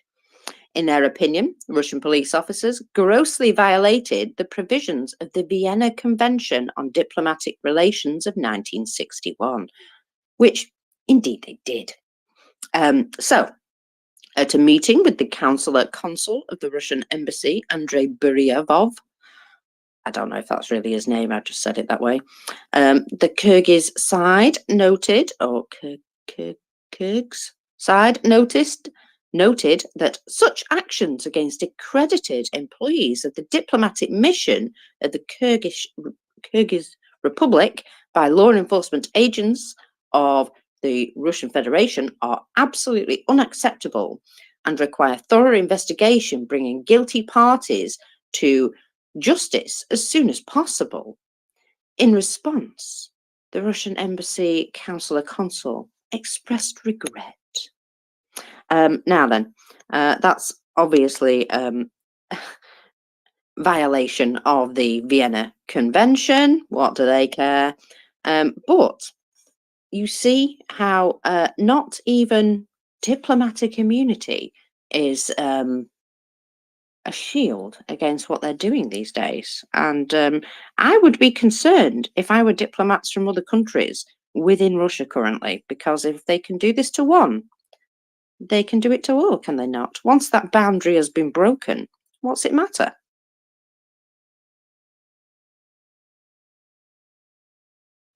I just find it a tad concerning. Yep, agreed. So Russia's discussion, early discussion that whatever hit in eastern or in Luhansk near the bus station, yeah, I don't think it hit the bus station because bus station doesn't produce secondaries quite like that. And the secondaries, that's for the uninitiative. Those are additional explosions beyond the first one that mean they've set something that is either flammable or explosive on fire. In this case, definitely looks like ammunition. But following that, it did set a very big black fire in two locations. Black smoke meaning hydrocarbon material. And at two separate locations. So now it's reported that those are Storm Shadow missile strikes in occupied Luhansk at what's called the Luhansk engineering plant. And I suggest to you that the Luhansk engineering plant was not a bus manufacturer, but rather a probably an armor fighting vehicle repair or a maintenance area with a lot of fuel stored there, and probably also some ammunition, which is why we saw secondaries.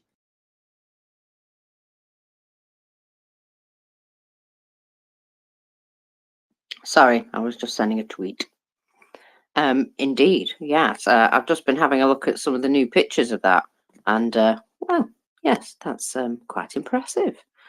Well,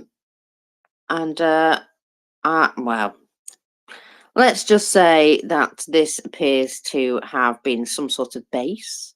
There is a suggestion it was a repair base of some kind, and either way,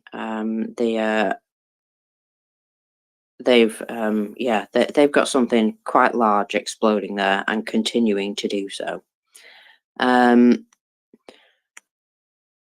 then, this morning it was said that Bilhorivka had likely been taken by Russian forces, but I've received sorry, just looking at more explosions. I've received more information that actually from the Defense Forces of Ukraine, they have announced that they have repelled the assault on Bilhorivka.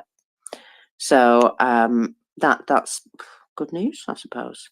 It leaves it for another day at least. Now then, yes, here we go. The Luhansk engineering plant was being used as a Russian base, but it's not anymore. It would appear that it is exploding lovely. And they're saying Storm Shadow here, but earlier on, there was a little message from a Russian source. The enemy used a new type of missile from their aviation. Oh, did they now? Well, either that or you guys just haven't seen it before, but either way, that's interesting. Just find that a little bit interesting. So yeah, nice to know that Ukraine seem to have a different capacity right now, and well, every little helps, eh? Every little helps, because right now I think instead of artillery shells, they're using drones, and it's not ideal. It's not ideal. So I'm just having a look now. Oh, there's smoke rising in a number of places in occupied Luhansk now. Oh, and that smoke did get black, didn't it? Wow. Definitely an indication that there may be burning fuel there. So that's notable. You know how we feel about them having problems with fuel. That needs to continue to happen. So yes, I hope they get to a point where they don't have any fuel at all, because well, it will make it a lot easier for Ukraine to deal with them. Although it may be that they run out of vehicles first, you know, Will. There's a race on. So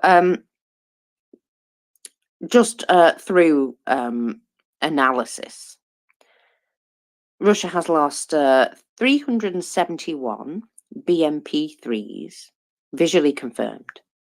Now, most are the standard type, but there's also a new type. And it's got a massively stupid long name, the BMP-3 688MSB3KDZ. Indeed, I'm just going to call it the stupidly long named thing. So, it's distinguishable because it has some additional armour on it. Now, for some reason, at the start of the war, a lot could be identified as having the outings for additional armour, having the fittings, but the armour itself was never put on them. However, these new vehicles without armour still pop up from time to time, but are a bit more unusual now. Overall, about 2/3 of all BM3s have had armour installed on them. So, Russia was thought to have started the war with 640 BMP-3s. Production numbers are disputed, not least because of very outlandish Russian claims, but it's worth noting that a year prior to the war, they were producing around 100 per year, maybe a bit less. Some of that was going to exports, however. So in 2023, there were 7 publicised deliveries, and each one seemed to have 20 BMP-3s or slightly less, so around 140, possibly 120-ish in 2022, including 20 for this year, so that would be around 280 added since the beginning of the war, less than 1/3 of the combined total, which is 920. So they are probably rotating BMP-3s in and out in order to get the upgrade or provide some sort of upgrade in the field for this armour. So we can gradually see they are adding more and more armour to the BMP-3s. Now, the Russian BMP-3 regular losses made up to 23% of all BMP losses in the first 3 months of the war. And if we assume that all types are equally likely to be in action and get destroyed or have an opportunity for destruction, that's if 640 BMP-3s are 23%, we can extrapolate and say there are 2,780 BMPs in total, close to but less than BM another estimated. Blah, blah, blah, blah, blah. So anyway, in the last 3 months, on average, BMP-3 losses were around 17% of the total. Now, so if we say there were 920 in total, what was lost, blah, blah, blah, add on all the other types, which is an estimated 3,300. So you imply 3,230 total BMPs current, or thereabouts. Now, There is a suspicion that a lot more of these have been destroyed, just not visually confirmed, or damaged and taken back to be fixed. So it's likely that the numbers are much lower, but it's just an exercise, really. So there are data tables showing that basically, rather than go through every single month, I'll just tell you that each month they're losing more and more, to the point where, let me see, there was a loss of, so the sum total of the loss of BMP vehicles. So in March 22, there was 204, and that was considered a massive high, because since then it's been up near 100, just over 100, but it's usually more mid sort of, 50, 47. Oh, there's an anomaly here in September 22 of 181, but then it goes like 91, 46, 51, so it's going back down all the time. And then we get to like September 61, October 23, 98, December 23, 100, January 24, 107, February 24, 132, March 24, 161. Can you see a pattern in how fast these things are being taken out? It seems that there's an uptick in that, almost as though Ukraine have figured out the more of those they take out, the better, and almost as though they've got some sort of capability to take out more these days. Now, whether that's because more are being deployed to the battlefield, or Ukraine are just taking them out in other areas before they reach the battlefield, perhaps. But like you say, with these, with these small units of around 20 odd vehicles going at once, in lots of small platoon or company sized elements. Yeah, so all of this adds up, because if you go in a smaller amount, there's every likelihood that Ukraine will be able to take out that smaller amount. Now, had they turned upon mass, there is, the overwhelm sort of approach of fighting a war, which Russia loves to deploy. But of course, they don't really want to do that, do they? Because it would look really bad if they did that and they made a massive loss. So these little attacks, all these probing attacks, seem to be what they're trying to do to gain footholds here, there, and everywhere. Lots of little things. And of course, it does lead to much more attrition of their vehicles, just because of the way they're choosing to fight. So, yeah, it is noticeable that has increased a lot recently. And it is also noticeable that these vehicles are much more likely, lesser armoured vehicles are much more likely to be handed out to the regular troops than anybody who's got any sort of importance, like the VDV. That those guys seem to get proper armoured vehicles, and the rest of them, it's like, nah. There's a loaf. We've got some loaf vans for you. I'm sure those things will serve them very well. And golf carts, so of course, let's not forget the golf carts. They come in really handy, I'm sure. Now, I don't know if you've seen Lukashenko's recent statement, or Lukashenko, whatever you want to call him. His recent statement about they're not going to be invading Ukraine because, would you believe, Ukraine have made it impossible for them. Oh, he says that almost as though it's, how rude, which I think is a little bit hilarious. So he goes on to say, if we wanted to start a war against Ukraine today, it would not work. You're absolutely right, it wouldn't. The border of Ukraine is completely mined and concreted. I wonder why. Wonder why that happened. Anyway, Lukashenko also says that Ukrainians have 120,000 troops stationed just beyond the border. Now, I don't know how true that is, but certainly that's incentive enough to stay away. I would say all of those things together. And well, yeah, I wonder why they've built such a strong defensive border along Belarus there. It's almost as though they had good reason to, isn't it? It's funny how these things happen. So yeah, just to point that out, that Lukashenko has admitted defeat and said, no, we actually couldn't. We couldn't now, even if we wanted to. Which I think is, it's nice of him to have realised that, I think. Now, Will, how do we feel about the European Parliament and Guy Verhofstadt? I think he's done a great job asking, demanding the right question at the right time. But, it's the sort of thing we should have happened a year ago, where people should just put their foot down and say, look, we're not doing anything else until we deal with this problem here. So, yeah, I really like it. It's late, but better late than never. And finally, somebody's saying that we're not going to fund anything else.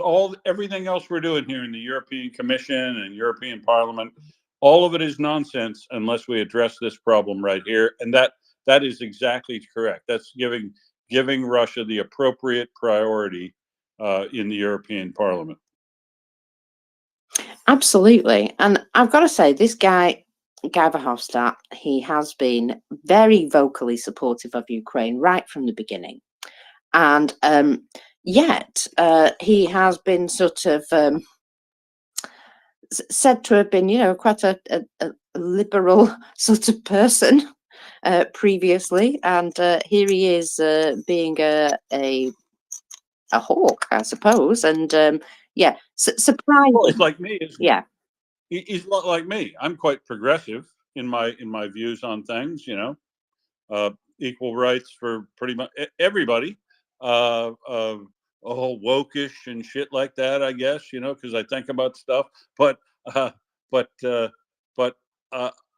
realize the difference between authoritarianism and the messy system that I live in, a liberal democracy, and there's definitely a difference. I'm not ready to opt into the simple answer, easy fix of somebody else will make all the decisions for me. That's not where I want to go. So yeah, I've never understood this absolute equating anybody who has progressive ideas with people who are weak on principled support for liberal democracy. I've never understood that, and I guess I'd be called a hawk. But I noticed that, like, when I'm talking to my friends these days who are used to be, they call me a godless communist throughout history. My friend's father calls me Bolshe Bill and stuff. It's because I often have views on things which he finds a little bit out there, a little bit left of Attila the Hun where he lives.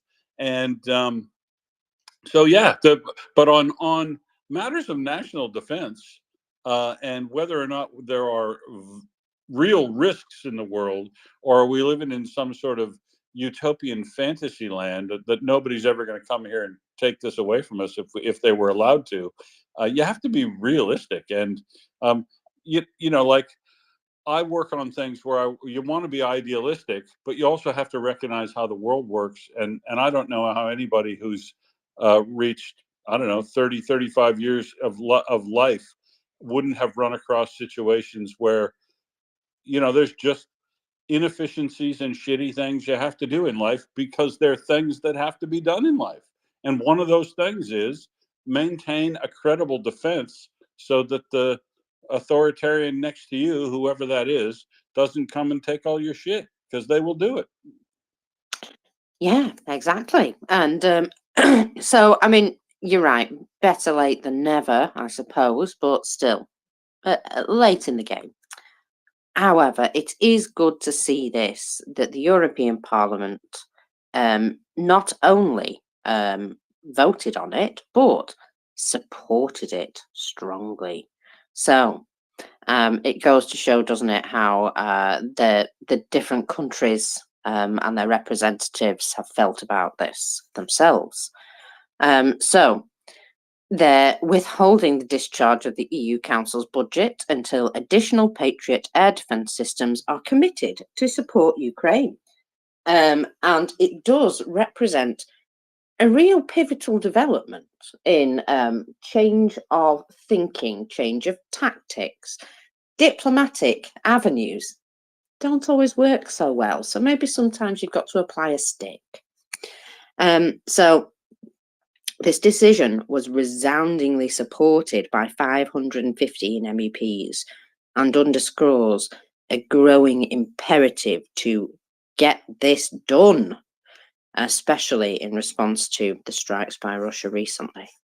So Guy Verhofstadt has been a passionate champion for Ukraine and has underscored the crucial requirement for anti-missile systems to fortify the defence capabilities as quickly as possible.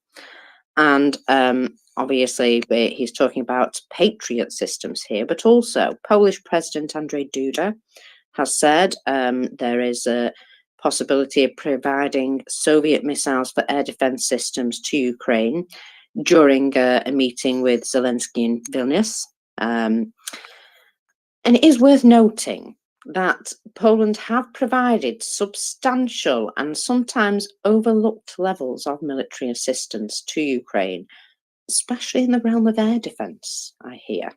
So lots of good news, but a lack of actual completion on these actions. But we are hoping that this will lead to more assistance and the required assistance, because, my goodness me, it's time we got this sorted, isn't it?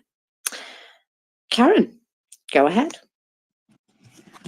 Well, it's good to hear you talk about it. And I remember when the subject came up a couple nights ago on this boat, that it was indeed, you know, a wonderful thing to see so much support in the EU Parliament for it.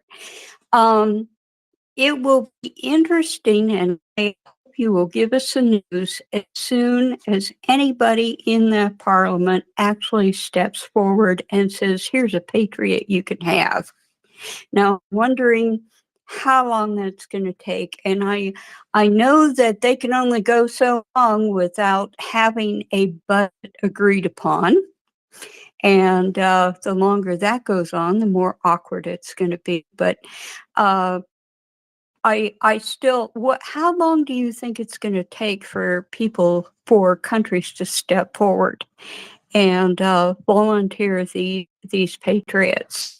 And then I have something else to say, but I'll let you answer that first.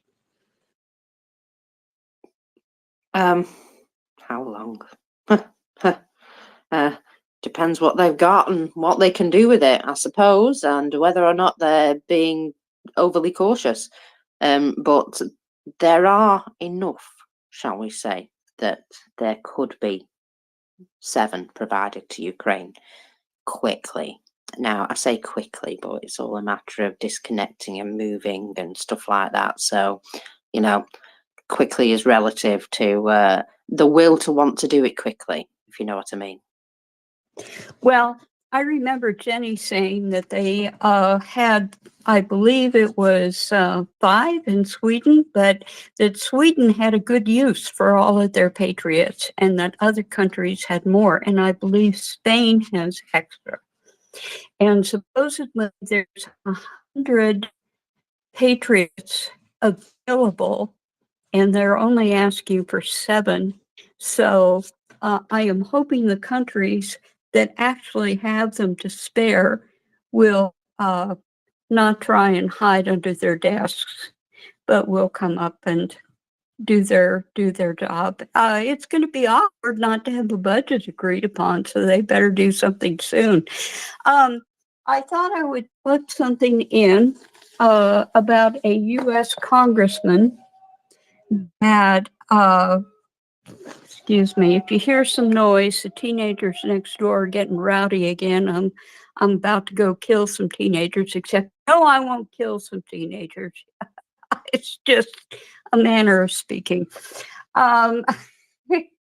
Anyway, this congressman, Representative Chuck Edwards, is a freshman Republican from North Carolina, and he gave an interview to the New York Times, and he was very supportive on all the points, the major points that we have covered about why it makes sense to aid Ukraine and how necessary it is. And he was very supportive of everything we've discussed. He said Ukraine will not be able to continue as a democracy unless we help. And so I was very pleased to read this article. But then I noticed there were 500 other congressmen in his group, and their names were not mentioned. I thought, well, that's really strange that the New York Times didn't mention their names. So I went to Radio Free Europe and I found the names of everybody in that group. It was indeed a bipartisan group. And I've got to chide the New York Times for not being providing these names, because I feel like if a congressional group goes on a tour to a war-torn country, we need to know the names of everybody who was on that tour. Well, the Democrats were Jason Crow and Abigail Spangler. Now, they have added their names to the discharge petition. But the Republicans, and that includes House Intelligence Committee Representative Mike Turner from Ohio, was traveling with freshman Congressman Edwards. Also, French Hill, kind of an odd name, but anyway, he's a Republican from Arkansas. And let's see, Turner, Hill, Edwards. Okay, that might have been it. But what I did was I went over to the discharge petition that has a list of everybody signed. And I did not, there was another one. Zachary Nunn, and he's a Republican from Iowa. Not one of these Republicans on this tour, and they just got back from earlier this week, meeting Zelensky, touring the places in Ukraine where they could see what was going on. They have not signed the discharge petition yet. Now, tomorrow, Saturday. If they do not sign next week, I've got to assume that maybe they're more interested in Speaker Mike Johnson's loan, which I think is not the way to go. It's not enough. And I'm hoping that they will sign the discharge petition to vote on the $61 billion aid package, rather than, at least allow people to vote, rather than go with Mike Johnson's loan.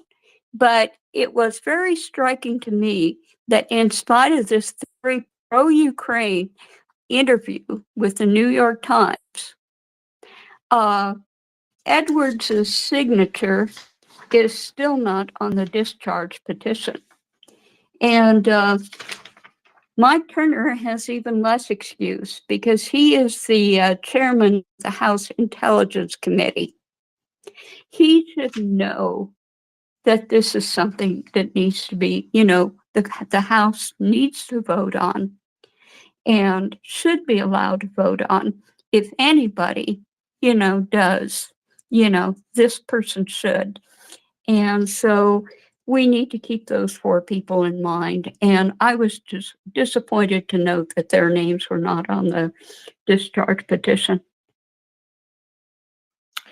Yeah. Hey, Karen, I thought of something earlier today too that you might want to try in Alaska, because I Murkowski I don't think is on it, and neither is that other bloke who's a MAGA. But see if either of those 2 or both of them signed the genocide resolution that passed the House a while back, where they recognized the genocide going on in Ukraine, specifically related to the stealing of children, because that's kind of a wedge, right? If they signed on to recognizing genocide, how can they not sign on to moving a bill to address it out? That'd be. I want to see somebody do a Venn diagram of the people, the Democrats and Republicans who have yet to sign the discharge petition, overlap with the folks who have signed the genocide Okay, petition. Will, Lisa Murkowski and Dan Sullivan are senators, and the discharge petition is something that needs to be done in the House. Oh, sorry. Yeah, Okay. the House, but the Now, House representatives in yeah, Alaska. yeah. Now, once the discharge petition goes, passes the House, then it's going to be on the Senate. And I believe that Lisa Murkowski will support it. Will just disappeared. Anyway, Congress, we have one congressperson from Alaska, because although we are a very large state, we are 2.5 times the size of the state of Texas in land, but our population for that amount of acreage is small. And so we only have one congressperson, and her name is Mary Patola. And she has signed the discharge petition, and I am very proud of her for doing so. It took her a while, and I know she was probably being pressured by conservatives not to sign it, but she did, and at least there's that. So we'll see. We'll get it through the House, and then we'll focus on the Senate. Yes. Well, actually, you won't have to do anything to the Senate at all, because it's already passed the Senate. As soon as it passes the House, bada bing, goes to the president. Oh, I forgot. Okay. I don't know. Okay, I thought it had to go through the Senate. I need to brush up on my congressional procedures. Well, it's hard to stay up with, isn't it? I mean, you get a House bill, and then it has another resolution attached to it, and after all like I these do, years, I forget who's in the House and who's in the Senate. Yep. It's hard to keep up with. Yeah, but you see, as somebody who votes on a regular basis, I should know better. So, yeah, I'll clear it. I would love to see it. I hope it does go straight to the president's desk, because of course Biden will sign it without hesitation. I know he will do that. Okay, thank you. Thanks, Karen. Jenny, go ahead, my dear. Regarding the thing with the budget in the EU, I thought it was signing off, like end of the year sign off on last year's budget.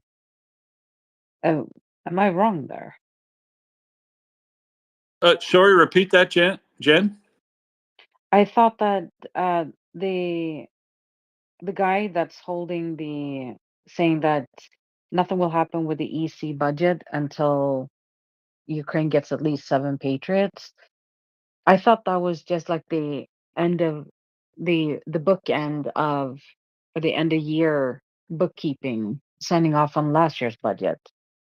So it's not like they're gonna but I could be wrong, but that's what I thought it was. Also, Sweden has 4 Patriot systems.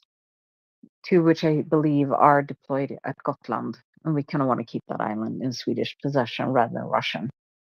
But at this point, I'm almost willing. We have a lot of capable air defense systems that are Swedish, and if we can get new ones from the US, then I would be willing to give those up, even those, at this point, because we need to keep the cities safer than what we're doing today. But yeah, from what I understood about the thing in the European Commission, it's the end of year bookkeeping, signing off on last year's budget, saying, and now sending it off to be audited or something. That's what I think they're holding up, but I could be wrong. Thanks, Jenny. Yeah, there's got to be some way of somewhere moving these chess pieces around so that it all works out and that Ukraine can get what it needs. Absolutely. So thank you for that. We've come to a bit of a change over here on the co-host side. I've just taken over from Will, who's down there in speakers. Hi, Will. And also David Bailey will be joining me when he gets his co-host invitation. But it's been two days now, I guess, since we had that rather extremely concerted attack on Ukraine's energy infrastructure. It looks like overnight there wasn't too much going on with the attacks. I'm sure that Russia is marshalling its forces for another go soon. So time is definitely of the essence in that sense. But Ukraine is standing strong. We need to stand strong too and keep focused. And I'm sure that Ukraine is doing everything it can to restore energy, and I'm sure they'll find a way through. Mockers, you have your hand up. You just can't get enough. Go ahead, and then we'll after you. I just wanted to come back and say my goodbyes. Just thought I'd get out of the hot seat and leave it available. But you know me, I always like to just say thank you for being with me this morning, in my morning anyway. And thank you very much, David, for cutting short my day, because I was going to be on an awful lot longer today, and David has very kindly stepped in, and he's going to allow me to actually do some housework today. Oh my goodness, I know, amazing stuff. So me and Elmo the orange cat will have a little nap, and then I'll be doing some housework. I know, so exciting. But the whole time I will be listening, even though I'll be asleep. And I just wanted to thank you all for joining me today. Thanks. Bye. Thanks, Mockers. Housework. I think I get around to that every time the missus comes around to visit, and that's about the only time that I do it. It's like scrambling around the night before or something. But yeah, that's the way it works. Yeah. At least it's clean every now and then. I have one room which he's allowed in currently, would you believe? Yeah, it doesn't quite work that way for me. But yeah, it's the struggle is definitely real. So good luck with that, Mockers. Have a good day. Thanks very much. Will, go ahead. I just wanted to give you a bit of an update on the Luhansk strikes before I go quiet. Looks like 3 Storm Shadow missiles used there, and in Luhansk, and it's been placed at the Luhansky Mashino-Nostroitelny Zavod 100, meaning that's a vehicle manufacturing facility previously, which almost definitely means a tank and armored fighting vehicle type renovation or repair factory these days. What looked like the second of those strikes caused significant secondary explosions that are consistent with ammunition. So that would also be consistent with that being an armored fighting vehicle repair facility. They'd have a certain amount of ammunition stored on site, and the fires after that are very dark and black. So they would have had materials, 3 strikes in that facility, separated by a couple hundred meters each, and definitely storm shadows because they caught them on film. The second and third coming in, and yeah, so we'll wait and see. But it's obviously knew what was there, and they don't use storm shadows wantonly. So they definitely would have had some target. Probably, it looks like a tank repair and refurbishment factory knocked out in Luhansk. Thank you, Will. I have seen some of those videos going across my feed, and yeah, there was certainly some pretty good secondaries going on there. It's an interesting one, isn't it? Because it's not a great distance to be firing storm shadows, is it? I mean, usually then they use them on kind of longer range strikes. So it's interesting that they chose to use them there in Luhansk. I can't remember storm shadows being targeted in that way before. Maybe I just I'm not keeping Well, up. actually, the very first storm shadow used was in Luhansk, not far from this place itself at the time.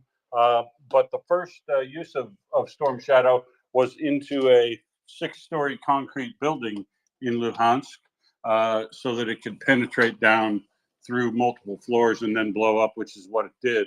And that was the very first use of storm shadow and the MALD, the air-launched decoy that they found there. So they do use them. It's essentially not necessarily the distance. The maximum you can reach is 300-400 kilometers. But it's really, do you want to hit something precisely and make sure you can penetrate inside the structure prior to exploding? So that was the makes sense. Yes. Thanks. Oh, sorry, David. That's all right. There was a bunch of generals, I think, in that Lugansk, the first Lugansk strike. So I guess that. Yeah, that's correct. It was officers congregating at that time. Yeah. So it just speaks to the fact that they targeted something of strategic importance, I guess, at that site. And it sounds like, yeah, as you say, it's a Maschinenstreifen Zavod is just a machine building factory. Can mean almost anything. A lot of the military industrial complex factories were called Maschinenstreifen Zavod, irrespective of what they actually did.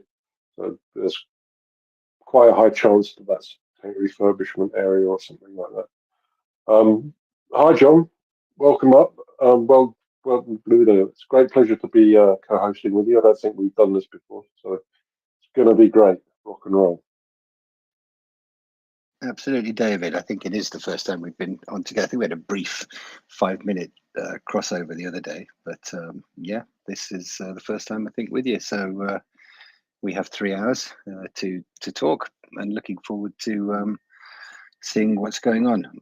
I've got a bit of an update from sort of the Asia Pacific region, which I don't know if it's part of the axis of evil thing, so we can come back to that a bit later on. Have you got anything you would like to talk about? That would be very interesting. I think that increasingly we're seeing this. Crink axis as Kisaveta calls it, and I like the terminology, so I tend to use it more. China, Russia, Iran, North Korea. I mean, I think it's a crucial part of the equation, right? So, there's all this. First of all, from the disinformation war side, the line that US has to pivot to Asia is might be a valid argument. You could kind of understand it, but if that's the case, then they've got an awful lot of equipment in stock, which is absolutely useless because it's designed for conducting a large-scale land war in Europe, on the plains of Europe, against Soviet Union or Russia, and guess who's fighting Russia and the Soviet or the former Soviet Union is Ukraine, right? So all of that equipment could be used for its correct purpose right now. And apart from being completely suited to that task, it would be completely useless in a conflict with China. But but the fact that we supply it to Ukraine would mean there'd be a significant deterrent. So the notion of a pivot to China doesn't preclude sending arms to Ukraine. In fact, the opposite, right? So I mean, it's a useless resource for an invasion of China. You'd need naval assets to do that, not HIMARS. You could try shooting ships with HIMARS from Taiwan, but first of all, on Taiwan, you've got a very limited space to put 1,000 HIMARS launchers. And then you've got Okinawa, right? So, okay, 500 in Taiwan and 500 in Okinawa. Yeah, as I say, I think it's a global conflict now, and the sooner everyone realizes, the better. One thing that I had on the radar was a bit more information has crept out about the reasons behind the United States criticizing Ukraine for bombing oil refineries. And it turns out that Tengiz Chevroil, which is a joint venture between Chevron and the Kazakh government, exploiting reserves on the far side of the Caspian Sea, transports a lot of oil through the Russian pipeline to the north and also across to the Caspian Sea. So there's an American-Turkish funded pipeline that goes through the Caspian Sea, through Georgia, through Azerbaijan. I think it goes through Georgia and then into Turkey and then out to, I can't remember the port name of Turkey, but it's on the south side of southwest side of Turkey, so comes out there. Anyway, but most of it seems to go through the northern route, through the Russian pipeline. And being as this is of key interest to Chevron, Chevron have been busy lobbying the Russian government, US government to criticize the oil refinery blast because they've basically been corrupted by Russia in the process of, working in Russia and being part of the Tengiz Chevroil venture, which I think you could basically view as a kind of slush fund activity for the KGB, more or less. Probably putting it a bit strong, but yeah, very dirty kind of business activities down there. So wouldn't surprise me if it basically uses a slush fund for dodgy financing of this, that, and the other. Somebody will probably come and jump up and tell me that I'm completely wrong about that, but anyway, that's an interesting story. I haven't got it right in front of me now, but maybe we can come back to it if anyone's interested. So it looks like Chris has come up to comment on that. But can I just confirm, Chevron is still working in Russia, or is this something else? No, it's no. a different kind of a No, roundabout way. they're in Kazakhstan, and all their oil has to travel through. Exactly. Thanks for that. So, thanks for that clarification. Yes, the Tengiz Chevroil. The Tengiz field is a huge oil and gas field. I don't know where it is in the world rankings. Will probably knows. But it's a joint venture. I'm not sure who the joint venture partners are. I can't remember. Again, as I say, I'll be looking at that and kind of coming up to speed with all of the details. And I'm just at my desk, so I haven't really looked at anything else this morning. There were a couple of other things. Guy van Hofstadt was one of the topics that I was interested in. He was saying something yesterday. He penned an op-ed in Le Monde newspaper yesterday, basically saying that we should be doing much more as Europe, especially from army coordination or military coordination perspective. And of course, but at least it's being said and by people who are somehow notable in the world of politics. Chris, did you want to say something?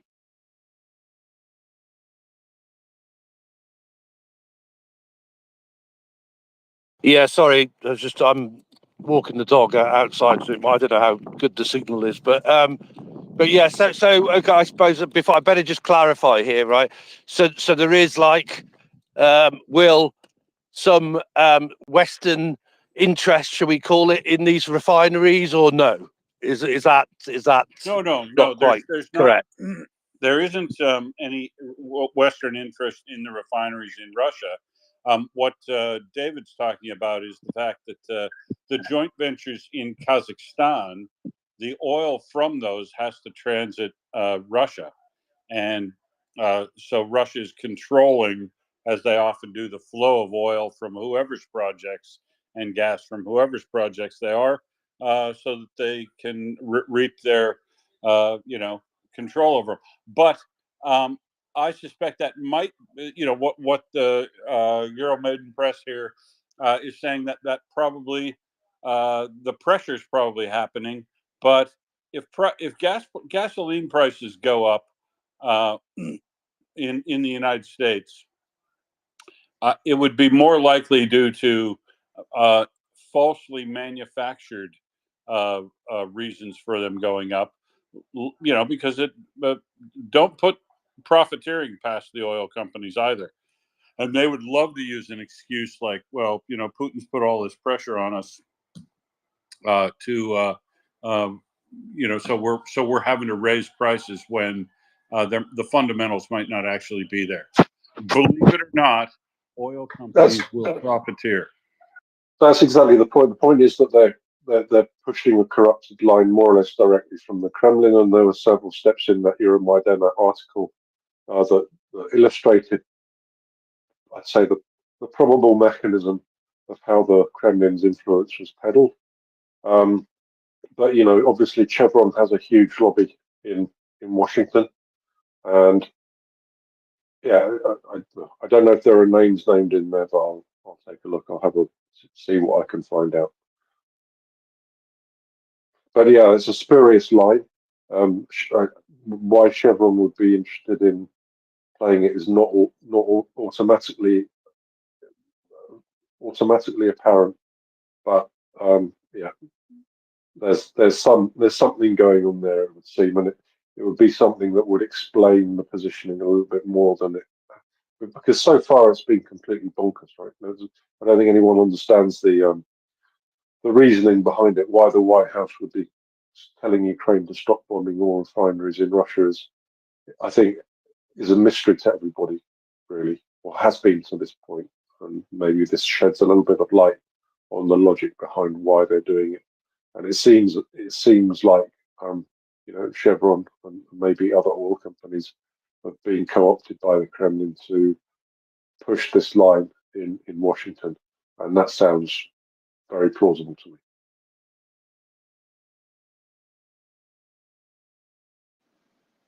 Go ahead, Chris. Yeah, well, I basically agree on that, and I'm not at all surprised either in that, but so I don't think I could really say what I was going to say, but sort of what I was going to say was that to me it's just sort of like interesting that we've got allegedly so many external investors willing to come into the Ukrainian oil and gas production. So right now they're raising more money to do more oil. I think, I don't know if I've used the right words here, Will, but more oil exploitation, because I think the reserves are sort of known, and again, don't know your terminology, but they've probably done all the test drilling and all the rest of it and that. So it's just a matter of putting it into production, right? Is that right, really, Will? Yeah, that's right. Production wells. Yeah. Okay. So basically, you're investing. If you're investing, then you're investing in, real production, if you like, right? It's like way less risky, isn't it? Than like investing in. Hang on a minute. I'm just going to just transit some passing dogs here. Should be okay, but you never know. Yeah. So So basically, it's way less risky than exploration, isn't it? It's because you just basically, well, we've said it, yeah.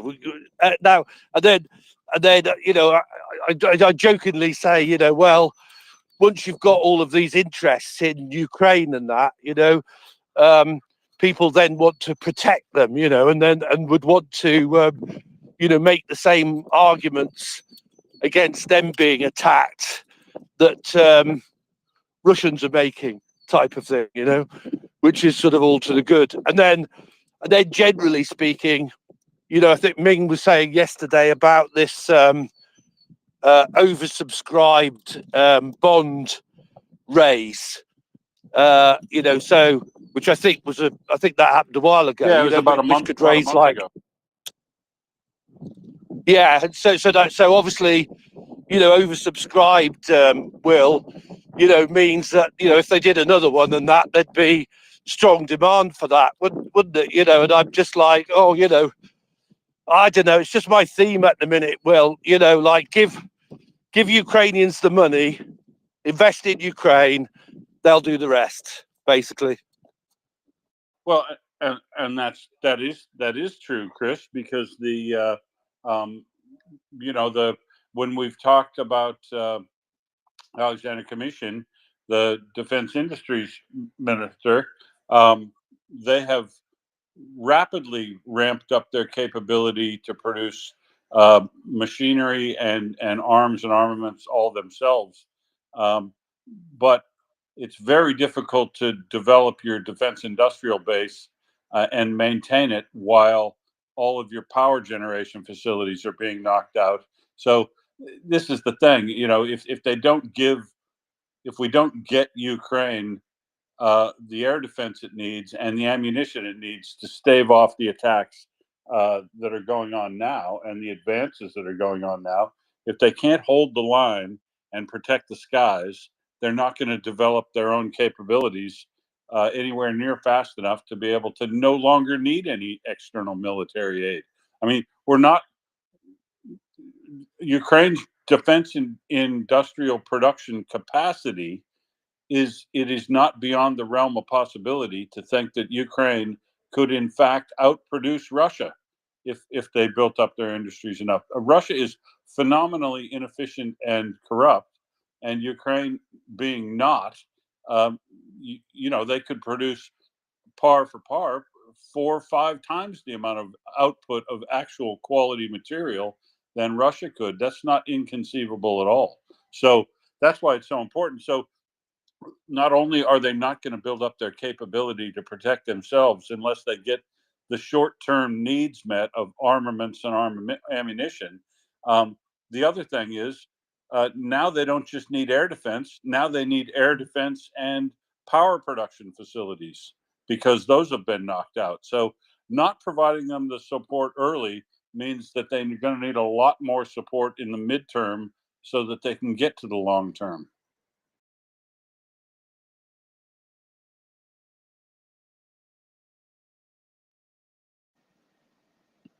Yeah, absolutely. So it's a whole kind of knot of problems altogether, which are kind of basically caused by the slowdown in military aid to Ukraine, without electricity they ain't going to be producing very much, are they? And without air defense, they're not going to be able. Well, it gets harder and harder to keep their production online as well. Chris, go ahead. Thanks, Will.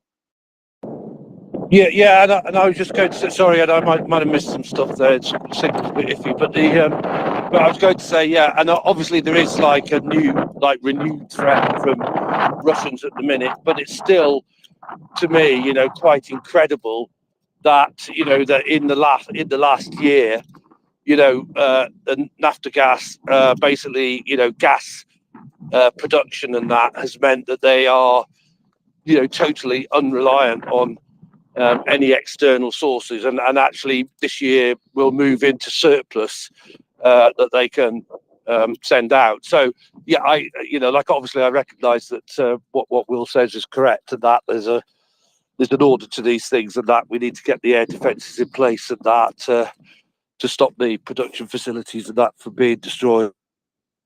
But anyway, thank you for that. Yeah. I think Fjord Fella had his hand up next, but I don't know whether Will, if you want to come back on that, and then we go to Fjord Fella after that. Oh if no, you have let something him go ahead related to because it. I wanna ask another question of David. Okay, so Fjord Fella, go ahead. Yes, hi everybody. So I don't know if you talked about this, or maybe this is a changing subject, but have you noticed something that's not on fire that should be on fire these days? I don't know if you can guess. Are you riddling us? Church Bridge? Yeah, actually, it's a lot of things, but something that I got used to and was very happy with, which was the oil refineries in Russia. Why are they not on fire? This is an outrage, actually. They should be burning down every day. They're running a little low, aren't they? There was an attempted attack on one yesterday near Rostov, but the problem is now the large refineries where they need to attack, or the ones that are located near Rostov, have much better air defense at air bases and things near them. So the amount of S-300 missiles that were used at the Novokazhinsk refinery, the one just northeast of Rostov, they must have used half a dozen S-300s to shoot down probably 3 drones. So cost-effective raid, but yeah, didn't hit the refinery. One of the drones apparently fell in the territory of the refinery, but didn't do any significant damage. But I think the attacks are carrying on, as is demonstrated by last night's attack. But the fact is that they're the last refineries to get the big ones in Yaroslavl, St. Petersburg, and Moscow have corridors of air defense that they have to travel through that are probably the densest in Russia. So it's a capability problem and not a political issue where they may be stopped or they are hesitating now because of the unbelievably stupid comments made by Americans lately. Yeah, I mean, I saw an interview with who was it, the Russian bloke, who said, yeah, no, they're not changing their targeting at all, and there's evidence that this quote unquote pressure from America not to do refinery strikes that's been suggested by Sullivan in a Financial Times article, then stated by Blinken kind of reservedly, then put out there stated by Lloyd Austin, and then most stupidly and perniciously stated by Wallander. Those statements have always proceeded, because they happened over about 2 weeks' time. The refinery, those started after the 9th refinery strike, and we're up to 15 now. So I don't think they've stopped, and I don't think Ukraine should stop for the reasons you said. There's no justification not to carry out strategic strikes. They're absolutely essential, and there's no reason. Well, I mean, if the United States is in no position to tell Ukraine what they should and shouldn't strike within the rules of armed conflict, which Wallander got 100% correct, and she's Deputy Secretary of Defense. Frankly, she ought to be looking for new employment right now. Yeah, absolutely. And she's got connections to the Kremlin, like direct Kremlin connections. I can't remember what her job was beforehand, but she's got a. It was the U.S.-Russia Relations Council and all that. I came across them when I was in Russia. Yeah. And I think she'd been at the Valdai Club as well. Anyway, sorry to interrupt. You can't interrupt. You're the co-host. Well, yeah, that's right. We are, David. We're the co-hosts here. Well, yeah, we but get John, to call the shots. The question I've got for David is, noting all that stuff about the refinery strikes that Fjordfella brought up and how bogus those are on multiple bases, military and economic. Why, when the Russians directly attacked with multiple from multiple directions with multiple different types of missiles. When they attacked the Ukrainian gas storage facility in Western Ukraine, that's gas storage for 20% of the European surge demand.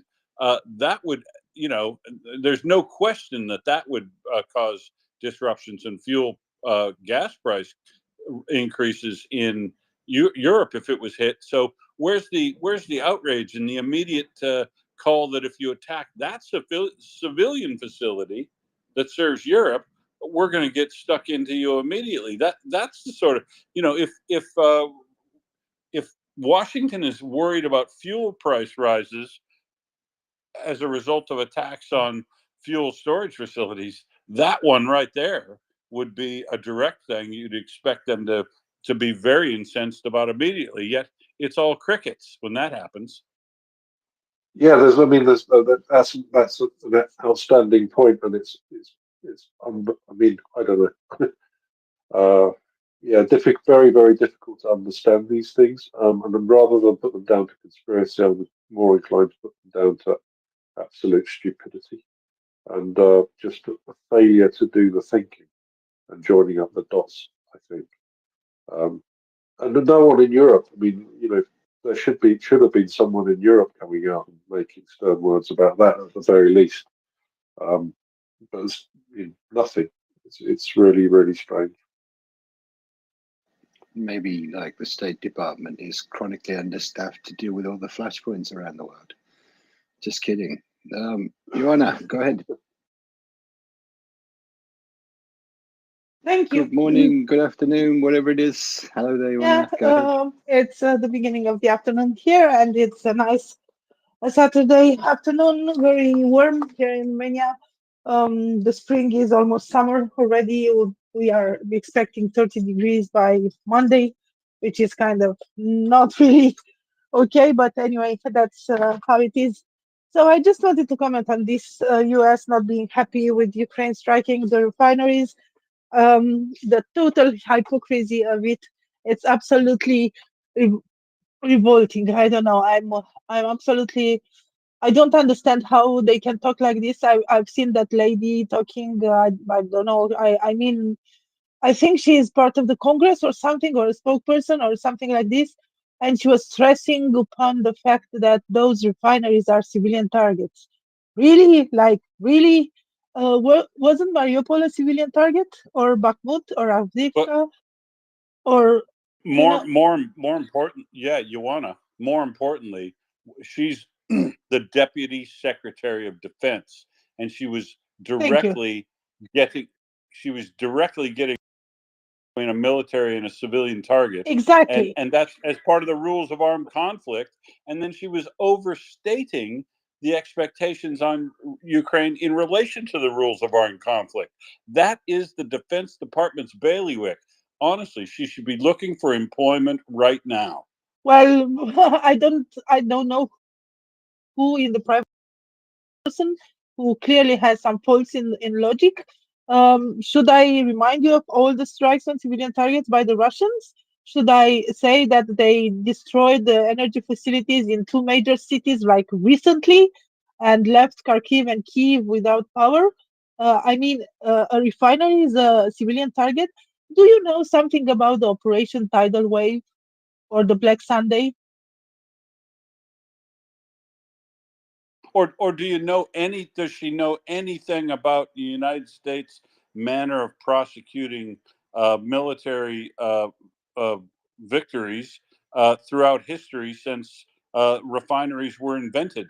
Yes. You always go after fuel, oil, lubricant facilities and critical infrastructure that feeds the war effort, and they are completely valid under the rules of armed conflict.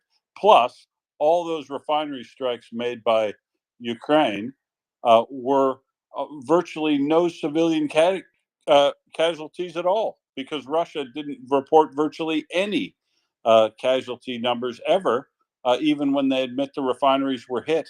And the civilian power generation facility, particularly the one in Kiev, Ternopil, that one only serves civilian areas. So there, it's chalk and cheese. Her making that comparison was, I was disgusted by her in particular. Exactly, and that's why I wanted to mention this Operation Tidal Wave, because it happened in my country in '43 during the World War II. Unfortunately, Romania was on the wrong side of history in '43 because of previous alliances with Austria and Germany and so on and so forth. Then they changed. Romania changed, and went to the good side of history, let's say. But in '43, U.S. decided to bomb the refineries in Ploiești because they were used by the Germans to supply their army. And it was a big operation. They destroyed 9 refineries in Ploiești with some losses because there was a significant air defense there. And it was an operation led by US to destroy refineries in a country allied with Germany. Not to mention how many refineries were destroyed in Germany and how many infrastructure objectives that were related to the supply of oil. And this is part of a war strategy. This is normal in times of war. You cannot say that Russian refineries are civilian targets. How about apartment buildings that have a whole 6 stories in them in Ukraine? Aren't they civilian targets? How are the Russians allowed to strike anything, everything in Ukraine, but Ukraine cannot strike refineries because they are civilian targets? I mean, the hypocrisy of this is absolutely revolting. Especially if you consider recent U.S. history. The United States military bombed Iraq, strategic targets including oil refineries, power generation facilities, and critical infrastructure like bridge. 37 days of strategic bombing in Iraq before they went in. Yeah, it is seriously hypocritical. David, you want to come in there? No, I was just going to say, I'm totally disgusted by it, and it drives me nuts. I can't understand it. It doesn't make any sense in logic, and neither does the overall position of the White House. For a long time, I've been kind of giving the White House a little, they're trying to do what they can do, but at this point, I speak to a lot of Ukrainians, and Ukrainians just feel like they're being hung out to dry, and you can completely understand why. And it's infuriating, makes me tear my hair out. I don't know really what else to do apart from chaps, call your representatives. Chaps, by the way, if I say chaps, it's a gender neutral term. Call your representatives, because this is just disgraceful. I don't know what to say about it. Fortunately, Emmanuel Macron at the moment is giving us something to cheer up about. Short fella. Yes. So this is. I agree with everybody. This is absolutely disgusting, and I don't know what to say. I'm lacking words that are strong enough to describe what they're doing, because when they sit there and talk like this, they have to know that this is completely stupid. They need to know that it is absolutely absurd, but they're still saying it. So what is going on here? So why are they saying utterly stupid things all the time? And there are many powerful people saying it, or in very prominent positions, they are saying this. So are they getting their talking points from Sullivan? Is it like a coordinated thing that they are ordered to say stupid things? I don't know. This is I don't know. This is so stupid. It's legally, or I don't know how to express. They are allowed to do it. They are not civilian targets. They know all this. Are they really this incompetent, or are they getting orders? Because this is how. My feeling is that they're sorry to interrupt. They're getting orders. I think that if you look at Antony Blinken and the way he presented his statement, and if you look at Lloyd Austin as well, I don't think they're that stupid. I think that they're clearly curtailed in one way or another as to what they can say. And I don't think that. So I think this is coming from Jake Sullivan. And I don't know what his relation is to the Chevron oil lobby. If anyone in the US knows more about in and outs of Washington and Jack Sullivan's history in particular, that would be very interesting to know. But yeah, I think it's coming from Jake Sullivan, and I don't really understand why. To be honest, there's something very strange going on. Yeah, so this is policy. This is not like disagreement. This is now what they have been told to do, and this is now what the US wants to do. This is how they want to do things, and this is very, very worrying. I wouldn't mind if they said stuff like this, but in the back rooms or behind the scenes, they're getting missiles to bomb the crap out of Russia. I don't really care. They might have to say this, just to please Russia, or to kind of pretend that, oh my God, we can't do this. But behind the scenes, they're providing missiles to bomb the crap out of Russia, long distance missiles, whatever. I don't care what they say. I care what they do. But the problem is they're following up what they're saying with what they're doing, or what they're doing with what they're saying. So I don't know. It's this is very, very concerning, and it's if they don't have a policy change in general, like Ben Hodges has been saying for a long time, they don't have a policy for Ukraine to win, and every decision and everything they say is kind of it's a result of the policy that the US has. I'm pretty disgusted, and it gives rise to many conspiracy theories and a lot of arguments on the internet or on Twitter, where because the decisions are so stupid that people start speculating, and then you get very weird conspiracy theories that are true or not true. I don't know. It's worrying. I totally agree with you. As I said, my opinion of Washington's just continued on a precipitous downward. I didn't realize it could get this low, but yeah, it's disgraceful. It's highly concerning because the most negative views of my Ukrainian friends who I speak to, people in this space and a lot of other people in Europe and the United States are square behind Ukraine and want things to happen. The Biden administration and the German administration are just reinforcing the negative views of people in Ukraine. And this is, at this point in the war, this is really damaging, really damaging. I don't know who was first, but I think it was Jenny and then Johanna. John, did you know? I think it was, yep, we got a phonetic J combination. Johanna first and then Jenny, I think. Sorry, Jenny or Jenny. Yeah, I just wanted to say that nobody is saying that Ukrainians should bomb Moscow and civilian targets, and they should blow Rostov to smithereens and whatever else. No, very careful in choosing the targets of the Russian territory. Just oil refineries or airfields or training camps or drone factories. So clearly military targets, clearly legitimate targets. So no, I just wanted to mention a thing that I'm usually kind of afraid or reluctant to mention. There was this theory, and it started, I think, in 2022, that Ukraine is to receive enough to hold on, but not enough to win, because everybody in the West would like to bring Russia to a slow death instead of like a sudden death. And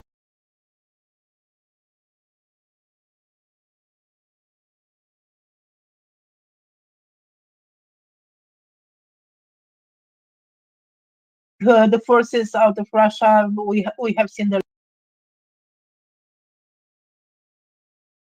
giving results as of now, because Ukrainians are dying every day, because Ukrainian cities are destroyed every day, because we are staying here and we are looking at a country in Europe that is bombed on a daily basis and we are looking at Kharkiv and Sumy and Kherson that are bombed with S-300s.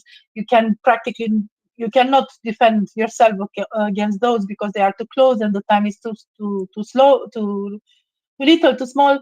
and it's kind of difficult to intercept them. So we are staying here and we are looking at this at Ukrainians' life being taken every day, because we are afraid to see Russia like dying suddenly.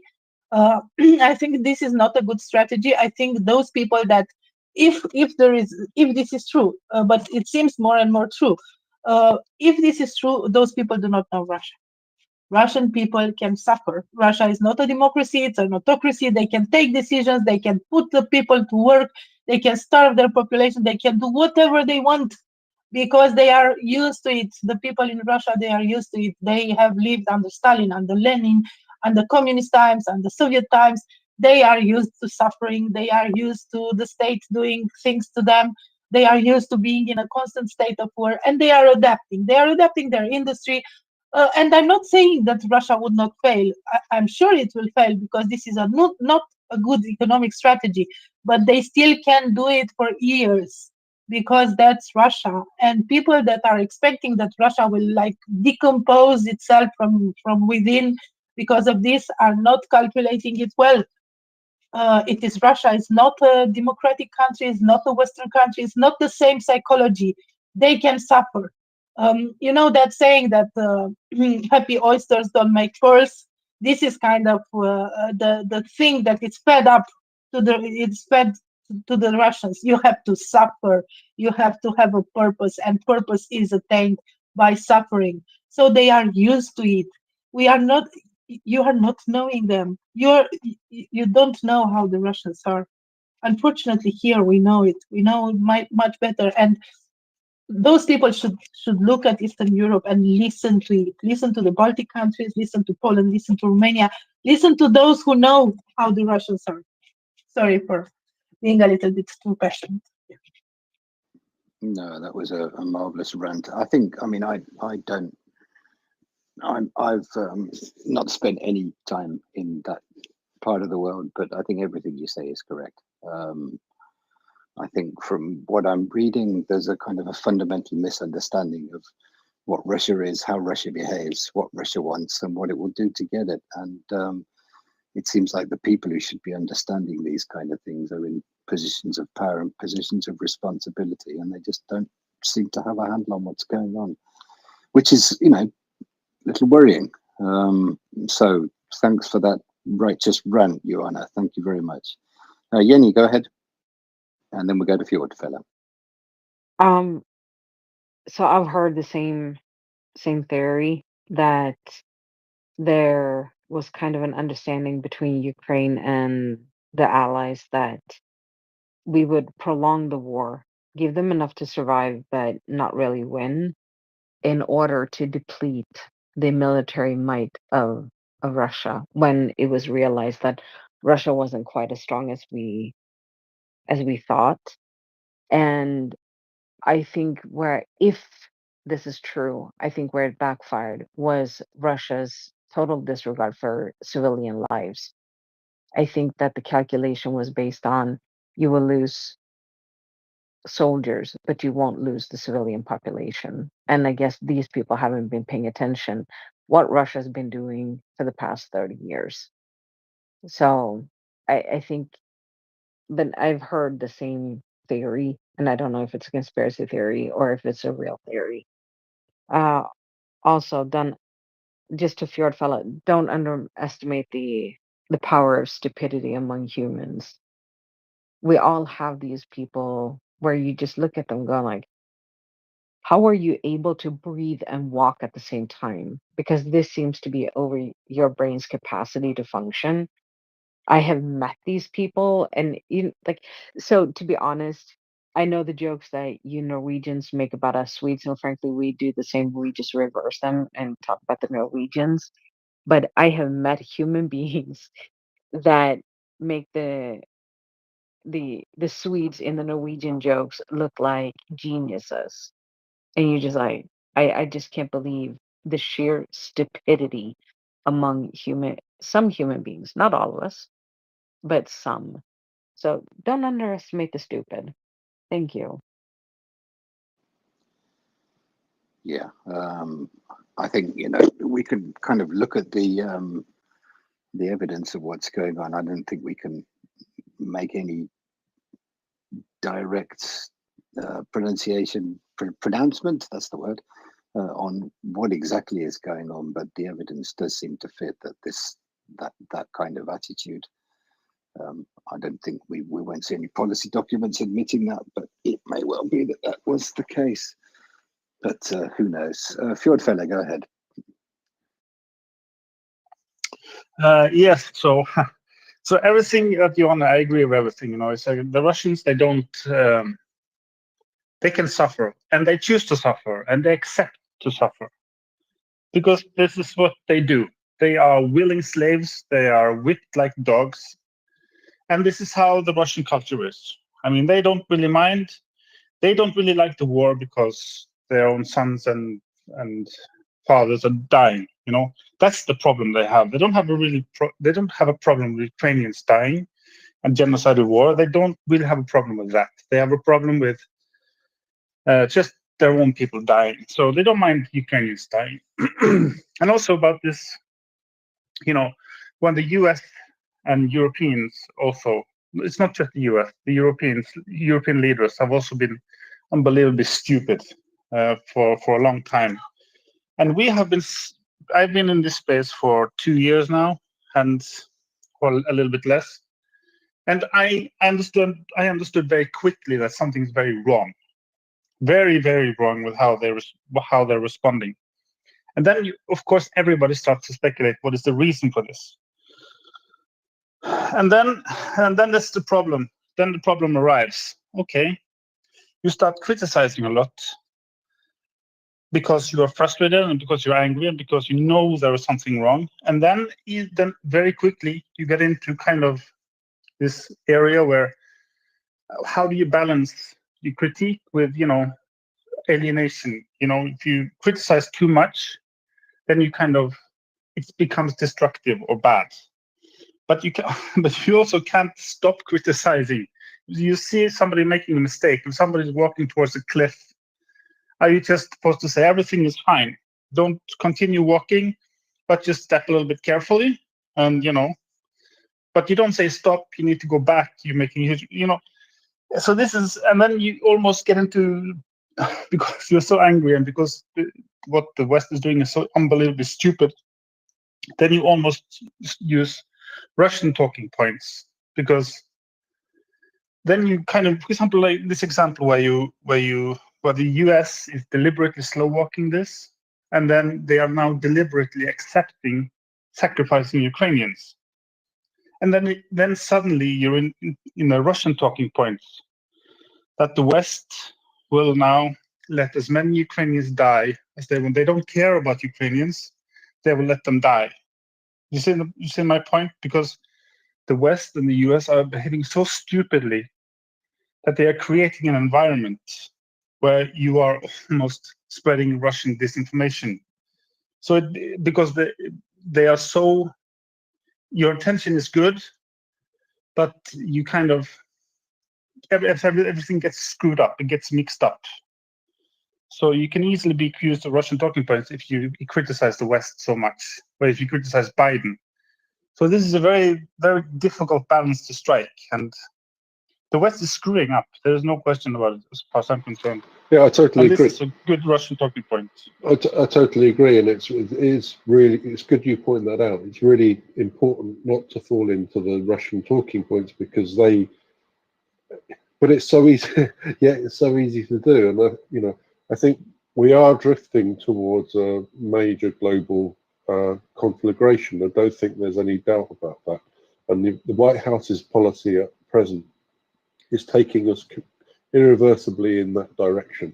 And I don't think it's alarmist to say that. I think that's where we are. And I think it's important that we realise that, and we make our concerns vocally to whoever we can make them to. I don't, that's all we can do. Joanna. Yeah, I totally agree with this. The Russians will speculate these kind of narratives because it fits with them. They already said the West will fight us to the last Ukrainian. Basically, that summarized it. And it's true. We should be optimistic. We should be seeing what is happening.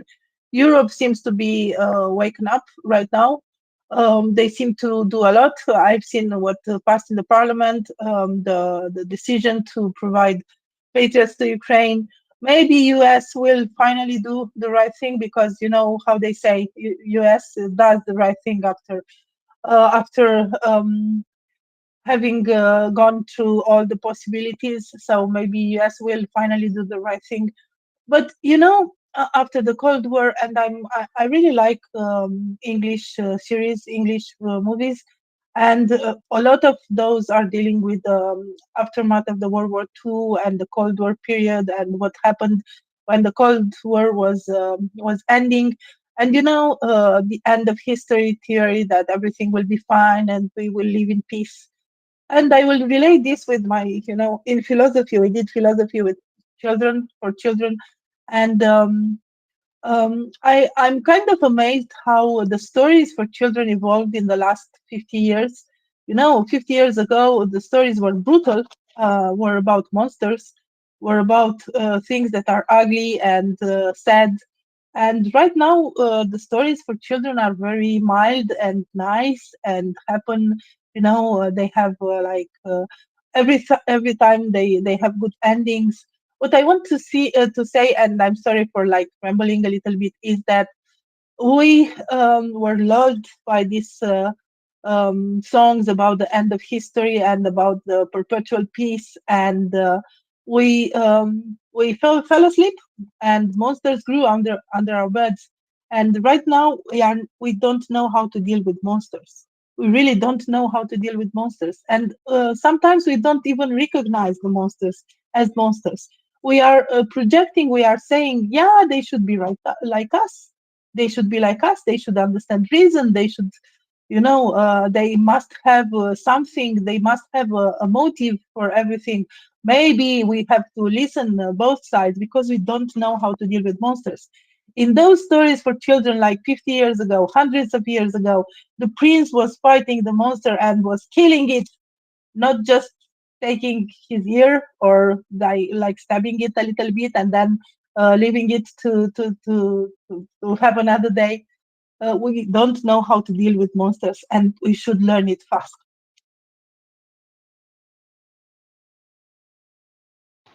Indeed. Jenny, go ahead. So those old fairy tales, because I have read some of the early versions of like Cinderella, and those were cruel. Um, Briar Rose, she dies. That is Snow. No, that's Sleeping Beauty in English, I think. But the original story is called Briar Rose, and she dies. She doesn't get saved. They were really cruel, and they were actually not stories for little kids. They were um, moral stories for adults. That if you don't pay attention, if you don't listen, if you cheat somebody, then there are consequences, and we forgot about that. Thank you for reminding me of this, Joanna. I forgot about why they wrote those stories to begin with. In Swedish, we switch out the words for the Grimm, the Brothers Grimm. They're called the Brothers Grimm, and we call them Bröderna Grimm, which literally translates into the Brothers Cruel in Swedish, because those stories, oh my goodness, they were cruel. And it's the same thing with, if you read H.C. Andersen, The Little Mermaid, she doesn't get the prince. She ends up as foam on the ocean. And she watches her prince that she was in love with marrying the love of his life. That was the actual ending. So Disney made us forget about the monsters. And also, everybody forgets that the real monsters are human beings that are incredibly cool and capable of unspeakable acts of coolness. Thank you. Vanessa, we can see you requesting, but we can't bring you up. So can you go back down again and try again? John and I both tried. I can't do it. Thanks very much. Jenny, yeah. I wanted to go into a little bit more into this Euromaidan press article. So, in particular, they're speaking to an oil analyst called Honchar, Mikhailo Honchar, who's obviously a Ukrainian analyst. And first of all, he makes the point very clearly that, you know, if the US were so concerned about oil prices, then they should really understand that the main reason that oil prices are high at the moment isn't anything to do with Ukraine targeting oil refineries. Well, you know, first of all, because that's refined oil. Yeah, duh. Your refined oil doesn't go into your petrol tank. Diesel or gasoline, which has been refined, is what goes into your petrol tank. And if Russia has not the capacity to refine oil, it means that they put oil on the general market. And in any case, the petrol and diesel refining capacity in Russia is something like 2 or 3% of the world demand. So even if Russia vanished from the petroleum, the gasoline and diesel markets worldwide, it would make very little difference.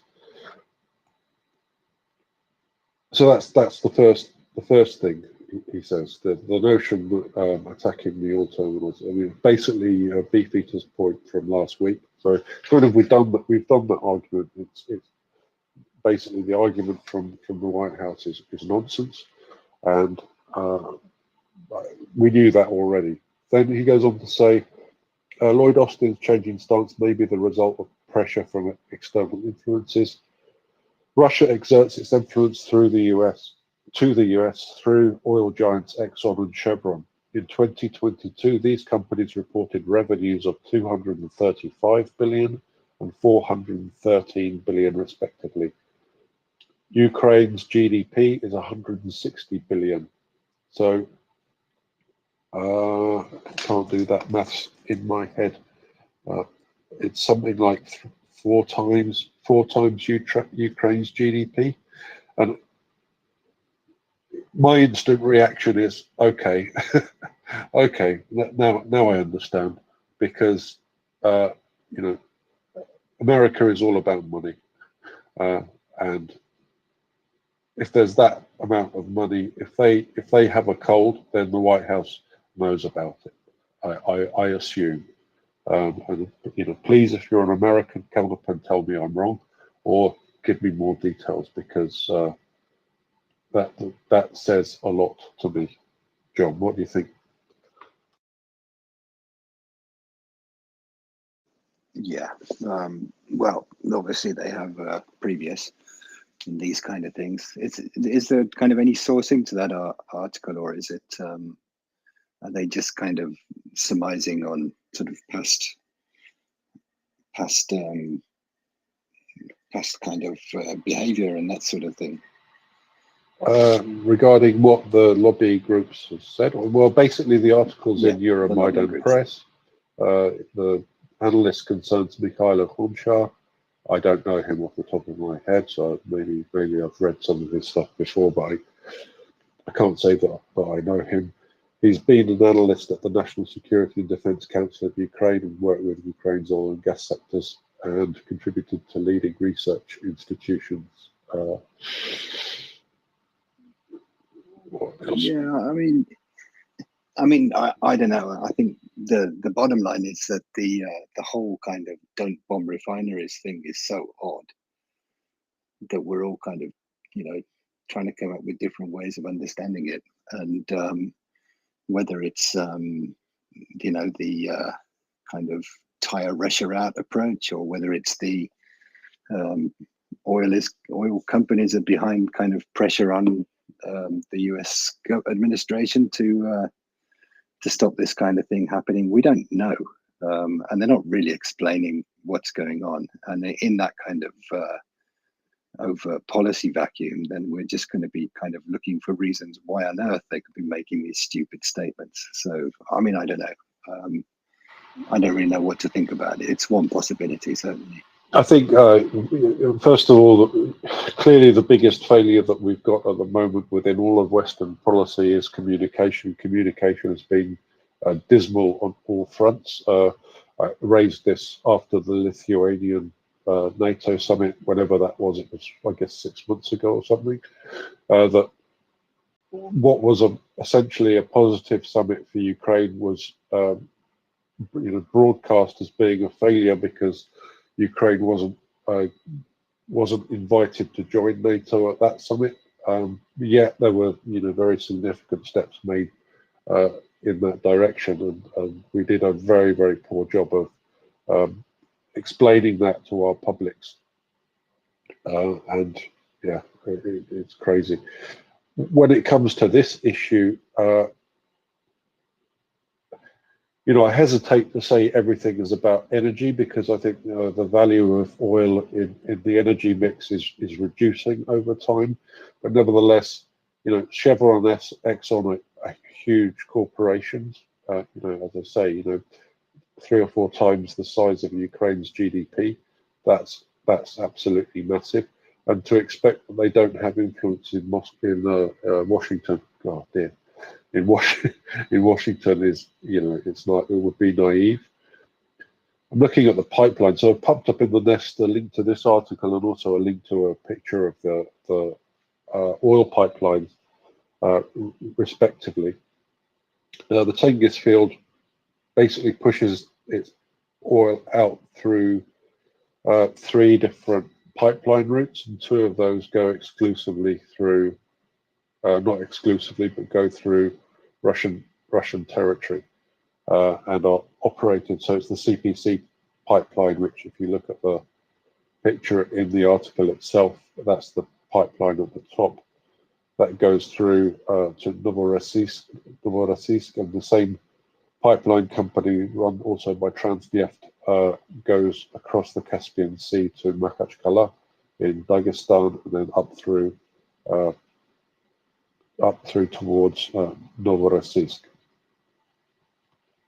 And there's a 3rd pipeline that goes to Azerbaijan, Tbilisi, and Ceyhan in Turkey, and that pipeline is independently operated. But I guess that accounts for only about 1/3 of the overall oil production coming out of Tengiz. So you can see that there's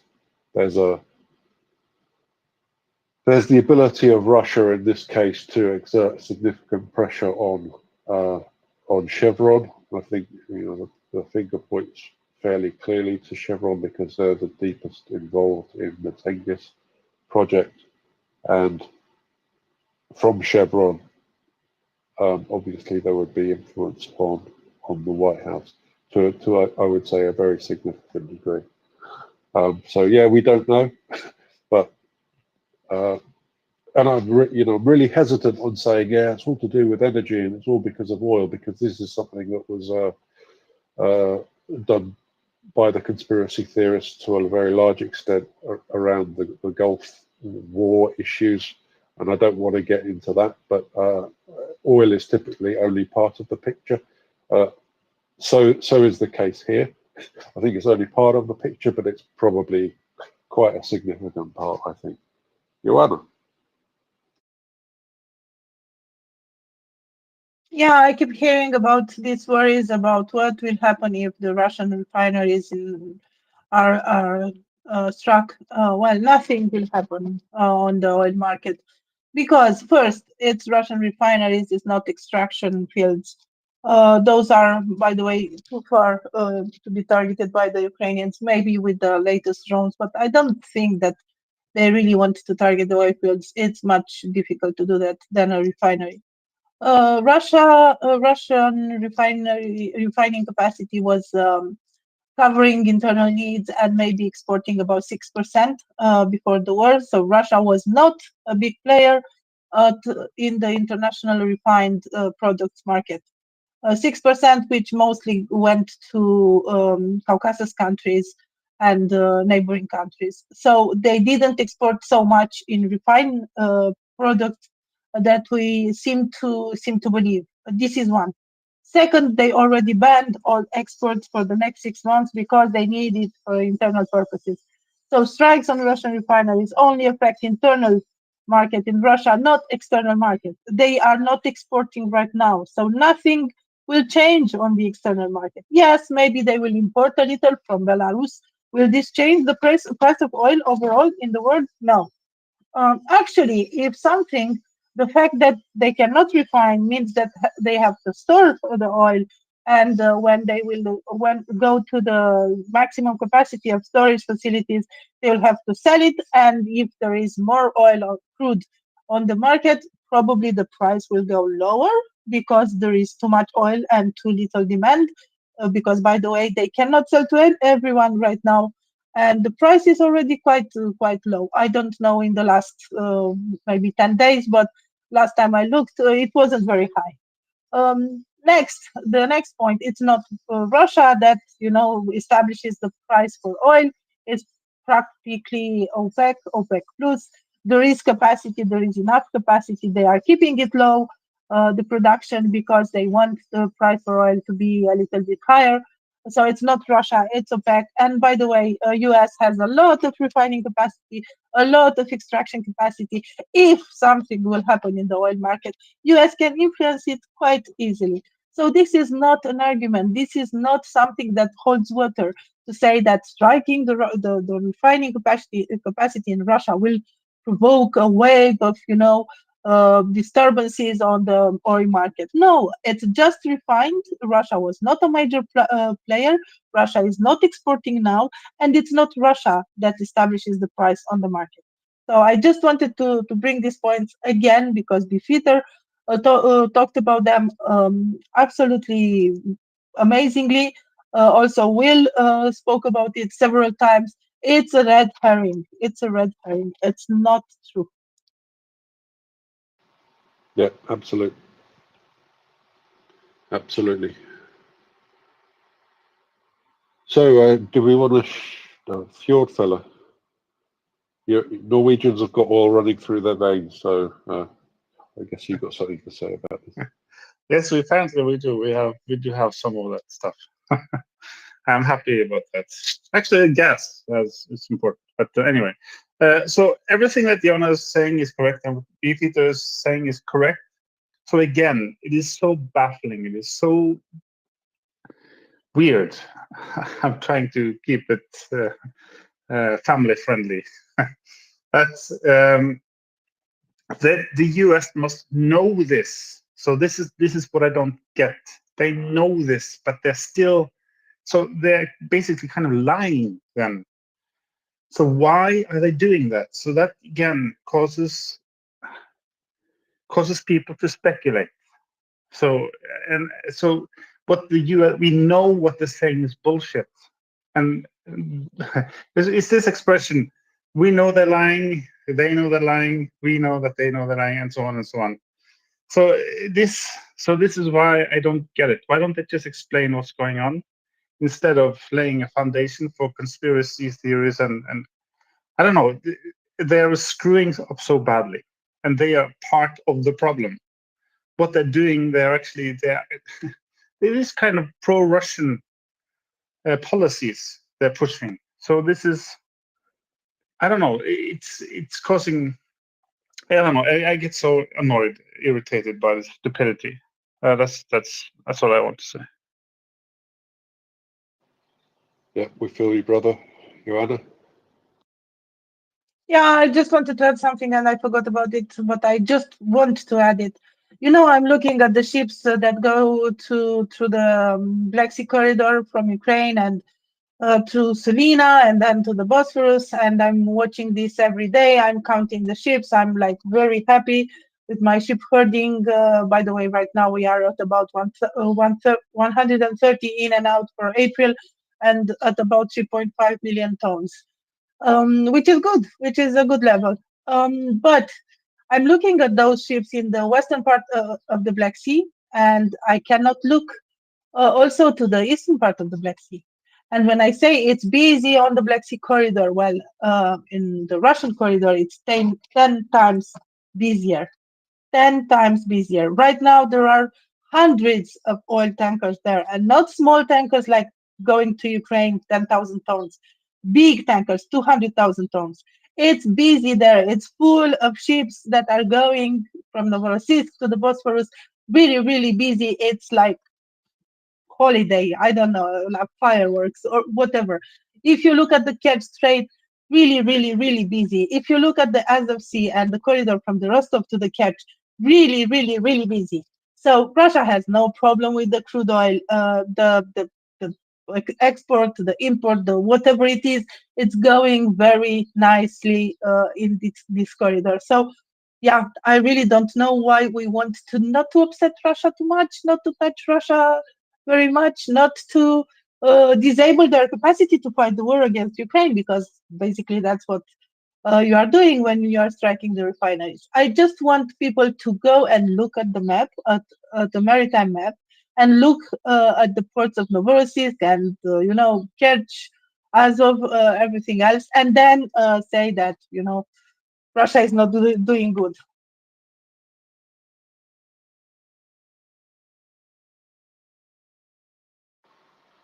So, John, do we want to do a quick pivot to Asia at this point?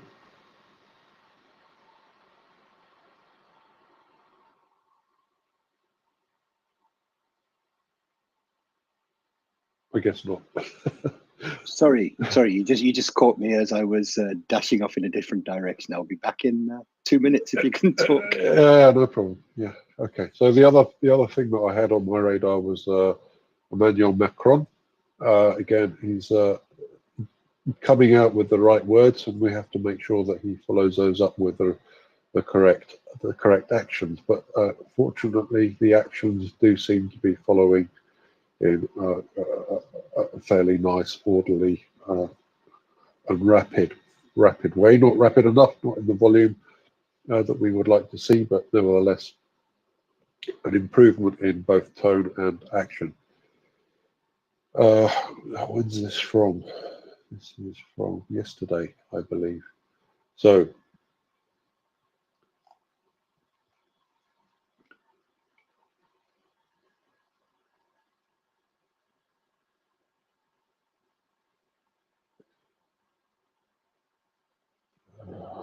sorry. It is necessary to endure to supply weapons to Ukraine so long that it can resist. I'm convinced that this geopolitical reality in which we live in is the reality for the long term, and it's essential to remember that the world will not stop if the war ends tomorrow. So we're on our way to long-term geopolitical and geostrategic challenges where the defense industry will play an increasingly important role. That's why the efforts we are making here are urgent. We must act quickly and decisively and en masse.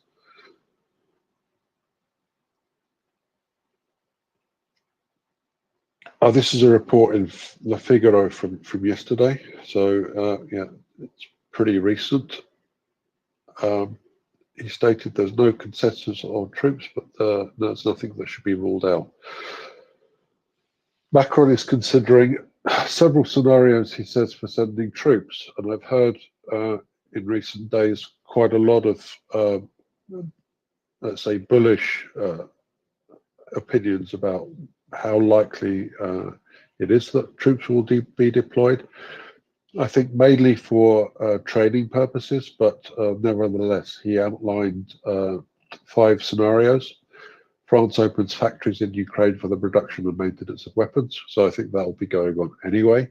First of all, you know, well, I'm aware of private capital going into that kind of project in Ukraine, and I think there's no question that Western companies will be opening increasing numbers of factories in Ukraine to produce product. Scenario 2, French soldiers clear Ukraine of mines, train soldiers and use specific equipment. And I think that is becoming highly likely. So as we were saying, Europe appears to be stepping up. Frankly speaking, I don't think Europe has a choice. It has to do something. So I think this is all necessary. If it doesn't, Europe is at risk, and it can't allow that. So it can't allow Ukraine to fall. It needs to ensure Ukraine is a strong bulwark against Russia moving forward. So I think Europe's interests are very, very clear here. It's not out off the cards, of course, that we will react to late and not insufficient volume, but nevertheless, I don't think we have a choice. And the longer we leave it, the more expensive it's going to get. Scenario 3. This scenario will protect Odessa. Military personnel with air defense systems can be stationed in the city to protect the grain corridor. Again, I don't know how likely that is in fact, but it does strike me as being something that could be done very readily and without any fear of risk of escalation, because that grain corridor is already open. Frankly speaking, I think this is something we should be doing. We should be conducting the same kind of salami tactics that Russia employs on us, and we should be gradually creeping into Ukraine to support them. At least there's many scopes for military engagement which would be short of direct opposition to Russian forces. So protecting the northern border against Belarus, for example, but also supporting field hospitals and logistics behind the lines to free up Ukrainian resources to support the front line. Those are things which I think are definitely under discussion, and they might be a way off so far, but it seems like at least, you know, the French president is saying these things out loud. So whether this is an information operation or whether it's real at this point, it doesn't matter. I would be very, very surprised if military discussions weren't ongoing in this direction. Scenario 4, French army creates a defense zone. This scenario assumes that French troops can protect the border with Belarus, Kherson or Kharkiv, freeing Ukrainian troops to perform tasks in other areas of the front. So again, he's outlined something here explicitly, which maybe it's something that Macron's saying to make himself look important. We can never rule this out with the French president, but nevertheless, he said it. It would be surprising, as I say, if there weren't discussions going on in the background, looking at the feasibility of doing those kinds of things, even if it's just at the stage of considering them as a feasibility. Scenario 5, confrontation in the trenches. This means participating in hostilities with Ukrainians. This scenario is the least realistic. Would be equivalent to declaring war on Russia. So these are suppositions in the Figaro from yesterday. I guess we don't know exactly how realistic they are.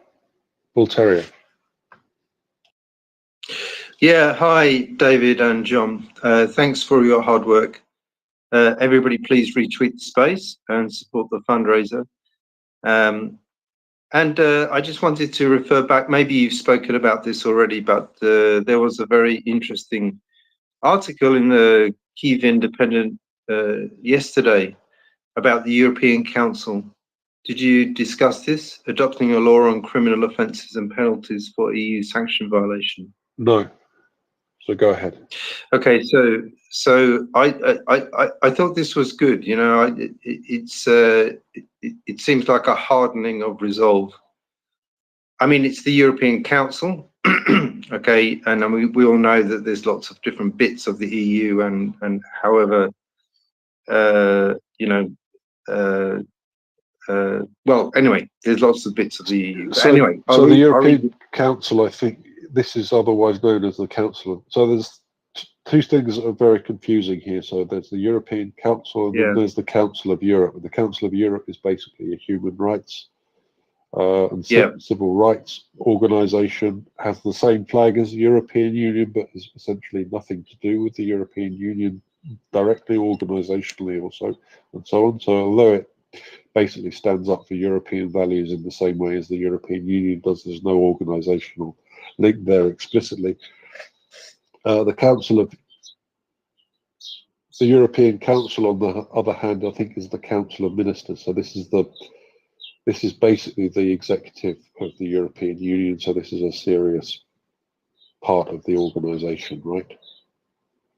Exactly. So yesterday they approved the law on the prosecution of violation or circumvention of EU sanctions, mainly concerning the sanctions against Russia, and the directive which defines the circumvention of sanctions ensures that it would be treated as an offence punishable by a prison sentence of up to 5 years in all member states. And it was adopted by the European Parliament last month.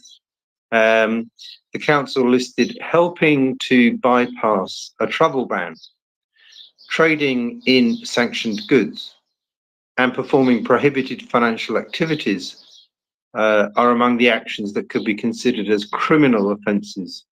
Inciting, aiding and abetting can also be penalised. So those who violate EU restrictive measures can be fined further.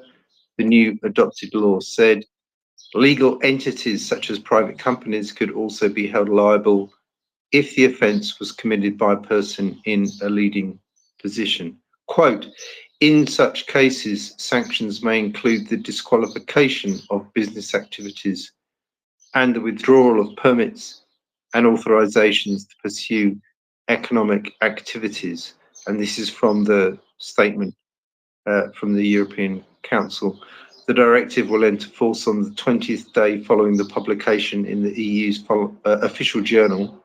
Member states will have 12 months to implement the law into national legislation. So I won't go on, but I might send you this in the background. And yeah, it did seem like a very positive development. Yeah, please send that. That's very interesting. As we say, you know, it's another indication that at least in Europe things are moving in the right direction. We do hope America is going to follow us, but it does seem that we have to take the lead. And fortunately, Emmanuel Macron seems to be doing that for us. As difficult that is for a British guy to say. So with that, I think we will do the pivot to Asia for a while. John, what have you got? Yeah, well, thank you, Bull Terrier, for sharing that. I don't get this, you know, dumping on the French thing all the time. I just don't. Maybe I've been away too long. I don't know. Seem like reasonable people to me. So all power to them. And they do seem to be taking the lead. And very interesting article that you were talking about there, David. As you said, I'm sure that there are discussions that are ongoing. Excuse me. And contingencies being considered, and hopefully that is going to be moving forward. Yeah, there's been quite a lot actually has happened in various parts of Asia this week, I think, and I thought I'd just bring a few of those threads together.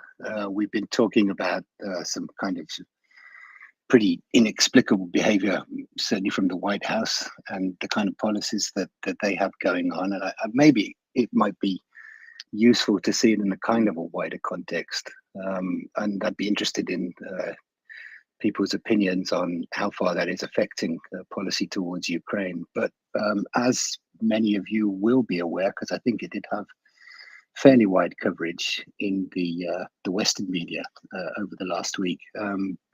The Japanese Prime Minister was in Washington this week, during which he addressed I think it was a joint session of Congress. And he made quite an interesting speech, actually. And I think quite a few people have quoted bits from it, but I thought I'd just read out a little bit of it here. Yeah, so I was going to ask you about this, because from my perspective, that was very, very significant speech that was underreported by all accounts. I guess I don't know why that was so underreported, but I guess I don't know. I really don't know. It was a good speech. Yeah, so there's one central section, and I've kind of got it in front of me here. It's on the Nikkei, kind of published it sort of word for word. And although I can kind of hear my partner complaining about his poor English skills, because Japanese people are really down on their English skills, but you know, I think he did a pretty good job. But there's this one section on the leadership of the United States, which he made. And he said, as you might also remember, the 1964 World's Fair was held in Queens. Its symbol was a giant unisphere, and the fair's theme was peace through understanding. And yet we also know that peace requires more than understanding. It requires resolve. The US shaped the international order in the post-war world through economic, diplomatic, military, and technological power. It championed freedom and democracy. It encouraged the stability and prosperity of nations, including Japan. And when necessary, it made noble sacrifices to fulfill its commitment to a better world. The United States policy was based on the premise that humanity does not want to live oppressed by an authoritarian state where you are tracked and surveilled and denied from expressing what is in your heart and on your mind. You believe that freedom is the oxygen of humanity. The world needs the United States to continue playing this pivotal role in the affairs of nations. And yet, as we meet here today, I detect an undercurrent of self-doubt among some Americans about what your role in the world should be. And that's kind of, I think, editorializing here. That's the Japanese equivalent of like a string of expletives. This self-doubt is arising at a time when our world is at history's turning point. The post-Cold War era is already behind us, and we are now at an inflection point that will define the next stage of human history. The international order that the US worked for generations to build is facing new challenges, challenging from those with values and principles very different from ours. Freedom and democracy are currently under threat around the globe. China's current external stance and military actions present an unprecedented and the greatest strategic challenge, not only to the peace and security of Japan, but to the peace and stability of the international community. While such a challenge from China continues, our commitment to upholding a free and open international order based on the rule of law, as well as peace, will continue to be the defining agenda going forward. And that's kind of the central section of that there. So, I mean, it's clear he's talking, he doesn't explicitly mention Ukraine, but I think it's pretty clear that he's talking not just about China, but also about the situation in Ukraine, of which Japan has been particularly supportive of Ukraine's cause here. And they put a lot of money behind that as well, and supplied what they can within current limitations.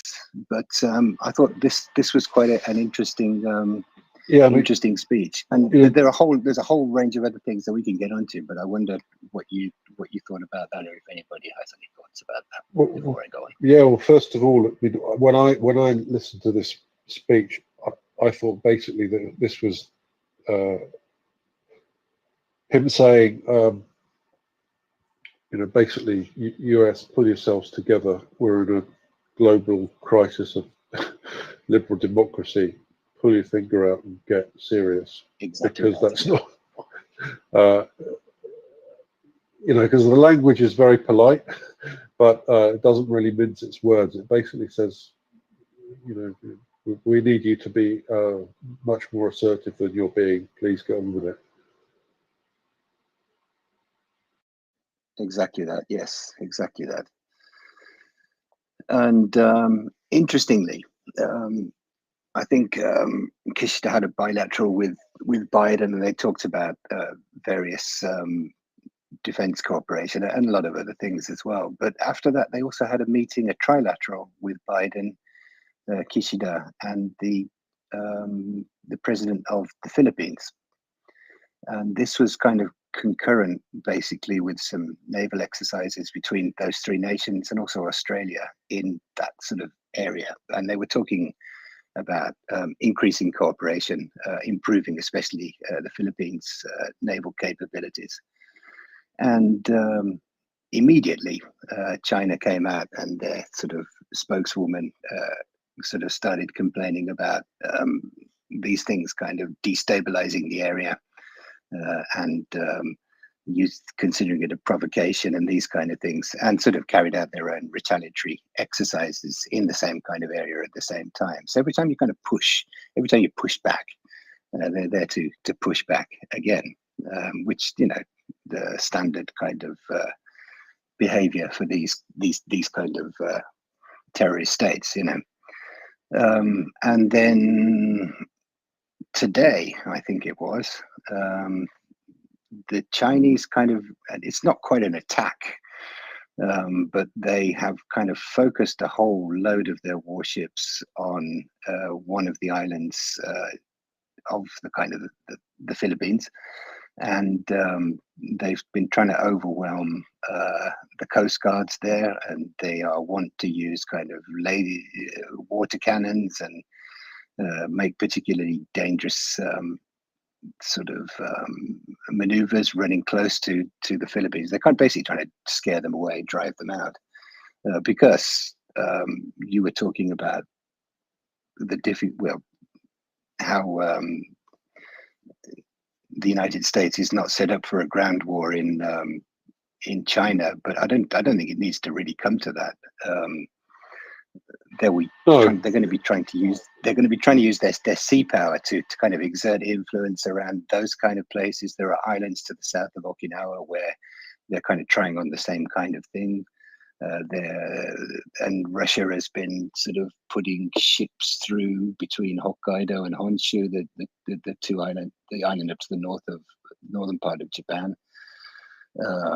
Russia is banning international ships from moving around South Sakhalin and the Kuril Islands, which, you know, the Soviets stole as the Second World War came to an end. There's all kinds of, you know, there's just pushing it back and pushing it back the whole time. So there's a whole lot of things going on, and there's also, of course, the Iran-Israel thing. All we need is another North Korean missile launch, and it kind of feels like there's just so many fires or so many bits smoldering around the world that the US is kind of chasing it. And I'm wondering whether they just don't know how to deal with all of this. And I'm sure it's coordinated because they've got, you know, their agendas aligned at this point. The Crinks axis, as we have in the title. And it just kind of feels like, you know, there's a whole lot of stuff going on here. And there's another thing with South Korea which we can get to afterwards. But David, go ahead. I was just going to say, yeah, my point about the American resources was exactly that. The resources they need are naval, because, well, first of all, as you say, we would hope that being, let's say, flexing our muscles in the Eastern Pacific would be enough to face Russia and China down. I don't think there's any doubt that would be the case. I mean, I don't know how many carrier battle groups you'd need to send for that to be effective, but you would, you know, it's the US has got sufficient military power to project there, and you'd have to do that in any case if it was to come to a land war. So you would have to come to a land war. You would have to land troops on the Asian continent, and you can only really do that from well, from Russia, or, you know, where are you going to land troops? Thailand, Vietnam, I don't know. But anyway, that's an extremely difficult operation, and it's one you're not going to need all of the equipment that Ukraine is asking for in order to achieve. What you need is a lot of ships and a lot of aircraft, and a lot of landing craft, a lot of rapidly deployable forces. And basically, that's not going to happen. and so the American strategy needs to be to deploy naval assets as rapidly as possible to ensure that we don't come to that position at all, and also defeat Russia in Ukraine.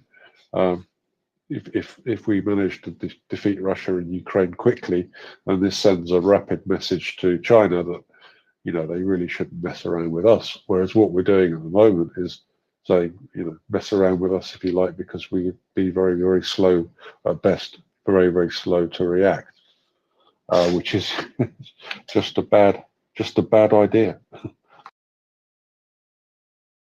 Well, exactly. The center of all this, you know, is Ukraine, I think.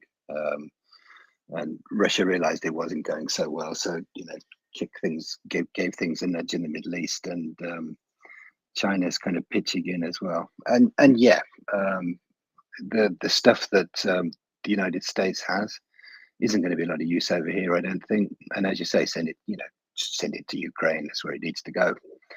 But at the same time, I mean, I'm fairly close to Sasebo, which is a large naval base down here. There's a lot of American ships there.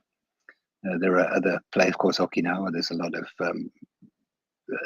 of U.S. military concentrated in that area, and yeah, they could put a lot of they could put carrier groups out into the Pacific, and but what are the rules of engagement? What are they doing? Because China's just kind of getting away with doing whatever it likes at the moment, and you can have all the ships standing there, floating there, watching them. But if there's no kind of confrontation in those kind of rules of engagement, then we're just in the kind of, oh, the first mosquito I've seen this year. We're just kind of you know, they're doing the same kind of, it's not appeasement, but it's not doing anything, and this is worrying, I think, and it feels like a certain amount of, as he said, sort of lack of self-confidence. There's not enough, they're not assertive enough to see off these kind of, you know, just pushing the whole time, just seeing what they can get away with, and it's coming from many directions, and it feels a little worrying. But I wonder whether, you know, the US is the administration in the White House is looking around at all of these things going on, and it's not quite sure. It hasn't really got a policy together. It doesn't know what it wants, basically, at this time. So I'll put that out there as a wider context anyway, and I hope it was in some way interesting. Go ahead, David. Yeah, I think this kind of plays into the discussion that we were having yesterday about, you know, how serious is a Donald Trump presidency, because, you know,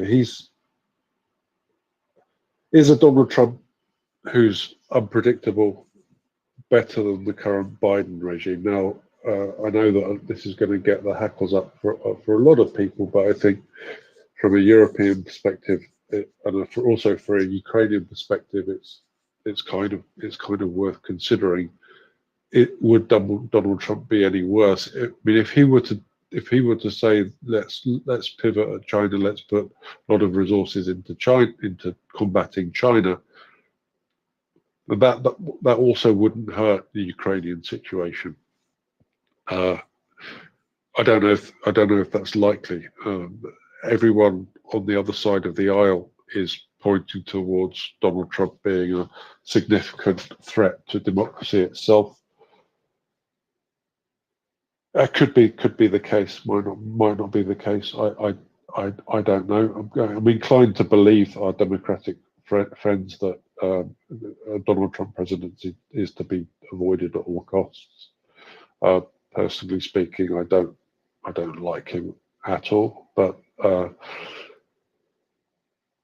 it's hard to see what could be worse than the current position, to be honest. And anything that would distract China from supporting Russia would be welcome, in my opinion. So, if US could be more muscular in the Pacific region, that would certainly distract China's deepening collaboration with Russia. And so maybe I'm looking at this through rose-colored spectacles somehow. Maybe there is a silver lining to a potential Trump leadership. I don't know, but yeah, that's some thoughts on that. Yeah, I think, I mean, my own reading of the situation, and I'm not American and I'm not in America, but my reading of the situation is, well, the kind of MAGA wing of the Republican Party is very much focused on America first, if you like. I think the Biden administration is very much focused on keeping Trump out. And I think all of their policy calculations, like not upsetting the apple cart so that they can win again in November, because I think the Biden administration sees a second Trump presidency as a threat to American democracy. So I'm wondering whether that is their overriding concern. I put that out as an idea. 100%. I think that's think about that, David. I think that's what's driving their policy. Yeah, I think that's it. And but the timidity is playing into is playing into Trump's hands, if anything. You know, if Ukraine started to win big on the battlefield, that would be the biggest thing that could possibly happen to support Joe Biden's bid for presidency. I think it would have a massive impact. And you know, it would play to Joe Biden's advantage. One of the worst things that you can imagine is oil prices going up, Houthis attacking American troops, American assets in the Middle East, and Ukraine losing. That's a bad position to be in going into a presidential election. And you know, unfortunately, they don't seem to realize that. They seem to be, their calculus seems to be that, you know, not by keeping Russia at arm's length, but not confronting them at this point is something which will help them get back into office. I don't see it that way at all. Well, you would kind of think so, wouldn't you? I mean, I guess they're just completely risk averse, and they just don't want to be. They don't want. I mean, if they go all in behind Ukraine and Ukraine doesn't see progress by November, then that's kind of more sort of more. I mean, I'm not condoning this approach, but this is one way of reading the situation. I think if Ukraine is not making progress, then that's something to be beaten with, isn't it, in the election campaign by Trump? So Absolutely, it's just completely timid in every possible way. Yeah, absolutely. And they're so kind of hamstrung by their internal politics that they can only focus on their internal politics, both sides, I think. And while that is going on, the rest of us have got to kind of scramble around and try and make these very dangerous threats, you know, to try and minimize these very dangerous threats that we are facing at the moment. It's a really, really shit situation, excuse my language. No, I think that's absolutely right. I think you know, from the outside, you have to. I don't know if you've been to the. I guess you've been to the United States, John. But for people who are listening, who've never been to the United States, it's strange because it's well, first of all, they speak English, but it's an English you've never heard anywhere else, at least, except. Well, of course, you've seen it in Hollywood films, but it's a very strange feeling as a British person going there for the first time, because everyone's speaking English, but there are lots of things which are slightly different, and it's kind of slightly disconcerting. But they love our accents when you go to shops. They really love our accents when you go to shops, David. Yeah. But I think my point was that they're very, very insular. So it seems strange saying that about a huge continent made up of immigrants, but they're very, very insular. So the television news reporting, the local newspapers, you know, apart from the big broadsheets, the Washington Post and the New York Times, you know, in the local media, you'll find very little reference to anything outside of the United States, and you know, basically outside of the county in some cases. So you know, these people are really, really focused on their own well-being and their local environment, and something as far away as Ukraine is a long, long way off. So both candidates will try and bring it back. That, you know, the noble idea of defending democracy around the world. This is something that's kind of a nice to have, I think, for most Americans. Danny, you've got your hand up. Yeah, thanks. Hi, everyone. Really nice to hear you. So I was just listening in, and I'm not sure on this. Looking at Trump, what will he and what will he not do? I don't think it's a risk we should be willing to take. I know that Joe Biden is focused on getting reelected, but let's be honest, so is Donald Trump. His focus is completely on elections and playing to their base and etc. It's the sole reason why he's inflamed this border issue and conflated it with the Ukrainian situation, right? So I don't think he's after anything else than re-election himself as well. He doesn't care about Ukraine. That's obvious. It's been leaked that his position on it is that Ukraine should be part of Russia. So I don't know if there's any nuance to be looked at. To be quite honest, it's pretty clear to me that he will not help. He's been spending the last 6 months influencing people that are in power from his party to oppose it. So I don't know. I just don't see it. Maybe he's gonna be better. I'm not sure. Yeah, Danny, I completely agree. I think what I'm trying to say is, I'm not saying that they're both as bad as each other. What I'm saying is, I think Biden has decided that the first thing he's got to do is see off Trump, sort out the threat to American democracy, and then he can deal with Ukraine. Yeah, I think you're right. I think that's the way Biden is looking at the situation, sad as that is. Yes, that's true. I think you're right. I think both of them are just very busy fighting each other. So are their parties, and so are their so are the people that will be voting. It's hard to look at the U.S. being so divided and pitted against each other, but it just looks like it's designed to be that way. And I don't know if that works anymore. Sure, when things were calmer the past decades, they could afford to just spend time bickering and fighting and opposing each other and pitting themselves against each other. But now I don't think they see the risks and what's happening. So yes, it's scary stuff, isn't it? But definitely, you should all just listen to people, and when they tell them who they are, believe them. And Trump has made it very clear that he's no ally to Ukraine, and so that's why I'm not even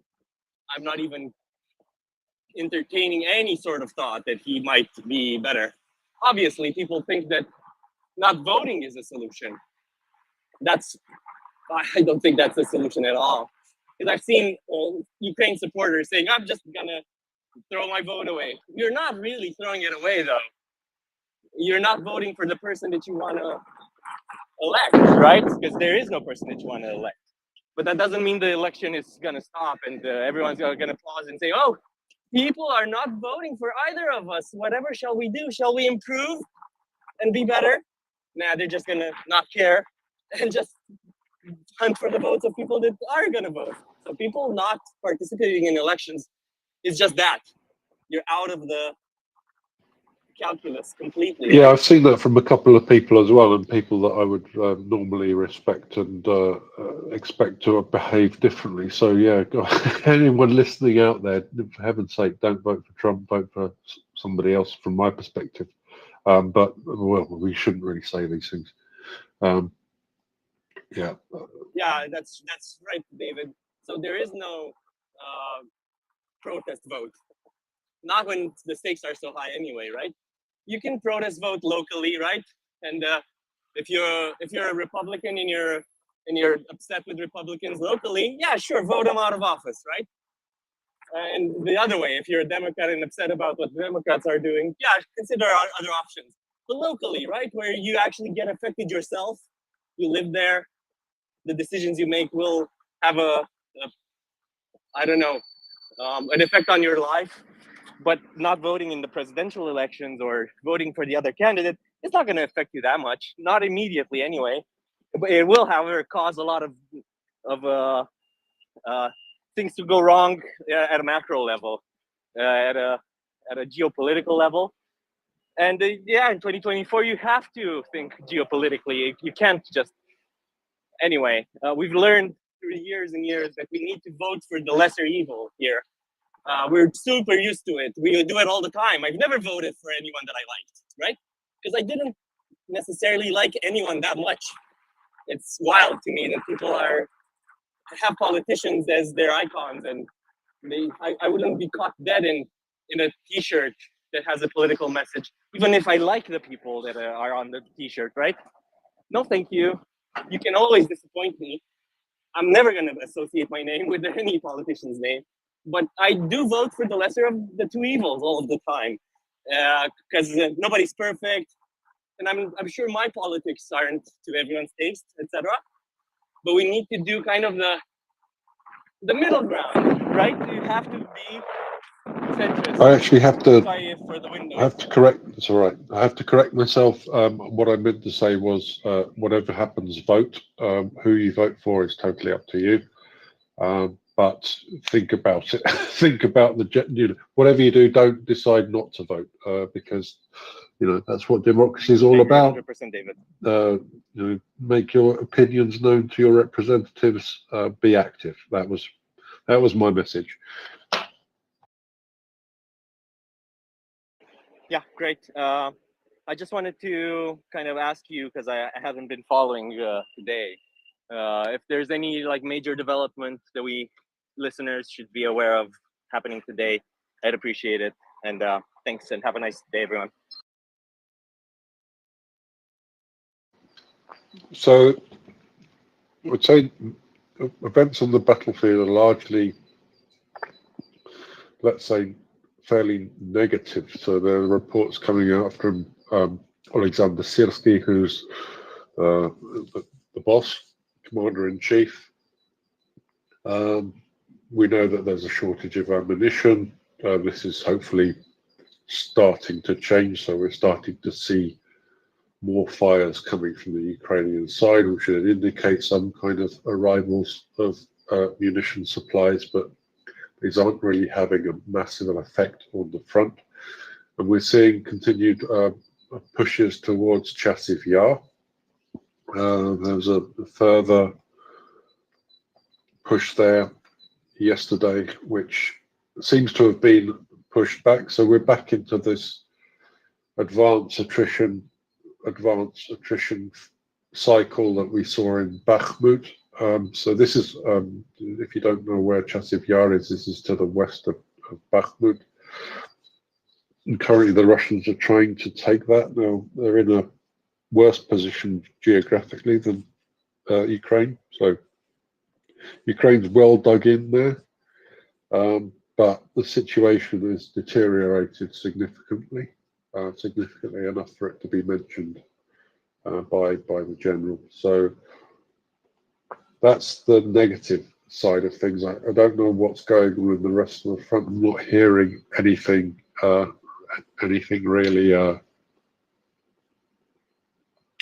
major. Storm shadows. Yeah, there's a storm shadow on the hit on Luhansk, I think. Yeah, on the positive in side. the list you can see that. Yeah, on the positive side, there appears to be a armored vehicle manufacturing or refurbishing facility which has been taken out by precision guided missiles on a military target. By the way, yeah, completely unlike Russian policy. Joanna. Yeah, two things I wanted to mention. One, I remember that at the beginning of the assault on Bakhmut, there was an article in Romanian press by a reporter that went to Chasiv Yar and stayed there about 2 weeks. And he described the positions in Chasiv Yar and the tremendous effort that people there did in order to supply Bakhmut and to ensure the defense of the area in general. Chasiv Yar is on an elevated position close to Bakhmut, and actually it has a tactical importance. So I believe that Ukrainians are defending those positions with everything they can, and it's really, really unfortunate and sad that they do not have enough ammunition and all the equipments necessary to defend that place, because as I said, it seems to be important from a tactical point of view, and it can open possibilities for the Russian. We have to say this. So it's an important position, and yeah, let's hope that Ukrainian efforts will still maintain the Russians outside of Chasiv Yar. That's the first point. The second point I wanted to mention, and it's also about what Danny has spoken, and about this shortage of ammunition and air defense capabilities in Ukraine. It's American position is very unfortunate from another point of view. We have seen recently that Estonia donated to Ukraine, or at least promised to Ukraine some more defense capabilities, or I don't remember exactly what it was. And I remember saying that, you know, Estonia is very close to the Russians. It actually has a border with Russia, and it's amazing to see this from Estonian part, because, well, it's not like they are far away from the Russians, and they must think of how defending themselves. And we have seen that plea for patriots. Ukraine needs patriots in order to protect its cities and industrial and infrastructure, civilian infrastructure, energy facilities, and so on and so forth. And tying this with America, Romania has 7 Patriot systems received recently. Theoretically, I wouldn't mind if Romania would give those Patriots to Ukraine in order to Ukraine to defend itself, because Ukraine is under threat right now. But again, you know, we are here. We are very close to the conflict. We have Moldova near us. Actually, the Patriot systems are aligned on the border with Moldova, not because we are expecting a threat from Moldova, but because we are expecting a need to defend Moldova, actually, Moldovan airspace or whatever. So, talking about Americans, I think that the trust, at least in the Eastern European countries, is hitting a low level right now, because what happens if the Russians will attack Moldova next, or even Romania, or even the Baltic countries? That's why Romania is not giving those Patriot systems, because we know that we really need to defend ourselves, and it's sad because we should give them to Ukraine, because Ukraine needs them now. We are keeping those here for, you know, a future possibility.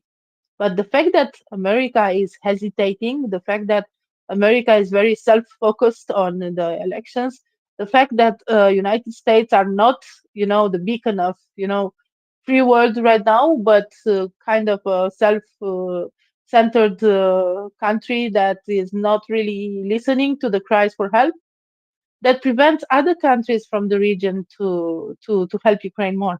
We have seen that Poland is doing efforts to arm itself.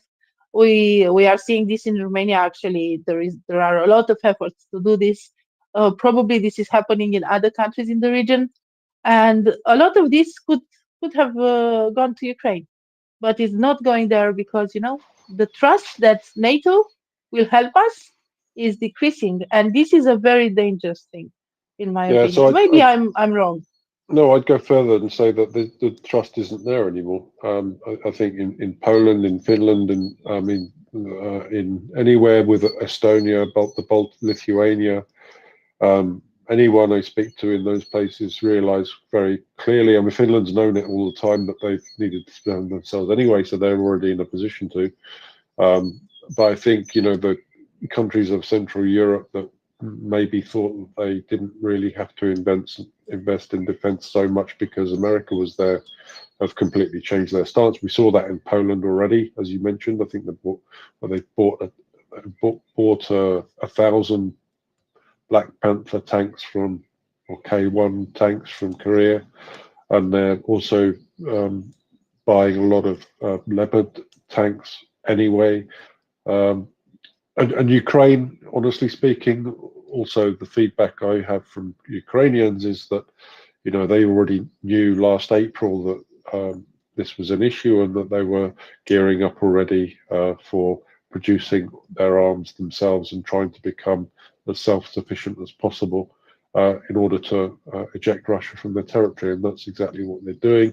I think the capital is there to do it. It won't happen as quickly as American supplies could do, but that's generally why I'm convinced that in the end Ukraine will win out.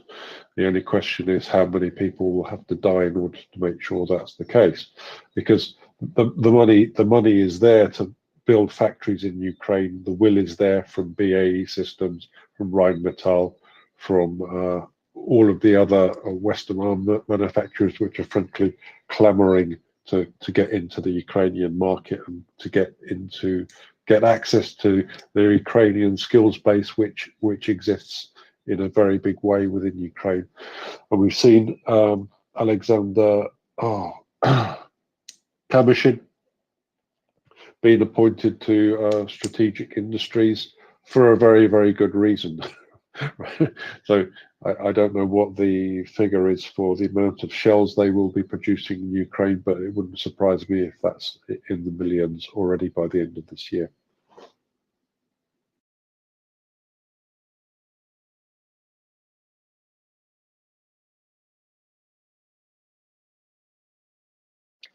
Yeah, and just to come back on the trusting, I'm sure that is the case, Joanna. It's frayed, if not completely destroyed, and whether the US calculates that it can rebuild that trust from 2025 onwards, I don't know what they're thinking, but you're absolutely right. And you know, it's the similar kind of situation here, I think, in Asia, and we've had our trilaterals, and we've kind of had a, you know, sort of reassuring each other and talking about cooperation, but I'm sure that there must be doubt about whether the US will really come through, if it ever comes to that. And I don't know what the assurances are, but I don't like to voice these kind of doubts, but you know, it's not just Eastern Europe. I think Eastern Europe is pretty much on the front line of where things are at the moment, of course, but yeah, it's a global thing, and I wish America would get its act together. Joanna, go ahead. You know what is strange, and actually it's true. Before 2014, before the invasion of Crimea and Donbass, in Romania, we weren't thinking that Ukraine is a very nice country or a very friendly country. Actually, it was like conflated with Russia, because that's how history was taught in Romanian schools during the communist times and so on and so forth. So basically, Belarus, Ukraine, whatever other former Soviet republic was kind of Russia. Ukraine is kind of Russia. So for us, there is, I think you understand that Romanians really do not like Russians, and Ukrainians were included in this because they were like confounded with the Russians. Also, Romania had some territorial disputes with Ukraine in the northern part and also in the southeast. Territorial disputes over the sea borders that were solved at International Court of Law, like every country should solve eventual territorial disputes, and they were solved in a civilized manner, and we are good now. But in 2014, when we have seen what happened, we cried with all the other Eastern countries that this is not right, that something should be done, that this is not okay. And we tried to point at the Russian aggression and everything, because we understood that it could have been us, actually. It's just, the trick of history that makes that is Ukraine and not us. It could very well have been us. It could very well be Moldova next. It could very well be some other place next, because these are the Russians. That's how they are doing things.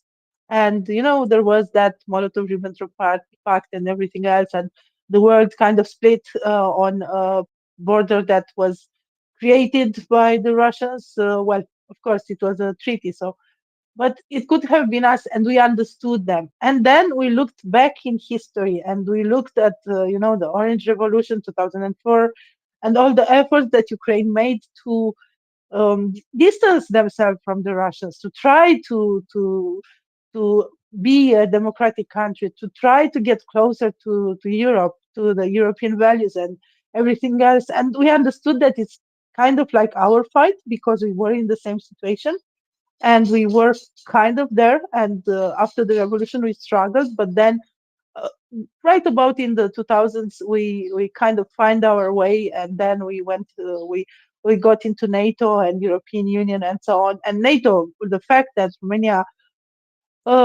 went into NATO, and it's probably because of geographical position rather than military prowess or whatever else.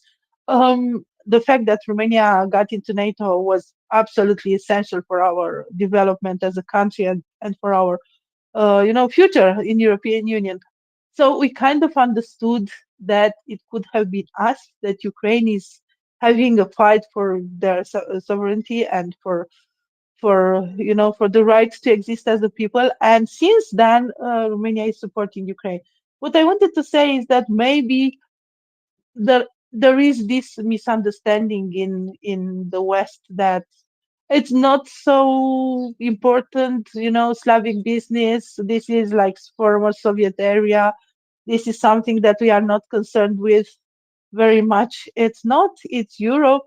There was a politician, I don't remember who, it's not important, who said that this is happening right at the edge of Europe. No, it's not at the edge of Europe. It's in Europe. It's one of the biggest European countries, Ukraine. So it's in Europe. It's here. And as I said, it could have been us. So yeah, maybe this is another perspective that we should have. And yeah, I read that especially the Baltic states and in Poland and all of those countries who knew exactly what Russia was, were kind of raising alarms about Russia's increasing confidence in kind of shithousing around with everybody from sort of the 2000s onwards at the very latest, and nobody listened to them. So yes, I always kind of look to see what the Eastern Europeans say about these things, and they know who they're dealing with, and they know what the score is with Russia. And a lot of us have learned that much too late, I think. Yes, David? But, I mean, from the American perspective, basically, they're just shooting themselves in the foot. Anyway, so basically, this just means that within the alliance, I'd say from one point of view, this is a balance that had to change at some point, and I'm not saying that it's a good thing that's happened how it's happened, but at some point Europe had to take its defence more seriously. Unfortunately, it appears to have been forced into that corner, and it will have to. It doesn't have a choice about it. From the Americans' own self-interest point of view, this is going to be a massive issue, because no one's going to want to buy American arms if they know they're not going to be able to use them to defend themselves from now on. I don't think that has sunk in yet, and I think that for decades moving forwards, people are going to want to be in control of their own weapons production, or buy them from countries that are going to put restrictions on the way that they're used. And so, there isn't a good side of this for America itself either.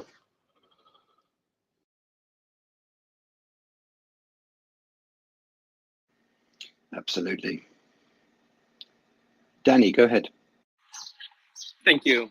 I was just gonna kind of continue what Ioana was saying, and I don't think people realize this, but I don't think people ask themselves why has Eastern Europe been a quote-unquote shithole for so many decades? Why? They're so confused. People are confused. Oh, that shitty place in Eastern Europe. Yeah, it's not like Western Europe, is it? No, it's not. But why? Why is it that it's not as civilized, not as clean, not as governed by rule of law? It's always been because we've suffered decades of communism, decades of authoritarian rule. And it's that way just after World War II, which concluded with, okay, everyone was sick of the war, right? It had to stop. But some of the pressure points were never resolved. You know, we've talked about this several times, but we were essentially given up in the negotiation. We were given up on. It was the Russians will rule that part of the land, and they installed friendly regimes. They installed communism under the Kremlin's rule wherever they could, and they would have done it more if they would have been allowed to. We just need to look at Berlin. Berlin is today split in two halves, one shitty part and the western cool part. That's exactly what happened. That would have happened everywhere, right? So it's not just like, oh, those shitty fucking, sorry for my language, Eastern Europeans, they cannot deal with their own stuff. Well, no, it's not just like that. If other places, more Western places, were under the same rule, I guarantee you, they would not have been the pinnacle of civilization that they are today. So it's not just that that we're dumber than everyone else. We're probably as dumb as everyone else, right? Everyone's pretty. No one's going through life being a genius 24/7. But yeah, I don't like the fact that sometimes we're kind of brushed aside. Oh, they don't matter, right? Because they're in the East, the shitty part of the continent. Well, why is it that way, guys? Why is it that way?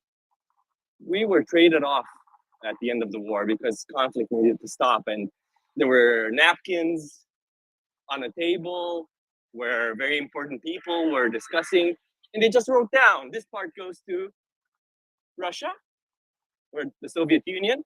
This part remains under our influence. Churchill, I believe, was one of the people in attendance where these decisions were made, and you can look up pictures of the handwritten documents where they said they initially wanted Romania to be under their influence, I believe, and then they said, now we can't, the negotiation isn't going the way we want it to go. We're just gonna let the USSR have influence over this bit. And what followed was decades of everyone in the country, every single individual being forced to work in a failing system, in a system that makes zero sense, where production was measured in static things on a handwritten document, right? You need to produce X amount of tractors per year for the next 5 years.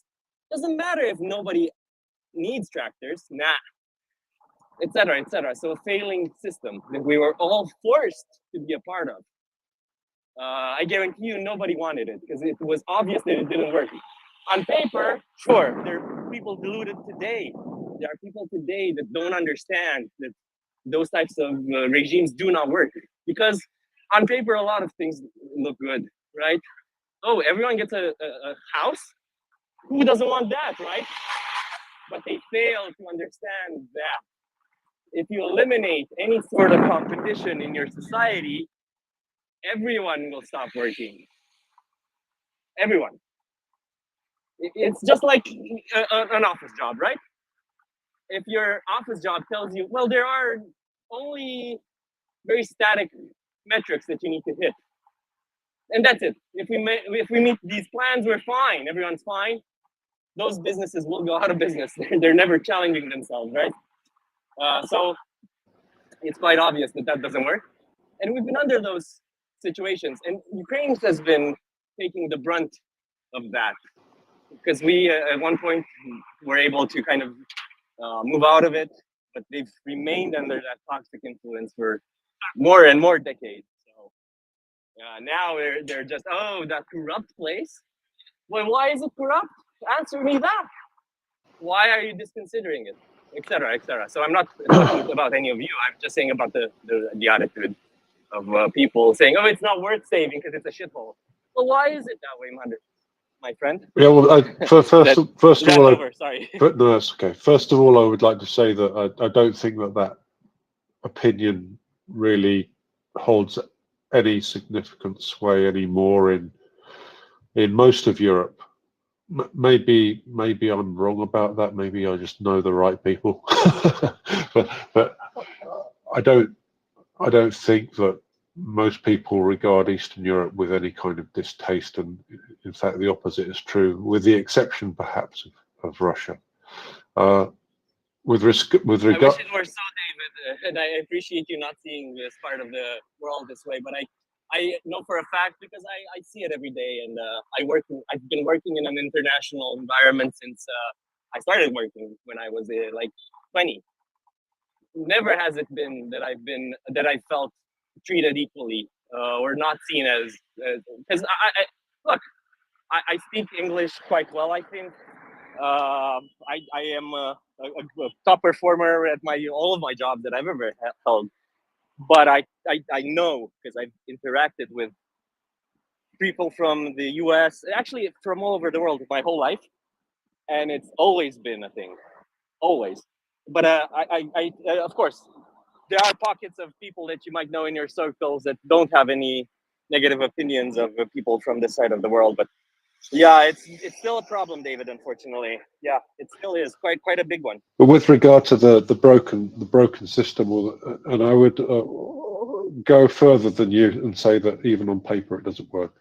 So I think this is one of the major omissions that we failed to really drive home, both within our own societies but also externally, that communism and the Marxist economic idea leads only one way, and that's towards the gulag. And we need to make that absolutely crystal clear. And I think, mainly because it's based on a really poor piece of human hubris, which is that we have the power to control everything, and we can put together a plan which will make everything work like clockwork. And we can't do that, and that's why we need markets and freedom, because if you try and do that, you end up with systems that incentivize all of the wrong things, because it's not possible for anybody to say this is what we need at this point in time, because no one's that smart. Stephen. Yeah, sorry, just before we go to Stephen, sorry, Stephen. Just to kind of echo what Danny is saying, and there's a similar kind of attitude to parts of Asia, I think, as well. So it's good to see Gishida stand up and tell him what's what. Go ahead, Stephen. Oh no, I fully agree with all of that. Those sorts of prejudices obtain, throughout the world. There definitely is such a divide in opinion about cultures in Europe. Although I would also say that such prejudices exist between the North and the South as well, as they do between the East and the West. But I just wanted to, you mentioned Churchill. I believe that Churchill was dead set and opposed to, and in fact coined the phrase Iron Curtain, dead set opposed to allowing the Iron Curtain to descend across Europe, and urged the Americans and other politicians to adequately oppose this as well. And of course he was right, because if we remember the Second World War correctly, the Nazis and the Russians under Stalin began the war as allies, dividing Poland, absorbing the Baltics and Karelia. Only in 1941, of course, was this pact betrayed by the Germans. Stalin was so shocked by this that he refused to believe it for 3.5 days, railing against his generals that it must be only rogue, or his advisors, that it must only be rogue German generals rather than the actual Nazi party that has betrayed him. For anybody who doubts that well, just read about it. Of course, at the end of the Second World War, Russia, yes, they helped to defeat the Nazis, though only with the blood and treasure of Britain and America, and the dead of the brave sailors of the Murmansk Run, who supplied them with tens of thousands of vehicles and industrial equipment that allowed them to resurrect their own industries east of the Urals. But the difference between what was called the Western Allies and Russia is that as the Western Allies occupied Europe necessarily in order to liberate it, they also had a plan which was enacted to set the nations back up as democracies, including Germany. And in part, this was known as the Marshall Plan, and then leave them alone as free, independent democracies, whereas Russia absorbed them into its imperium and then proceeded to crush their national identities, spirits, work ethic, and absolutely everything else.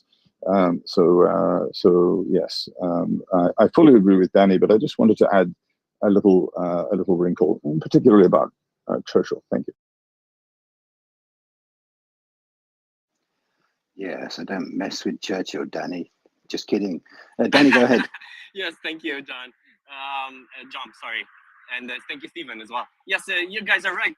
The thing is that in 1944, there was this Churchill and Stalin agreement where they laid down some of the Eastern European countries by the proportion of Russian versus Western influence in percentages. And initially, the percentages looked a little bit better in our favor. In that it showed Romania, Bulgaria, and Hungary to have at least some Western influence in terms of percentages. But later on, unfortunately, that accord, that letter of agreement, which was handwritten, actually, I have a copy of it in front of me, it was modified. You can see where it was crossed out. And it then says that the Soviet influence in Bulgaria, Hungary, and Romania will be increased. And for Romania, it was increased to 100%. So yes, I appreciate the person and the leader that he was, and the fact that he essentially is to be commended for fighting against the Nazis so fiercely and liberating. But I think it was somebody else's job, maybe some diplomats that should have stepped in then after the war was over and said, well, you know what? You shouldn't be having 100% influence in these countries, because that doesn't really sound like it's a negotiation. It's sort of like taking everything in that region under your belt. And somebody should have stopped that somewhere, somehow, because the result is what we see today. And yeah, if the UK was under the Russian influence for 40, 50 years, 60 years, it would look much different than it does today, for example. And everyone would. Germany, if half of Germany were still under Soviet influence, it would be shitty Eastern Europe. But it's not. It's yeah, but the shitty parts are still kind of visible if you look at it. And that's so many years ago, and it's still quite evident. And people are different. People under communist rule have only known that regime since they were born. It's just as difficult to change their mindset as it is to change the mindset of a very clear-eyed Western person that sees society as it is in Western countries today, and then telling them, no, being a shitty communist is better. And you'll not sway people that way. And people won't change their opinions today, even if they suffered under it for so long, because human psychology is a complicated thing, and they don't really see the best interest for themselves in some instances. It can, of course, be correlated with levels of education, etc., etc. And although Eastern Europe was very highly educated, some of the facts that we were taught were completely made up, right? So Even if I were a straight-A scholar of history, and I could say, no, I'm the best at history in this country, right? But the history is made up. So really the value of that education goes down, and you're a very good intellectual, but you're protecting some fake thing that was made up by the Russians. And it's still it carries a lot of weight today. People should not even be referring to Transnistria as a entity. They should say the part of Moldova that is west of the Dniester River. But people still call it Transnistria, right? Well, It was a Russian invention. Yeah, the occupied Right, occupied territory of Moldova. Exactly. That's just it just is east of the Dniester, right? And the Moldovan language, for example, which is Romanian. But if you the divide et impera, so divide and conquer, is one of the best lessons ever put on paper or transmitted orally from one general to the other. It is the way you win. It is. And that's what Russia's learned many decades ago, that works, centuries ago, that works. And that's why if Ukraine falls, guess what we'll be doing? We will be fighting Ukrainians that are forced to join the army. And we will be killing them on the battlefield, and they will be killing us. And everyone will be dead from both sides. And then who's the winner left?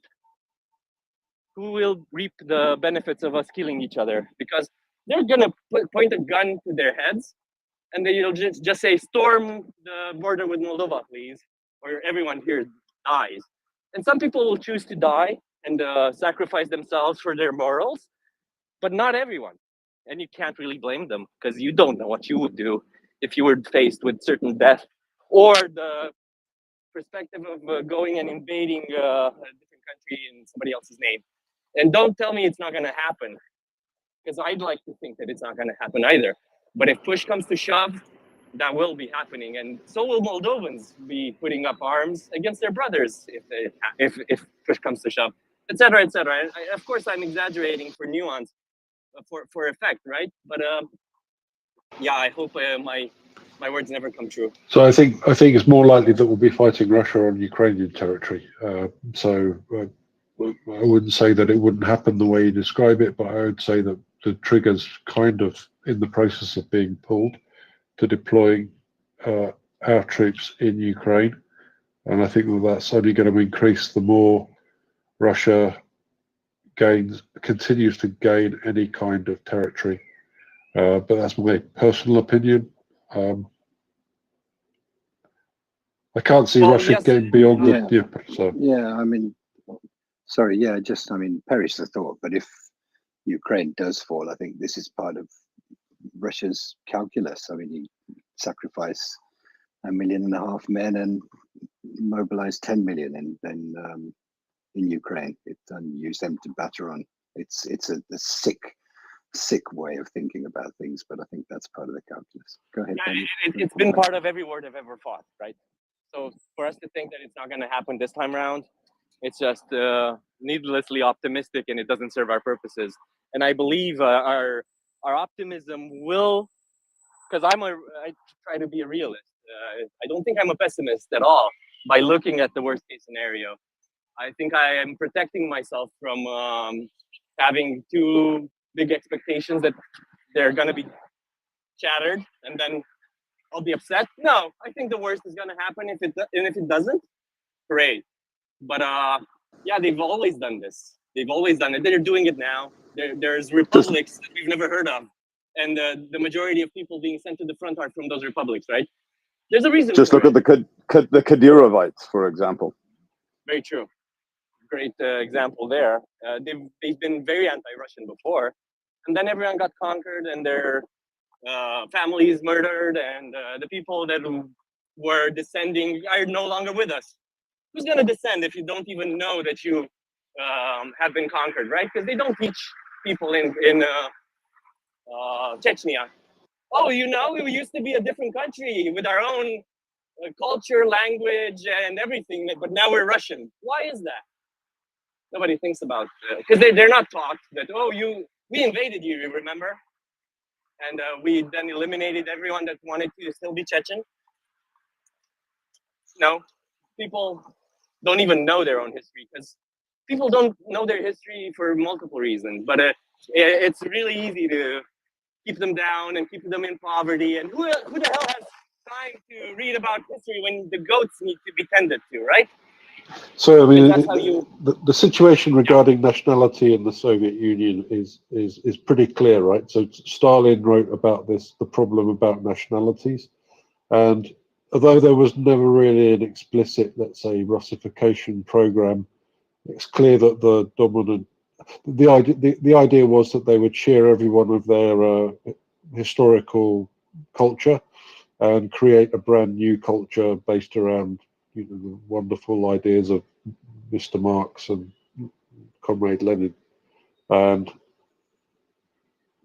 the long and the short of that is that they basically ended up being lazy, as communists are, and cutting and pasting Russian culture into the space that was marked communist culture, and propagated that as the kind of you know, Homo Sovieticus culture of Homo Sovieticus, and so that's what happened.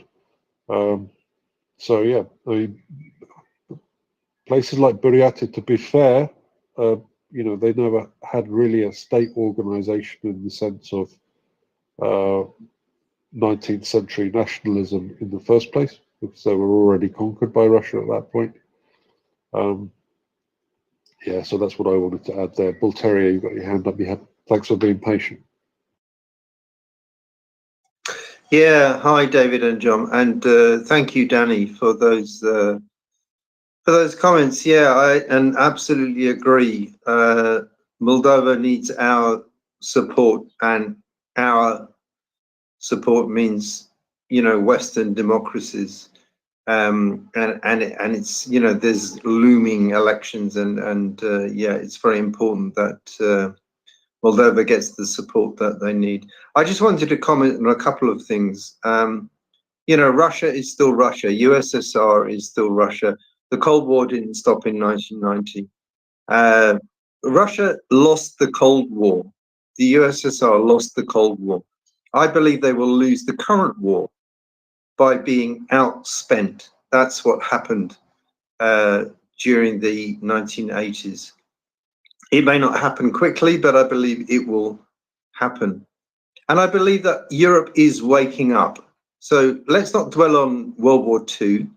Let's see the positive steps that European states are taking now. And I just want to refer to an article in the Kyiv Independent today. Okay, so Poland has established a council for cooperation with Ukraine. I'm going to read out the article, right? A new council for cooperation with Ukraine, the Polish Commissioner for Restoration of Ukraine said in an interview with the Polish press agency. On April the 12th, Donald Tusk signed the decree establishing the council, which will deal with bilateral Polish-Ukrainian relations and Ukraine's reconstruction.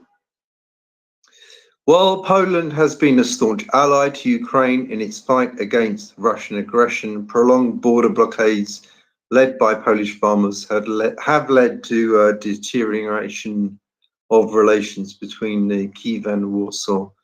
Kowal said he would lead a new council, which will have different working groups and cooperate with Polish think tanks. Quote, it will be a public body that will include representatives of science, business, government, and local authorities, Kowal said.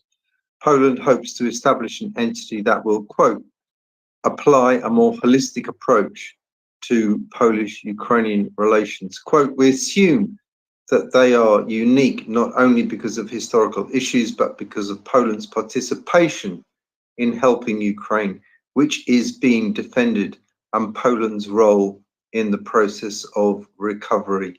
And they comment that Poland has donated some $3.2 billion in military aid and hosted around 1 million Ukrainian refugees since the full scale of the war.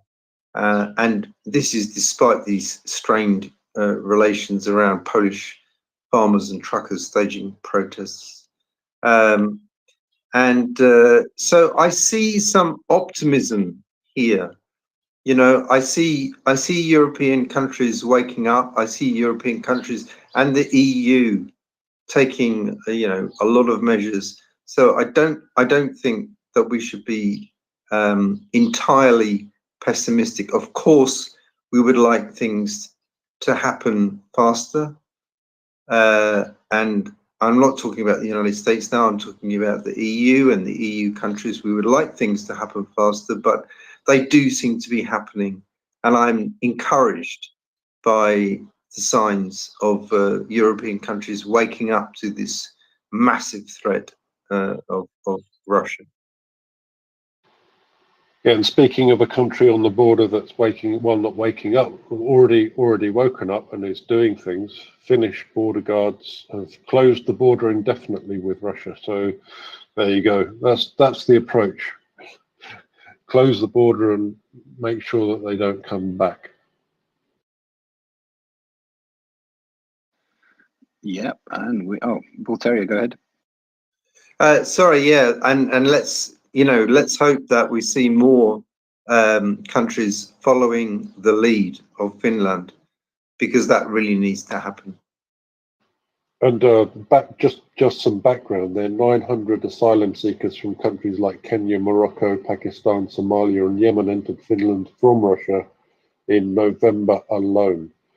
And so just as on the southern border with Mexico and just as with the Syria crisis, Russia's behind pumping immigrants into Western Europe from its territory and at the Polish border and at the Finnish border. And just to give you a feeling of how sick this is, they pluck people up from Kenya, Morocco and Pakistan and transport them all the way to the Finnish border and push them over the border on bicycles. All of the anti-immigration vitriol that was whipped up during Brexit, all of the anti-immigration vitriol that's whipped up by the AfD in Germany, doesn't have Russia at its only source, but Russia is a major player in terms of financing criminal gangs to do these kinds of things, human trafficking. And yeah, if we remove Russia from the picture, I can't promise you that these problems will go away overnight, but they will definitely attenuate significantly. Voltaria. Yeah, and that's a very interesting point. I mean, the weaponization of immigration. Sarah Ashton Krillo highlighted this recently when she made a trip down to the southern border of the US. And it's uncanny, isn't it, that both Putin and Trump are seeking to weaponize immigration as an issue to divide people on.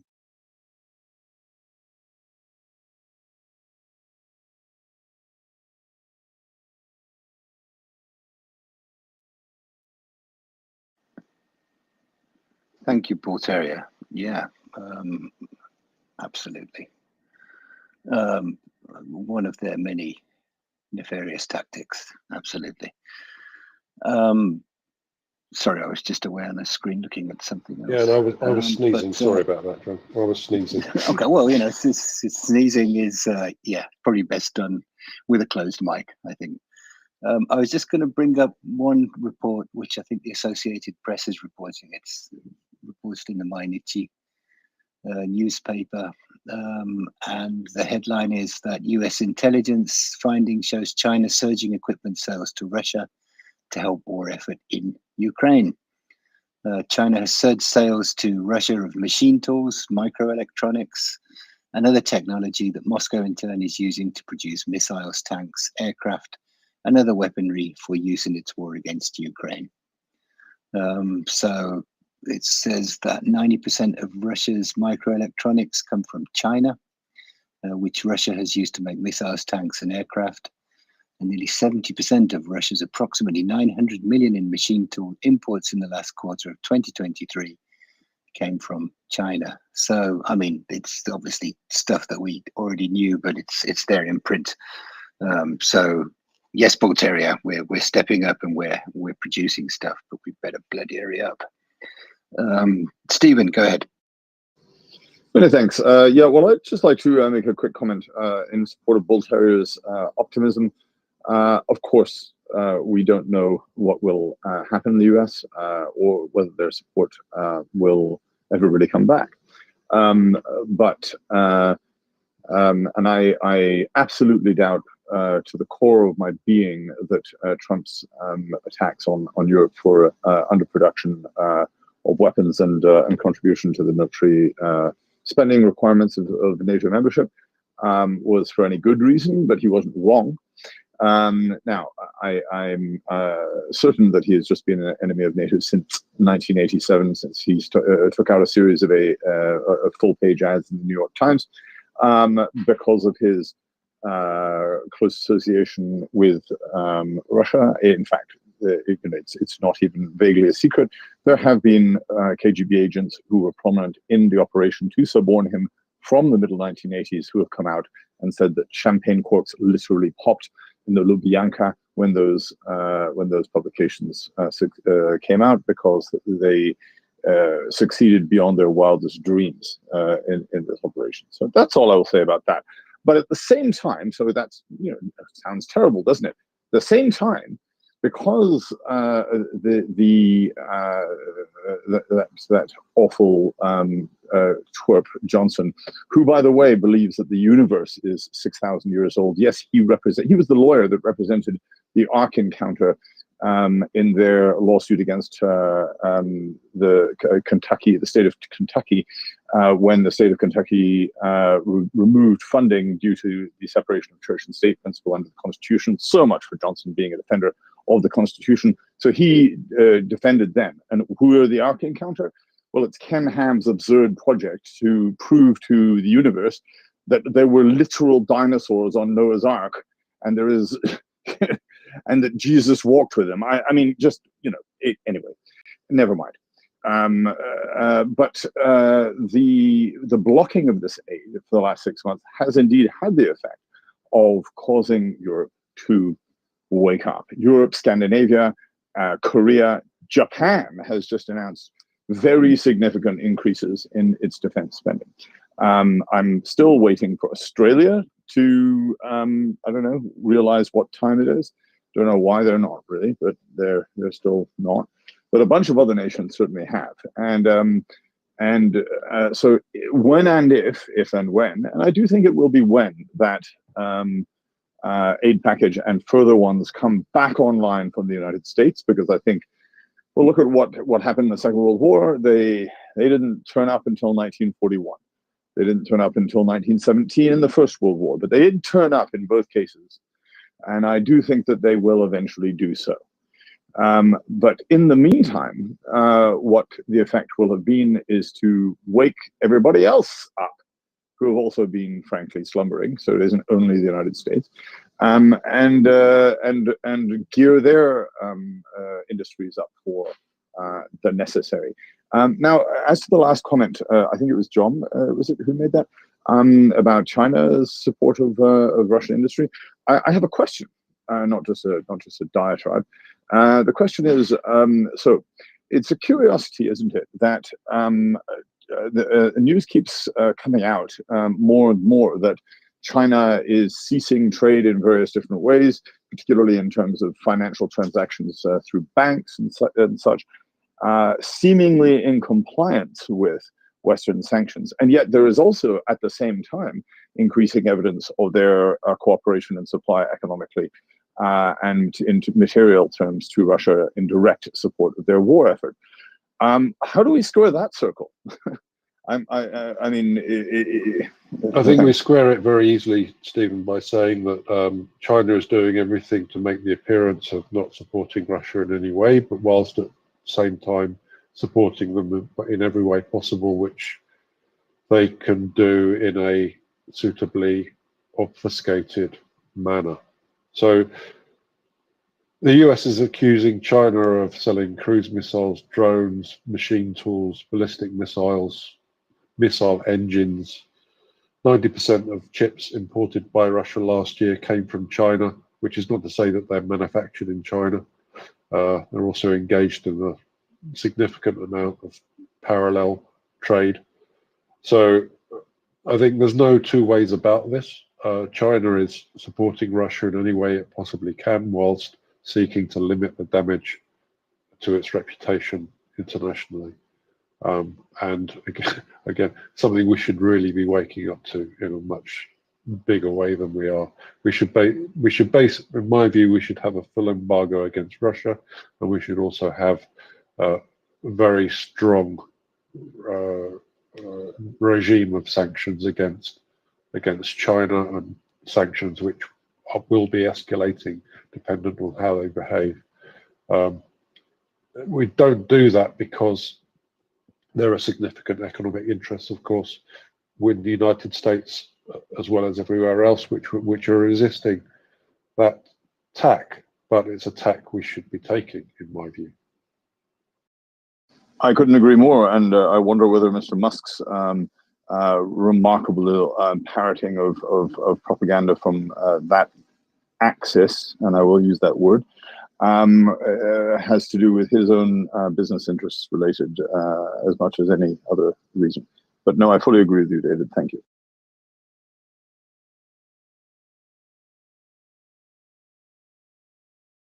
Yeah, there's an article in the FT today about this topic, so maybe I'll read through it quickly. I won't read through it word for word, maybe, but I'll go through it quickly.